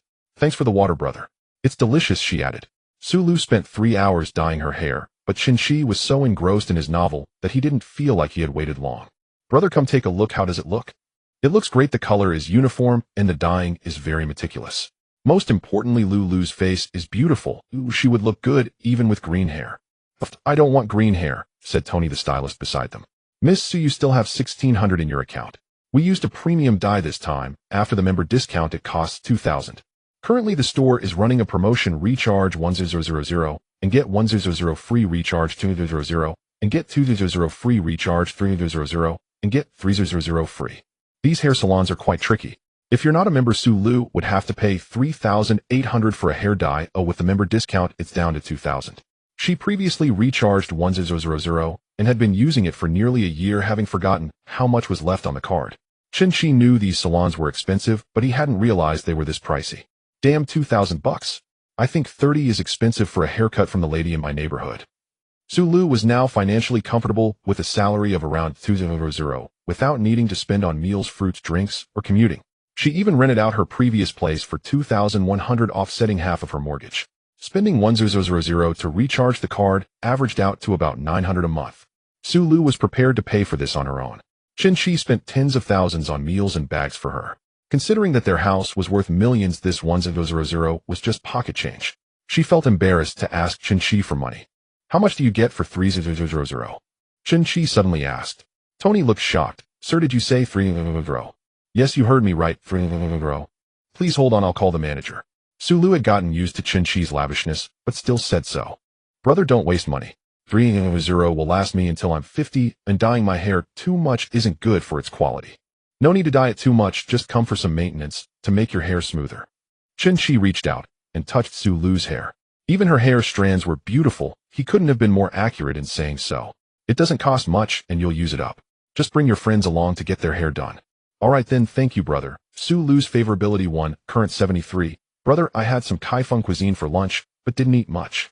I'm feeling hungry now. Su Lu touched her flat stomach. What do you want to eat tonight? There's a Xinjiang restaurant in Dongguan district that's supposed to be quite good. Let's go there. Chen Qi had never tried Xinjiang cuisine, but he had seen some appetizing pictures online. Perfect, I've been wanting to eat that, so let's go for Xinjiang food. Brother, wait for me. Su Lu said as she dashed out of the salon, returning 2 minutes later with a 1-liter bottle of soda water in her arms. Handsome, this bottle of water is for you. Su Lu continued to mimic the long-haired girl's tone. Ha ha, are you trying to turn this into a running gag? Chen Qi couldn't do anything about it, and accepted the large bottle of soda water. Gained 8 soft rice coins cashback of 8,000 Huaxia coins, 8,000 entered his account. Although it wasn't much, he found Su Lu quite amusing. It was just the right time for rush hour. After Chen Qi exited the parking lot and got onto the main road, he was stuck in traffic. Who says driving a luxury car doesn't get you stuck? It's just as congested. At the red light ahead, with only 2 seconds left on the green, Chen Qi pressed the accelerator. With the horsepower of the Ferrari 488, he could surely make it through. However, he held back. There were many bikes on the road after work, and it was unpredictable with reckless riders. This Ferrari was just picked up today, the license plates and insurance weren't even set up yet. It would be a minor issue to damage the car, but it would definitely make the news if he hit someone. No license, Ferrari day of pickup, mysterious rich, second generation. These keywords would be enough for the media to write several articles. Chen Qi stopped at the crosswalk, suddenly hearing a loud roar of an engine approaching from behind. He glanced in the rearview mirror, seeing a sports car accelerating past, overtaking 3 vehicles before pulling up alongside him. As it got closer, Chen Qi realized it was a Lamborghini Gallardo, slightly more expensive than his Ferrari 488, with a price tag around 5 million. Inside the Gallardo was a man and a woman. The young man turned to Chen Qi, gesturing as if to challenge him to a race. With the green light as a signal, the 2 supercars took off. Chen Qi ignored him, driving courteously. Safety for everyone was paramount. Racing was too dangerous, and he would be foolish to engage in such reckless behavior. Having finally obtained a system, his wonderful life had just begun. A cherishing life was the most important thing. Brother, does he want to race with you? Su Lu asked. Let him be. We'll continue on our own. Just drive slowly. With the green light, the Gallardo launched forward, disappearing in the blink of an eye. Chen Qi adhered to the speed limit, maintaining a safe pace. By 7 o'clock, the two had already settled down for dinner at a Xinjiang restaurant. The online reviews say this place has authentic flavors. Su Lu noted. Chen Qi had never tried other Xinjiang dishes, so he couldn't compare, but he found the taste genuinely enjoyable. The grilled buns are crispy on the outside and tender on the inside. One bite leaves your mouth full of juices, and the lamb has no gamey taste at all. If you like it, I can make some for you, she said. You can make grilled buns? Chen Qi asked. I can learn it. The kitchen in the house you bought for me is so spacious, I might as well put it to good use. Su Lu's cooking skills were already quite good, but she hadn't attempted making dough-based dishes like steamed buns or hand-pulled noodles yet. However, Su Lu's father had been a chef for decades and knew how to make everything. If she consulted him, she might not perfectly replicate it, but she could likely get pretty close. Brother, this morning you asked Chen Qi to take a taxi back to the company. What does your company do? Now Chen Qi was indeed a genuine businessman with a company, so he didn't need to play coy. It's a clothing business, a small company, just a fun project. I know quite a few small bosses. They wouldn't dare treat purchasing a mansion as casually as buying cabbages. There are several publicly listed clothing companies in Donghai. Is his company one of them? Brother, you're so low-key and humble. It's enough to live well without needing flashy displays of wealth. He's quite composed, unlike some rich second generation who are afraid others don't know how much money they have. After a hearty meat dinner, the two strolled around the mall. They walked to digest, and also to buy lip gloss, foundation, eyebrow pencils, and other cosmetics. They didn't buy much. These items weren't expensive, with even the big brands costing just a few thousand. They only spent about $200 in total, but it took quite a bit of time. Chen Qi accompanied Su Lu to select lip gloss colors and foundation shades. Only with his current wealth and leisure, and with the goddess as his client, could he patiently offer thoughtful suggestions. Su Lu wasn't just casually asking which looked better or which suited her. She genuinely needed Chen Qi's eye to help her choose. After all, women dress up for those they admire. Whatever makeup Chen Qi liked, she would wear. Brother, let's check out Balenciaga. Balenciaga sounds great. Su Lu smiled slyly. Do you prefer black stockings or nude ones? Black stockings, I can occasionally appreciate nude ones too. Then should I wear them for you tonight? Su Lu whispered to Chen Qi, leaning in close. Wasn't this a blatant temptation? It was delightful, but being alone together, especially after their last passionate kiss, and with the current 73 affection level, made it complicated. If Su Lu wore black stockings tonight, they would definitely reach new heights in their relationship. Based on previous experiences with Jenny, after progressing with Chen Qi, the goddess affection would increase by at least 5 points. This was a bit too fast. The wealth Su Lu brought to Chen Qi was over 80 million, but it still felt insufficient. No rush, or prepare some styles first, and I'll take a look next time. Does this mean he's not interested? Am I lacking charm, or has he overcome temptations and gained extraordinary self-control? Then I'll buy more. Su Lu replied. After 10 o'clock, Chen Qi dropped Su Lu off at her home and returned to his residence at No. 1 yuan. Accompanying a girl shopping wasn't an easy task. By the end of the day, he felt more exhausted than after a day's work. Fortunately, he wasn't an ordinary guy and didn't need to worry about money.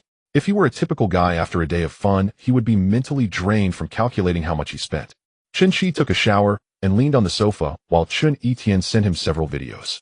They were videos of houses that Chen Etienne and the agent had filmed on site. I viewed 6 houses today, and there are 5 more tomorrow, all within a 10-minute walk to the office. There are many good listings available, but they all exceed a 10-minute walk. Chen Qi replied, these few today seem quite old. Oh, let's check again tomorrow. Just then Han Linlin's voice call came in. Hello Linlin, why are you calling so late? Brother, you haven't reached out to me in 3 days. Can I call you? Han Linlin's tone was filled with grievance, as if she were on the verge of tears, as she naturally had that kind of appearance. Chen Qi hurriedly said, how could that be? Linlin can call any time. In these 3 days, Chen Qi had indeed been busy interacting with other goddesses, not sending a single message to Han Linlin. Does brother not miss me? Of course I do. Then why haven't you contacted me? Chen Qi explained, I've been busy acquiring a company lately with a ton of matters to handle. I got so caught up that I forgot. Han Linlin was surprised to hear that Chen Qi had acquired a company, something she only thought happened in dramas or novels. She never expected someone she knew in real life would be involved in such matters. Acquiring a company seemed like a very meticulous and complex process. It was understandable that Chen Qi had no time to contact her. However, little did she know sometimes acquisitions were as simple and brutal as just having the money ready, or once the contract was signed the company was sold off. What kind of company did brother acquire? A small clothing company with not many employees, just over 90, but it requires a lot of adjustments since it's freshly acquired. Over 90 employees seemed quite a lot to Han Linlin. Will you be busy for a while? What's up? Tomorrow I have something I want to ask brother for help with, though I'm not sure if you have time. Linlin has something, and I need to make time too. What is it? Han Linlin walked to the door of her room and locked it. In the living room, Han Dad was lecturing Han Mom about their disobedient daughter. Director Lee from the Education Bureau comes from a scholarly family, and his son is quite accomplished in the bureau. Such a family would be the most suitable for ours, but your daughter still complains about this and that. This is really infuriating. Han Mom had originally been aligned with Han Dad. She believed Linlin would have a decent life marrying into Director Lee's family. However, upon seeing the more than 1 million in luxury goods in Linlin's room, she switched sides and stood with her daughter. She's grown up now and has her own thoughts. We can't impose our ideas on her. Why are you suddenly defending her? Han Linlin began to discuss with her roommate about the help she needed from Chen Qi for tomorrow. My father insists on forcing me to go on a blind date with the son of the Education Bureau's director. I don't want to go. If I refuse, he won't acknowledge me as his daughter anymore. Brother, can you accompany me on the blind date tomorrow? I want the other party to give up so they won't talk to my father anymore. In the blind date market, this is considered top tier, very desirable. The Education Bureau fits well with Han Linlin's profession as a teacher, but now she is the bound goddess of Chen Qi, so it is impossible for her to let anyone else have him. Don't worry, I will definitely accompany you tomorrow. Chen Qi had been a bit neglectful of Han Linlin lately. He should be more equitable. Although Han Linlin only treated him to a bowl of fish balls costing over 100, it showed that she still had potential for development. After hanging up with Han Linlin, Chen Etienne urged Chen Qi to go online and play a few rounds. Wait half an hour, I need to set up my computer. Aren't you using an Alienware laptop? What do you need to set up a computer for? I spent 5,000 and bought some parts to assemble a machine. There was silence on the other end of the phone for a few seconds, then a loud shout came through. Damn foster father, let me play, let me play. Chen Qi thought setting it up was quite tiring, so he sent the address to Chen Etienne to come help with the assembly. Half an hour later, Chen Etienne rushed to Chen Qi's house. Qizi, you didn't mention you lived in the first century building. This must cost 7 or 8 million. A 70 million company bought it, and a 4 million Ferrari was picked up. Well, I wouldn't be surprised if you lived in a mansion worth tens of millions. This must be over 200 square meters. Isn't it lonely living in such a big place? Let me stay with you. Chen Qi disdainfully said, get lost, you buy your own place if you want to live with me. How could I afford a house? No, wait, I think I can afford one. Chen Etienne hadn't adapted to the current change. Even without the 1 million given by Chen Qi, he could manage. Now earning an annual salary of 8,000 at Chen Qi's company means he could buy a 2-bedroom in 2 years and a large 3-bedroom in 3 years. Qizi, check out this computer worth 5,000. Chen Qi led him to the guest room, which was his gaming room. 9 unopened Alienware laptops were Wow, you have so many Alienwares, let me try one out. Chen Etienne could easily afford to buy one Alienware now, but he was still using his previous desktop computer. Take one when you leave later, Chen Qi said. It's not like it's a valuable item, just a few thousand, and it was all included with the mattress purchase. I originally intended to take it to the company as an employee incentive prize. Qizi, your computer's configuration is probably catching up to Principal Wang's setup, right? Chen Qi knew that Principal Wang's computer was worth $1 million. It had even made it to trending topics, and it was said to rank among the top 5 in the world at that time. Not really, his configuration has many parts that aren't available domestically, all ordered from abroad. How many years have passed? Computer configurations update very quickly. I estimate yours won't be much worse than his. The two of them worked together to assemble the machine, and they finished in just over 10 minutes. Chen Qi used the new computer while Chen Etienne used the Alienware, and they immediately started a game with Chen Qi, letting Chen Etienne play a few rounds on the new computer. It's getting late, I won't play anymore. I have an appointment with the agent to look at houses at 8:30 tomorrow morning. Chen Qi said, I want to buy it tomorrow, the price is not an issue. The prices of the nearby communities are not expensive, just over 2 million. Chen Etienne did not feel that Chen Qi saying the price is not an issue was bragging. He had that strength. A night without dreams. On July 14th, Sunday, it was drizzling. Chen Qi slept soundly, the raindrops tapping on the floor-to-ceiling windows creating a natural lullaby. Waking up at 9:30, he washed up and had breakfast, just after finishing his takeout at 10 o'clock, Chen Etienne called. Qizi, we've looked at all the suitable houses. There's one in Shanghai Jinyuan that is the most appropriate. It's close to the community entrance, so you can walk a few less steps, and the house is nicely decorated. Chen Qi said, I've seen the video. It looks good. How much is it? Let's buy it directly. 24,000. That's about the same price around here, but the owner still lives there. If we want her to move out today, she wants an extra 2,000. Chen Qi thought to himself, 2,000 is not too much. Asking someone to move out at short notice is indeed quite urgent, so he considered it as compensation for the owner's hotel stay.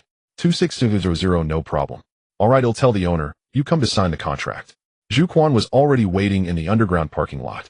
When he saw Chen Qi arrive, he immediately opened the passenger door for him. The Ferrari is still too small, Master Zhu. You must be uncomfortable sitting in it, right? It's all right. Even if he was uncomfortable, Zhu Quan couldn't say it. If you have no plans in the next few days, go buy a Rolls-Royce. It's much more comfortable to sit in. Chen Qi arrived at Shanghai Jinyuan Building 6, room 801, where Chen Etienne and the agent along with the owner were all present. Qizi, this is the owner. Softmaster, rate it for me. Chen Etienne had not seen the owner in the video of the house he shared with Chen Qi. He assumed it was just an ordinary middle-aged man. To his surprise, it was a beautiful woman. She wore a newly styled cheongsam, with a high slit, her figure curvy and exuding charm. Name Zhu Yaqing. Age 33.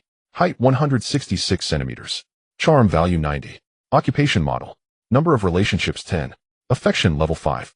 This time Chen Qi did not misjudge. The beauty was indeed a 90, but he couldn't believe she was already 33. Zhu Yaqing styled her hair elegantly. Her makeup was exquisite, especially her eye makeup, which was very captivating. Chen Qi looked at her and thought she appeared to be only around 25 or 26. The buyer is also a handsome guy. Hello, my name is Zhu Yaqing, and I am the owner. My surname is Chen Miss Zhu. I understand the situation. The price of 26000 is acceptable. What Zhu Yaqing said next made both Chen Etian and the agent feel it was quite unreasonable. Mr. Chen, I think 26000 is still a bit low. We bought it for 27000. I want profit from you. I'll sell it at 27000. She is willing to add 2000, asking us to move today, as she must be in a hurry to sell and is not short on money. The agent was speechless, thinking how could there be such a shameless person. Miss Zhu, housing prices are dropping sharply now. Selling at the original buying price is not likely. This house is listed at 24000, already down by 3000. Chen Qi was in a hurry to buy, so he added 2000 for the owner to move out. But Zhu Yaqing wanted to sell at the original price. She was either greedy or foolish. Chen Qi heard Zhu Yaqing's thoughts and realized that his urgent desire to buy made her think that he had to have her house. Miss Zhu, didn't you just agree to 26000 an hour ago? Chen Etian was somewhat annoyed. This last-minute urgency reminded him of his ex-girlfriend Lin Xian. The difference between 27000 and 26000 is only 1000. I see that, Mr. Chen is dressed in luxury brands and has an extraordinary demeanor. He doesn't seem like someone who would quibble over 1000. Miss Zhu, similar housing types around here are all 200, while our offer of 260 was made out of urgency. Chen Etian said. Chen Qi waved his hand, signaling Chen Etian to stop talking. Miss Zhu, you must have realized that I was in a hurry to buy, so you raised the price at the last moment, right? I am indeed in a hurry, but if you think that this can hold me back, then you're mistaken. There is another house in this community with the same layout that is still vacant. Believe me, if I offer 240, the owner will sell it immediately. The other house is located at the back of the community, and it takes about 4 or 5 minutes to walk to the main entrance of the community. Chen Qi found it a bit far. Walking a few more steps was tiring, so he chose Zhu Yaqing's house, which is close to the entrance, only a 5-minute walk to the company. That won't do. The real estate market is not good. It has been listed for 2 months before someone came to see it. Zhu Yaqing immediately changed her tone, saying, all right, let's go with your suggested price of 2.6 million. At this moment, a man entered from outside the door. He was handsome, with a sunny disposition, tall and fit, a quintessential heartthrob. Qing, how's the negotiation going? Zheng Wentao asked. Mr. Chen's price is quite generous. Where can we find such a good buyer? Zhu Yaqing replied. Although he was a handsome guy, encountering us was not his luck. Chen Qi said, then let's sign the contract, and tomorrow on Monday, we'll go to the real estate registration center to transfer ownership. Tomorrow we won't be in Donghai. You can find whoever you want. Great, Mr. Chen is really straightforward. Chen Qi felt something was off. What did Zhu Yaqing mean by saying they wouldn't be in Donghai tomorrow? Can I take a look at the property certificate? Chen Qi asked. Sure, Wentao, go get the property certificate. Chen Qi looked at the property certificate for a while, but couldn't understand it, so he handed it over to the intermediary. Zhu Yaqing and Zheng Wentao exchanged glances. They won't see anything, will they? Chen Qi said, the owner's name is Miss Zhu. I thought it was this gentleman. My husband cares for me, so the house is registered in my name. Zhu Yaqing linked her arm, with Zheng Wentao appearing quite intimate. In our family, everything is decided by Qing. Zheng Wentao said. Intermediary, prepare the contract. Miss Zhu, take me to see the house again. Chen Qi went through each room. The layout and decoration were quite good. After a few minutes, Chen Qi received a WeChat message from Jiang Min, the salesperson at Gonyuan No. 1. Chen Qi had secretly taken a photo of the property certificate while he was looking at it. He had heard Zhu Yaqing's inner voice and concluded that there must be an issue with this house. He sent a message to Jiang Min asking if she knew anyone at the real estate registration center. It was the weekend and the center was closed, but if you had connections, you could still get things done. Mr. Chen, this property certificate is fake. The owner is not Zhu Yaqing, it's Lu Liwei, a 47-year-old man. Upon hearing this, Chen Qi thought to himself, such a beautiful Zhu Yaqing couldn't possibly be a transgender person. No, the soft guy hasn't said a word. She must be a genuine woman. Her husband doesn't look like he's 47 either, at most in his early 30s. There is only one possibility: this house belongs to someone else, and she has made a fake certificate to sell someone else's property. Chen Qi had seen such news a few times where tenants impersonate landlords and create fake certificates to sell houses. But once the documents are checked, the truth is immediately revealed. What should I call you? Chen Qi asked. Zheng Wentao. Indeed not, Lu Liwei. These two are undoubtedly scammers. Chen Qi sent a message to Chen Etian. Pretend you have something to attend to call the police and say someone is using a fake property certificate to commit fraud. Chen Etian looked up at Chen Qi in surprise and then put the phone to his ear. Hello. Mom, I won't be home for dinner tonight. Can't hear me. I said I won't be home for dinner tonight. Chen Qi spoke while walking outside. After a while he finished the call and returned winking at Chen Qi. The intermediary's contract was also ready. Zhu Yaqing and Zheng Wentao looked it over, and Chen Qi pretended to look it over too. Mr. Chen, are you satisfied? Zhu Yaqing urged. Don't rush. This is buying a house, not buying cabbage. We must carefully examine the terms. If Su Lu heard this, she would definitely think he was saying it wrong. After all, buying a mansion worth millions is indeed like buying cabbage. When buying cabbage, one might even choose good from bad. About 10 minutes later, there was a knock on the door. Zheng Wentao glanced at Zhu Yaqing and said, "Who is it?" Zhu Yaqing shook her head at him. "I'll go take a look." Zhu Yaqing went over to open the door, and she froze on the spot. Two police officers stood at the door, and Zheng Wentao asked, "Who is it?" "Police." Zhu Yaqing pretended to be calm. "Why are the police here?" The intermediary was also bewildered. He was showing a house to clients. How did he attract the police? Could it be a haunted house? "Comrade, may I ask what the matter is?" Zhu Yaqing asked. "Someone reported that there is a case of fraud with a fake property certificate here. It must be a mistake. How could this happen?" Chen Qi exchanged glances with Chen Qi. Chen Qi stood up and addressed the door. "Comrade police, I was the one who reported it. You can check this property certificate. You'll know whether it's real or fake." Zhu Yaqing got anxious and pointed at Chen Qi, cursing loudly. "You think I set the price too high to frame me, don't you?" Chen Qi said, "Comrade police, I suspect they are pretending to be a couple to commit fraud. Comrade, please show your ID." This was bad. Once the IDs were checked, their marital status would be exposed. A few minutes later, the police checked the information of the two. "You are both unmarried. How can you say you are a couple?" Zhu Yaqing hurriedly explained, "We just call each other that. Isn't it normal for couples to call each other husband and wife?" "Wait until the police officer finishes checking the property certificate. You can argue again." Zheng Wentao got anxious. "Let's go. We are not selling the house. Everyone get out." The police wanted to take the property certificate from the coffee table, but Zhu Yaqing quickly stuffed it into her clothes. Chen Qi smiled. "Comrade police, I have taken a clear photo of it." So he took a photo and found someone to verify the certificate. Zhu Yaqing was furious and even tried to snatch Chen Qi's phone. Chen Qi quickly hid behind the police. "Ma'am, don't be violent. This was not a complex case. The police made a call and found that the property certificate was fake." "Ma'am, this house belongs to Lu Liwei. What is your relationship with him?" Zhu Yaqing was already panicking, and under police questioning revealed the relationship among the three. "Lu Liwei is my sugar daddy, and Zheng Wentao is my boyfriend. She planned to sell the house and go to Vietnam with Zheng Wentao." Zheng Wentao was not simple either. Under police questioning, it was discovered that he was in the same line of work as Chen Qi. On the surface, he was a Taobao model, but in reality, he was a kept man by a wealthy woman. That wealthy woman bought Zheng Wentao a house for his 50th birthday. Last month, Zheng Wentao had already sold the house and was now just waiting for Zhu Yaqing to sell this one. With the money from selling the house and their savings, they could have 6 million, enough to buy a house in Vietnam and comfortably enjoy their life together. "How did you find out we weren't a couple?" "Only because you are too beautiful," Chen Qi said. Zhu Yaqing didn't understand this sentence, nor did anyone else. Zhu Yaqing and Zheng Wentao are indeed a handsome couple, appearing to be a perfect match. Chen Qi thought to himself, "How did I not notice she was lying at all?" In Susu mentioned that the more beautiful a woman is, the better she is at deception. Zhu Yaqing believed that when she lied, her face wouldn't flush, nor would her heart race, and coupled with her beauty, men were completely captivated by her. Unfortunately for her, her charm level reached 90, which meant Chen Qi could hear her inner thoughts. Thus, the more beautiful a woman is, the more honest she appears to Chen Qi. The landlord Lu Liwei rushed to the scene upon the police's notification.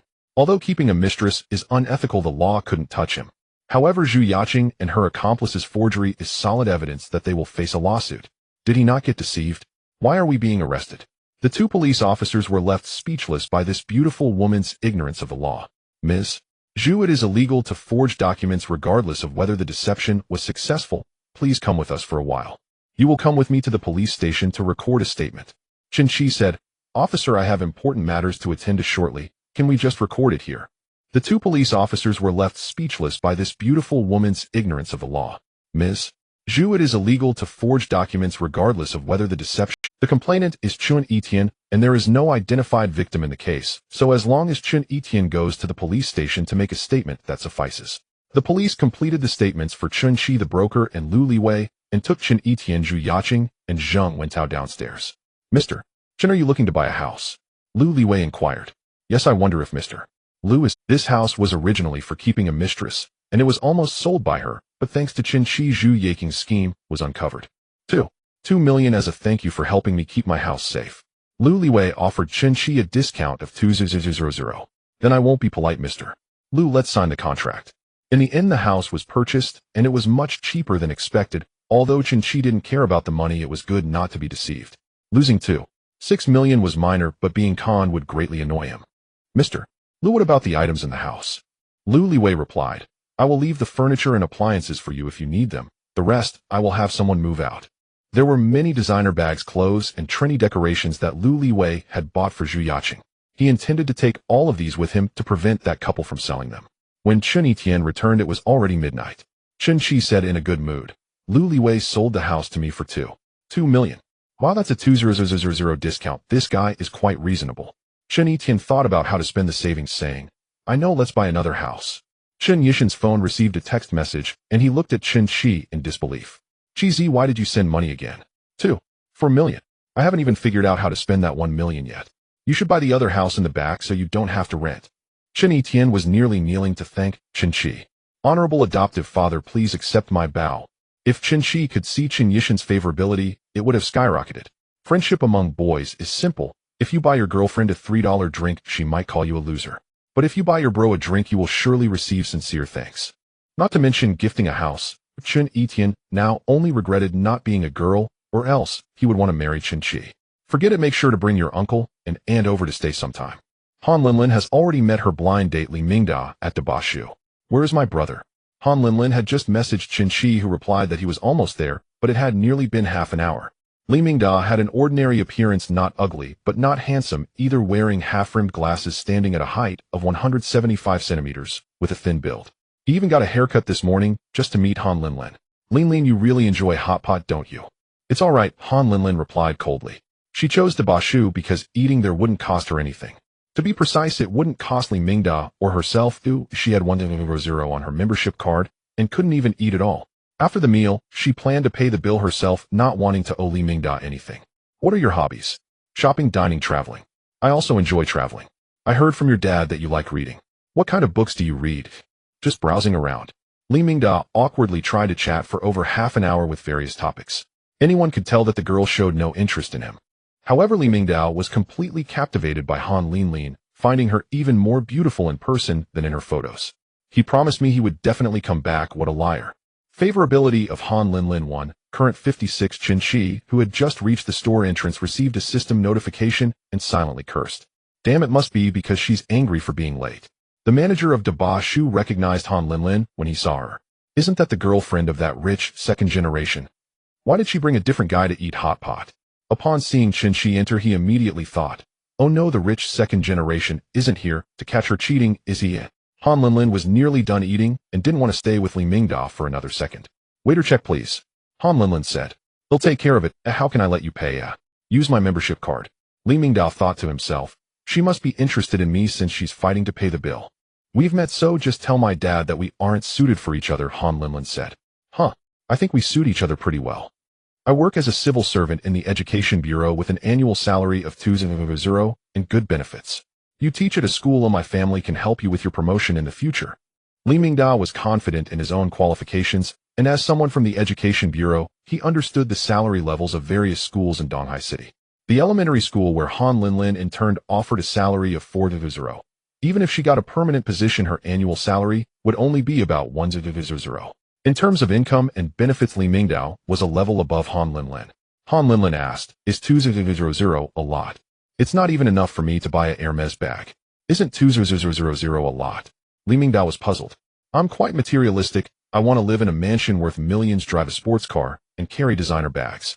Li Mingda said. Linlin, stop watching Zaihanshu and Douyin. Look at how your thoughts have been led astray. What do you mean my thoughts have been led astray? Han Linlin was somewhat angry. Li Mingda had started lecturing her right after they met. It's fine. Oh, I can correct your worldview in the future. Thank you, but I don't need it. I am just fine as I am. See, you're saying that out of anger. Han Linlin was truly amused by Li Mingda's audacity, finding him to be quite ridiculous. To be honest, I have a boyfriend, and I only came out to see you because my dad forced me to. You're lying, but it's definitely because I didn't rush to pay the bill that you're upset. Han Linlin was speechless. Was his thought process really this peculiar? She had already made her disinterest very clear, yet he continued to act as if he was the star of the show. What do I have going for me? You're being so shamelessly awkward with me. You look pure and sweet. It's obvious you have a good character and know how to live well. Li Mingda said. Han Linlin glanced at the time. It was 1240, and Chen Qi had not yet arrived. Suddenly Chen Qi appeared behind her without a word and sat down beside her. Han Linlin was startled. Her beautiful eyes widened as she looked at him, filled with grievance. Having been late for so long, I was annoyed by this guy for half a day. Beauty, you look so pure, a bit like Lin Yuner. Can we get to know each other? Chen Qi pretended not to know Han Linlin and began to roleplay. Li Mingdao was displeased. This was his matchmaking session, and a passerby like Chen Qi was causing trouble. Dude, what are you doing? Don't you know we're here for matchmaking? Oh, you are? Sorry. Chen Qi feigned surprise. Sorry, aren't you leaving? Chen Qi looked at the two of them, rubbed his chin, and said, given the atmosphere, it seems your matchmaking isn't going very well. What does it have to do with you? Li Mingdao replied impatiently. If it weren't for Han Linlin being there, he would have wanted to hit Chen Qi. No, dude, how about I teach you how to date? You need to find topics that interest girls. Let me demonstrate for you. Li Mingdao thought to himself, I have been looking for topics for over half an hour, and with the intel provided by Han's dad, Han Linlin still ignored him. Before Li Mingdao could speak, Chen Qi turned to Han Linlin. Beauty, can we exchange WeChat? Han Linlin said expressionlessly, I don't add boys on WeChat casually. Li Mingdao scoffed. He thought Chen Qi was impressive, but he was still rejected. Now he had an even deeper appreciation for Han Linlin. She is indeed not a casual girl. Chen Qi asked, so how can I get the bow ties WeChat? Do you have a mansion? Han Linlin asked. Li Mingdao laughed. Han Linlin had just mentioned she liked luxury cars and mansions, and this question was meant to make Chen Qi back off. Yes, 210 square meters, 6 million. Li Mingdao thought, huh? Is he making it up? Do you have a luxury car? Yes, I just got a Ferrari 488. Chen Qi had indeed bought the car, and Su Lu and Chen Etian immediately posted about it on social media. He himself hadn't shared it, and Han Linlin didn't know he had bought a new car. The car keys were with Zhu Quan. Otherwise Chen Qi would have definitely taken the keys out and thrown them on the table. Then you can add me on WeChat, Han Linlin said. Li Mingdao interjected. Wait, Linlin, how can you casually add a boy on WeChat? Why do you care so much? Are we that familiar? Han Linlin said coldly, her words piercing Li Mingdao's heart. No, what I mean is you can't just believe whatever he says. Beauty, look into my eyes, how sincere I am, Chen Qi said dramatically. I believe him. He has a mansion and a luxury car, which is my type. Li Mingdao was filled with impotent rage and said, how can you be so materialistic? Vulgar. Han Linlin remained expressionless. That's just who I am. Sister, do you have time now? I can take you for a drive. Chen Qi said. Sure. Chen Qi and Han Linlin ignored Li Mingdao and walked straight to the door. Li Mingdao immediately chased after them, wanting to see if Chen Qi's luxury car was real. Zhu Quan drove the car over and parked in front of the restaurant where many customers were eyeing the sports car at the entrance. It's a Ferrari. Why doesn't it have a license plate? It's a new car, it hasn't been registered yet. So rich. Zhu Quan came over with an umbrella. The rain had lightened considerably, now just a drizzle. But he still had to fulfill his responsibility as a dedicated driver, ensuring Chen Qi wouldn't get wet even a little while getting into the car. Brother, you really bought a Ferrari. Just bought one to drive, but it's not very comfortable. I plan to buy a Rolls-Royce soon. Han Linlin's appreciation for him increased by one current value, 56. Zhu Master, you can go have lunch now, or you can clock out early. I'll drive myself this afternoon. Zhu Quan thought to himself, I really chose the right boss. The salary is high, and he even gives me time off occasionally. This afternoon, he could find an agent to rent a place and let his wife and kids come play during the summer vacation. Zhu Quan handed the umbrella to Chen Qi. All right, boss, I'm off. Call me if you need anything. Go ahead. If it weren't for the 488 only seating 2 people, Chen Qi wouldn't want to drive himself. It was much more comfortable in the back. Chen Qi and Han Linlin got into the car. It was Han Linlin's first time in a Ferrari, and she was a bit excited looking around. Eventually, her gaze landed on the car's air freshener in the passenger seat. This air freshener smells quite nice, Chen Qi said without changing his expression. It's from the dealership. The scent is decent. Han Linlin adjusted the angle of her seat back. Su Lu was 165 centimeters tall, and Han Linlin was 164 centimeters, so their heights were quite similar. The front and back distance of the seats didn't need adjustment, but Han Linlin felt the seat back was a bit too forward, so she adjusted it back. Su Lu won't notice the seat has been adjusted next time she sits here, right? Whatever if she asks, I'll just say Chen Etian sat here. Han Linlin looked at Chen Qi. Brother, why were you so late? A lot of accounts to check in the new company. Oh, I've been busy and still haven't eaten. I haven't eaten yet. Why didn't you eat at Daba? Shoot, just now, eh? Hot pot, I didn't have much appetite, Chen Qi replied. Then what do you want to eat? Chen Qi glanced at the restaurants along the street. Hot pot, barbecue, Sichuan cuisine, Hunan cuisine, Jiangxi cuisine, local dishes, Western food. They all looked quite delicious, but at this moment Chen Qi had no desire to eat. I don't know. Chen Qi suddenly felt he was being too picky when he used to date Li Ting. He would always ask her what she wanted to eat. Li Ting always said she didn't know, and made Chen Qi guess. He found that the most annoying. Han Linlin rolled her eyes and mysteriously said, "I know a place with good food. He'll take you there, brother." "What are we eating?" Chen Qi asked curiously. "Just trust me, brother, I'll guide you. It's not far, and we'll get there quickly." Han Linlin piqued Chen Qi's curiosity. She wasn't sure what delicious food it was. Han Linlin used to like exploring restaurants with Lin Yuan and knew quite a bit about the eateries in the city. The restaurant she was taking Chen Qi to was called Taipei Story, specializing in Taiwanese snacks. As soon as Chen Qi saw the restaurant, he suddenly felt hungry. "Linlin, the place you found is great. Oyster omelette, I really want to eat that." They not only have authentic oyster omelets, but also various Taiwanese specialty snacks. 2 years ago, Wu Bai came to Donghai for an event and ate here. Everyone says the taste is authentic. Chen Qi parked the car by the roadside and the two of them held hands running under the light drizzle into the restaurant. The restaurant was decorated in a very retro style, with black vinyl records and CDs on the walls, all featuring Taiwanese actors and singers. "Boss, do you have a small table?" Han Linlin asked. "Beauty, you came just in time. A table just opened up on the second floor." Chen Qi listened to the boss accent. He sounded like a genuine person from Taipei. Han Linlin pulled Chen Qi up to the second floor, and at that moment the music in the store switched to nocturne. "Brother, order whatever you like, it's on me."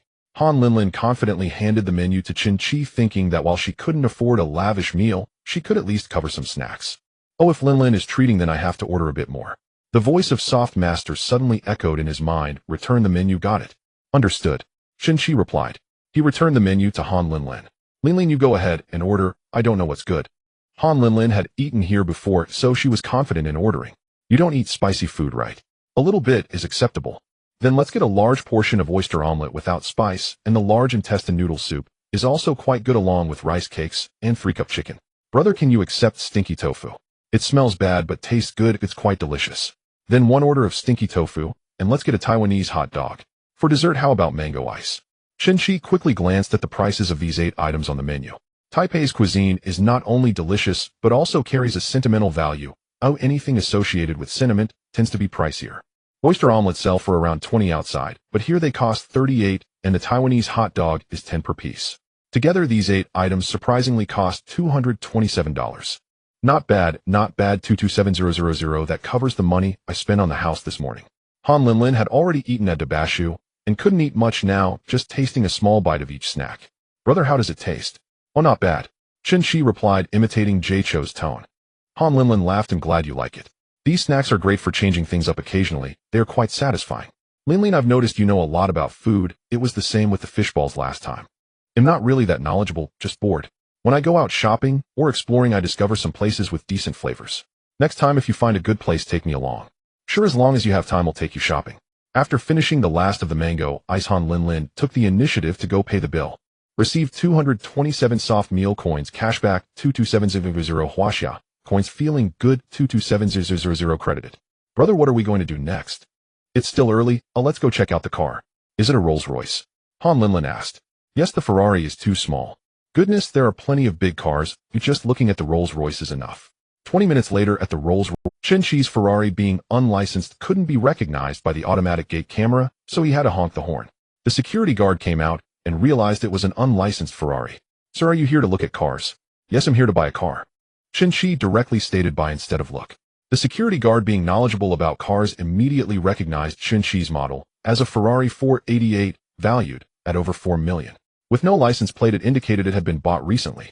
"That's pretty extravagant. Oh, just bought a Ferrari and now looking for a Rolls Royce." The security guard said, "I'll open the door for you." As the barrier lifted, Chen Qi drove in. The Rolls Royce parking lot had several luxury cars, making his Ferrari not stand out much. "Brother, it's a Rolls Royce. I'm a bit nervous going in."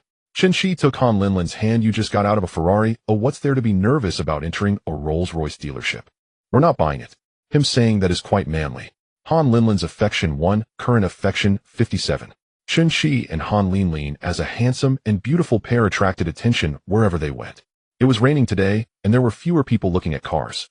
The saleswoman Kai Yijia was idly waiting. Upon seeing Chen Qi and Han Linlin enter the store, she immediately approached them. The man in LV, the woman in Chanel. They should have some status. They are potential customers. "Sir, ma'am, are you here to look at cars?" "Yes, we're here to buy a car." "Do you have an appointment with a sales representative?" "No, does the lady have time?" Chen Qi had already received Soft Master's rating. Name Kaijia.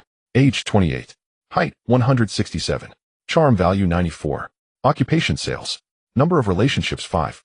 Affection 5. Kai Yiji's charm value is very high, but unfortunately her number of relationships has exceeded a bit. Let me show you around, sir and ma'am. Chen Qi said, let's take a look at the Cullinan. This car is very well known and frequently featured in various media platforms. It also has another name known as difficult to afford. Not to mention the Lamborghini Veneno that is ubiquitous. Even a car at the level of Cullinan is something ordinary people can only look up to. Brother, I saw online that the Cullinan Starlight ceiling looks great, Han Linlin said. Ma'am, we have a display model with a starlight ceiling. You can sit in it and experience it.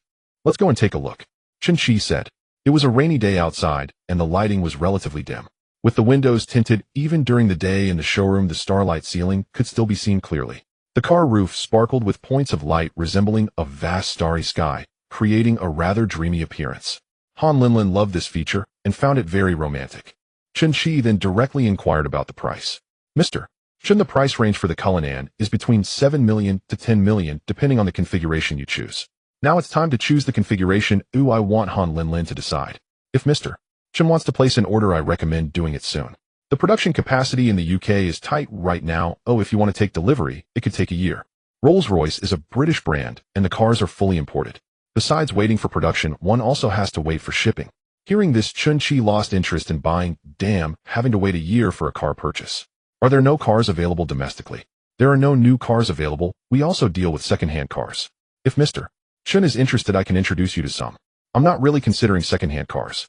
Those wealthy people driving Rolls-Royces often have no idea how extravagant their usage is. Chen Qi found it off-putting. Kaijia suddenly thought of something. Mr. Chen, are you considering the Phantom? The Phantom is slightly higher in class than the Cullinan, being Rolls-Royce's flagship model. The price range is between 8 million to 13 million. Is there a Phantom available? Chen Qi asked. Well, 8 months ago, a customer ordered a fully equipped Phantom, but encountered some issues with their funding during the process. Last week, the car arrived at the dealership, and the customer told us they wanted to consign it back at the original price. The car is brand new. The customer hasn't even seen it, and it's been parked in our garage. Chen Qi said, take me to see it. Kaijia led Chen Qi and Han Linlin to another building's garage. Chen Qi's first impression of the Phantom was that it was slightly lower than the Cullinan, but he was satisfied with everything else. Most importantly, this was an available car as soon as the seller decided he could drive it away today. Because it was a new car, the protective film on the interior had not been removed and paper was laid on the seats. Chen Qi merely looked at it from the outside. What is the price of this car? Chen Qi asked. Kaijia did not immediately quote a price, but handed Chen Qi a tablet. Mr. Chen, this is the configuration selected by a previous client. Please take a look. The previous client was quite affluent and selected almost all the available options. This Phantom is the top configuration. The price is 13 million. Chen Qi had a rough idea. For a top configuration, this price was about right. 13 million. Isn't this equivalent to driving a villa onto the street? Han Linlin came from an ordinary teacher's family where her parents barely managed to buy a house in the city with their combined savings. Although they had one gasoline car and one electric car, both were domestically produced vehicles costing just over 1,000. Han Dad wanted to buy a car costing 2,000, something a bit better, but was scolded by Han Mom. Chen Qi had just bought a Ferrari which had not yet been registered and was now looking to buy a Rolls-Royce worth millions. This felt surreal to Han Linlin. Does he make his money from the wind? Linlin, how do you like the Phantom? Han Linlin came to her senses and replied, it's very beautiful, super impressive. If my brother drives it out, I wonder how many girls will be enchanted. Chen Qi chuckled. Silly, have you ever seen a Phantom owner driving it themselves? They always have a driver. Manager Kai is the owner in Donghai City. I hope to conclude the deal today. Kaijia replied. Yes, the owner, Mr. Deng, lives nearby. I will contact him now. Kaijia stepped aside to make a phone call. Han Linlin whispered, brother, what's your psychological price? We need to negotiate for a better deal later. Previously, when buying a house at the first era, Han Linlin actively helped Chen Qi negotiate down by more than 4,000. For this 13 million car, she felt selling at the original price was unrealistic, especially since she heard the salesperson mention that the previous owner was having some financial trouble. That surely meant it was a forced sale, making it easier to negotiate down. I don't have a specific price in mind. I just want to drive it away today. Brother, spend where you need to, but save where you can. I'm sure we can negotiate a good discount. I will help you haggle. All right then. About 15 minutes later, Kaijia returned and said the owner was in the VIP room. Chen Qi and Han Linlin followed Kaijia into the VIP room, exchanging surprised glances. Inside the VIP room sat a woman with blonde hair and blue eyes, a purebred foreigner. Softy is a foreign girl, okay? As long as she's a woman, that's fine. Then hurry up and give a score. Name Jessica. Age 31. Height 170 centimeters. Charm level 87. Occupation English teacher. Number of relationships 10. Favorability rating 0. Perhaps due to novelty, Chen Qi found Jessica quite striking, especially her long legs. However, her charm level and number of relationships did not meet the bar. Didn't they say the owner was a Mr. Deng? Chen Qi inquired. Mr. Chen, this Miss Jessica is Mr. Deng's wife. Mr. Deng is currently busy and has asked Miss Jessica to discuss the price with you. Jessica stood up and spoke in broken Chinese. You rich. As long as you can speak Chinese, that's fine. Thank you. Can you speak Chinese? Chen Qi asked. Sorry, I'm not Chinese. He understood why this foreign girl only knows hello, thank you. Chen Qi's English was poor. After passing level 4 in his second year of college, he returned all his English knowledge to his high school teacher. Moreover, students in Huaxia generally excel in written exams, but struggle with speaking. Hello, we are looking to buy a Rolls-Royce Phantom. Are you Mr. Deng's wife? Suddenly Han Linlin spoke up in English to communicate with Jessica. Chen Qi completely forgot that she was an English teacher. However, her accent was just like the Americans he saw in movies. Without looking at Han Linlin, one might think there were two foreign girls in the room. Seeing that Han Linlin spoke fluent American English, Jessica was delighted to engage in conversation with her. Kai Yiji's English was also decent. She initially planned to translate for Chen Qi. But upon hearing Han Linlin's pronunciation, she thought it was better to refrain from embarrassing herself. Han Linlin and Jessica chatted for a few minutes. If they had spoken at a slower pace, Chen Qi could have understood the gist, but they spoke too quickly. From their expressions, it seemed the conversation was not going smoothly. Han Linlin pulled Chen Qi aside. Brother, she knows we want to buy the current car.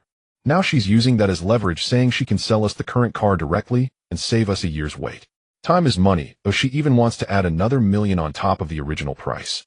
I'm not in such a hurry. If I can't get a Rolls-Royce, I can go buy a Maybach instead. Aren't they eager to sell? I have never driven a brand new car. I want to take advantage of them.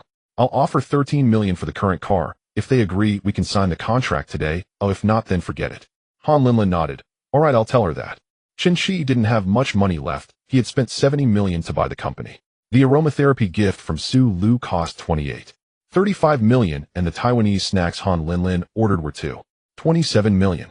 This morning he spent 6 million on 2 apartments. After all the calculations, he still had over 170 million left. Yet he didn't want to haggle over a million, considering it was a current car, which saved him a lot of time. If he could buy it today, he would feel much better. A million is worth my comfort. Jessica finally said, okay, 3 times in a row. Brother, she agreed to 13 million, and we can sign the contract today. All right, Manager Kai, you handle it. Since the vehicle's registration was still pending, the transaction process was very simple. All that was needed was to sign a contract. Moreover, the 4S store just needed to change the original purchase invoice from Mr. Deng's name to Chen Qi's name. Jessica called the owner her husband, Mr. Deng, asking him to come sign the contract immediately. While they waited for him to arrive, Han Linlin and Jessica chatted casually. Brother, Jessica is from Florida in the beautiful country. She said if we ever visit Florida, she can recommend fun places for us to go. Is that Florida where no one is allowed to be idle? We could go visit if we have time. Half an hour later, a young man with gold-rimmed glasses and a slicked-back hairstyle entered the VIP room. Kai Yijia quickly introduced, this is Mr. Deng. Mr. Deng, this is Mr. Chen and Miss Han. Honey. Jessica unabashedly went over and gave Deng Xiangwei a kiss. Hello, hello. Deng Xiangwei shook hands with Chen Qi. Mr. Chen, have we met somewhere before? It was unlikely that someone who could afford a 13 million Phantom would have met Chen Qi, who had previously been a nobody. This was all part of Deng Xiangwei's conversation strategy. Mr. Deng must have mistaken me for someone else, Chen Qi replied. Mr. Chen, you are young and accomplished and quite handsome. Today, thanks to this car, we can say we've met. Deng Xiangwei thought Chen Qi must be quite wealthy. There were many rich people in Donghai, and owning a couple of villas made one a millionaire. But having 13 million in cash flow was truly impressive. The fact that he could produce such money indicated that he must already have over 100 million in cash on hand. Deng Xiangwei was 35 years old. He wasn't entirely self-made, as his family owned a factory that provided him with initial capital to start his own business. He was also quite capable. As the saying goes, it's not the second generation of wealthy families who are feared for their indulgences, but those who are hardworking. A second-generation heir starting off with an advantage over ordinary people has a higher chance of success if they are diligent. He was also quite capable. As the saying goes, it's not the second generation of wealthy families who are feared for their indulgences, but those who are hardworking. A second-generation heir starting off with an advantage over ordinary people has a higher chance of success if they are diligent. He could easily see that Chen Qi had an extraordinary demeanor, leading him to consider forming a connection. Mr. Chen, what business are you involved in? Asked Deng Xiangwei. I'm into investments. Deng Xiangwei thought to himself, I've never heard of this person in the investment circle. Is he a recent newcomer? Investors have a sharp eye, and I truly admire Mr. Chen for achieving so much at such a young age. I have a project in Vietnam. When you have time, would you like to learn more about it? Sure, let's talk more when we have time, Chen Qi replied. The polite exchanges between businessmen are often just words that go in one ear and out the other. As long as the money hasn't arrived, it's all just empty talk. Let's talk more when we have time means there won't be any time at all. There's no project more profitable than the investment goddess. Chen Qi would only consider investing in Vietnam if he were bored. Chen Qi made a phone call to summon Zhu Quan back to work. Zhu Quan was stunned for a moment when he saw the Rolls-Royce Phantom and said nothing. I only took a 2-hour break and you've already bought a Rolls-Royce Phantom. The boss' strength is truly overwhelming.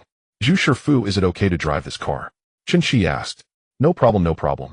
I drove a Cullinan at the hotel before.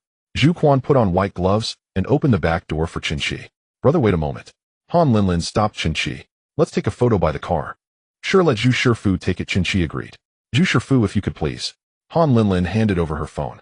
Zhu Quan wasn't skilled at taking photos, he just aimed at the two of them and snapped away, surely managing to capture at least one usable shot. Miss Han, the photos didn't turn out very well, Zhu Quan remarked. Han Linlin looked at the album with over 40 photos. Selecting one to edit was all that was needed. It's fine, the photos are okay. The two of them got into the car, and after finishing the outside shots, Han Linlin continued taking pictures inside. She wrapped her arm around Chen Qi and snapped dozens more. Boss, where to now? Zhu Quan asked. Chen Qi glanced at the time. It was already 3:30, but it was too early for dinner. Linlin, where do you want to go? Han Linlin was focused on selecting photos when she heard Chen Qi's question, thought for a moment, and blurted out that she hadn't visited the Yuan No. One they had previously accompanied Chen Qi to buy. Let's go to your home. As soon as the words left her mouth, Han Linlin felt she had said something inappropriate. Oh no, why did I say something so frivolous? What if he takes it the wrong way? She quickly explained, I haven't seen you. Oh right, the furniture and appliances are all set up and a lot of it is what you chose. Zhu Shifu, let's go home. On the way, Han Linlin was meticulously editing photos. There wasn't much to fix since they both looked good. Editing too much makes it unnatural and less appealing. Brother, can we post the group photo on Douyin? Chen Qi replied, let's avoid posting it on online platforms. Oh, just share it on Moments. He probably doesn't want to show off his wealth. Alright, let me think about what to write for the Moments caption. Han Linlin held her phone and stared at it for half a minute, unable to come up with a caption. Chen Qi directly took her phone, quickly tapping on the screen. A few seconds later, he returned it to her. Han Linlin exclaimed in surprise at the caption Chen Qi had written. Chen Qi wrote, congratulations to my boyfriend for acquiring a Rolls-Royce Phantom. Brother, does this mean I have to make a public announcement on Moments? Han Linlin blinked at Chen Qi. What's wrong? Is the caption not good? Then I'll delete it and rewrite it. Chen Qi made a move to take the phone back, but Han Linlin immediately protected it against her chest. No need to delete it, this is quite good. So he is acknowledging that I am his girlfriend.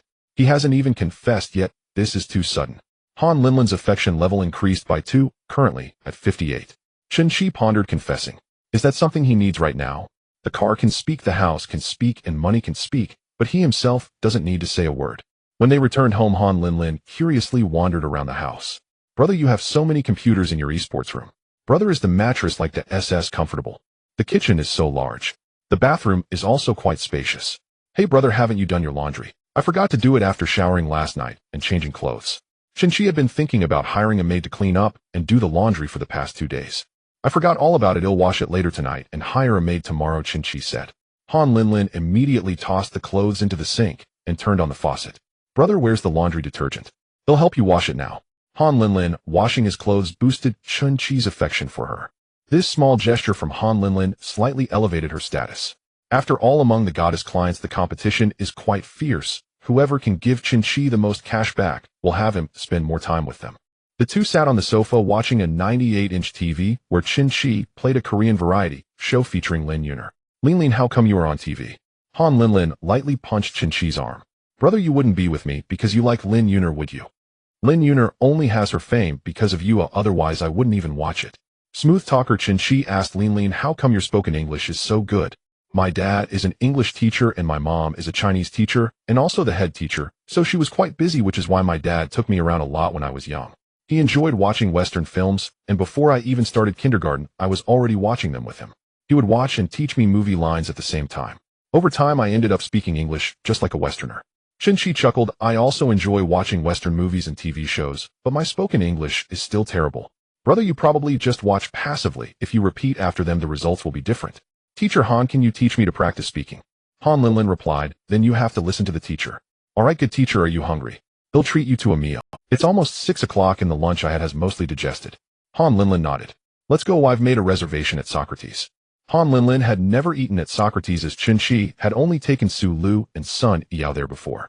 It's not that it's particularly delicious or expensive, she just wanted to experience it as well. Yeah, I've been wanting to go there, the aquarium style is quite interesting.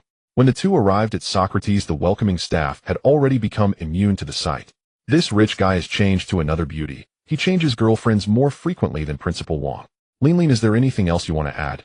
Chen Qi handed over the menu. Tonight's dishes were all chosen by Chen Qi. Damn it, I'm treating, so the softie has no room to say anything. Han Linlin was slightly surprised when she heard about the 2500 yuan caviar and 4350 yuan bottle of white wine that had just been ordered. That's enough, brother, you've ordered too much. This meal will eat up a whole recharge card from Dabashu. Han Linlin's affection level increased by 1 currently at 59. The final price exceeded the 100 yuan recharge card by 300 yuan, and Han Linlin was gradually getting used to Chen Qi's spending power. Brother, can you help me take a photo? Of course, my photography skills are much better than Zhu Shifa's. After all, he was quite satisfied with the photos he took for Su Lu. This high-end restaurant has a great atmosphere, and the two of them enjoyed the live piano music while savoring fine wine and gourmet dishes. Han Linlin clinked glasses with Chen Qi, her eyes sparkling as she looked at him. With the atmosphere set, the feeling came alive. Romance needs to be cultivated more often, Chen Qi thought to himself. The two stayed at the restaurant until after 9, and then Chen Qi drove Han Linlin back home. The Rolls-Royce Phantom parked at the entrance of a community that didn't match its status. Brother, wait a moment, I need to go upstairs to get something. What is it? You'll find out soon. Han Linlin got out of the car and hurriedly ran towards her home. Han Linlin's post on her social media exploded with comments in the afternoon. In her social circle, the most impressive individuals only drove a BMW or Audi. Who would dare to dream of sitting in a Rolls-Royce? Sister, are you serious? Is this a confession gift? Wow, a Rolls-Royce Phantom, a luxury car worth tens of millions. Which son of a wealthy family is this? Linlin, your boyfriend is so handsome. Messages poured in from the sister group and some not-so-familiar classmates. Han Linlin replied a few times in the sister group, telling Lin Yuan and the others that they would video chat in the evening. Han's mother saw her daughter return and asked, "How is the son of Director Li?" "Mom, I'm just dealing with my dad, and that guy is really annoying. He started lecturing me right after we met." "Mom, guess what Chen Qi bought today?" Han's mother said, "So you were with Chen Qi this afternoon?" Mom didn't see Han Linlin's post because she had blocked her parents. "I accompanied him to buy a Rolls-Royce Phantom worth 13 million this afternoon." The original owner's wife was an American and quite amusing. She could only say a few words in Chinese, and I acted as her translator. "We went to Socrates for dinner tonight, and it cost 1300. Han's mother sat on the sofa stunned. Within just 3 sentences, the information was overwhelming. 13 million. A Rolls-Royce. 1300 for dinner. That meal was equivalent to her annual salary. Tell me what kind of Phantom costs 13 million. Han's mother exclaimed. "Let's talk about it later. Where's my dad?" "He went out for a meal with friends." Han Linlin thought, "That's good." She walked into the study. Although called a study, it was a shared workspace for the family as all three were teachers, and the room was filled with various teaching materials. Han Linlin walked to the bookshelf by the window and took a DVD from the second shelf. Seeing Han Linlin come out of the study, Han's mother asked where she was going. "Where are you going so late?" "Just downstairs." Han Linlin put on her shoes and jogged downstairs, arriving at the entrance in 3 minutes. "What are you getting?" Chen Qi asked. "Brother, this is for you."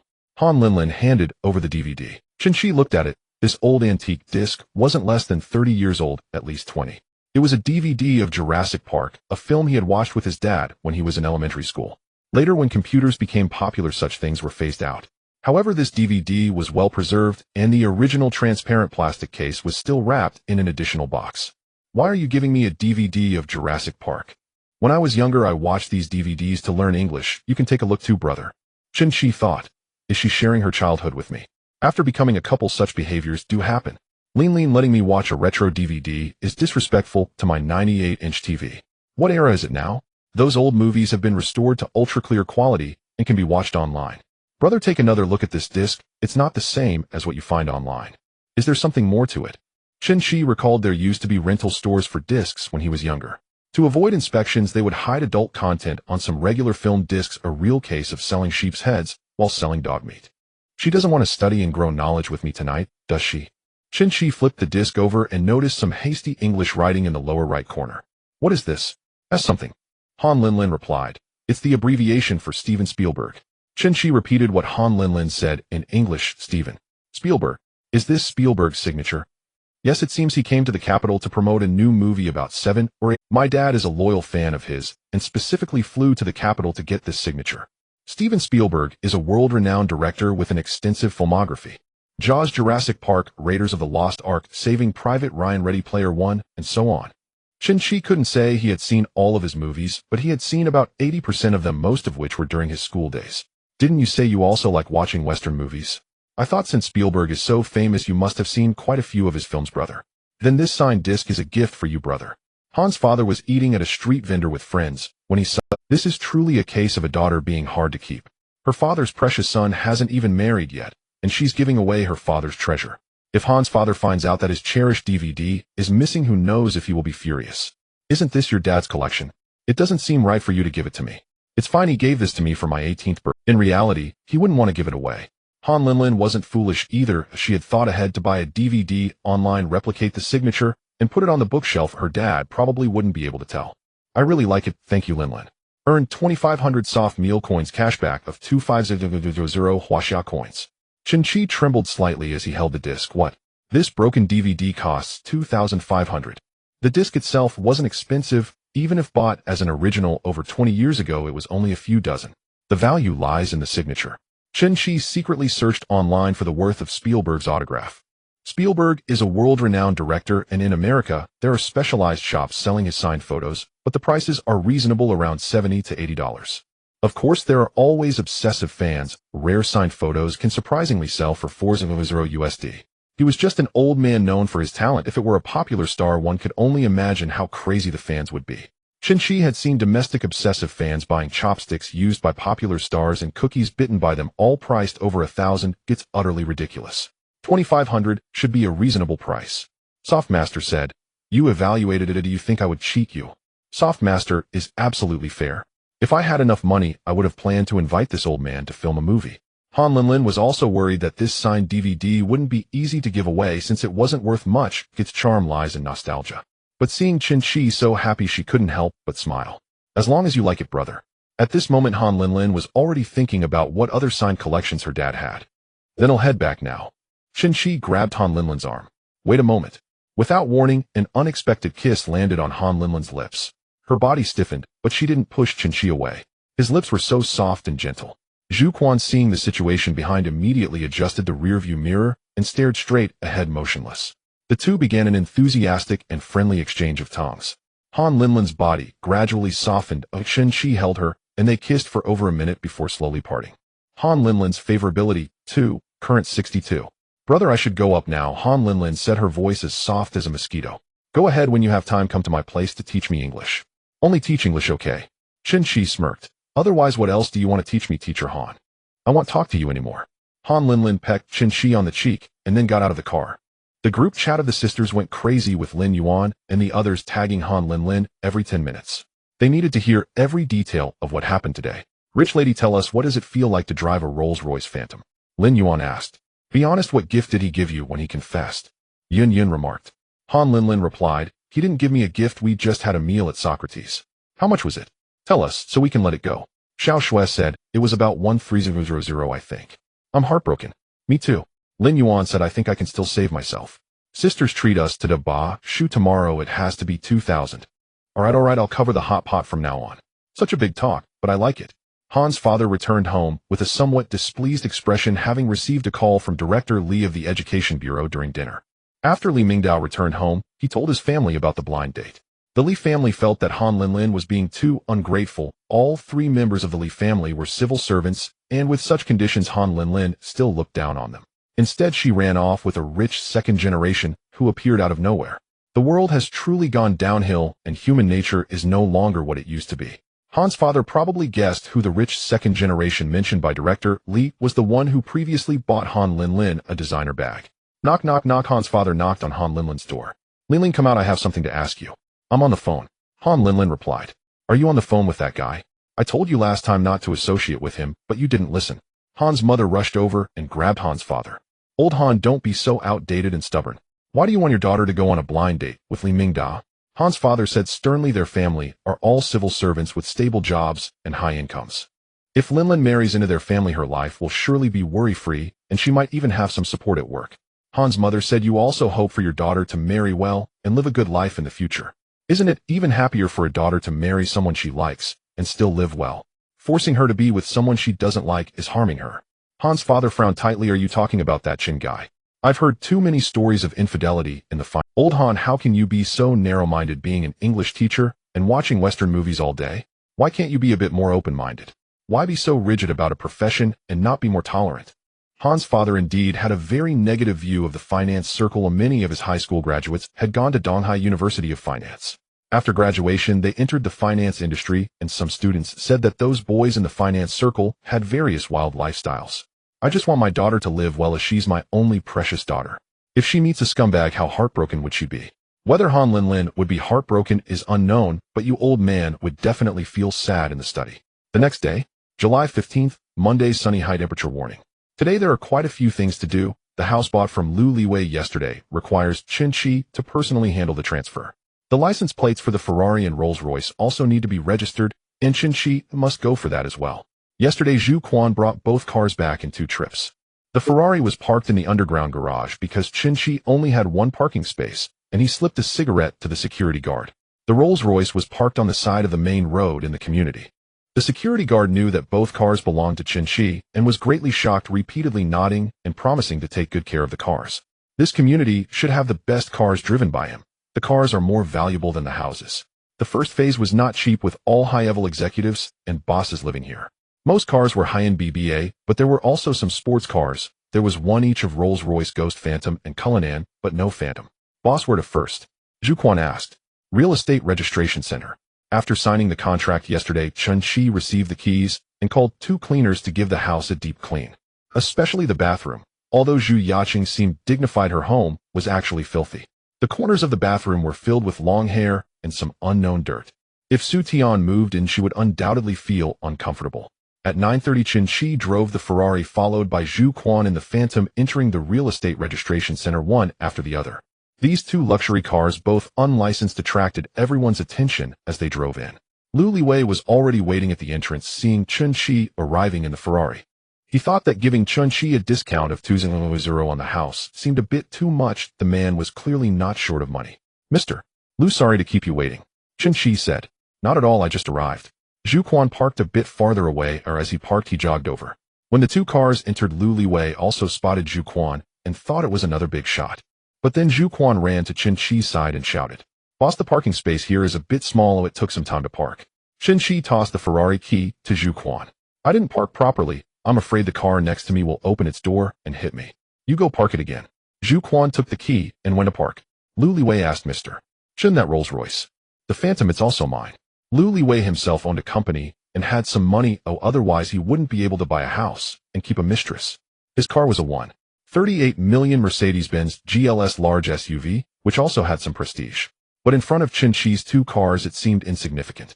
Driving such a high-class luxury car, but coming to buy a house worth over 2 million, does he also want to keep a mistress? The 2 entered the registration center. The real estate market was not thriving, and the number of people here was less than half of what it was before. In the past 2 years, there used to be long lines. Now, as soon as one entered, they encountered an empty window. In less than 10 minutes, the transfer was completed, and after 15 working days, the property ownership certificate would be changed to Chen Qi's name. Mr. Chen, let's keep in touch if there's an opportunity. Sure. Chen Qi didn't linger. He still needed to go to the vehicle management office to register the cars. Chen Qi came out of the registration hall and walked to the parking lot. He saw a light blue Lamborghini blocking the front of his Ferrari. Zhu Quan was arguing with the owner of the Lamborghini by the car. Sir, how can my car get out like this? The young man in the car wearing sunglasses spoke in a condescending tone. Is this car yours? This is my boss' car. He's about to come out. Please let us through, and once we leave you can park here. All right, I'll wait for your boss to come. Sir, you can't be unreasonable. There's still space inside. Why don't you park? I just want to park here. Oh, what's it to you? Chen Qi walked over. What's going on? Bossy insists on parking here. He won't leave unless you come. The young man in the Lamborghini got out, adjusted his sunglasses, and sized up Chen Qi. It's really you, the young man. Chen Qi looked at this person and did not recognize him. Who are you? Chen Qi asked. The young man in sunglasses replied, yesterday afternoon at the traffic light, buzzing with that. Chen Qi recalled. This Lamborghini was the Gallardo from yesterday. Have you remembered? Luo Kaiyang asked. It's you. Why did you block my car? Luo Kaiyang chuckled. No other reason, just wanted to get to know you. This 488 of yours just bought it, right? Still not registered. It's new. What's wrong? This guy looked like a wealthy playboy, and Chen Qi couldn't tell what he wanted. Buddy, don't be nervous, I just want to make a friend. I particularly like sports cars. Besides this little bull, I also have a big bull at home. I created a group. Whenever I see an appealing sports car on the road, I like to chase and get to know the owner. Buddy, want to join the group? It's all about supercars. We can go out and race later. Chen Qi had no interest in street racing. It was too dangerous. He wanted to enjoy life properly. However, he suddenly thought of something. These rich kids who played supercars were basically the upper class of Donghai City. These people had vast connections. To exaggerate, they were all powerful in Donghai City. Chen Qi wasn't worried about money now, but some things couldn't just be solved with money. He also needed connections and power. If the officials wanted to mess with you, even someone like Ma Baba would have to hide overseas. Chen Qi could be considered a newly rich man lacking in accumulation and background. Getting to know more upper-class people wouldn't hurt him. Are there many girls in your group? Haha, buddy, so you like that? Luo Kaiyang laughed. There are some, but you know how these young ladies are. They can be quite difficult, a lot of fuss. If you want to have fun, I also have a sister group, and the quality is very high. I'll add you in later. Chen Qi wasn't interested in a sister group. With his conditions, did he still need a sister? He needed goddesses who met certain criteria. If they were wealthy women, that would be even better. They spend lavishly, and the returns would be delightful. Chen Qi thought that those who could afford supercars were mostly rich young ladies. In his stereotype, rich young ladies were generally good-looking. It was worth a shot to see if he could bind one. Chen Qi and Luo Kaiyang added each other on WeChat, and Luo Kaiyang added him to two groups. One was called Donghai Car Team, and the other Pansy Cave. Chen Qi changed your nickname in the car group to your car model. Chen Qi modified his group nickname to Ferrari 488. He took a look. There weren't many people in the group, only 28, all collected by Luo Kaiyang on the road. Luo Kaiyang sent a message in the group. Welcome new member, esteemed Ferrari 488 owner. Welcome brother, another Ferrari in the group. Why is it another Ferrari? Luo Xiao, can't you catch a Lamborghini? Lamborghini. Luo Xiao already has two. With the 4 in the group, it's almost a breeding farm. Luo Kaiyang said to Chen Qi, there are quite a few Ferraris, Lamborghinis, and Porsches in the group. All are cars worth over 3 million. I don't let in any lower ones. Chen Qi thought about it and realized it wasn't that impressive considering it was a third-tier city. If it were the supercar groups in Shanghai or Beijing, there should be plenty of tens of millions level supercars. The best one should be your big bull, right? Chen Qi said. Without bragging or putting it down, my big bull is quite awesome, worth 9.5 million. I even hesitate to drive it, keeping it at home to admire. The Lamborghini Aventador is a flagship supercar under Lamborghini, selling for around 6 to 9 million. However, the best one isn't the big bull. It's the Porsche Carrera GT, owned by the top second generation, and the Porsche Carrera GT sells for between 3 to 3.5 million US dollars, but at least there are a lot of them. There are only 1270 units globally, unlike those limited to just a few. Transported from America to the country, various taxes and fees made the owner spend 4.5 million US dollars just to get the car. Yang Xiao generally doesn't speak much in the group. Our level is still quite different from his. At that time, I had to shamelessly drag him in. Calculating at Yang Xiao spending over 32 million to buy the Porsche Carrera GT is indeed quite extravagant. Chen Qi flipped through the group members. There were only 5 girls, and they had set their moments to be visible for only 3 days. Are any of these girls beautiful? Luo Kaiyang personally brought people into the group, so he had seen everyone. They're all okay. If I have time, I'll organize a gathering and invite everyone out. Alright, call me then. After leaving the real estate registration center, he went to the vehicle management office to register his cars. The purchase tax for these 2 cars alone was over 1.5 million, with the Phantom at 1.15 million and the Ferrari at 390,000. The people at the vehicle management office saw various vehicles getting registered daily, and million-level luxury cars were common. But tens of millions level ones were not that frequently seen. Mr. Chen, are the Phantom and 488 both yours? The staff processing the registration couldn't help but glance at Chen Qi a couple of times. For a supercar like the Ferrari 488, they might register one every month or 2 at this vehicle management office. As for million-level luxury cars, they might see one every 6 months. Now that they encountered both kinds of cars, and they belonged to the same person, what was even more impressive was that they were registered under a private account in his own name, not a company account. Usually buyers of luxury cars come from families that own factories or businesses. Cars worth millions are often registered under the company name to use for tax deductions. Yes, is there a problem? No problem, no problem, I just wanted to confirm. Many people in the hall looked at the two luxury cars parked outside, discussing how much the cars cost, and a girl wearing a sun protection mask nearby overheard Chen Qi's conversation with the staff and couldn't contain her excitement. So young and handsome, and he bought two new luxury cars. He was quite impressive among the second generation in Donghai. Zhang Yu was a professional mistress, specializing in mingling with successful middle-aged men. Today she came to transfer ownership of a second-hand Panamera which a married man had bought for her for 6,000. Driving this little sports car out to have afternoon tea with her sisters was quite impressive. But compared to the two luxury cars at the entrance, it was nothing. Chen Qi had completed the registration and was preparing to go out with his documents. Handsome are those two cars outside yours? Zhang Yu walked over. Chen Qi glanced at the woman wearing a sun protection outfit and mask. Her voice was soft and pleasant, and her big eyes suggested she was beautiful. Soft master, give a score. Give a feather, let her show her face. Soft master said. Chen Qi nodded to Zhang Yu. Yes, beautiful lady, is there something you need? Zhang Yu took off her sun protection mask, revealing a fair and delicate face. If this beauty wasn't enhanced by technology, she would definitely score over 90. She wasn't inferior to Chen Qi's other female friends. Name Zhang Yu, age 26, height 167, charm value 94, occupation mistress, number of relationships 11, affection level 10. Damn, there's even a mistress as a profession. It's really a pity for this face. A charm value of 94 is considered high among his goddesses, but the growth count is 2 ones. It would be better if one of them was removed. You think too beautifully, Softmaster said.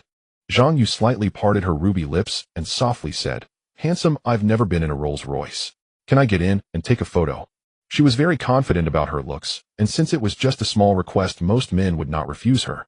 Sure, Chen Qi did not refuse. It was just a photo, after all, nothing significant.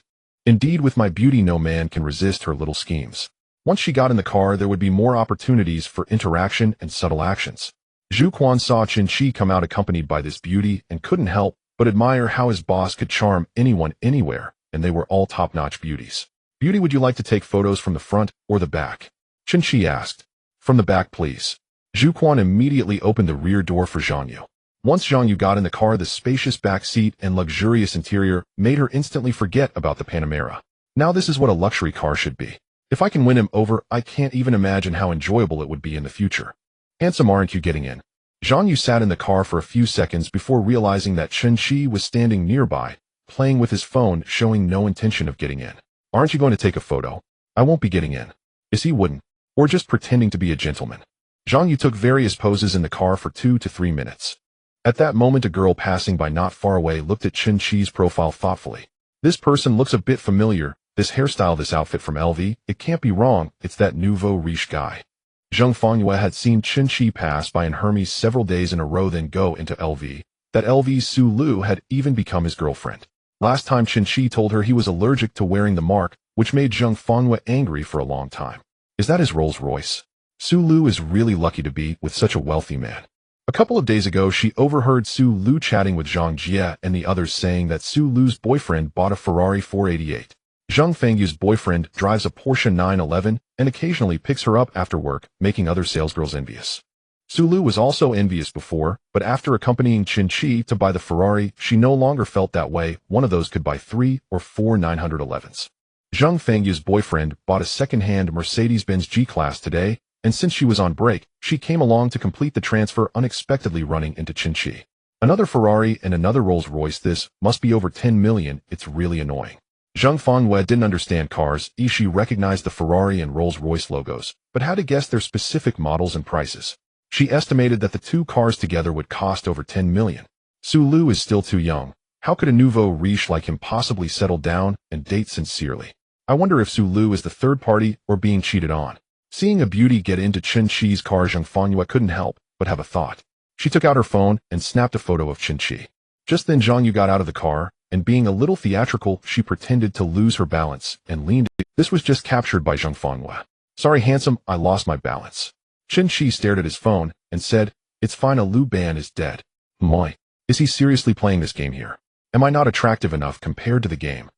For the first time, Zhang Yu began to doubt her own charm. Is he gay? Chen Qi was speechless, thinking, just because I ignored you, does that make me gay? Thank you for letting me take a photo in your car, handsome. No problem, it's a small matter. Let's add each other on WeChat. Chen Qi replied without looking up. I'm in the middle of a team fight.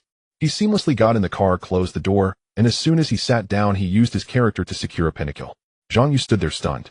This was the Waterloo of her career. Never had any man failed to support her when she was about to fall. Even an average guy would usually help in such situations. Yet he was only focused on playing that boring game. Was it because my face wasn't pretty enough or my figure not alluring enough? Boss, where are we going now? Zhu Quan asked. First back to the company, then you can drive the Ferrari to the company later. After leaving the vehicle administration office, they hadn't driven 50 meters before Zhu Quan suddenly slammed on the brakes and swerved, hitting the car on the left. Fortunately, the speed was not fast, otherwise Chen Qi would have flown from the back seat to the front. Boss, are you okay? Zhu Quan nervously asked as he turned around. I'm done for, just bought a new car, and now I've crashed it, my life is ruined. Chen Qi was fine, just hit his shoulder against the passenger seat. What happened? Although the air conditioning was on full blast in the car, Zhu Quan was already sweating profusely. Before Zhu Quan could say anything, Chen Qi saw a 4 or 5-year-old girl walk in front of the car. Boss, that kid suddenly dashed out. I really couldn't avoid her. I had to steer and ended up hitting the car next to me. Chen Qi and Zhu Quan got out of the car. The little girl stood there dazed, clutching a yellow ball, clearly frightened. Little friend, are you okay? Chen Qi asked. Zhu Quan felt dry-mouthed and nervously said, she just suddenly ran out to pick up the ball. She's so small, I really didn't notice. Don't be nervous, it's just a bumper. As long as no one is hurt, let's call the insurance company. This incident really couldn't be blamed on Zhu Quan. Driving always comes with unexpected incidents like branches falling from roadside trees and hitting cars, or a truck losing a wheel and smashing into the car behind. Such sudden appearances of pedestrians, also known as ghostly heads, are common traffic accidents. The car that Zhu Quan hit was a Toyota Camry parked on the roadside, and the passenger door was already slightly dented. The left bumper of the Rolls-Royce was also damaged, and Zhu Quan's legs trembled with fear. A new car worth 13 million just registered and driven out for less than 2 minutes before crashing. This would definitely make the trending news. Replacing the bumper of a Rolls-Royce would likely cost 25000 to 300, not including labor costs. However, Chen Qi did not mind the car being damaged. He was just relieved that he hadn't hit the little girl, as he did not want to be in the spotlight. At that moment, a young man wearing a yellow hat and shirt rushed over, squatting down to hug the little girl. Baby, do you feel any pain? Daddy, the car didn't hit me. Hearing this, the delivery guy felt relieved. Only then did he notice the luxurious Statue of Liberty emblem on the car. Rolls-Royce. The delivery guy almost collapsed in shock. If this were to escalate, he wouldn't be able to afford the damages even if he sold himself. Although according to the road traffic safety law, pedestrians are considered the vulnerable party, so regardless of the circumstances, the driver must bear part of the responsibility, even if the accident was caused by the pedestrian. Yet even if both parties share the responsibility, the delivery guy could not afford to pay for the repairs of the Rolls-Royce. He was poor, his wife had left him, and his elderly parents back home were unable to help take care of the child. So he had to deliver food while taking care of the child. Earlier, he had parked the car at the roadside to deliver food to a street vendor, and as a result, his daughter had come down to play with the ball. The ball rolled from the sidewalk onto the road, and the little girl, not understanding the danger, ran to pick it up. The parked car at the roadside blocked Zhu Quan's view, which caused the inability to avoid. Sir, my daughter doesn't know better, why? The delivery guy's voice trembled. The delivery man was choked with emotion and could hardly speak. He earned only 6,000 or 7,000 yuan a month running deliveries in Donghai. He also had to support his daughter and elderly parents, living frugally like a beast of burden. He could only pray now that the heavens would show mercy and that the car owner would not demand compensation from him. As long as no one is hurt, don't worry about the car. Just take your child and leave. It's not safe on the road. The heavens did not show mercy, but the car owner Chen Qi did. It was not a significant matter. Fixing a car would only cost as much as treating a goddess to a cup of milk tea. The delivery man did not lash out at him. If he had rushed over and indiscriminately accused Chen Qi of hitting the child, Chen Qi's attitude would have been very different. We are all workers, there is no need to make things difficult for others. Chen Qi could understand the immense pressure the delivery man felt earlier. If he were to bear some responsibility, it might cause him to break down and cry. The delivery man stood up and bowed at a 90-degree angle to Chen Qi, doing it 3 times. Thank you, boss. May you live a long and prosperous life. Baby, say thank you to the uncle. The little girl did not understand why she should thank Chen Qi, but since her father said so, she obediently complied. Thank you, uncle, the little girl said in her sweet voice. The delivery man left with his daughter, but Chen Qi still could not leave. The owner of the crashed Toyota Camry had not yet arrived, but the traffic police had come first. 2 traffic police officers were patrolling on motorcycles and happened to encounter the crashed Rolls-Royce. What happened? The female officer asked Chen Qi as she stopped her motorcycle. Han Jiren. Chen Qi involuntarily muttered. I'm asking how the accident happened. The male officer approached and said, Xiao Jiang, let me handle this. Comrade, please show your driver's license and vehicle registration. Officer, I am the driver. I was the one driving the car, Zhu Quan quickly said. Chen Qi was attracted by the female officer's beauty as she resembled Han Jiren, especially with a beauty mark on the left side of her nose. Though she wore a police cap, it was clear that her hairstyle was short and her features were very defined with a straight nose and cherry red lips. Soft master, give a rating. Name Jiang Yuni. Age 24. Height 168 centimeters. Charisma 93. Occupation traffic police. Number of relationships 1. Affection level 0. Would you like to bind? Bind. Is there even a need to ask? Chen Qi was overjoyed in his heart, grateful to the delivery man's daughter. If it weren't for her causing the car to crash, he would not have met such a qualified goddess Jiang Yuni. The owner of the Camry worked nearby and quickly arrived. Upon seeing his car hit by a Rolls-Royce, he thought it was a stroke of luck from the god of wealth. This would cost him a sum of 1 or 2,000 yuan in damages. Xiao Jiang, call Sister Li over to file a report, the male officer said. Hearing this, Chen Qi suddenly had a bit of an impression of Jiang Yuni. Recently, news outlets had reported on the most beautiful traffic police and the handsomest special police across various regions, especially in Linan City. The traffic police in Donghai City had also organized something similar, selecting the prettiest officer from their ranks. They had opened an account on Douyin specifically for traffic law education. Chen Qi had seen it on Douyin before, but at that time he did not own a car. He had no interest in explanations about traffic regulations and would swipe away with a simple tap. The official account of the traffic police will be going online soon. Oh, we should leave quickly. This is quite inconvenient, Chen Qi thought. The Camry owner was arguing with Zhu Quan. I was parked by the roadside and I got hit. How unlucky can I be? Zhu Quan repeatedly apologized. I'm so sorry, the insurance company will be here shortly. We are fully responsible. We will compensate accordingly. Let's not wait for the insurance. Let's settle it privately, Chen Qi said. The Camry owner was overjoyed. Dealing with insurance would only cover the repair costs, and trying to claim lost wages from the insurance company could drag on for a month. If they settled privately, the money would go directly into his hands, and the other party, driving a Rolls-Royce, surely had no shortage of cash. That works. I was delayed going to get my car repaired, and now I can't even work part-time driving for Didi tonight, said the Camry owner. How about 1,000 yuan? Replacing a door on this old Camry would only cost about 400 yuan, and if I go to a familiar repair shop for some bodywork and painting, I could get it done for 500 yuan. As for driving for Didi part-time, he could only make around 70 or 80 yuan in a night. Asking for 1,000 yuan was indeed a lion's share. Chen Qi asked, 1,000. The Camry owner thought, is that too high? Someone who drives a Rolls-Royce should be generous. 1,000 yuan is nothing to him, right? But he did not intend to replace the door. If he could get cash compensation, he would just fix it simply and use the remaining money to enjoy a nice foot massage. Jiang Yuni and the male officer frowned at the price. This guy was trying to take advantage. They had handled many traffic accidents and knew that around 4,000 to 5,000 yuan would be reasonable. Comrade, you should be reasonable. Jiang Yuni was about to reason with the Camry owner. Then how about 8? As he was about to lower the price to 8,000, Chen Qi directly silenced him. 3,000 yuan, my apologies for hitting your car and delaying your work. Zhu Quan, knowing his boss was generous with his offer. The Camry owner and the 2 traffic officers were stunned for a moment. The man said 1,000 and you said 30,000. Is this how you negotiate? I was going to help reason with him, but okay, the rich don't care about money. If it were not for the cars parked by the roadside, Zhu Quan might have avoided the accident, and there would have been no involvement of the traffic police, and Chen Qi would not have encountered Jiang Yuni. All right, thank you, boss. This car was hit well. After receiving 3,000 yuan, the Camry owner didn't even care about his car and hurried off to the nearest foot massage parlor. Officer, you are the one from Douyin doing traffic law education, right? Chen Qi asked. That's me, comrade. Although your accident has been settled privately, could you please let our colleagues know and film a Douyin video?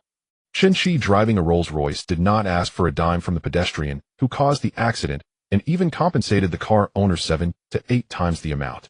Such a benevolent act is worth promoting and can be seen as a form of positive energy in society. Chen Qi had seen similar videos like the one where an elderly man on a tricycle rear-ended the owner of a Mercedes S-Class, and the elderly man hurriedly took out his last 20 yuan and knelt to apologize. The car owner did not pursue the matter and quickly helped the elderly man up, comforting him that everything was fine. The behavior of the Mercedes owner received unanimous praise from netizens. Chen Qi's actions were even more generous and kind than that of the Mercedes owner. Jiang Yuni wanted to film this minor accident for Douyin to promote it. That might not be convenient, Chen Qi said. Then can we let the driver film it? Jiang Yuni asked. Well, that might not be convenient either. So low-key. Does he not want to appear in the public eye? At that moment, a Volkswagen drove toward them. A woman in summer police uniform holding a gimbal got out of the car. A Rolls-Royce. That's great material for a video. Li Ru knew that the pricier the car, the more attention it would attract, and the higher the video views would be. Nini, is this the car owner? Sister Ru, we won't film this one. The car owner doesn't want to be on camera. Li Ru assessed Chen Qi and said, handsome guy, you look great. The video will be handsome with you in it. You're very photogenic. Divine gold. Chen Qi thought. He wasn't here to become a star whether he was photogenic or not. The official account of the traffic police team has 1 million followers, and with the keyword Rolls-Royce, it is bound to trend locally. Sorry, it's not very convenient.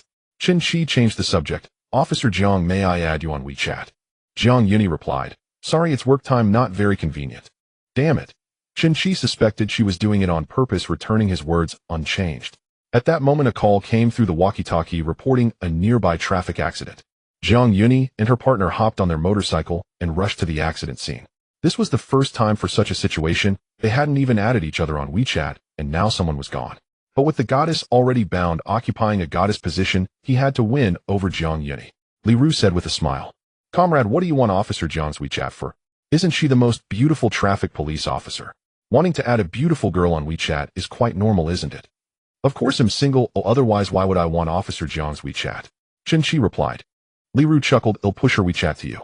Thanks, but why are you helping me? I'm not only her colleague, but also her cousin. She's been single for 3 months and still hasn't moved on. She used to be a person full of smiles, but now she just has a straight face, Li Ru said.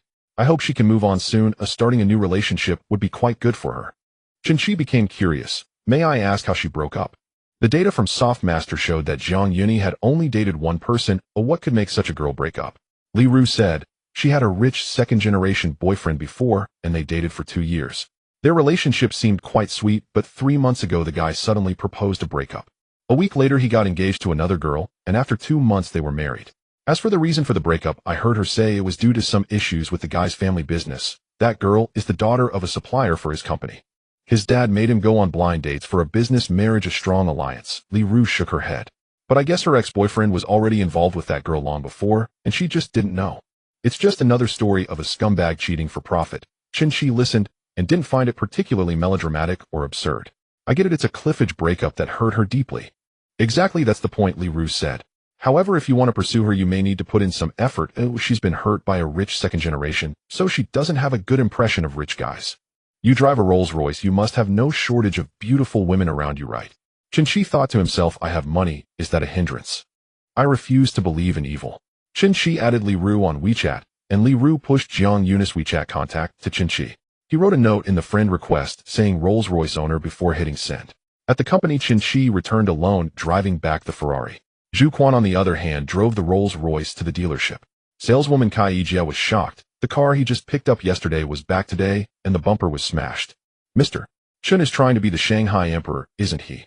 Back at the company, it was almost noon, and break time was approaching. Chen Qi arrived late that morning. He went to the previous company to pack up his things. He also conveniently transferred 20000 as compensation to avoid any future complaints. Although Chen Qi had said he would handle any compensation issues, Chen Qi decided to cover this small amount himself. Today was his first day as the HR manager.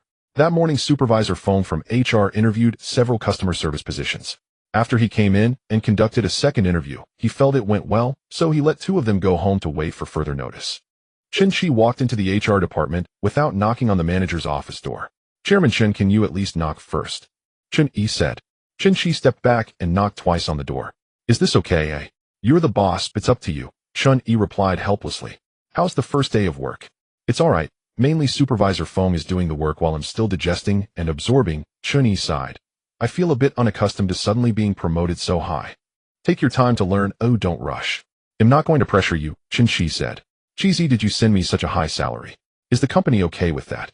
Chen Qi had worked in the e-commerce industry for a few years, and based on what he knew in Donghai City, for a company of this size aside from the boss, he had never heard of any employees earning a salary of 8000. Chen Qi thought that since he was a friend of Chen Qi, he must have received such a high salary. He hoped that giving him a high salary wouldn't lead to the company's collapse. Such things may sound absurd, but they do happen. It's purely due to poor management. You're starting a job and you're already worried about the company's future. Your perspective has broadened. Bringing you in was indeed the right choice, Chen Qi said.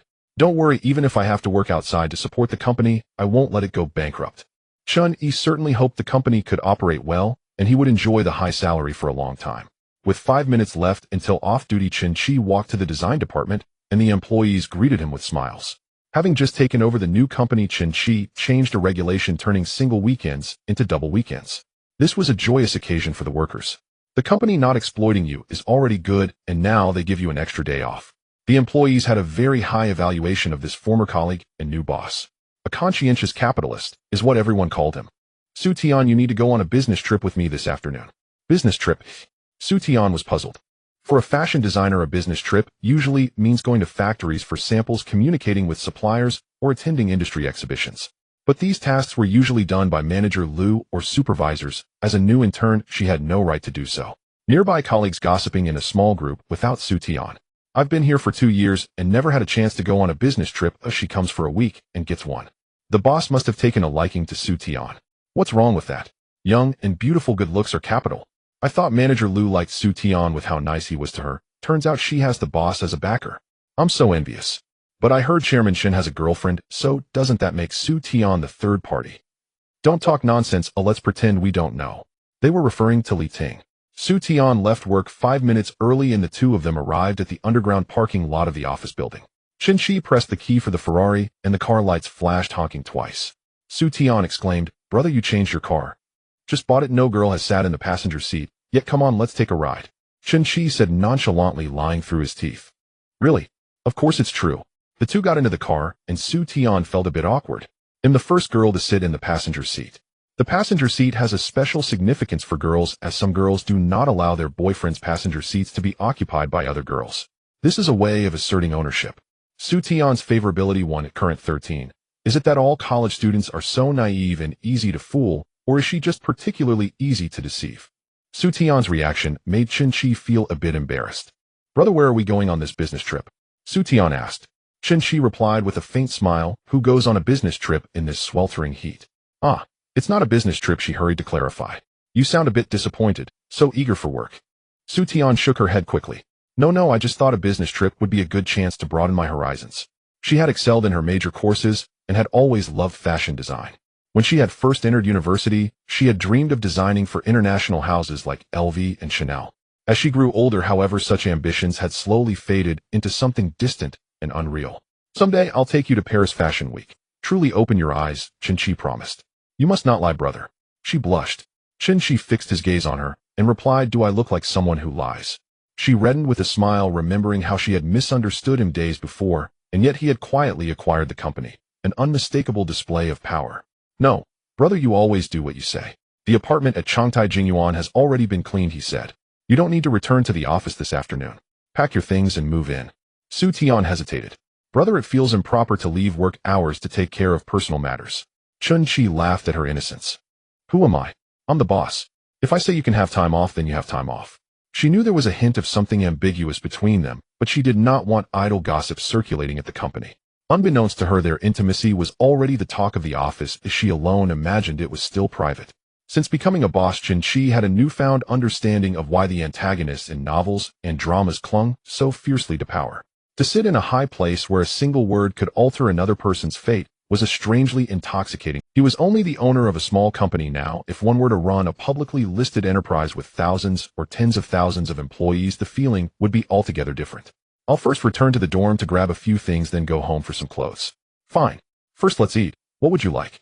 Chen Qi asked. "Whatever you eat, brother, I'll have the same," she replied obediently.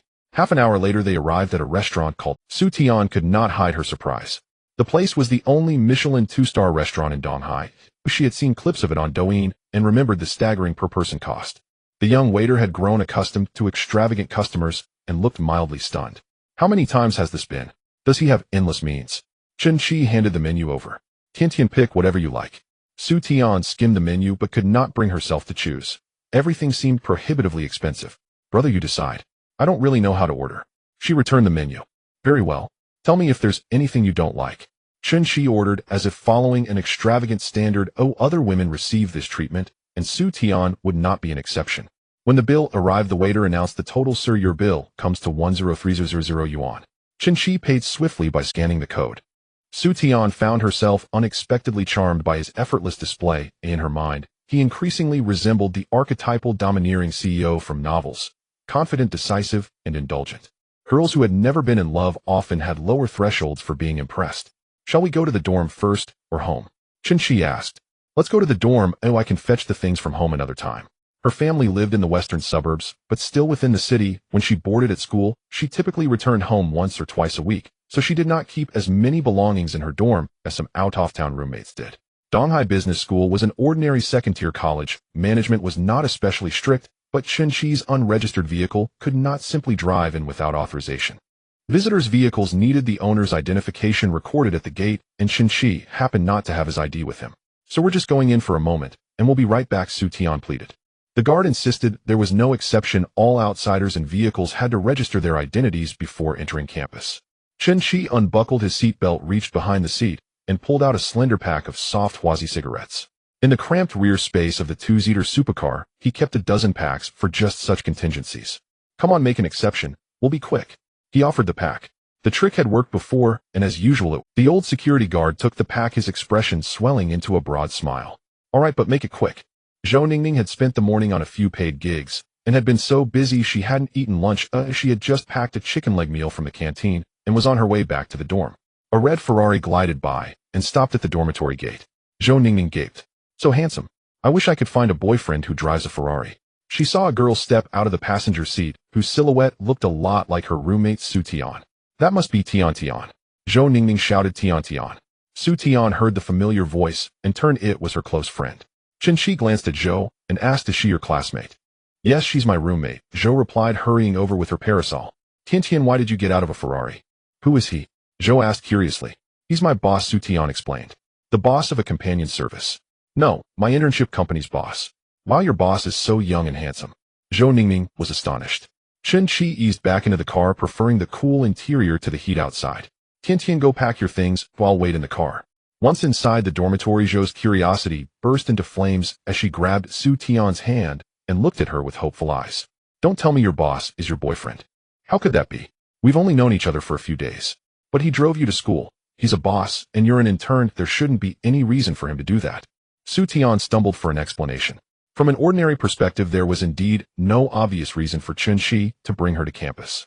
If one ruled out the boss-employee relationship, what remained was the prospect of romance. Tian Tian, you always do things with flair. Your first boyfriend, and he's already a company owner with a supercar. Zhou gushed. I'm so jealous. It's not that simple, Su Tian murmured. She had sensed Chen Qi's interest from the start. His attention during her first assignment, his lack of blame after a recent awkward misunderstanding, and now his gifts of a free place to stay and personal help moving made the situation feel very intimate. There are so many campus couples who leap into things within days, Zhou said.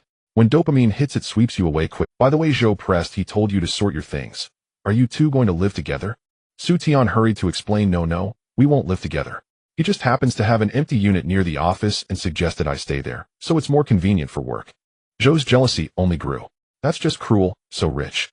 Ask him if I can move into that spare place instead. Su Tian considered that Chen Qi had said the 3-bedroom could be hers. Such a large apartment left empty would be wasteful. I'll ask him. If he agrees, you can move in and keep me company. Best friend. Zhou Ningning exclaimed happily, pulling Su Tian up the stairs. Su Tian didn't have much, as she often returned home, and the clothes in her dormitory only amounted to a week's worth. Now it was all summer wear, lightweight and short, fitting neatly into a single suitcase. After organizing for over 10 minutes, the two had packed everything. A small suitcase, a handbag, plus a cooling mat, and a summer blanket. Carrying their luggage down to the first floor, Su Tian spotted a vending machine and called out to Zhou Ningning. Wait for me a moment. She wanted to buy a drink for Chen Qi. Su Tian had never been in a relationship, but she noticed that when other girls dated, they would buy drinks for their boyfriends who played basketball. Imitating them, she thought it would be nice to buy a drink on a hot day. In front of the vending machine, Su Tian selected 2 bottles of yuan forest, each costing 5 yuan. Seeing Su Tian come out, Chen Qi got out of the car and opened the front trunk of the Ferrari. Luckily, the suitcase was small enough to fit inside, but there was no room for anything else. Why did you bring the cooling mat and summer blanket? I forgot to tell you, I've already bought new ones and set them up. Then Ningning, can you help me take them back? Zhou Ningning replied. You won't need them anyway, I'll give them to the dormitory manager. All right. Chen Qi and Su Tian got in the car and stood outside for a while feeling unbearably hot. Brother, which flavor do you want? Su Tian took out 2 bottles of yuan forest from her handbag, one peach flavored and the other cherry grape flavored. Chen Qi felt a surge of joy. The little girl was quite considerate and even knew to buy water. He casually picked 1 bottle, knowing the prices were the same, unlike last time when Su Lu bought him coffee and was teased by the soft grandfather. He'll take the peach one, Chen Qi said. Su Tian handed him the peach-flavored bottle. Earned 5 soft meal coins cashback of 50,000 huaxia coins. Even the smallest of gains is still a gain, and this was a good start. Chen Qi noticed that Su Tian's handbag was a bit special. The leather was of different colors, seemingly patchworked together. The printed pattern resembled peonies as well as peonies. The embossed logo was unrecognizable. Qi, your bag looks quite nice, Chen Qi remarked. Su Tian immediately felt happy upon hearing this and smiled as she asked, "Do you think it's pretty, brother?" Chen Qi had been visiting luxury stores frequently lately and had seen many bags, but he hadn't encountered one quite like this. It's quite unique. I made it myself. The leather is all recycled material pieced together. Chen Qi pointed at the logo and asked, "Is this TT?" "Yes, it's an abbreviation for Tian Tian." Chen Qi gave a thumbs up praising, "Not bad. Tian Tian is quite the designer." "Oh, it's nothing, just something I made when I was bored," Su Tian humbly replied, but she was genuinely pleased by Chen Qi's compliment. Who among design students wouldn't wish to become a renowned designer and have more people know their work? "It's beautiful, very distinctive, more stylish than those big brands," Chen Qi said. No, how could I compare with the big brands? The big brand bags are indeed pretty. If I had money, I'd want to buy one too. Su Tian's clothing and accessories were all quite ordinary and affordable. She had 3 bags, all from budget-friendly brands like CK and New Zealand, costing only a few hundred each. Chen Qi, having heard her thoughts, then said, "Let's go to the mall to buy some daily necessities." Su Tian had nearly finished her shower gel, shampoo, and conditioner, so she didn't bring them down, planning to buy new ones at the supermarket later. The two went to Qianjiao Plaza near the school, which was frequented by many students due to its proximity to the university town. Pedestrians on the street couldn't help but glance at the supercar Ferrari. When entering the mall's parking garage without a license plate, and with the temporary plate not being recognized, Chen Qi had to call out to the security guard, "Hey, can you lift the barrier?" The chubby security guard checked the time, saw it was 2:40, then pressed the remote to lift the barrier, allowing the Ferrari to enter. Chen Qi and the others first headed to the Walmart supermarket on the first floor. Su Tian looked around the personal care section. "It seems a bit pricier than online." Chen Qi heard her thoughts and directly put the few bottles of shower gel and shampoo Su Tian had looked at into the shopping cart. "Brother, I can't use that much." Su Tian looked at the 7 or 8 bottles of shower gel in the cart, unsure how long they would last. "Buying so much is such a waste. I don't have much money on my card." She actually wants to pay for herself? What a rare find. Su Tian thought that since these were all things for her use, she felt embarrassed to ask Chen Qi to pay for her. Chen Qi said, "Just use them, see which one feels the best. If there's any left over, you can give it to your roommates. Buy whatever you want, don't worry about the boss, he won't make you pay. But I don't need that much, Gil, just buy the one I usually." Su Tian put back the excess items, and then picked out some daily necessities and cleaning supplies. Altogether, it probably cost around 400 to 500 yuan. This was probably the least amount Chen Qi had spent in a while. After coming out of Walmart, Chen Qi said to Su Tian, "Now I'll take you on a business trip." "Huh? Really going on a business trip? Where to?"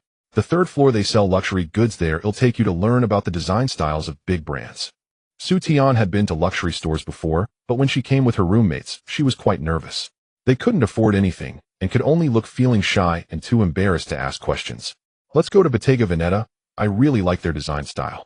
Bottega Veneta, abbreviated as BEV, is a first-tier luxury brand. "Let's go to Bottega Veneta. I really like their design style." Bottega Veneta, abbreviated as BEV, is a first-tier luxury brand from Italy, slightly less prestigious than LV. Bottega Veneta's style features minimalist and understated designs focusing on craftsmanship and material quality. LV, on the other hand, is known for more classic and diverse designs with a wider product line. Su Tian preferred Bottega Veneta's understated luxury designs. Chen Qi hadn't been to Bottega Veneta when he accompanied other goddesses shopping. Its reputation is indeed lower than that of LV, Chanel, and Gucci. Yet its prices are quite stable and not significantly cheaper. "Welcome to Bottega Veneta. How can I assist you?" The sales associate Lu Qingqing was 22 years old, with an allure level of 85, and had grown 5 times. Though young, her insight was sharp. Lu Qingqing could immediately tell that Su Tian was a college student, and not just her, but anyone could see that. Su Tian's aura screamed, "I am an innocent college student," which is what people online say, her eyes reflecting a naive clarity. In contrast, Chen Qi was clearly a wealthy young man. Lu Qingqing thought Su Tian was either Chen Qi's girlfriend or a college student he was supporting. Beautiful lady, are you looking for bags? Just browsing, Su Tian replied. She was genuinely there to look at bags, curious about the craftsmanship and design of the understated luxury Bottega Veneta bags. Chen Qi said, well, look ourselves. Since they didn't need assistance, Lu Qingqing left them to browse on their own. Su Tian held a deep blue handbag that Chen Qi thought resembled a woven bamboo basket. Brother, did you know that Bottega Veneta's leather is comparable to Hermes, both being very high-quality, genuine leather? Moreover, their leather weaving technique is unique among luxury brands as well. Chen Qi remarked, it looks quite. This small handbag is also very exquisite, Su Tian said. The bags from Baodai are very low-key with logos that are barely noticeable. Some even lack a logo, having only a tag inside. Su Tian is very fond of their weaving craftsmanship, which is exquisite and full of artisanal flair. After browsing for over half an hour, she decided to check out the Gucci store next door. Tian, wait a moment, Chen Qi said. He waved at Lu Qingqing. Beauty, come here. What is it, brother? Su Tian asked.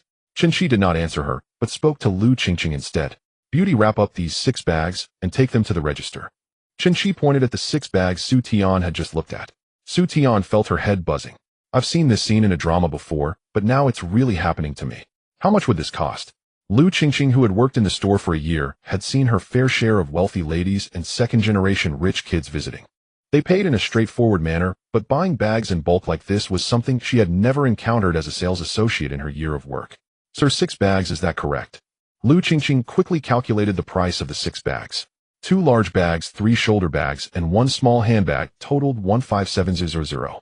The price for these 6 bags is 157,000. Upon hearing this price, Chen Qi thought to himself that it was cheaper than LV and Chanel. The large bags were priced at just over 4,000, and the small bag was just over 8,000. Wrap them up, Chen Qi said. Brother, what are you doing? I'm buying them for you, don't you like them? I just came to take a look, I never intended to buy any bags. Su Tian quickly waved her hands. No, I can't accept them. Aren't you going to study the design craftsmanship of high-end brands? It's good to take them home and study properly. You'll design hit products for the company in the future. Chen Qi's reason for gifting the bags was somewhat blunt, yet carried a hint of dominance. Dominance mixed with a touch of romance, and the romance was all about being extravagant. 15700, just like that. Is this how a domineering CEO pursues a girl? Su Tian's favorability, 5, current, 21. Brother, I will definitely work hard. Xia Zhu said she didn't love money, but every moment that Wang Duoyu impressed her cost money. Su Tian felt the same way, as she wanted someone devoted to her to avoid ending up like her mother. But being devoted wasn't enough. They also had to be eye-catching, meaning handsome and wealthy. Huang Qingyi met most of Su Tian's requirements, except for being too flamboyant. Chen Qi, on the other hand, far exceeded her expectations. She never imagined she would find a young and handsome boss as her boyfriend. Just like that, I've gained 5 points of favorability with such a small amount of money. Her favorability seems too easy to increase. The two left Baodai and continued to stroll aimlessly. When they reached the 2nd floor, Su Tian suddenly spotted a shop called Ice Princess. Brother, do you want to eat ice cream? They'll treat you. Su Tian wasn't sure if she was being naive or just slow. She thought that the ice cream looked delicious and wanted to enjoy it with Chen Qi, unlike Su Lu and Sunny Yao, who would hesitate and ponder before gifting. Because Chen Qi was so wealthy, spending millions was a blink of an eye for him. They would wonder if someone so rich would even appreciate an ordinary gift. Yet Su Tian never thought in that direction, as she treated Chen Qi more like an ordinary college boy. Sure, it's just right to cool off. They approached the Ice Princess shop, where there were still a few people in line. Brother, which one do you want? Chen Qi glanced at the price list and thought it was quite reasonable, albeit expensive. The cheapest cone was 14 yuan, while ice cream cups started at 18 yuan, and sundae cups and milkshakes began at 33 yuan. Ice cream cakes were priced from 138 to 358 yuan, and they were only 4 inches, so one could only say they were very expensive. If I order the one for 358, wouldn't that be 35800? If I order it, she probably wouldn't refuse, right? Stop your daydreaming, got it. Although he was late, Chen Qi felt helpless as he said to Su Tian, Tian, could you help me order one? Sure, I saw some recommendations online. Su Tian scrolled through her phone. Eventually, she ordered Chen Qi a peacock cup chocolate almond flavor priced at 35 yuan. She ordered herself an avocado yogurt milkshake priced at 29 yuan. Su Tian is really considerate ordering me a more expensive cup. They waited for 7 or 8 minutes before their order number was called. Received 35 soft meal coins, cashback of 350 Huaxia coins with 350 in hand, plus the drinks she bought for him at school. It totaled 400. This was more than what Chen Qi treated her to at Socrates, and it was also more than the 15000. Brother, try mine. Su Tian surprisingly scooped the first bite of her milkshake and offered it to Chen Qi. This girl can really handle it. In the past, because she didn't share the first bite of a cone with Li Ting, she had angrily questioned Chen Qi if he didn't love her anymore. It left him speechless. Chen Qi took the first bite, and while it didn't taste as good as the 520 yuan dessert from Socrates, he gave it a high rating. Delicious, amazing. Su Tian smiled. Why are you praising it so much? You should try mine too. Chen Qi also offered Su Tian his first bite. The peacock cup is also very delicious. We really seem like a couple doing this. Su Tian's favorability 1, current 22. Tian, do you like ice cream? Chen Qi asked. Su Tian nodded. I'm generally interested in other sweets, but I really like ice cream. Then he'll get you a recharge card. Thank you, brother. Chen Qi walked to the counter and spoke to the attendant. Hello, ID, like to get a recharge. Sir, just scan and follow the registration process. Once registered, give me the verification code, and he'll get the Ice Princess recharge card can be used for both online and offline purchases. Tian, what day is your birthday? Chen Qi asked. For the final step of registration, Chen Qi decided to use Su Tian's birthday as the password. Okay, the recharge card password is your birthday. Chen Qi charged the recharge card through a mini program, but found that there were only 3 recharge amounts, 200, 500, and 1000. Moreover, he could only click once for each charge. Chen Qi stubbornly charged 21,000 yuan amounts, but eventually got tired of clicking and stopped. 20,000 yuan for ice cream would be enough for her to eat for 2 years. The attendant saw the amount displayed in the system, 2,000 yuan. He looked up at Chen Qi thinking that it would take an ordinary person 4 or 5 years to finish that amount. Rich people treat money differently. Sir, your recharge card is ready, and the balance is 2,000 yuan. Nearby parents buying ice cream with their children were astonished. The Ice Princess has a higher price range, and the parents coming to buy ice cream there are generally well off. But even they would typically recharge only 1 or 2,000, enough for 3 to 4 months of use in a year. Young man, can you finish that much? Is he not worried about getting an upset stomach?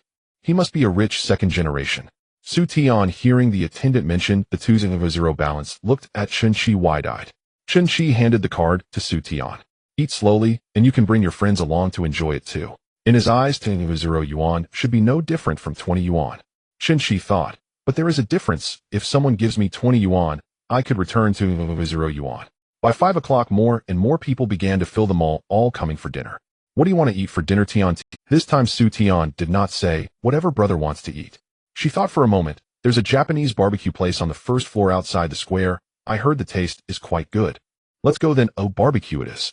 Chen Qi hadn't had barbecued meat all week, though Su Lu did treat him to skewers once. This barbecue restaurant is called Saitama no Yakiniku, with an average dining cost of 300 yuan per person, which isn't cheap. The restaurant also offers a premium set, the Supreme Barbecue, at 400 yuan per person. They serve Kobe beef, which is reasonably priced. Let's go with 2, the Supreme Barbecue. Su Tian knew that this place had a premium set that used imported A5 Wagyu, but she didn't intend to eat something so expensive. Even the regular dishes cost around 300 yuan, which is a bit pricey for her. She didn't expect Chen Qi to directly order the most expensive set. Su Tian's goodwill 1, current score 24. Brother, do you usually eat this expensive? No, sometimes I just have a simple fried rice. A simple portion of seafood fried rice for 300 yuan. Fried rice. I'm really good at making it. People call me the fried rice master. Really? Then I want to try it. After finishing the barbecue, the two returned from Saitama no Yakiniku to the parking lot of Qianjia Square. Chen Qi looked around and surprisingly realized he forgot where he parked. I remember it should be in Area D, Su Tian said. Luckily you remember Area D is on the second underground level, right? Su Tian shook her head. I think it's this level. Let's check the parking layout map, Chen Qi suggested. Although Qianjia Square is near the university, Su Tian often took a taxi and had never been to the underground parking lot. She couldn't recall the layout of the garage. Brother, the security guard is over there. Bill, go ask him. Su Tian jogged over and politely asked. Excuse me, security brother, how do I get to Area D? Just go straight and turn right at the second intersection. Thank you. You're the one with the temporary license Ferrari, right? The chubby security guard remembered the handsome guy and beautiful girl in the Ferrari, as the temporary license made it unidentifiable. He registered them and manually allowed their car to pass. Yes, that's right. What's up? You guys are going out, right? The temporary license can't be scanned. I'll go open the gate. You scan this payment code. You came in at 2:40 and now it's 6:30. Calculating 4 hours, that's 40 yuan. Parking here is free within half an hour. If it exceeds half an hour, it's 10 yuan per hour. All right. Su Tian scanned the code to pay for the parking fee, while Chen Qi received a system notification inexplicably. You have gained 40 soft meal coins cashback of 40 Huaxia coins. What kind of money is this? Su Tian ran back and took Chen Qi's hand. Brother, let me take you to find the car. Soon the two got into the car. As they drove to the exit, Chen Qi was about to honk the horn to ask the security guard to manually lift the barrier. Before he could honk, the chubby security guard in the booth waved at him, and the barrier was lifted. As the car drove next to the security booth, Chen Qi asked, "How do you pay for the temporary license?" "The beautiful lady has already paid." The chubby security guard pointed at Su Tian. Chen Qi turned to look at Su Tian in surprise, finding himself liking her more and more. Wow, so that 40 yuan earlier was contributed by her. This girl is really sharp. Unlike Su Lu, who had money to buy 1,000 yuan LV tie clips and car air fresheners. These were a bit challenging for Su Tian. But the points that increased Chen Qi's goodwill weren't because she bought something expensive, but rather the thought behind it. A 5 yuan bottle of water isn't expensive, yet some girls won't even spend 5 yuan, let alone a 40 yuan parking fee. Su Tian only felt she was doing something very ordinary and did not think of bragging about how considerate she was. Chen Qi treated her to a high-end barbecue she had never eaten before and bought her a bag worth over 15,000.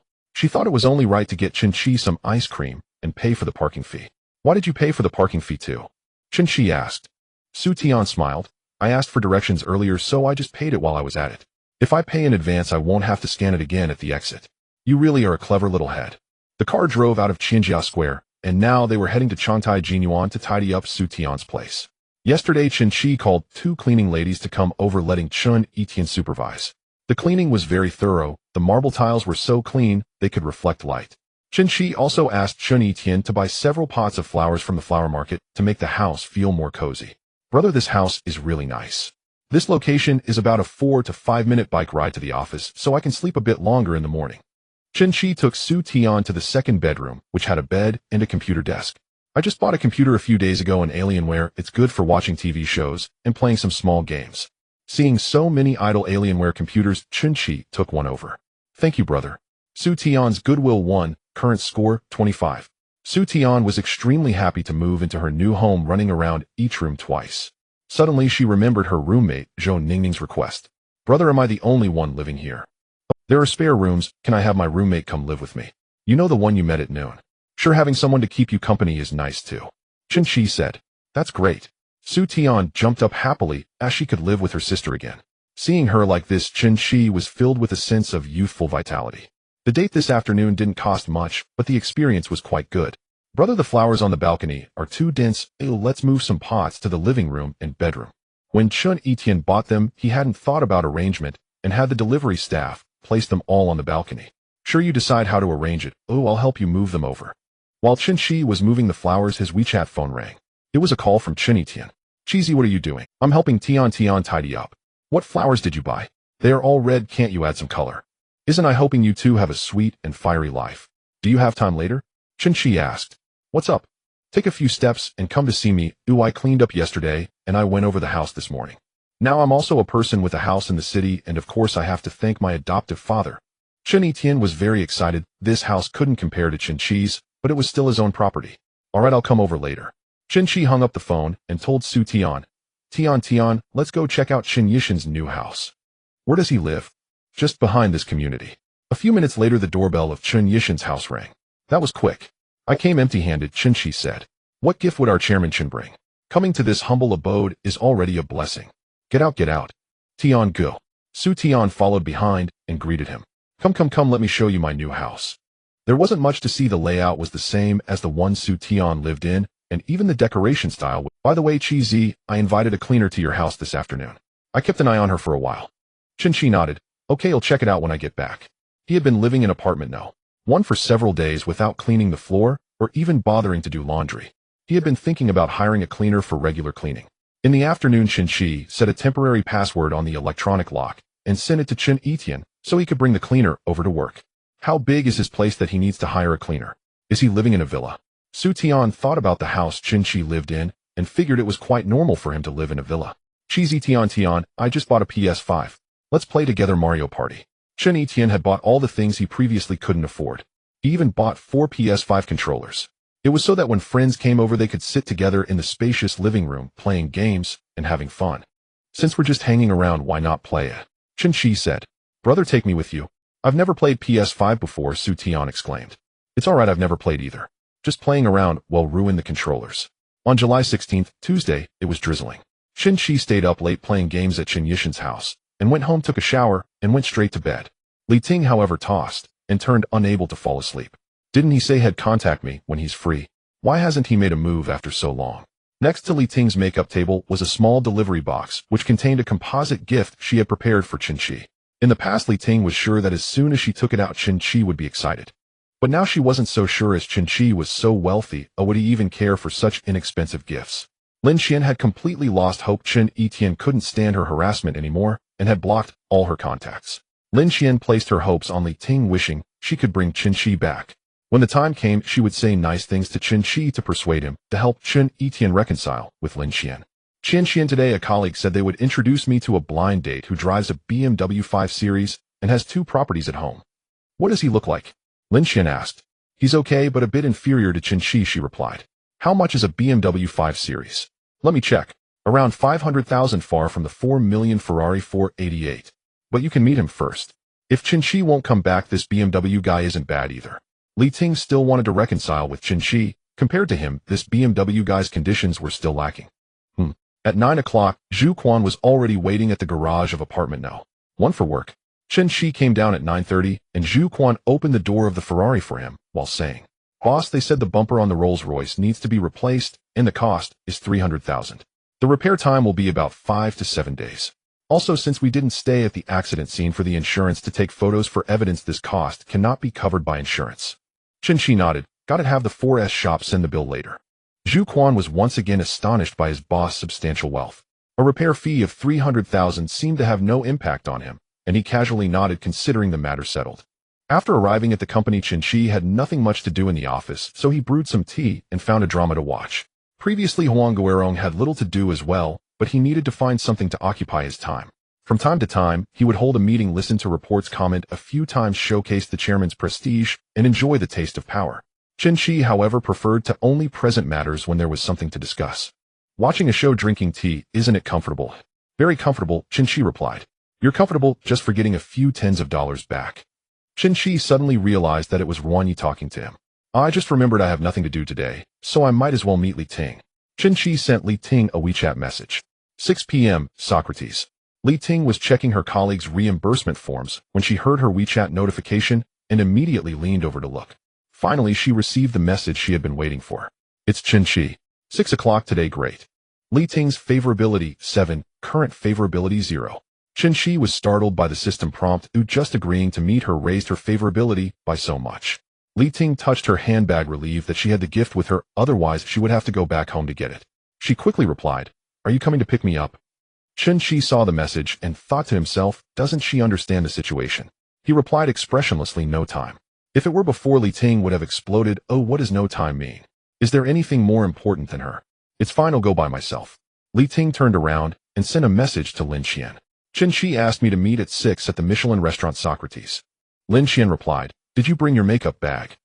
You should at least wear a more demure makeup look. I brought it. I hid in the bathroom to do my makeup this afternoon. You need to pay attention to your attitude when we meet. Chen Qi is not the same Chen Qi as before. He bought Chen Etian a house worth over 2 million. How wealthy must he be? Previously, Chen Qi had given Chen Etian $1 million, and now he bought him a house. He is so generous to his brother, he must be even more generous to his girlfriend. Li Ting was stunned by what Lin Xian sent. Her fingers hovered over the keyboard, unable to type a word. Is Chen Etian a succubus? Or is Chen Qi a South Tong? How can he be this generous? Could it be that he won the lottery and has over 100 million, so a few million is nothing to him? Chen Xian, how do you know this? Didn't Chen Etian block all your contacts? I used a secondary account to check his Douyin. He posted it just this morning. Chen Etian didn't even know he was being watched. It was still before noon, and Chen Qi called Chen Etian and Su Tian out for lunch early. Fast food and takeout near Chen Qi's company were quite expensive, usually over 20 without coupons. Su Tian now lived near the company, and since she didn't know how to cook, she needed to eat all her meals at the local restaurants. The three of them were eating chicken pot when Chen Qi asked, How does it taste, Tian Tian? Delicious, very flavorful. Then I'll load a card for you. I'll come eat whenever you. Once again, it was a clever way to save money for the goddess, solving their meal issues and saving on food expenses. Saving a few thousand every month could mean more money for Chen Qi. Su Tian had the experience from yesterday's Frozen Princess and was afraid Chen Qi would be too generous, so she only loaded a few thousand onto the card. Brother, if we keep eating at the same place, we'll get tired of it. A load a bit less. Chen Qi nodded. You're right, the chicken pot flavor is a bit strong. Then load 10,000 for this restaurant, load 10,000 for each one. This way we can change it up and eat wherever we want. Huh. Su Tian was astonished. He's being a bit overly considerate. Su Tian's favorability too, current 27. Chen Etienne dropped the chicken leg from his mouth. Cheesy, do you really need to be this extravagant? Are you planning to load a card for every restaurant on this street? There are more than 20 restaurants on both sides of this street. If you load cards for all, that's over 2,000. You handle this, we'll transfer you the money later. Chen Etienne leaned over and whispered, Cheesy, you're supporting them in every way. You bought a house for her, and you're spending so much on meals. Aren't you afraid Su Lu will find out? Chen Etienne only knew that Chen Qi had a girlfriend named Su Lu. If he knew that Chen Qi had several girlfriends on par with Su Lu, he would probably be so envious he would cough up blood. Chen Qi replied, I won't let her find out. Li Ting's company. Colleague Wang Jie sat down next to Li Ting with her takeout. I showed your photo to my friend, and he's quite interested in you. He wants to invite you to dinner tonight. Do you have time? Unfortunately, Li Ting has a fateful dinner appointment tonight that could change her life. Wang Jie, I have something on tonight, maybe next time. At 4 in the afternoon, Li Ting was already away from her desk, causing her colleagues who came to submit reimbursements to feel anxious. With just a phone call, she claimed to be in the restroom. When asked how long she'd be, she replied that she had diarrhea. She was hiding in a stall applying her delicate makeup for tonight's reunion. Initially, she was dressed in a schoolgirl-style short skirt and a white t-shirt, but she had just sent someone to buy a pair of stockings which she was now putting on. Having been with Chen Qi for over 6 months, she knew a bit about his preferences. Chen Qi liked black stockings, but she rarely wore them because she had 2 cats at home that would snag them. Now she had specifically bought a new pair of black stockings to wear at the last minute. As Li Ting emerged from the restroom, the male colleagues passing by couldn't help but stare. Li Ting already had a good figure and looks with a charm level of 90. In a short skirt and black stockings fully made up, she looked stunning even without beauty filters, better than many influencers. At 5 o'clock, Li Ting rushed out fearing traffic congestion during rush hour and hailed a car as quickly as possible. She used to be late, often making Chen Qi wait for over half an hour each time, but now she dared not. Chen Qi had already left work early, as the boss he could come and go as he pleased. At that moment, he was trying his luck at a scratch card booth on the street. He had spent 10,000 yuan and scratched for an hour, winning only 600. How can I be this unlucky? Chen Qi was speechless. His hand was sore from scratching. He initially wanted to pass the time and see if he could win something, but didn't expect to be so unfortunate. Checking the time, it was almost 5:55, so he strolled leisurely towards Socrates. He received a WeChat message from Li Ting. I have arrived. Having money is wonderful. Oh, everyone remembers you and treats you seriously. Li Ting was usually late, but this time she arrived 5 minutes early. She was standing at the entrance of Socrates, and since Chen Qi didn't reply, she didn't go in. This Michelin restaurant which she had come across before was high-end and romantic with a high cost of 8,000 per person. Moreover, you couldn't get in without a reservation. Chen Qi must have booked it a couple of days ago. He's here to get back together with me today. Typically others need to book 2 days in advance, but Chen Qi only needed 2 hours. He was a gold VIP at Socrates. Chen Qi thought the food was decent, clean, and hygienic with fresh ingredients and a nice environment. As he walked within a few meters of Socrates, he spotted a beauty in black stockings. Though he could only see her profile, he was certain this girl was definitely above 90 in looks. Wait, isn't that Li Ting? After spending half a year together, he recognized her figure and profile. Li Ting was waiting for Chen Qi, and 2 young men dressed like rappers couldn't help but approach her, feeling tempted. Hey beautiful, are you here alone? Let me treat you to a meal. Sister, do you like rap? Li Ting coldly replied, I'm waiting for my boyfriend. Sister, we're rappers. Have you seen the new rap? We all participated. I haven't seen it, not interested. Li Ting said, don't talk nonsense. Let's go eat. Why waste so much time with these 2 fakers? How scary. We're rappers, and we don't fear anything, and we play it real. What rapper? Show us. Chen Qi suddenly appeared behind them. Baby. Li Ting strode forward and hooked her arm around Chen Qi's. The 2 rappers looked at Chen Qi dressed in all LV and scoffed. Dressed in such a tacky brand, how unoriginal. Dressed in tens of thousands, and they call it tacky. That's what these half-baked rappers said. But inside they were envious to death. If only they could buy expensive brands worth thousands, they would take 800 photos. Beautiful, your boyfriend isn't much. He dresses up to look decent, but he gets you cheap stuff. They could tell that Li Ting's t-shirt, short skirt, and little shoes were not from any big brand. Guys like him are the least real. You need to be careful. Li Ting said, "Don't talk nonsense. Let's go eat. Why waste so much time with these two fakers?" Chen Qi interjected. Rappers hate being called fakers. Upon hearing Chen Qi's words, the two of them immediately got angry. "Who are you calling a faker?" Ignoring them, Chen Qi took Li Ting and entered Socrates. The two rappers couldn't enter and could only diss Chen Qi from outside. The waiter saw that Chen Qi had switched to another girl and nearly ground his teeth in frustration. "How many is this? Isn't he tired of playing? He spends tens of thousands every time he comes. Having money doesn't mean you can waste it like this." They returned to their usual spot next to the aquarium where they could see the fish up close. If it were any other goddess, Chen Qi would enthusiastically hand over the menu and let her order. But with Li Ting, their relationship had been both together and apart, making the atmosphere a bit delicate. Chen Qi looked at Li Ting. Her makeup today looked stunning. Previously, Chen Qi had said she resembled Jean Yuzhen.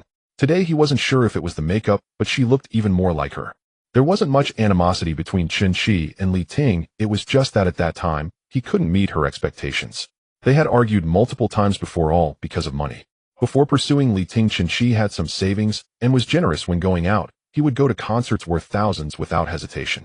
Later, after spending all his savings, he could only rely on his 8,000 yuan salary each month. Now, as long as she didn't act up, money wasn't an issue. Chen Qi could spend millions on her without a second thought.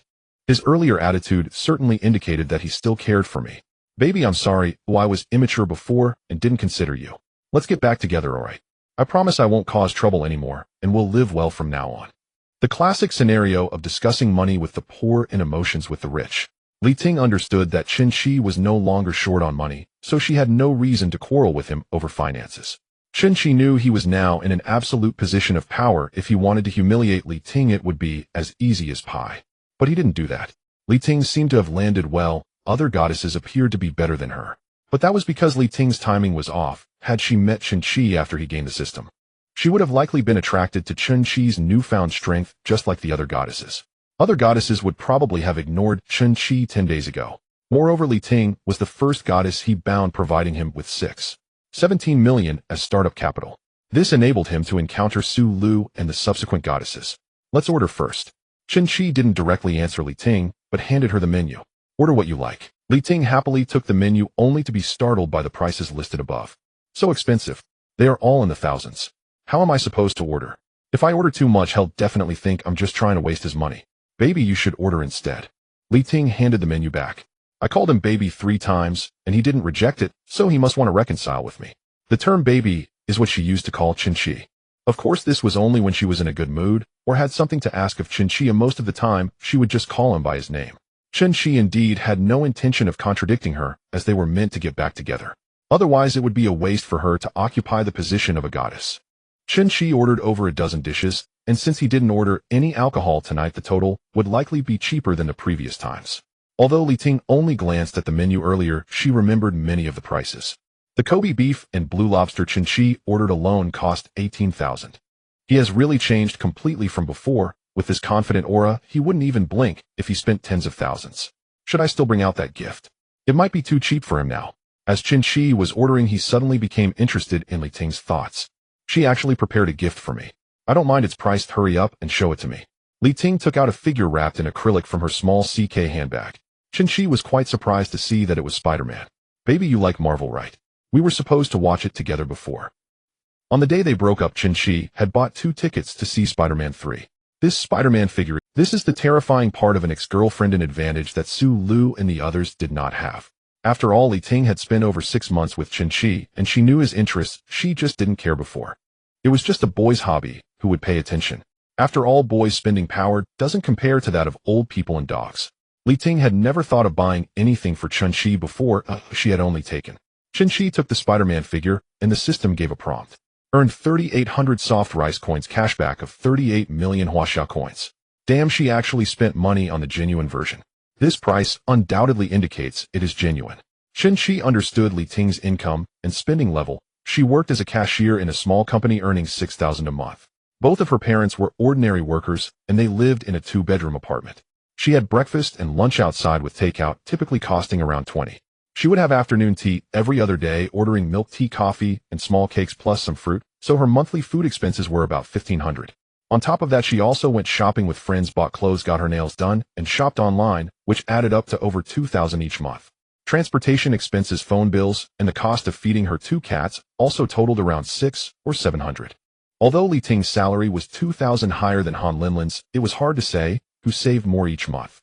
After all, Han Linlin didn't have to pay for meals at school, nor did she need to pay for transportation. Her mom drove her to work. If this 3,800 figure were not something Li Ting saved up for deliberately, it would take her 2 months to afford it. 38 million more expensive than the tie clip Su Lu gave him the first time. Li Ting really spent a lot for this reconciliation gift. This was definitely a strong start for her. You still remember that I like these? I really like it. Upon seeing Chen Qi accept the figure, a joyful smile spread across Li Ting's face. He accepted it, so that means we're back together, right? Li Ting hesitantly asked, so now what about us? We are back together. That's great, baby, you're the best. Li Ting's favorability 50, a current 50. Stunned, Chen Qi couldn't respond for a moment. Soft Master, did you mess up the value? Directly adding 50. You already had 50 to begin with, Soft Master said. Chen Qi then remembered that they had previously been a couple. But why was Li Ting's favorability towards him so low before? Only 50, no wonder the breakup was so straightforward. He thought that as a couple their favorability should be at least 70 or 80. Now that he agreed to reconcile, coupled with his newfound wealth, Li Ting's favorability immediately restored itself. Baby, did you buy a Ferrari? Li Ting asked. Chen Qi was puzzled as he hadn't posted about buying a car on any social media platform. How did you know I bought a Ferrari? Lin Qian saw it on Chen Yixin's social media. Speaking of Lin Qian, Li Ting remembered the favor Lin Qian had asked her for. If Li Ting reconciled with Chen Qi, she hoped he could persuade his buddy Chen Etian to reconcile with Lin Qian as well. Baby, Chen Etian and Lin Qian are at the stage of discussing marriage. It's such a pity for them to break up now. Chen Qi directly interrupted Li Ting. Not a pity. If you speak up for Lin Qian, then you can take that figure back. Chen Etian was not like Chen Qi. Chen Qi continued to interact with Li Ting because the goddess position of the system was occupied. Chen Etian was now enjoying what Chen Qi had, and with his conditions he could easily find someone better than Lin Qian. There was no reason to go back. Moreover, Chen Qi didn't like the T0 version of Lin Qian, who was entirely self-righteous. If he wanted a girl, Chen Qi's ex-girlfriend's friends were all prettier than Lin Qian. He could introduce them at will. In the past, if Chen Qi spoke poorly of Lin Qian, Li Ting would have definitely scolded him. Now, for her own happiness, she immediately chose to abandon her friends. Qian, I'm sorry, I've never been in a Ferrari before. Let's go shopping at Jintai later. I'll buy you some Chanel and LV to avoid being accused of not treating my not at all a baby is really good to me. Li Ting was overjoyed in her heart. Chanel and LV were exactly what she wanted. At this moment in Yida Plaza on the 3rd floor, there were hardly any customers at the Hermes and LV stores, and Zhang Fangyue was pondering how to tell Su Lu what she had seen yesterday. The sales assistants in this layer of luxury goods basically all knew each other. Even if their relationships weren't that close, they would still nod and greet each other when they met.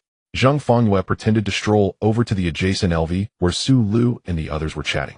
Lulu, your boyfriend is so rich. He drives a Ferrari and a Rolls Royce. He must change cars every time he picks you up, right? Chen Qi bought a Ferrari, and Su Lu had mentioned it to Sister Zhang and the others a few days ago. As they chatted, several sales assistants from the nearby luxury shops also knew that Su Lu's boyfriend had bought a Ferrari. But what about the Rolls Royce? Su Lu didn't even know. My boyfriend doesn't have a Rolls Royce. Who told you that? Su Lu said. Zhang Fangyue was surprised. I didn't hear it from anyone who I saw it myself. You don't know Lulu? Yesterday he registered his car at the vehicle management office. There was a Ferrari and a Rolls Royce there. Did you confirm? Su Lu asked. I took pictures. Zhang Fangyue opened her album and clicked on a photo taken yesterday. It was undoubtedly a Ferrari. Pretending to slip, she clicked on the next photo, which showed a woman leaning on Chen Qi, seemingly just getting out of the car. Su Lu looked at the beautiful woman in the photo and felt a jolt in her heart. Am I just a third party, or have I been replaced? Zhang Fangyue pretended to say, oh dear, how did I take this picture? Lulu, do you know this girl? Su Lu replied with a forced smile. She must be a friend of his. Seeing her expression, Zhang Fangyue knew something was amiss. Chen Qi was eating when he suddenly received a message from Soft Master. What's going on? Why did my favorability drop? Is it because I haven't contacted her these past 2 days? Su Lu really wanted to call Chen Qi directly and question him about that girl. But she suppressed her anger and sent a message to Chen Qi. Brother, what have you been doing these past 2 days? Chen Qi saw Su Lu's message and was puzzled, so he replied. What's wrong with Lulu? Is she in a bad mood? How does my brother know I'm in a bad mood? I'm the worm in your belly. Then do you know why I'm in a bad mood? I'm a rather stupid worm, I can't guess. Lulu, why don't you tell me? Chen Qi thought, if you want me to guess, then I don't want to reply. He hated guessing games. Did my brother buy a Rolls Royce? Yes, how did you know? A friend of mine saw you at the vehicle management office. I just bought it. I wanted to surprise you. Brother, did you go to register it alone? Upon reading this, Chen Qi felt something was off. Why would you care how many people I took to register? Master Zhu was there too. What's up? Sulu didn't reply immediately. After a few seconds, Chen Qi received a photo. In the picture, he was with the professional mistress Zhang Yu, her hand resting on his arm, leaning towards him. Then tell me, who is this girl? So that's how it was. Chen Qi quickly understood. Someone must have taken this photo to show Sulu and was gossiping behind his back. Is Lulu jealous? Brother, I am indeed your girlfriend, right? Yes, you are my good girl. Then if I have this girlfriend, why are there other girls flirting? Lulu, are you angry just because of this photo? Don't be mad. Give me an hour, and I'll tell you who this girl is. Okay, I'll wait for an hour. Sulu was now quite nervous. If Chen Qi's answer was not what she wanted, what should she do? Break up, or turn a blind eye, and continue the relationship? Although misunderstood by Sulu, Chen Qi did not feel irritated. She didn't start by questioning or throwing a fit, which made Chen Qi willing to continue talking with her. Chen Qi stood up and said to Li Ting, I'm going to make a phone call. He walked aside and called Zhu Quan. Hey boss. Master Zhu, you need to go to the vehicle management office right away and get the surveillance video of that girl from yesterday who registered the car. Boss, the vehicle management office should be closed by now. I know the security guard must still be there. Just give him a little incentive to help us out. Go now. Chen Qi hung up and transferred 5,000 yuan to Zhu Quan. Upon receiving the transfer, Zhu Quan immediately ran out of his rental to take a taxi to the vehicle management office. Baby, I finished eating. Shall we go for a walk to digest? Li Ting said. Let's settle the bill. When it was time to check out, the waiter reported the price. Your total is 74300 yuan. Chen Qi thought this meal was quite cheap, though it used to be over 100 yuan. He quickly scanned the code to pay. Li Ting's favorability 3, current 53.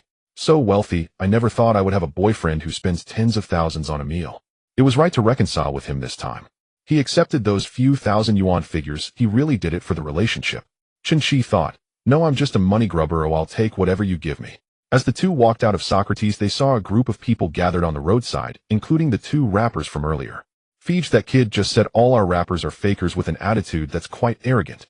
These two little rappers were furious because they couldn't flirt with Li Ting and were scolded by Chen Qi, so they called over several of their most powerful friends.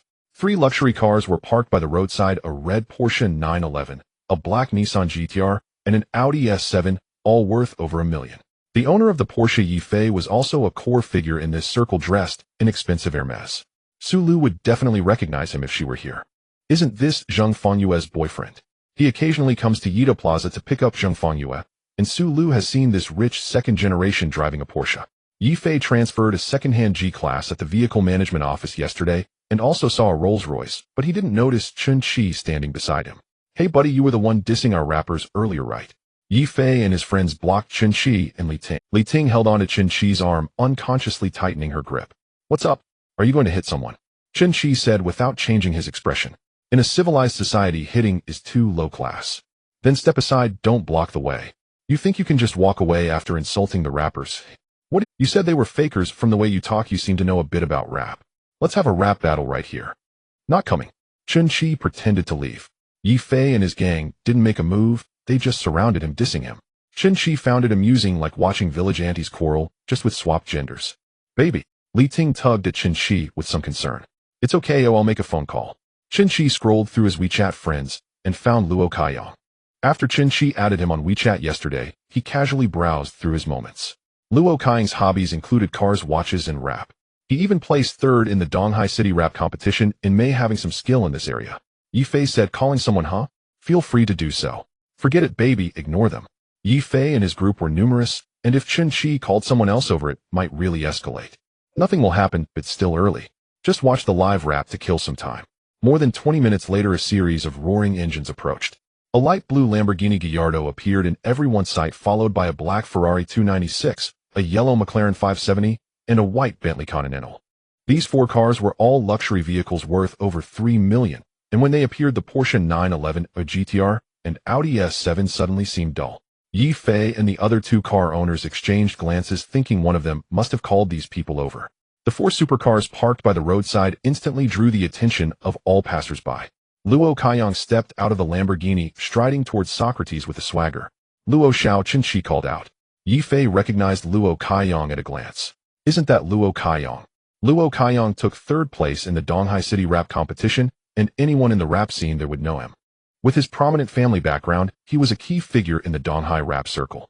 Even if there were a few who could rap better than him, they couldn't compete with his wealth. Luo Kaiyang's family clothing company is already public with an estimated market value of 5 billion. What's the matter?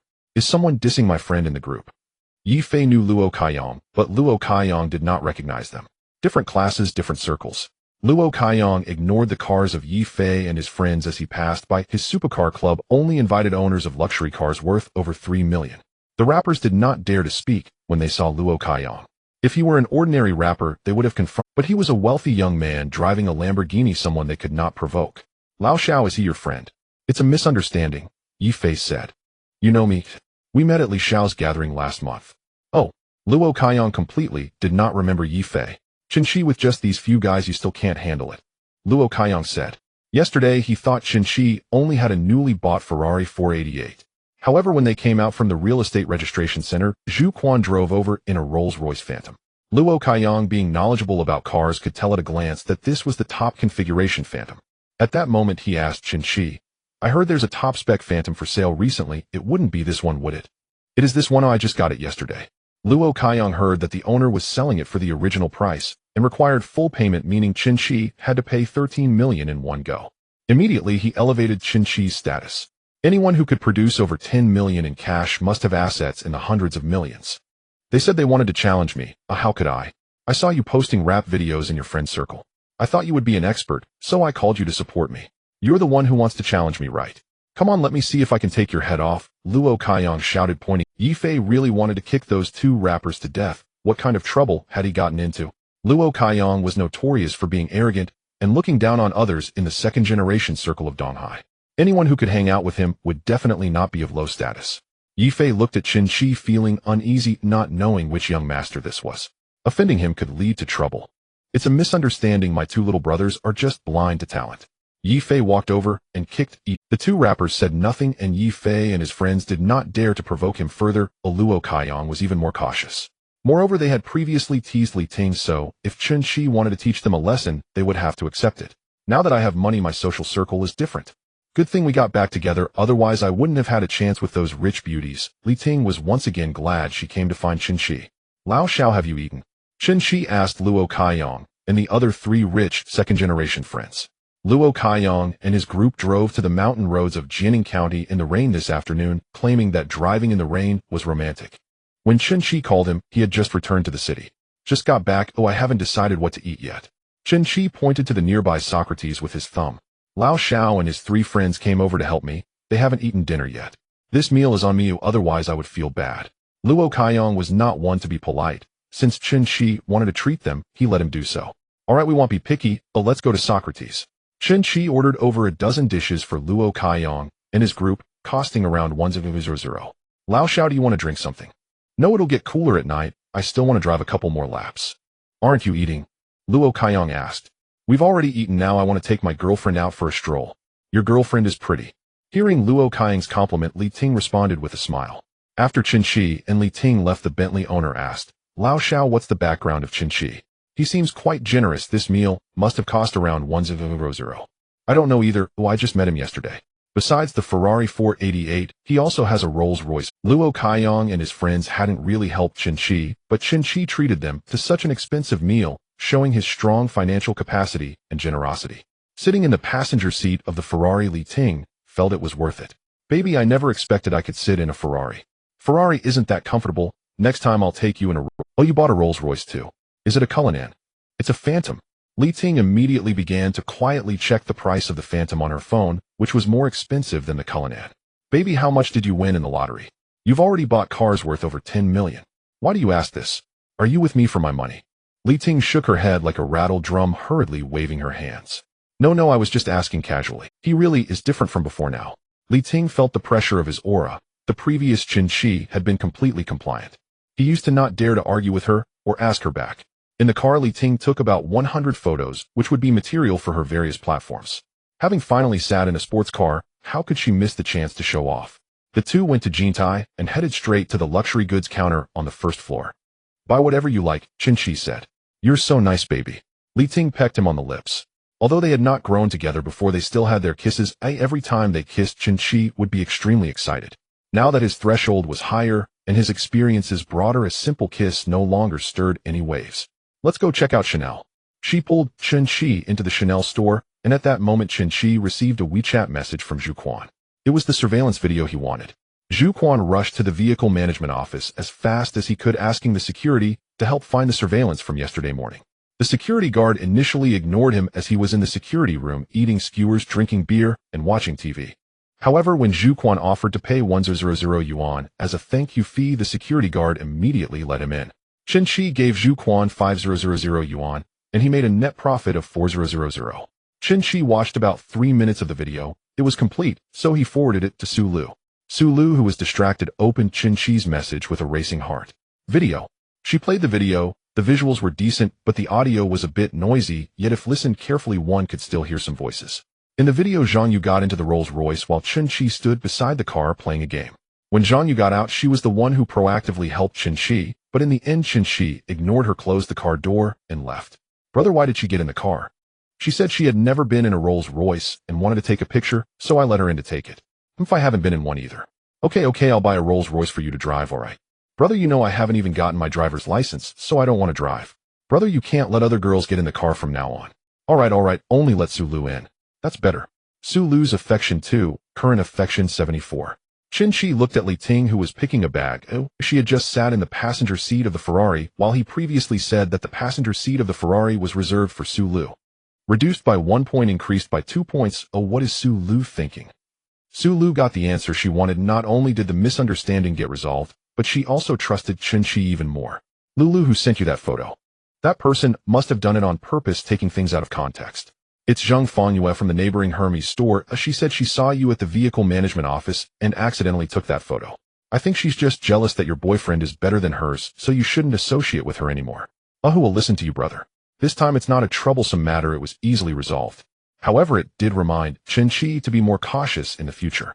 Li Ting didn't notice that Chen Qi had been typing on his phone, as she was so captivated by Grandma Xiang's bag that she paid no attention to anything else. This classic chain bag looks so beautiful. It's so expensive, 78000. If I take this one, will he think I'm being too extravagant? Obviously not. 78000 is too cheap. The other goddesses who have bought bags have at least spent over 100. Li Ting had just brought Chen Qi 38 million in profits. How could he be stingy enough not to buy a bag worth over 100? Ting, how's your selection going? Chen Qi asked. Li Ting picked up a small handbag nearby, estimating it to be just over 2000. Baby, how about this one? Chen Qi voiced his doubt. Over 2000? Does he also think that's expensive? He clearly has so much money. I didn't even pick a bag worth over 1000, just a small one, yet he still has objections. Chen Qi heard Li Ting's thoughts and raised his voice slightly. Why is it just a small bag? Didn't I say to buy whatever you like? Baby, are you serious? When have I ever lied to you? That's true, he always keeps his word. If he can't do it, he won't agree. Baby, I want this chain bag, it's classic. How much is this? The sales assistant quickly replied, this model is 78000. Li Ting looked at Chen Qi, observing his expression. If he showed any hesitation or doubt, Li Ting would just say forget it. He'll take it. Pick 2 more, these 2 are both black, a bit monotonous. I think so too. Li Ting had just set her eyes on a pink bucket bag. It was a bit expensive, so she didn't mention. Brother, is this 87500 okay? That's fine, it has more space than the chain bag, and can hold more things, so let's get it. I feel like I'm dreaming. I actually got to experience a script where I can buy whatever I want in a luxury store. If Lin Xian knew, she would definitely be envious. Ting, take another look. That flap bag is also very classic. That's enough, baby. Just because we have money doesn't mean we should spend it recklessly.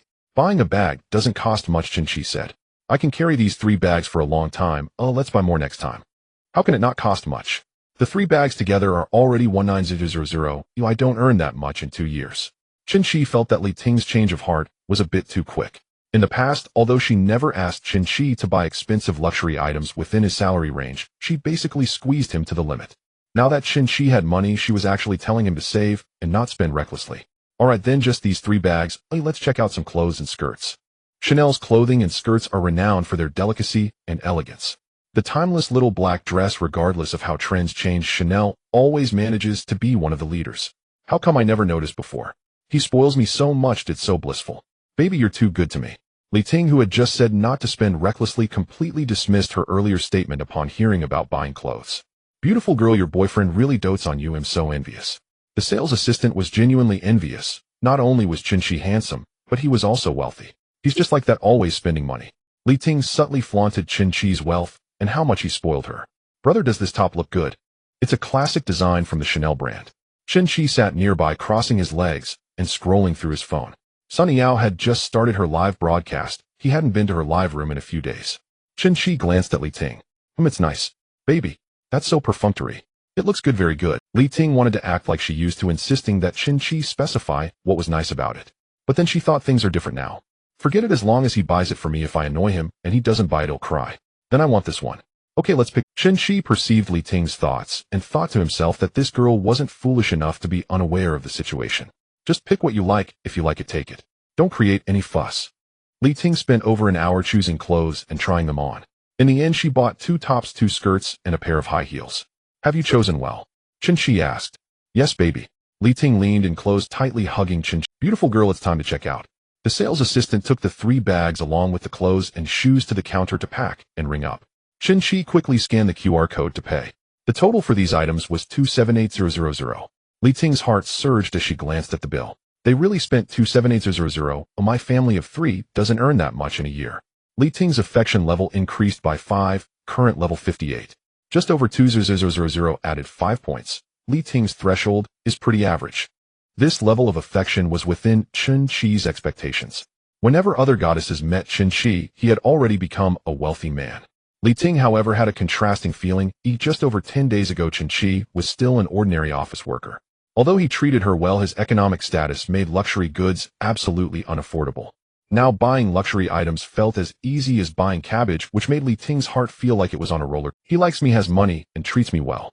I feel like I've landed the script of a leading lady. I almost turned him into an ex-boyfriend. It seems I really am destined for this life of luxury. Chen Qi thought, you're really lucky to be the first one bound by the system. The 2 of them, laden with bags, exited Chanel. It was still early, and they continued to wander aimlessly in Jintai. When girls are in a good mood, they always like to find something to do. That's true for every woman.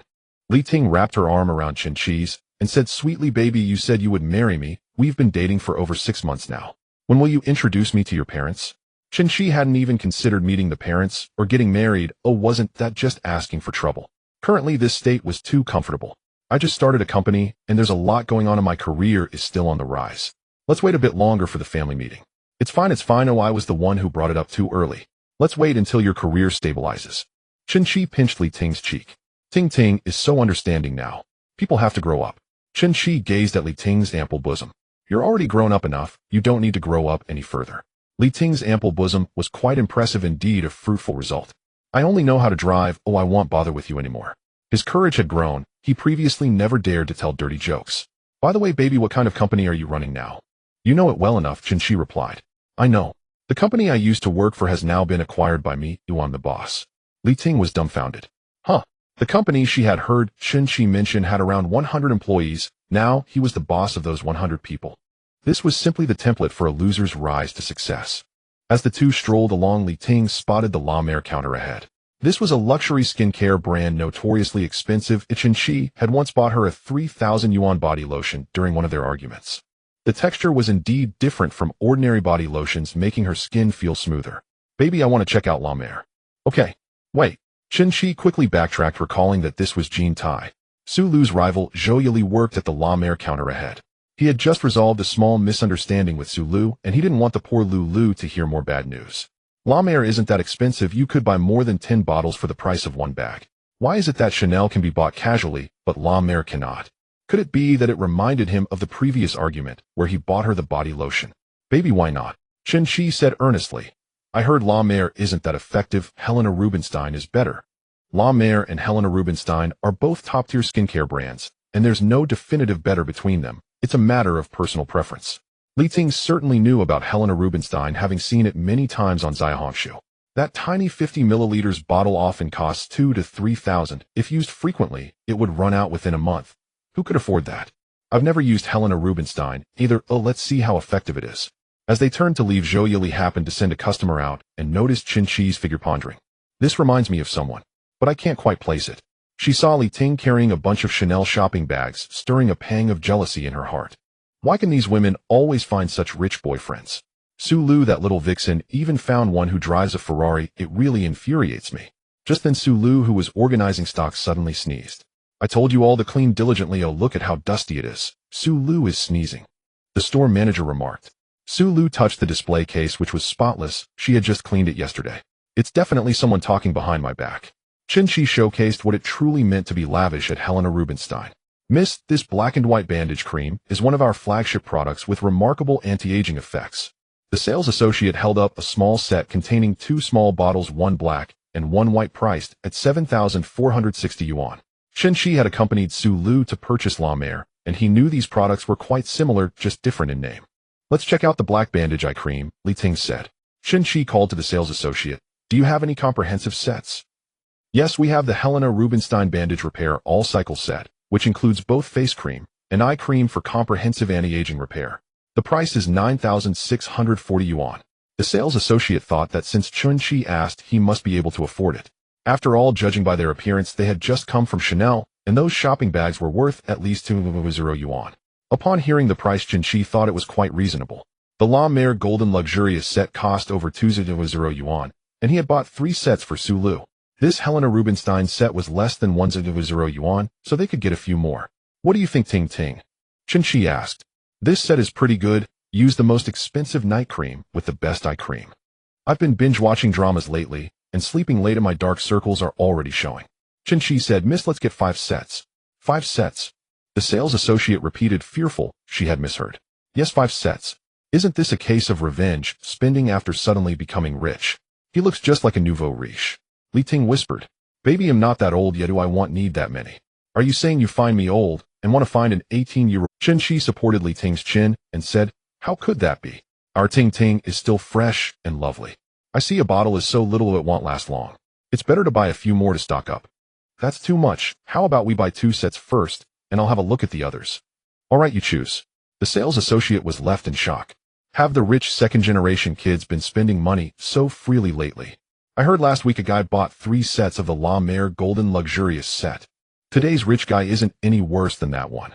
Li Ting took over 20 minutes to choose, and finally bought 2 bottles of 3,000 yuan body lotion, 5 tubes of 1,080 yuan sunscreen, in 2 sets. At the final checkout, the total came to 30680 yuan, not even the price of a bottle of drink. Handsome Hay raced the bill. Li Ting's favorability to current 60. I want need to read novels about the rich CEO's spoiled wife anymore. My life is just like that. Miss, please add me on WeChat for the price. They'll contact you first when new styles arrive. The sales associate said enthusiastically. Sure. Li Ting happily added the sales associate on WeChat. The two exited the Helena Rubinstein counter, and just a few steps later Li Ting suddenly stopped. Baby, I forgot to buy something. Oh, wait for me a moment. Let's go together, Chen Qi said. No need, YTLL, be quick. As she spoke, she had already dashed back into the store. The things in this store are quite expensive as she pays for herself, and I can't bear to do it. Saving more money to spend on Chen Qi wouldn't be bad. Chen Qi also walked toward the store preparing to pay for Li Ting. As soon as he entered, he saw that Li Ting had already completed the payment. Li Ting noticed Chen Qi approaching and quickly ran to his side. Baby, I forgot to buy face wash. Then it's good that I came to check out, Chen Qi replied. Li Ting pouted. Didn't you say that in a relationship we should share? I can afford this one, so I paid for it myself. Chen Qi did not expect her to remember what he said during their breakup. It's hot in summer now, but you don't need face wash. It's uncomfortable to have oily skin by the end of the day. This face wash is a gift for you. Chen Qi was surprised you bought this for me. He took the face wash, and the system immediately gave him a notification. Earn 680 soft currency cashback of 680 Chinese yuan. Thank you so much, Helena Rubinstein, for having such expensive products. This 125 milliliters face wash actually costs 680 yuan and comes with 320 milliliter samples. Li Ting's advantages were once again highlighted. Chen Qi lacked some everyday details that other goddesses would understand. Li Ting had been to Chen Qi's previous rental apartment once, and there wasn't even a face wash in the bathroom. Chen Qi said he didn't like using it. He would wash his face with soap when he showered if it became too oily. Ting Ting, you've really grown up, Chen Qi said. Let's go upstairs, but I'll get you a new phone. Li Ting didn't show joy at the mention of getting a new phone. Instead, she appeared a bit awkward. Back at the beginning of the month, she broke up with him over wanting a phone. If he hadn't mentioned the phone, I wouldn't feel so embarrassed. Baby, a new model will be out in 2 months, so let's hold off for now. When the new model is out, we can buy it, then, Chen Qi said. Li Ting felt awkward about the phone situation, while Chen Qi felt grateful. If she hadn't brought up changing phones, Chen Qi wouldn't have mentioned breaking up, and the system wouldn't have appeared. His life would not have undergone such a tremendous change. Li Ting finally changed to a new phone, the iPhone 15 Pro Max, white 1 TB, priced at $13999. Baby, now we have matching phones. Let's take a photo for the wallpaper. Sure, Chen Qi replied. He wasn't worried about being discovered by other goddesses, it was just a wallpaper. He would switch it back to the default wallpaper as soon as they parted. Just like the bracelet Sunny Yao gave him, he would only wear it when he was with Sunny Yao. Li Ting finished taking the photo, applied a filter, and slightly edited it, then sent it to Chen Qi. Just as Chen Qi changed his wallpaper, a voice call from Chen Etienne came in. Cheesy Lin Qian somehow found out my new address, and is coming over soon. Let her come, she can't get in anyway. Chen Etienne said irritably, she's been calling me with several different numbers this evening. I ordered 3 companions, and was having fun, but after blocking one of her numbers, she just switched to another, making me lose my mood to play games. You're enjoying it with 3 companions, I only ordered 1. Chen Qi replied. That's not the point is I'm about to explode from her annoyance. Suddenly Chen Yishan's voice call was disconnected. A few seconds later he called back. I was interrupted by Lin Xian's call. Do you have something going on now? Come drink with me. Chen Qi checked the time, it was 9:30, still early. Let's go to Black Rose. Once he hung up, Li Ting curiously asked. Baby, who was that? Chen Etienne asking me to go drink. Chen Etienne. It's been a while, take me with you. They were both couples who had played together before and were familiar with each other.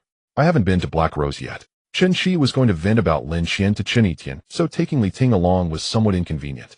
Take me. Li Ting pulled on Chen Qi and started to act cute. All right. Chen Qi thought to himself, at most he would just drink later and save the venting for next time. Black Rose was quite busy tonight. The A area's private rooms were all full, so Chen Qi and Xiao Xiao booked one in the B area. When Chen Qi arrived at Black Rose, Xiao Xiao was already waiting at the entrance. Chen Qi was his big client, so the service had to be top-notch. This was his 3rd visit this month, and he had spent at least 4,000 on the first 2 visits. As soon as Chen Qi parked, Xiao Xiao rushed over. Chen Xiao, let me take care of the car, you just go inside. Xiao Xiao waved to Zhou Leishan, who was standing nearby. Park Chen Xiao's Ferrari properly, be careful. Li Ting turned to look at the narrow space in the back seat, filled with valuables, each item worth thousands. Should I take them out? It would be troublesome if they got lost when a stranger parks. Chen Qi smiled. Get out, are you worried about the valuables? Don't worry, the security here is quite reliable. He remembered Zhou Leishan, who had once stopped him and Chen Etienne from entering when they brought in barbecue. Zhou Leishan had been a soldier, very principled, and could be described as rigid. Even if Chen Qi misjudged him, and Zhou Leishan was indeed unscrupulous, it would only lead to losing a bag, which wasn't worth much. Hearing this, Li Ting didn't say anything further and followed Chen Qi out of the car. Chen Etienne was already sitting at B03, and he had just arrived 2 minutes ago when the Atmosphere Group's lead girl Jenny came over. Upon hearing that Chen Qi had booked a private room and was about to arrive, Jenny slipped out from A03 under some pretext. Xiao Xiao looked at Li Ting. She was indeed beautiful, but he couldn't quite figure out what her relationship with Chen Qi was. With Chen Qi's status, it was too easy for him to have a beautiful girl by his side. If it was just an ordinary female companion, Xiao Xiao wouldn't mind, but if she was his girlfriend, then he had to serve her well. Chen Xiao, who is this beautiful lady? My girlfriend. Has my friend arrived at B03? Yes, he has, and drinks have already been served. Xiao Xiao replied. Last time Lin Xian came to disrupt things, and they hadn't even drunk much of the ice-sealed Divine Dragon before leaving. The leftover drinks were stored on Chen Yishan's card, and he was feeling gloomy, so as soon as he arrived, he started drinking the stored drinks. Several girls from the Atmosphere Group carried drinks and said cheerfully, Tiangu, are you troubled? Don't drink alone, we'll keep you company. Jenny was constantly looking outside. She didn't think much of Chen Etienne. He was just someone who rode on Chen Qi's coattails. Only when a true big spender arrived would Jenny get excited, as providing emotional value was quite tiring. She didn't want to waste her energy on Chen Etienne. When Jenny saw Chen Qi come in, her face instantly brightened, but then she noticed a woman intimately linking arms with Chen Qi. Jenny's expression changed in an instant, as if undergoing a dramatic transformation. This girl seemed to have an unusual relationship with Chen Qi. Could she be his girlfriend? I haven't even arrived, and you've started drinking. Li Ting. Chen Etienne was taken aback upon seeing the woman next to Chen Qi. How did this guy get back together with Li Ting? Didn't he tell me not to pay attention to Lin Xian? But he runs back to his ex. Etienne, long time no see. Li Ting was aware of what had happened between Chen Etienne and Lin Xian. As Lin Xian's close friend, she should feel awkward seeing Chen Etienne, but Chen Qi had said that if she spoke up for Lin Xian, they shouldn't get back together. So Li Ting chose her boyfriend, and if they talked about Lin Xian later, she could participate too. Xiao Xiao, bring out an ice-sealed Divine Dragon first. Chen Qi said. Xiao Xiao was excited internally as expected every time he comes its ice-sealed divine dragon. You're truly my big benefactor. Beautiful lady, what fruits and snacks would you like? Xiao Xiao handed a tablet to Li Ting. For a major client like Chen Qi, ordinary fruit platters no longer reflected his service, so he let Li Ting choose her own. We can pick ourselves. Li Ting asked. Chen Xiao is a VIP client. The service is definitely different from regular guests. Xiao Xiao said with a smile. Li Ting stared at Chen Qi, pretending to be angry. Baby, it seems you've been here quite a few times. Let me think, not really, this is the third time. Sitting at a public table and spending a few hundred, it didn't matter how many times you came. Coming once to an A-area private room and ordering 2 sets of ice-sealed divine dragon would make the marketing team remember you for 2 years. Chen Xiao, is this beauty your girlfriend? Jenny asked. Yes. Bringing a girlfriend to a bar, what was he? She must be a temporary girlfriend, like Principal Wang's, right? Normally when a guy goes out for drinks, who would bring their girlfriend? A proper girlfriend would have scolded him to death by now. But those temporary girlfriends or companions by a boss side wouldn't care much, as they understood their position. Thinking about this, Jenny, who had initially cared about Li Ting's identity, sat down next to Chen Qi with her drink, ignoring Li Ting's sulking expression. These girls were indeed eager to please Chen Qi, who I should have secured him earlier. Chen Qi heard Li Ting's inner thoughts and mused, does this mean I'll have to exert myself tonight? However, he didn't feel particularly excited. His mindset was completely different now. Previously, when Li Ting wouldn't grow with him, even a simple kiss would make Chen Qi feel electrified. Now he was not lacking in women, and his desires in this regard were unexpectedly not as intense. Compared to physical intimacy, he found himself enjoying the ambiguity of feelings even more. Congratulations to B03 for ordering the ice-sealed Supreme Divine Dragon set. Wishing the owner all their wishes come true and smooth sailing. DJ shouted the booth number along with the blessings. This was the first time Li Ting experienced such extravagant treatment. The bar style was designed to satisfy the guest's vanity and desire to show off. The bunny girl scattered gold paper, while a muscular man carried a drink platform circling around the bar. While the ice-sealed Divine Dragon is even more expensive than the previous Divine Dragon. Did I hear it wrong? It's B03, not A03. There are quite a few rich folks and big shots tonight. In the Black Rose booth, the minimum spend in Zone B is 2,000, while in Zone A it's 3,3000. Sitting in Zone B and ordering the ice-sealed Divine Dragon set for 128 was indeed a bit extravagant. Lu Jinren, the owner of A03, heard the DJ and didn't think much of it. It was just an ice-sealed Divine Dragon after all. Jenny has been in the bathroom for over 10 minutes. Ma Chong, go see where she ran off to. Originally, Jenny was at A03, but upon hearing that Chen Qi was coming, she found an excuse to slip away. Of course, compared to wealthy, greasy, middle-aged men, tall, rich, and handsome types were more attractive. A few minutes later, Ma Chong returned to A03 and spoke loudly in Lu Jinren's ear. Boss, Jenny went to B03. Damn bitch, she runs to where the drinks are expensive, huh? Tell the marketing to order an ice-sealed Divine Dragon. Lu Jinren remarked. A person from Zone B acting all high and mighty with a pig's nose stuck in a green onion ordering an ice-sealed Divine Dragon. I bet the money in their pocket is just for show. Soon the DJ passionately shouted again. Congratulations to A03 for ordering the ice-sealed Supreme Divine Dragon set. Wishing the owner all their wishes come true and smooth sailing. Lu Jinren had already ordered a Divine Dragon an hour ago, and now he was ordering another ice-sealed Divine Dragon, having spent over 2,000. Lu Jinren's marketing person ran to B03 to drag Jenny away. Boss, Lu specifically requested you to accompany him for drinks. Jenny actually didn't want to go, as she was part of the Atmosphere crew, not a drinking companion, and there was no rule that said the Atmosphere crew had to accompany guests. Moreover, the atmosphere here was clearly better, mainly because of Chen Qi.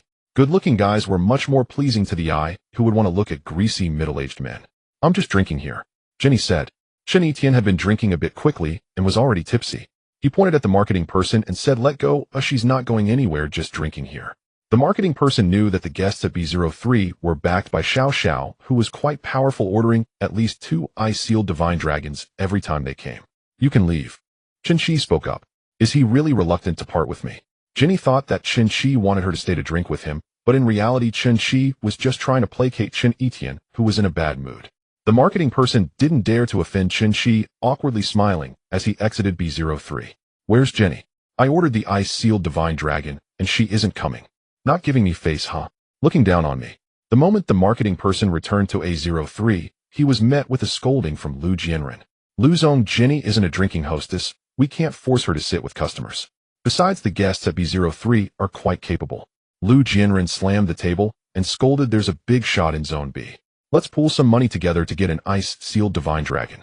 Ma Chong, bring Ginny over. I'm going to have her accompany me for drinks tonight." "All right, bro, I'll bring her over in no time." Ma Chong stood up and walked out with 2 of his underlings. This was Li Ting's first time drinking such expensive champagne. She had tried ones that cost several thousand, but she truly had no idea what a $10,000 one tasted like. Is it a psychological effect? The black label, seemed to indeed taste better than the usual champagne. "Young Master Chen, I toast to you," Ginny said. "Baby, don't drink so fast, you'll get drunk." Li Ting didn't want Chen Qi and Ginny to drink together. This little firecracker was indeed good-looking both in appearance and figure. Being so attentive to Chen Qi, Li Ting could guess what her intentions were. "Let's all drink together," Chen Qi said. As everyone was about to raise their glasses to clink, Ma Chong came over with 2 of his underlings, pointing at Ginny with an arrogant attitude. "The marketing person asked you to go over, and you can't even be invited. Our Lu Zong specifically requested you to accompany him for drinks." Just by looking at Ma Chong's attitude, Chen Qi could tell that this Lu Zong was no ordinary person. "I'm not a drinking hostess," Ginny replied. If Chen Qi hadn't come today, she would have just been accompanying Lu Jianren. But now that Chen Qi was here, she felt like she had a backer as they had grown up together. Ginny had worked part-time as part of the atmosphere crew during college, attracting quite a few wealthy men. Now, after working full-time at Black Rose for a year, she had intermittently encountered a few rich second-generation heirs and wealthy bosses who supported her. Of course, these men had to be decent looking to catch Ginny's eye. She also selected her clients. However, among those who had interacted deeply with Ginny, Chen Qi was the most handsome, spending lavishly. He once gave her 1,000, and the process was quite enjoyable. That Lu Zong looked like a pig, and she had only accompanied him for a couple of drinks earlier, because Chen Qi hadn't shown up. Now she had no intention of going back. Who the hell is making a fuss here? Chen Etienne stood up, his face flushed from drinking too much. He was clearly, "None of your business, sit down." Ma Chong, dressed in tight clothes and sneakers, tilted his head and shouted at Chen Etienne through his nostrils. Chen Etienne was normally a good citizen and didn't cause trouble. But now, having drunk too much, he was feeling irritable, and with his newfound wealth, he had become bolder. Faced with Ma Chong's shouts, he showed no fear. "I'm standing here, what are you going to do about it?" "Ginny, sit still and don't move." Ma Chong had also been drinking, and his emotions were amplified by the alcohol. No, these people were just as arrogant and troublesome even when they weren't drinking. Lu Jianren had opened a finance company. To put it plainly, it was a lending business. Ma Chong and his crew were there to assist in collections. To call them gangsters wouldn't be an exaggeration. Usually they only bullied others who would dare to stand up to them. "You brats so arrogant. I'm taking the person away, or if you're not satisfied, come and fight." Chen Qi saw that it was about to escalate into a fight. There were 3 of them on the opposite side against 2 of them, and Chen Etienne was still drunk. He figured that they were likely to suffer a loss this time. I wonder how effective the system's attribute rewards are. At that moment, Chen Qi thought of the attribute point rewards from the Soft Master. "Just add some points to strength. With 2 or 3 hits, I can take down these street thugs," the Soft Master said. Chen Qi wanted the attribute point rewards, but also wanted to maintain a low profile, hoping to extract a bit more from the goddess before the final double return.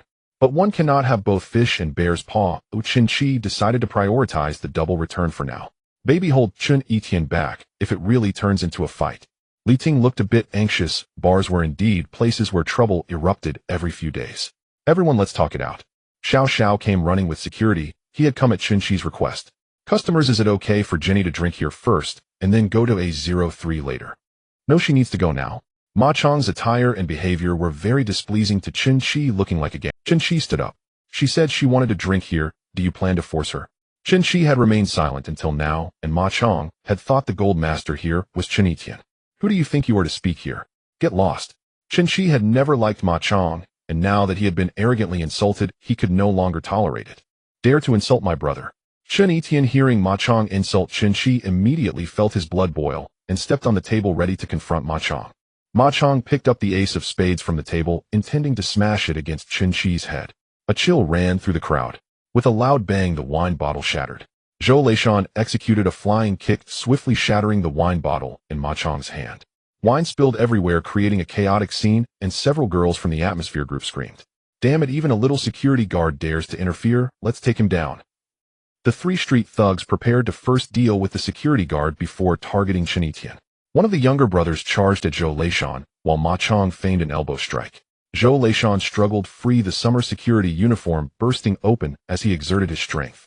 All the buttons popped, revealing his muscular figure clad in a camouflage vest. In the grip of two younger brothers, Zhou Leishan surprisingly executed a grappling maneuver instantly, taking down one of the thugs. Who would have thought a mere security guard could fight like this? Aren't security guards usually just useless guys or fragile college students?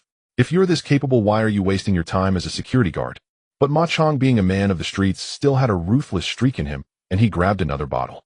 This time Zhou Leishan didn't shatter the bottle, but instead engaged in close combat, directly neutralizing Ma Chong's strength. The bottle slipped from his hands, and another unopened ace of spades shattered. Within a minute, all three of Ma Chong's group were knocked down. Ma Chong staggered back with his men looking disheveled. I didn't expect this security guard to be so tough. Chen Qi felt a pang of sympathy. Zhou Leishan had principles and dared to stand up in a crisis. If it had been any other security guard, they definitely wouldn't have dared to kick the bottle from Ma Chong's hand. At most, they would have gotten involved in a fight and tried to break it up. Xiao Xiao approached dumbfounded. Shanzi, what did you do before? I was in the army, it's in my resume. Zhou Leishan joined the army at 19, serving for 10 years.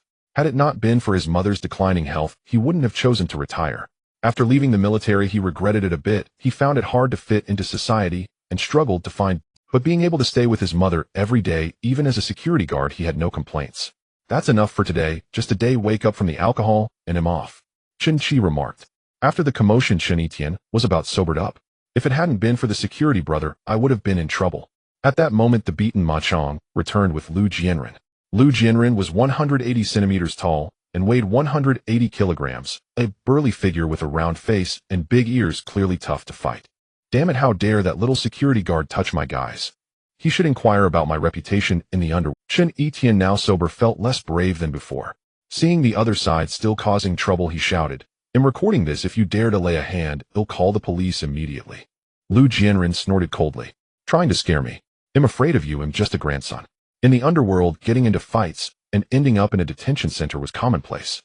They didn't care about criminal record stains or affecting their family's reputation.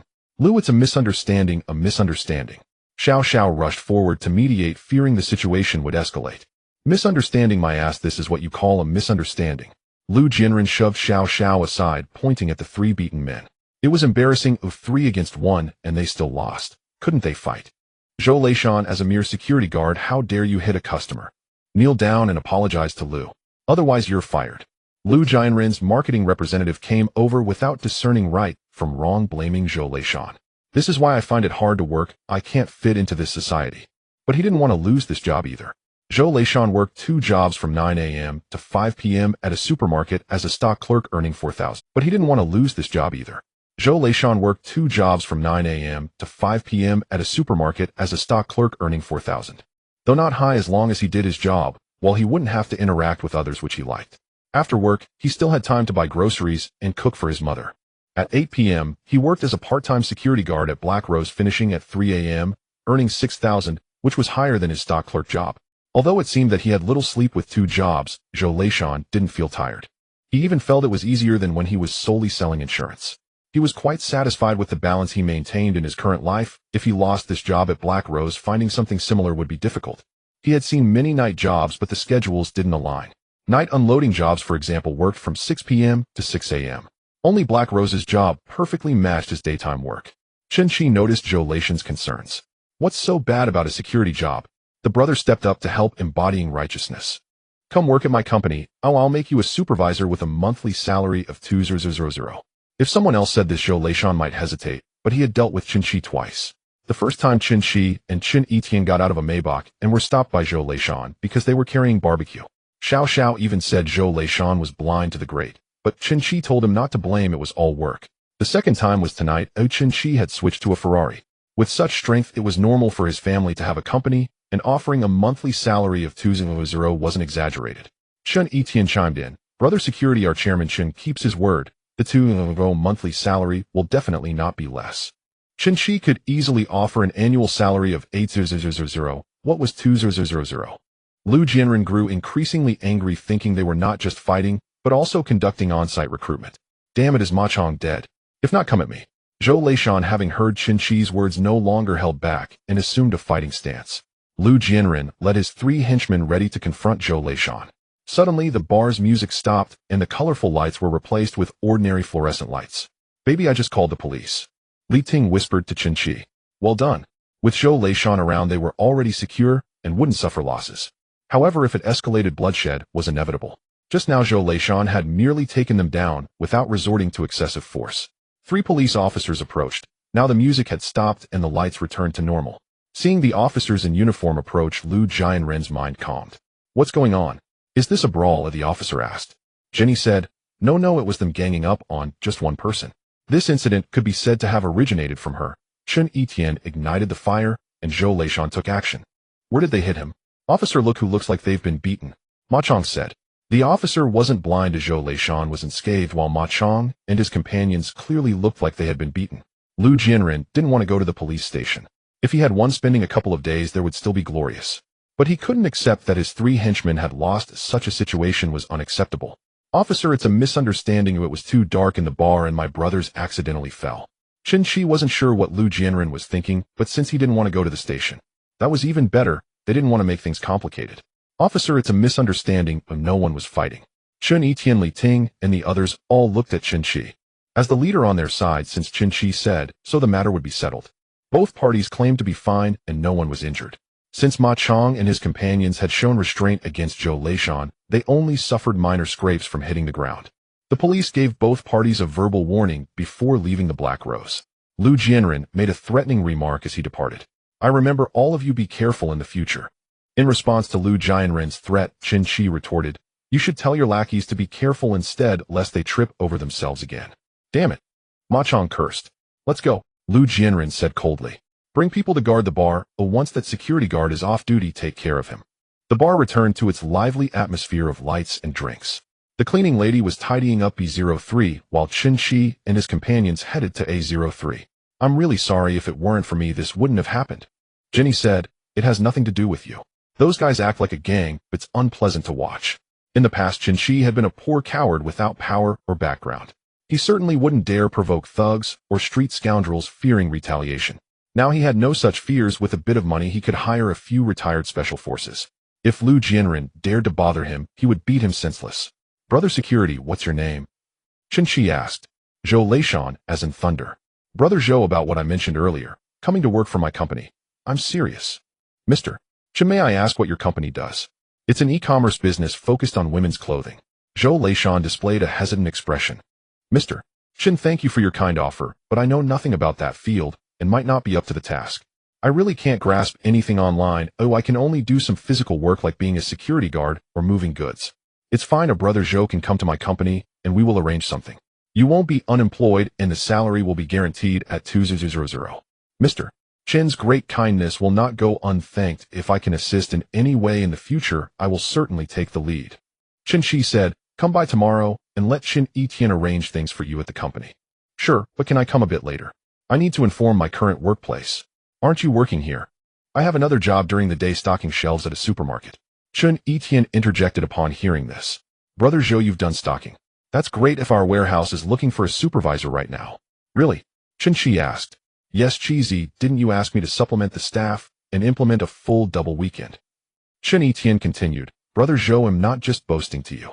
Our company offers first-class treatment among e-commerce firms in Donghai. The 5 insurances and 1 fund are provided upon hiring, weekends off, overtime paid, and afternoon tea varies daily. Li Ting listened, feeling envious. Baby, is your company really that good now, eh? Of course it was. Chen Qi generously shared the company's profits with the employees. Brother Zhou, with a monthly salary of 2,000 and a year-end bonus of 1,500, we can raise the salary if you perform well. Chen Qi stated. This offer was even better than Zhu Quan's 3,000 monthly salary, especially since Zhu Quan only had 1 day off. Zhou Leishan understood that he had encountered a benefactor. For him, this was a leap to success. Where else could he find such a good job? With his own abilities, it would have been impossible for him in this lifetime. Great, I'll be there tomorrow at 10 o'clock. The job at the supermarket was also part-time. He could just call to inform. However, Zhou Leishan was stubborn. He wanted to greet the supermarket manager in person. Baby, I'll go to your company to work in finance. Li Ting replied, That won't work. There's a Su Tian in the company. We're still in the stage of building rapport, and the goddesses must not know about each other. Once the rapport reaches 100 and unwavering loyalty is established, then the goddesses can meet. By then they probably wouldn't leave Chen Qi, right? Do you want to have an office romance? Chen Qi asked. Seeing each other every day will lose the novelty. Li Ting replied. I earn only 600 a month working there, which is less than a third of Brother Zhou's salary. Brother Zhou has to support a family. You have me supporting you, so why envy that meager salary? I'll give you a monthly salary of 200, yet you still can't afford a bag, can you? Li Ting knew that Chen Qi had the ability to support her. Baby, I don't want to work anymore. Working is too exhausting. It's frustrating that everyone feels this way. Su Lu also didn't want to work before wanting to be a rich wife. If you don't work, you can't even afford a figurine. How can I give you a cashback? Chen Qi said seriously. Not working will make you useless. Just keep working for now. You don't have to try too hard. Just consider it a change of pace in life. When you're bored, I'll accompany you to buy bags and clothes, enjoy lavish meals and travel. Li Ting had heard such things before, often used to tease wealthy second-generation individuals. Similar to the expressions like, rich guy, are you here to experience life? Or, working is just to pass the time because you're bored. Li Ting thought this didn't sound too bad, she could be a low-key rich wife. Chen Etienne's phone rang again roughly every half an hour. So annoying, I really want to turn off my phone. Who is it? Who else could it be? It's Lin Xian calling from different numbers. I don't know where she gets so many numbers. Chen Etienne said with a sullen face. This wasn't difficult. There are services online for phone calling and text messaging. Upon hearing it was Lin Xian, Li Ting felt somewhat awkward. Lin Xian and Chen Etienne had argued and broken up over the dowry, and Li Ting had said it was for the best. She should never marry a stingy guy. Chen Etienne received a text message yet again from Lin Xian using a new number. Damn, she's gone crazy as she's at my door insisting to see me. If she doesn't, she'll jump off a building. I can't go back to that house, Cheesy. I'll stay at your place tonight. Chen Qi had only seen such life and death situations in the news. He never expected it to happen around him now. Ting Ting, why don't you go check it out? We shouldn't let anything happen. Chen Qi said. Brother Zhou, you should also head home and rest early. All right. Zhou Leishan planned to find a decent outfit for the night, sleep early to restore his energy, and prepare for his new job the next day. Meanwhile, Lu Jianren's subordinates would have to wait all night. Ting Ting, let me call a cab for you. Go check on Etienne, and I'll send the stuff in my car to you tomorrow. Baby, where are you living now? Just tell me the address. Chen Qi looked at Li Ting meaningfully. If you want to come to my house, just come along. I'll have Etienne find a hotel for you. What are you thinking? I'm calling a designated driver for you. If Chen Qi had said a couple more words, Li Ting might have half-heartedly followed him home for a deeper conversation. However, Chen Qi was distracted by Li Ting's latter remark and had no intention of thinking about anything else. Calling a designated driver for me. Exactly, you've been drinking, you need a designated driver to take your car back. Ting Ting has really grown up, how considerate. In the past, after a date, you always called me a cab and saw me off, though I returned the favor once. Tonight, just having reconciled, Li Ting felt elated, especially with Chen Qi displaying his substantial financial power, which significantly boosted her sense of happiness. The North Gate of Gonyuan No. 1. Li Ting was somewhat surprised, but quickly regained her composure. Gonyuan No. 1 is around 7 to 8 million. It's normal that he can afford it now. Li Ting entered the starting point and destination into the app, and the order displayed a distance of 14 kilometers and a driving fee of 52 yuan. Baby, you see, this amount is all because I love you. Chen Qi glanced over. Oh, what a coincidence. Can you call a driver for me too? Chen Etienne chimed in. Chen Qi pushed Chen Etienne away in disgust. Chen Etienne drove 11 that his father bought for him. He had already decided to sell the car and buy a Mercedes-Benz C300 outright. After being dropped off at the community garage by the driver, Chen Qi called Li Ting to let her know he had arrived. Li Ting ended the order and paid the driving fee. Soft Yuan immediately sent a notification of the transaction.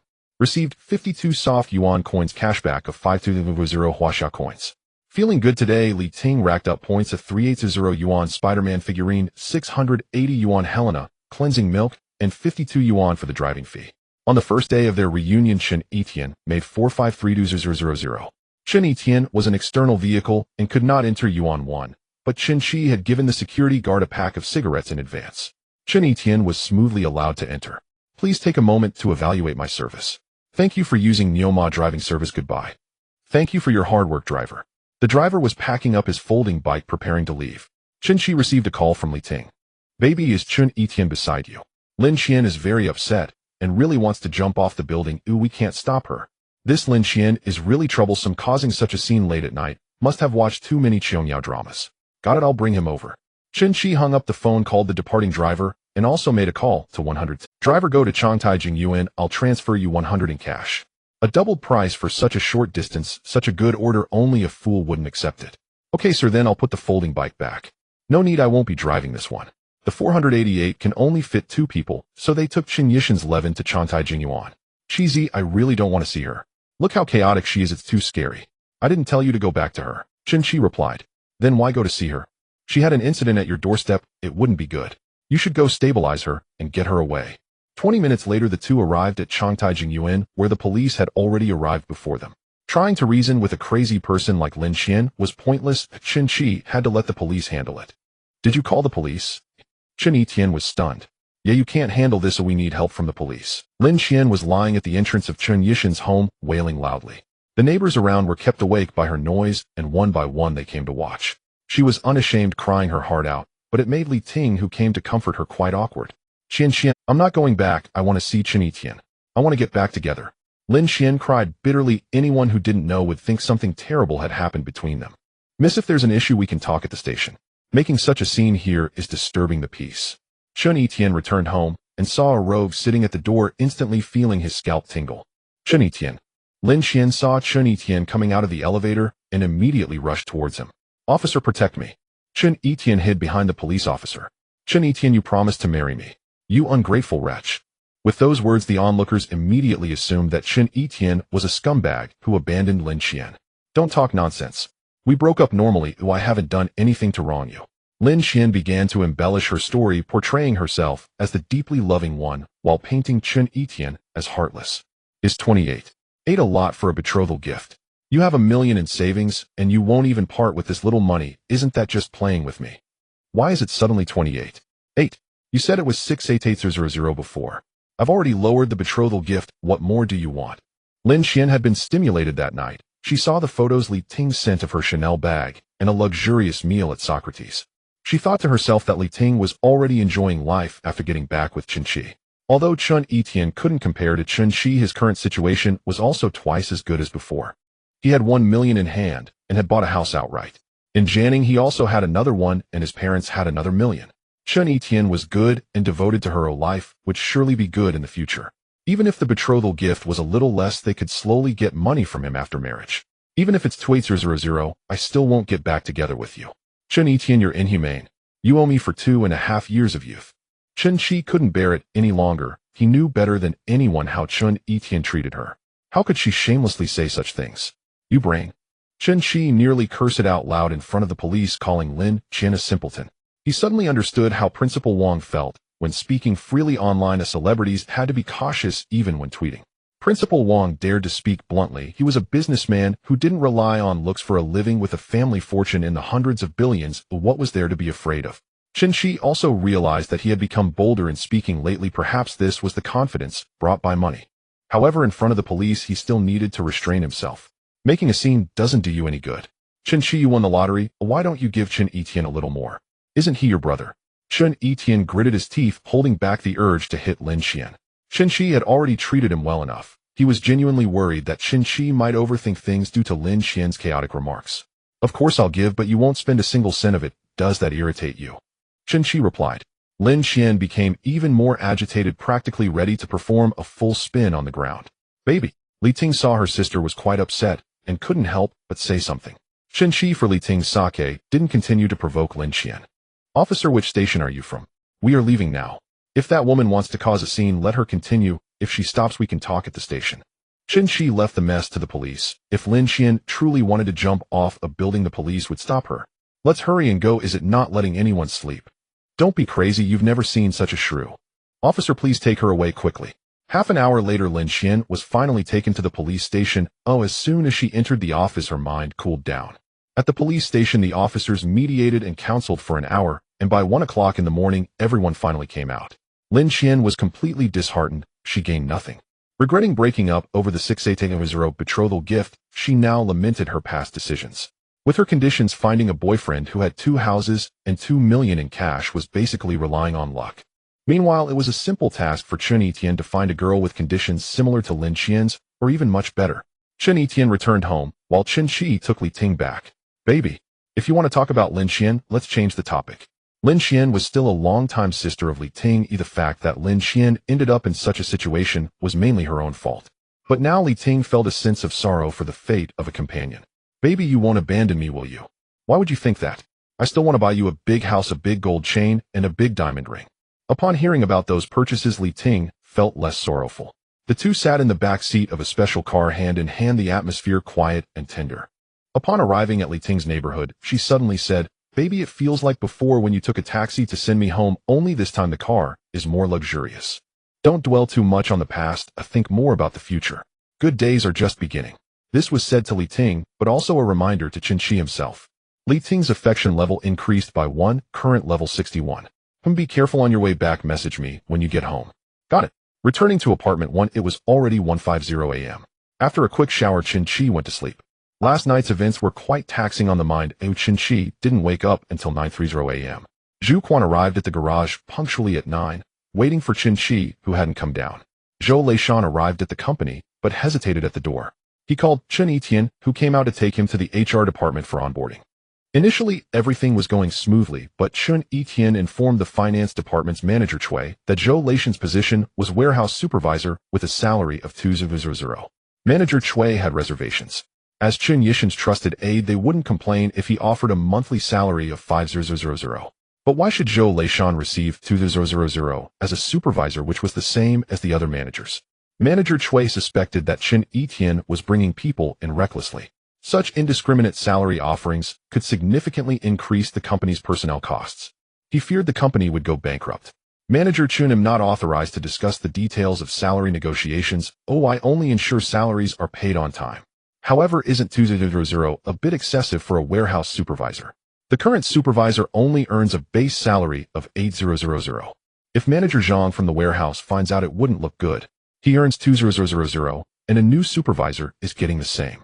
Manager Chui Zhou Leishan was personally recruited by Director Chun. He is a capable individual. He was personally recruited by Director Chun. Manager Chui was half convinced. Don't believe it. Wait until Director Chun arrives, and you can ask him yourself. While passing through the hallway, Chen Etian ran into Su Tian, who was coming out of the pantry. "Brother Tian, I heard there was a couple arguing in the neighborhood until 1 a.m. yesterday." "Oh really? I didn't notice you. I must have been in a deep sleep." Chen Etian chuckled and rubbed his nose. That couple was none other than him and Lin Qian. It was quite embarrassing.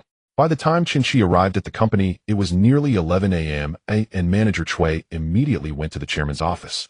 "Director Chen, this morning Manager Chun hired a warehouse supervisor with a salary of 2,000. He said this person was personally recruited by you, Director Chun." "Yes, that's correct," Chen Qi nodded. Since Chen Qi had said so, Manager Chui as a subordinate should have simply acknowledged it, but he still expressed his thoughts. "Director Chen, isn't 2,000 a bit high for a warehouse supervisor?" "He is worth that amount. You don't need to worry about it. Just ensure salaries are paid on time." "Director Chen, what I mean is that the company has been expanding its workforce, which will significantly increase labor costs. Our profits will be compressed." Chen Qi waved his hand. "Manager Chui, your dedication to the company is commendable. However, I'm well aware of the company's operations." Manager Chui wasn't genuinely that dedicated. It was a mix of concern and duty. As a financial manager, he had to be responsible for the company's financial situation. Even with a new boss, he would still voice his opinions when necessary. On the other hand, he feared that Chen Qi and Chen Etian, these two young men, would mismanage the company, leading to its downfall. He had seen many small family-run companies where relatives brought each other and offered outrageous salaries and mismanaged everything, ultimately ruining the company. Originally, the company's profits had been declining for the past 2 years. A few years ago, it was around 7,000 to 8,000, but now it was about 4,000. When Chen Etian came in with an exaggerated salary of 5,000, everyone just talked privately. No one dared to voice objections against the boss's brother. Now another unknown person came in with a salary of 2,000. Were all future hires going to receive such high salaries because of connections? Manager Chui didn't want to see the company go under. He had been here for 9 years and would complete 10 years next year. He got along well with his colleagues, and adjusting to a new environment would be troublesome. More importantly, his family lived in a nearby neighborhood, and his youngest daughter had just started kindergarten. Every day at 3 p.m., he rode his small electric scooter to pick up his daughter from kindergarten and brought her to the office. By 5 p.m., they would go home together. If he changed jobs, taking care of his child wouldn't be as convenient, and he would have to call his parents from the village for help. But his wife didn't want to live with her in-laws. In the current state of work and life, he maintained a delicate balance. Changing companies would disrupt this balance, and just thinking about it made him uneasy. Whatever, after all, in the financial manager. I will know before anyone else if the company is about to collapse. If it really comes to that, I'll find an alternative in advance. Chen Qi didn't know exactly what Manager Chui was thinking, but with him around, it would be hard for the company to go bankrupt. Just as Manager Chui left, Manager Lu from the design department arrived. Director Chen, the samples for the autumn collection are ready. Oh, would you like to take a look? This was a tradition in the company. Huang Guorong would check every season's samples before. Although he was an old man who couldn't provide professional opinions, it was good to show up and display the boss authority. Now that the boss had changed, Manager Lu still followed the previous tradition to notify Chen Qi. Chen Qi was familiar with this process. Manager Lu would gather the boss, the operations manager, and supervisors to discuss. Sure, let's take a look. In the design department's sample room, 10 plastic mannequins were lined up wearing the autumn collection clothing samples. Operations manager Wang Guanhua, newly promoted deputy manager Zhang Ding, and 2 supervisors were present. What have I done to deserve becoming a deputy manager and participating in new product discussions? Zhang Ding was clearly a bit nervous. He had only just become a deputy manager and hadn't yet adjusted his mindset. Manager Lu brought Chen Qi in and everyone greeted him. Zhang Ding, how have you been adjusting these past few days? Chen Qi asked. It's been okay, Zhang Ding replied awkwardly. Chen Qi had promoted Zhang Ding because he understood him, as Zhang Ding used to sit diagonally across from him. This chubby fellow had good work capabilities and was adept at handling data, but he was a bit stiff. Su Tian blinked her eyes upon seeing Chen Qi. If my first piece could pass the discussion and go into mass production, that would be fantastic. As a new intern, Su Tian actually didn't qualify to participate in new product design. At most, she could assist. But Manager Lu received instructions from Chen Qi to take good care of Su Tian, so he made an exception and allowed her to design independently. Among the 10 samples, one was Su Tian's creation. If I select the dress she designed, she would be over the moon, Chen Qi thought. Once everyone arrived, Manager Lu began to introduce the clothing samples. As national trends become increasingly popular, this design incorporates some elements of traditional culture. As Manager Lu spoke, Chen Qi slowly walked past the samples. I see him looking at my skirt. Chen Qi heard Su Tian's inner thoughts and realized that the skirt, somewhat resembling a horse-face skirt, was designed by her. This skirt is quite beautiful. Manager Lu thought. You all just act cool. Su Tian has probably already sent you the design sketches. Mr. Chen, this is the design by the intern, Su Tian, Manager Lu said. Su Tian, please introduce your design to Mr. Chen. Su Tian was a bit nervous with other supervisors and managers present while introducing. The design inspiration for this dress comes from the horseface skirt. While Su Tian was introducing, Chen Qi received a delightful WeChat message. Son, Yang sent him. Brother, I'm at that Hanfu company from last time. Are you at the office, brother? I'll treat you to lunch.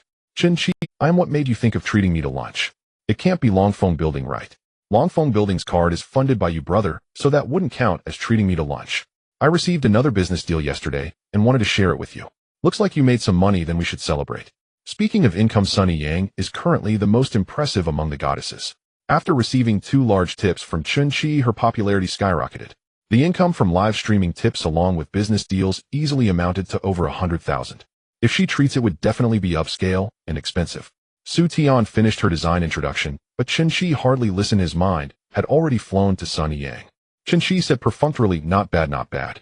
Manager Lu, Manager Wang, we can try promoting this item and produce a small batch to see the effect. Wang Guanhua said, Mr. Chen's judgment is definitely reliable. This dress will definitely sell well. Manager Lu did not expect Chen Qi to give his opinion directly. In the past, Huang Guorong never involved himself in product discussions. Professional matters should be left to professionals. Huang Guorong was also afraid of giving misguided opinions. If the clothes were produced and didn't sell, it would waste a lot of money. Chen Qi was not worried. He had the ability to support Su Tian.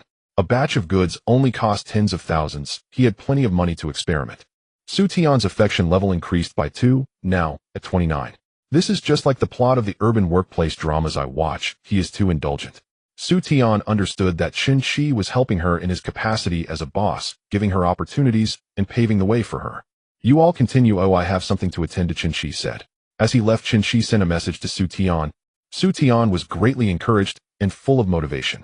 I will definitely not disappoint you, brother. Manager Lu sighed. Su Tian is so fortunate, a small intern being valued by the boss. She's bound to soar in the future.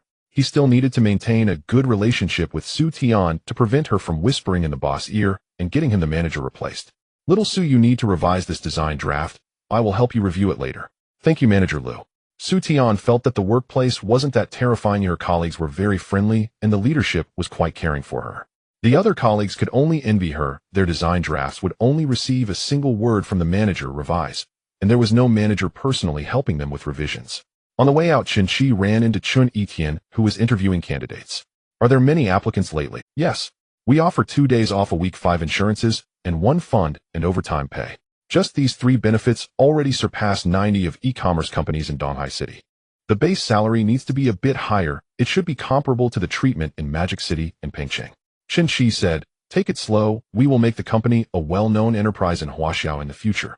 Just like companies such as Li Ning and Anta, making it recognizable to everyone." Chen Yishan's eyes sparkled.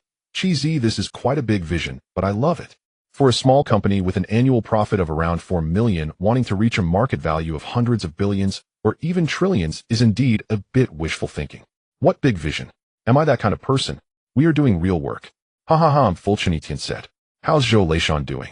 Is the onboarding?" Chen Qi asked. "I've already communicated with manager Zhang from the warehouse, and he has let him go there. His only requirement is to get off work by 5 p.m. His mother had a stroke last year and is not well. He is the one taking care of her now. The company's warehouse is not located in the city center. The rental prices in the city center are exorbitant, so to save costs the warehouse is set in the western suburbs. Taking the bus would take about an hour and a half. Doesn't the company have a Wuling vehicle for deliveries? Let him use it for commuting. Tell the purchasing department to buy 2 electric bikes this afternoon around 1:00, and they need to be in stock." "Okay, got it." The procurement department often needs to go to the fabric market in the city to purchase fabric samples, and the company provided a Wuling van for this purpose. Other departments also use this Wuling for short-distance business trips, so clearly 1 vehicle is not enough.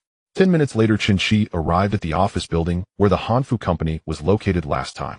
Sun Yang and a young girl were chatting in the lobby. When Sun Yang saw the red Ferrari parked at the door, she received a message from Chen Qi. "I've arrived." The last time Sun Yang met Chen Qi was on Friday. He mentioned the Ferrari on Saturday, and Chen Qi hadn't posted anything on social media. But when Sun Yang saw that Ferrari, she felt it was Chen Qi's car. "He's here." Sun Yang walked out briskly, and through the car window, she saw Chen Qi in the driver's seat. "Brother, Yao, get in the car." Sun Yang told her assistant next to her. "You can go back now, come back for the live stream later. Then I'll leave Yao Jia." Sun Yang got in the car staring intently at Chen Qi and immediately gave him a kiss. "Brother, I missed you." Chen Qi and Sun Yang hadn't seen each other for 4 days. They only exchanged a few messages on WeChat, where Chen Qi mentioned he was busy. Chen Qi kissed her back. "I missed you too. Recently there have been too many things at the company, and I haven't had time to accompany you." "Brother, is this your new car?" Sun Yang was full of curiosity about the Ferrari 488.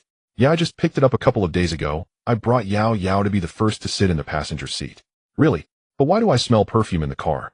Sun Yang sniffed, similar to a little dog investigating the interior of the car. "It should be the scent of this air freshener." "It's not air freshener, it's perfume, and it smells quite nice." "Brother, have you taken another girl in this car?" Sun Yang stared at Chen Qi, giving off a vibe of leniency for confession, but severity for resistance. Sun Yang was already the 4th goddess to sit in the passenger seat. The first was Su Lu, who sat in on the day the car was picked up. The second was Han Lin, and the third was Su Tian. I remembered it was the female salesperson from Ferrari. She sat in the car for quite a long time. Sun Yang looked at Chen Qi with an expression of uncovering the truth. "Did she fawn over you?" "Brother, boys need to protect themselves out there, especially boys like you." Such a wealthy and handsome guy like Chen Qi, even knowing he has a girlfriend, some little girls still throw themselves at him. "Okay, I will definitely keep myself pure for you," Chen Qi said. Sun Yang was amused by Chen Qi. Yao, who was that girl just now? She looked a bit familiar." "Brother, after you gave me a 100 tip for the first time, the company assigned me a little assistant. I remember she also appeared during the live stream," Chen Qi said. "Yes, she helps me with some preparations. The little girl is quite obedient and diligent." "What will Yao treat me to?" Chen Qi got to the point. Spending money and getting cash back was the main thing.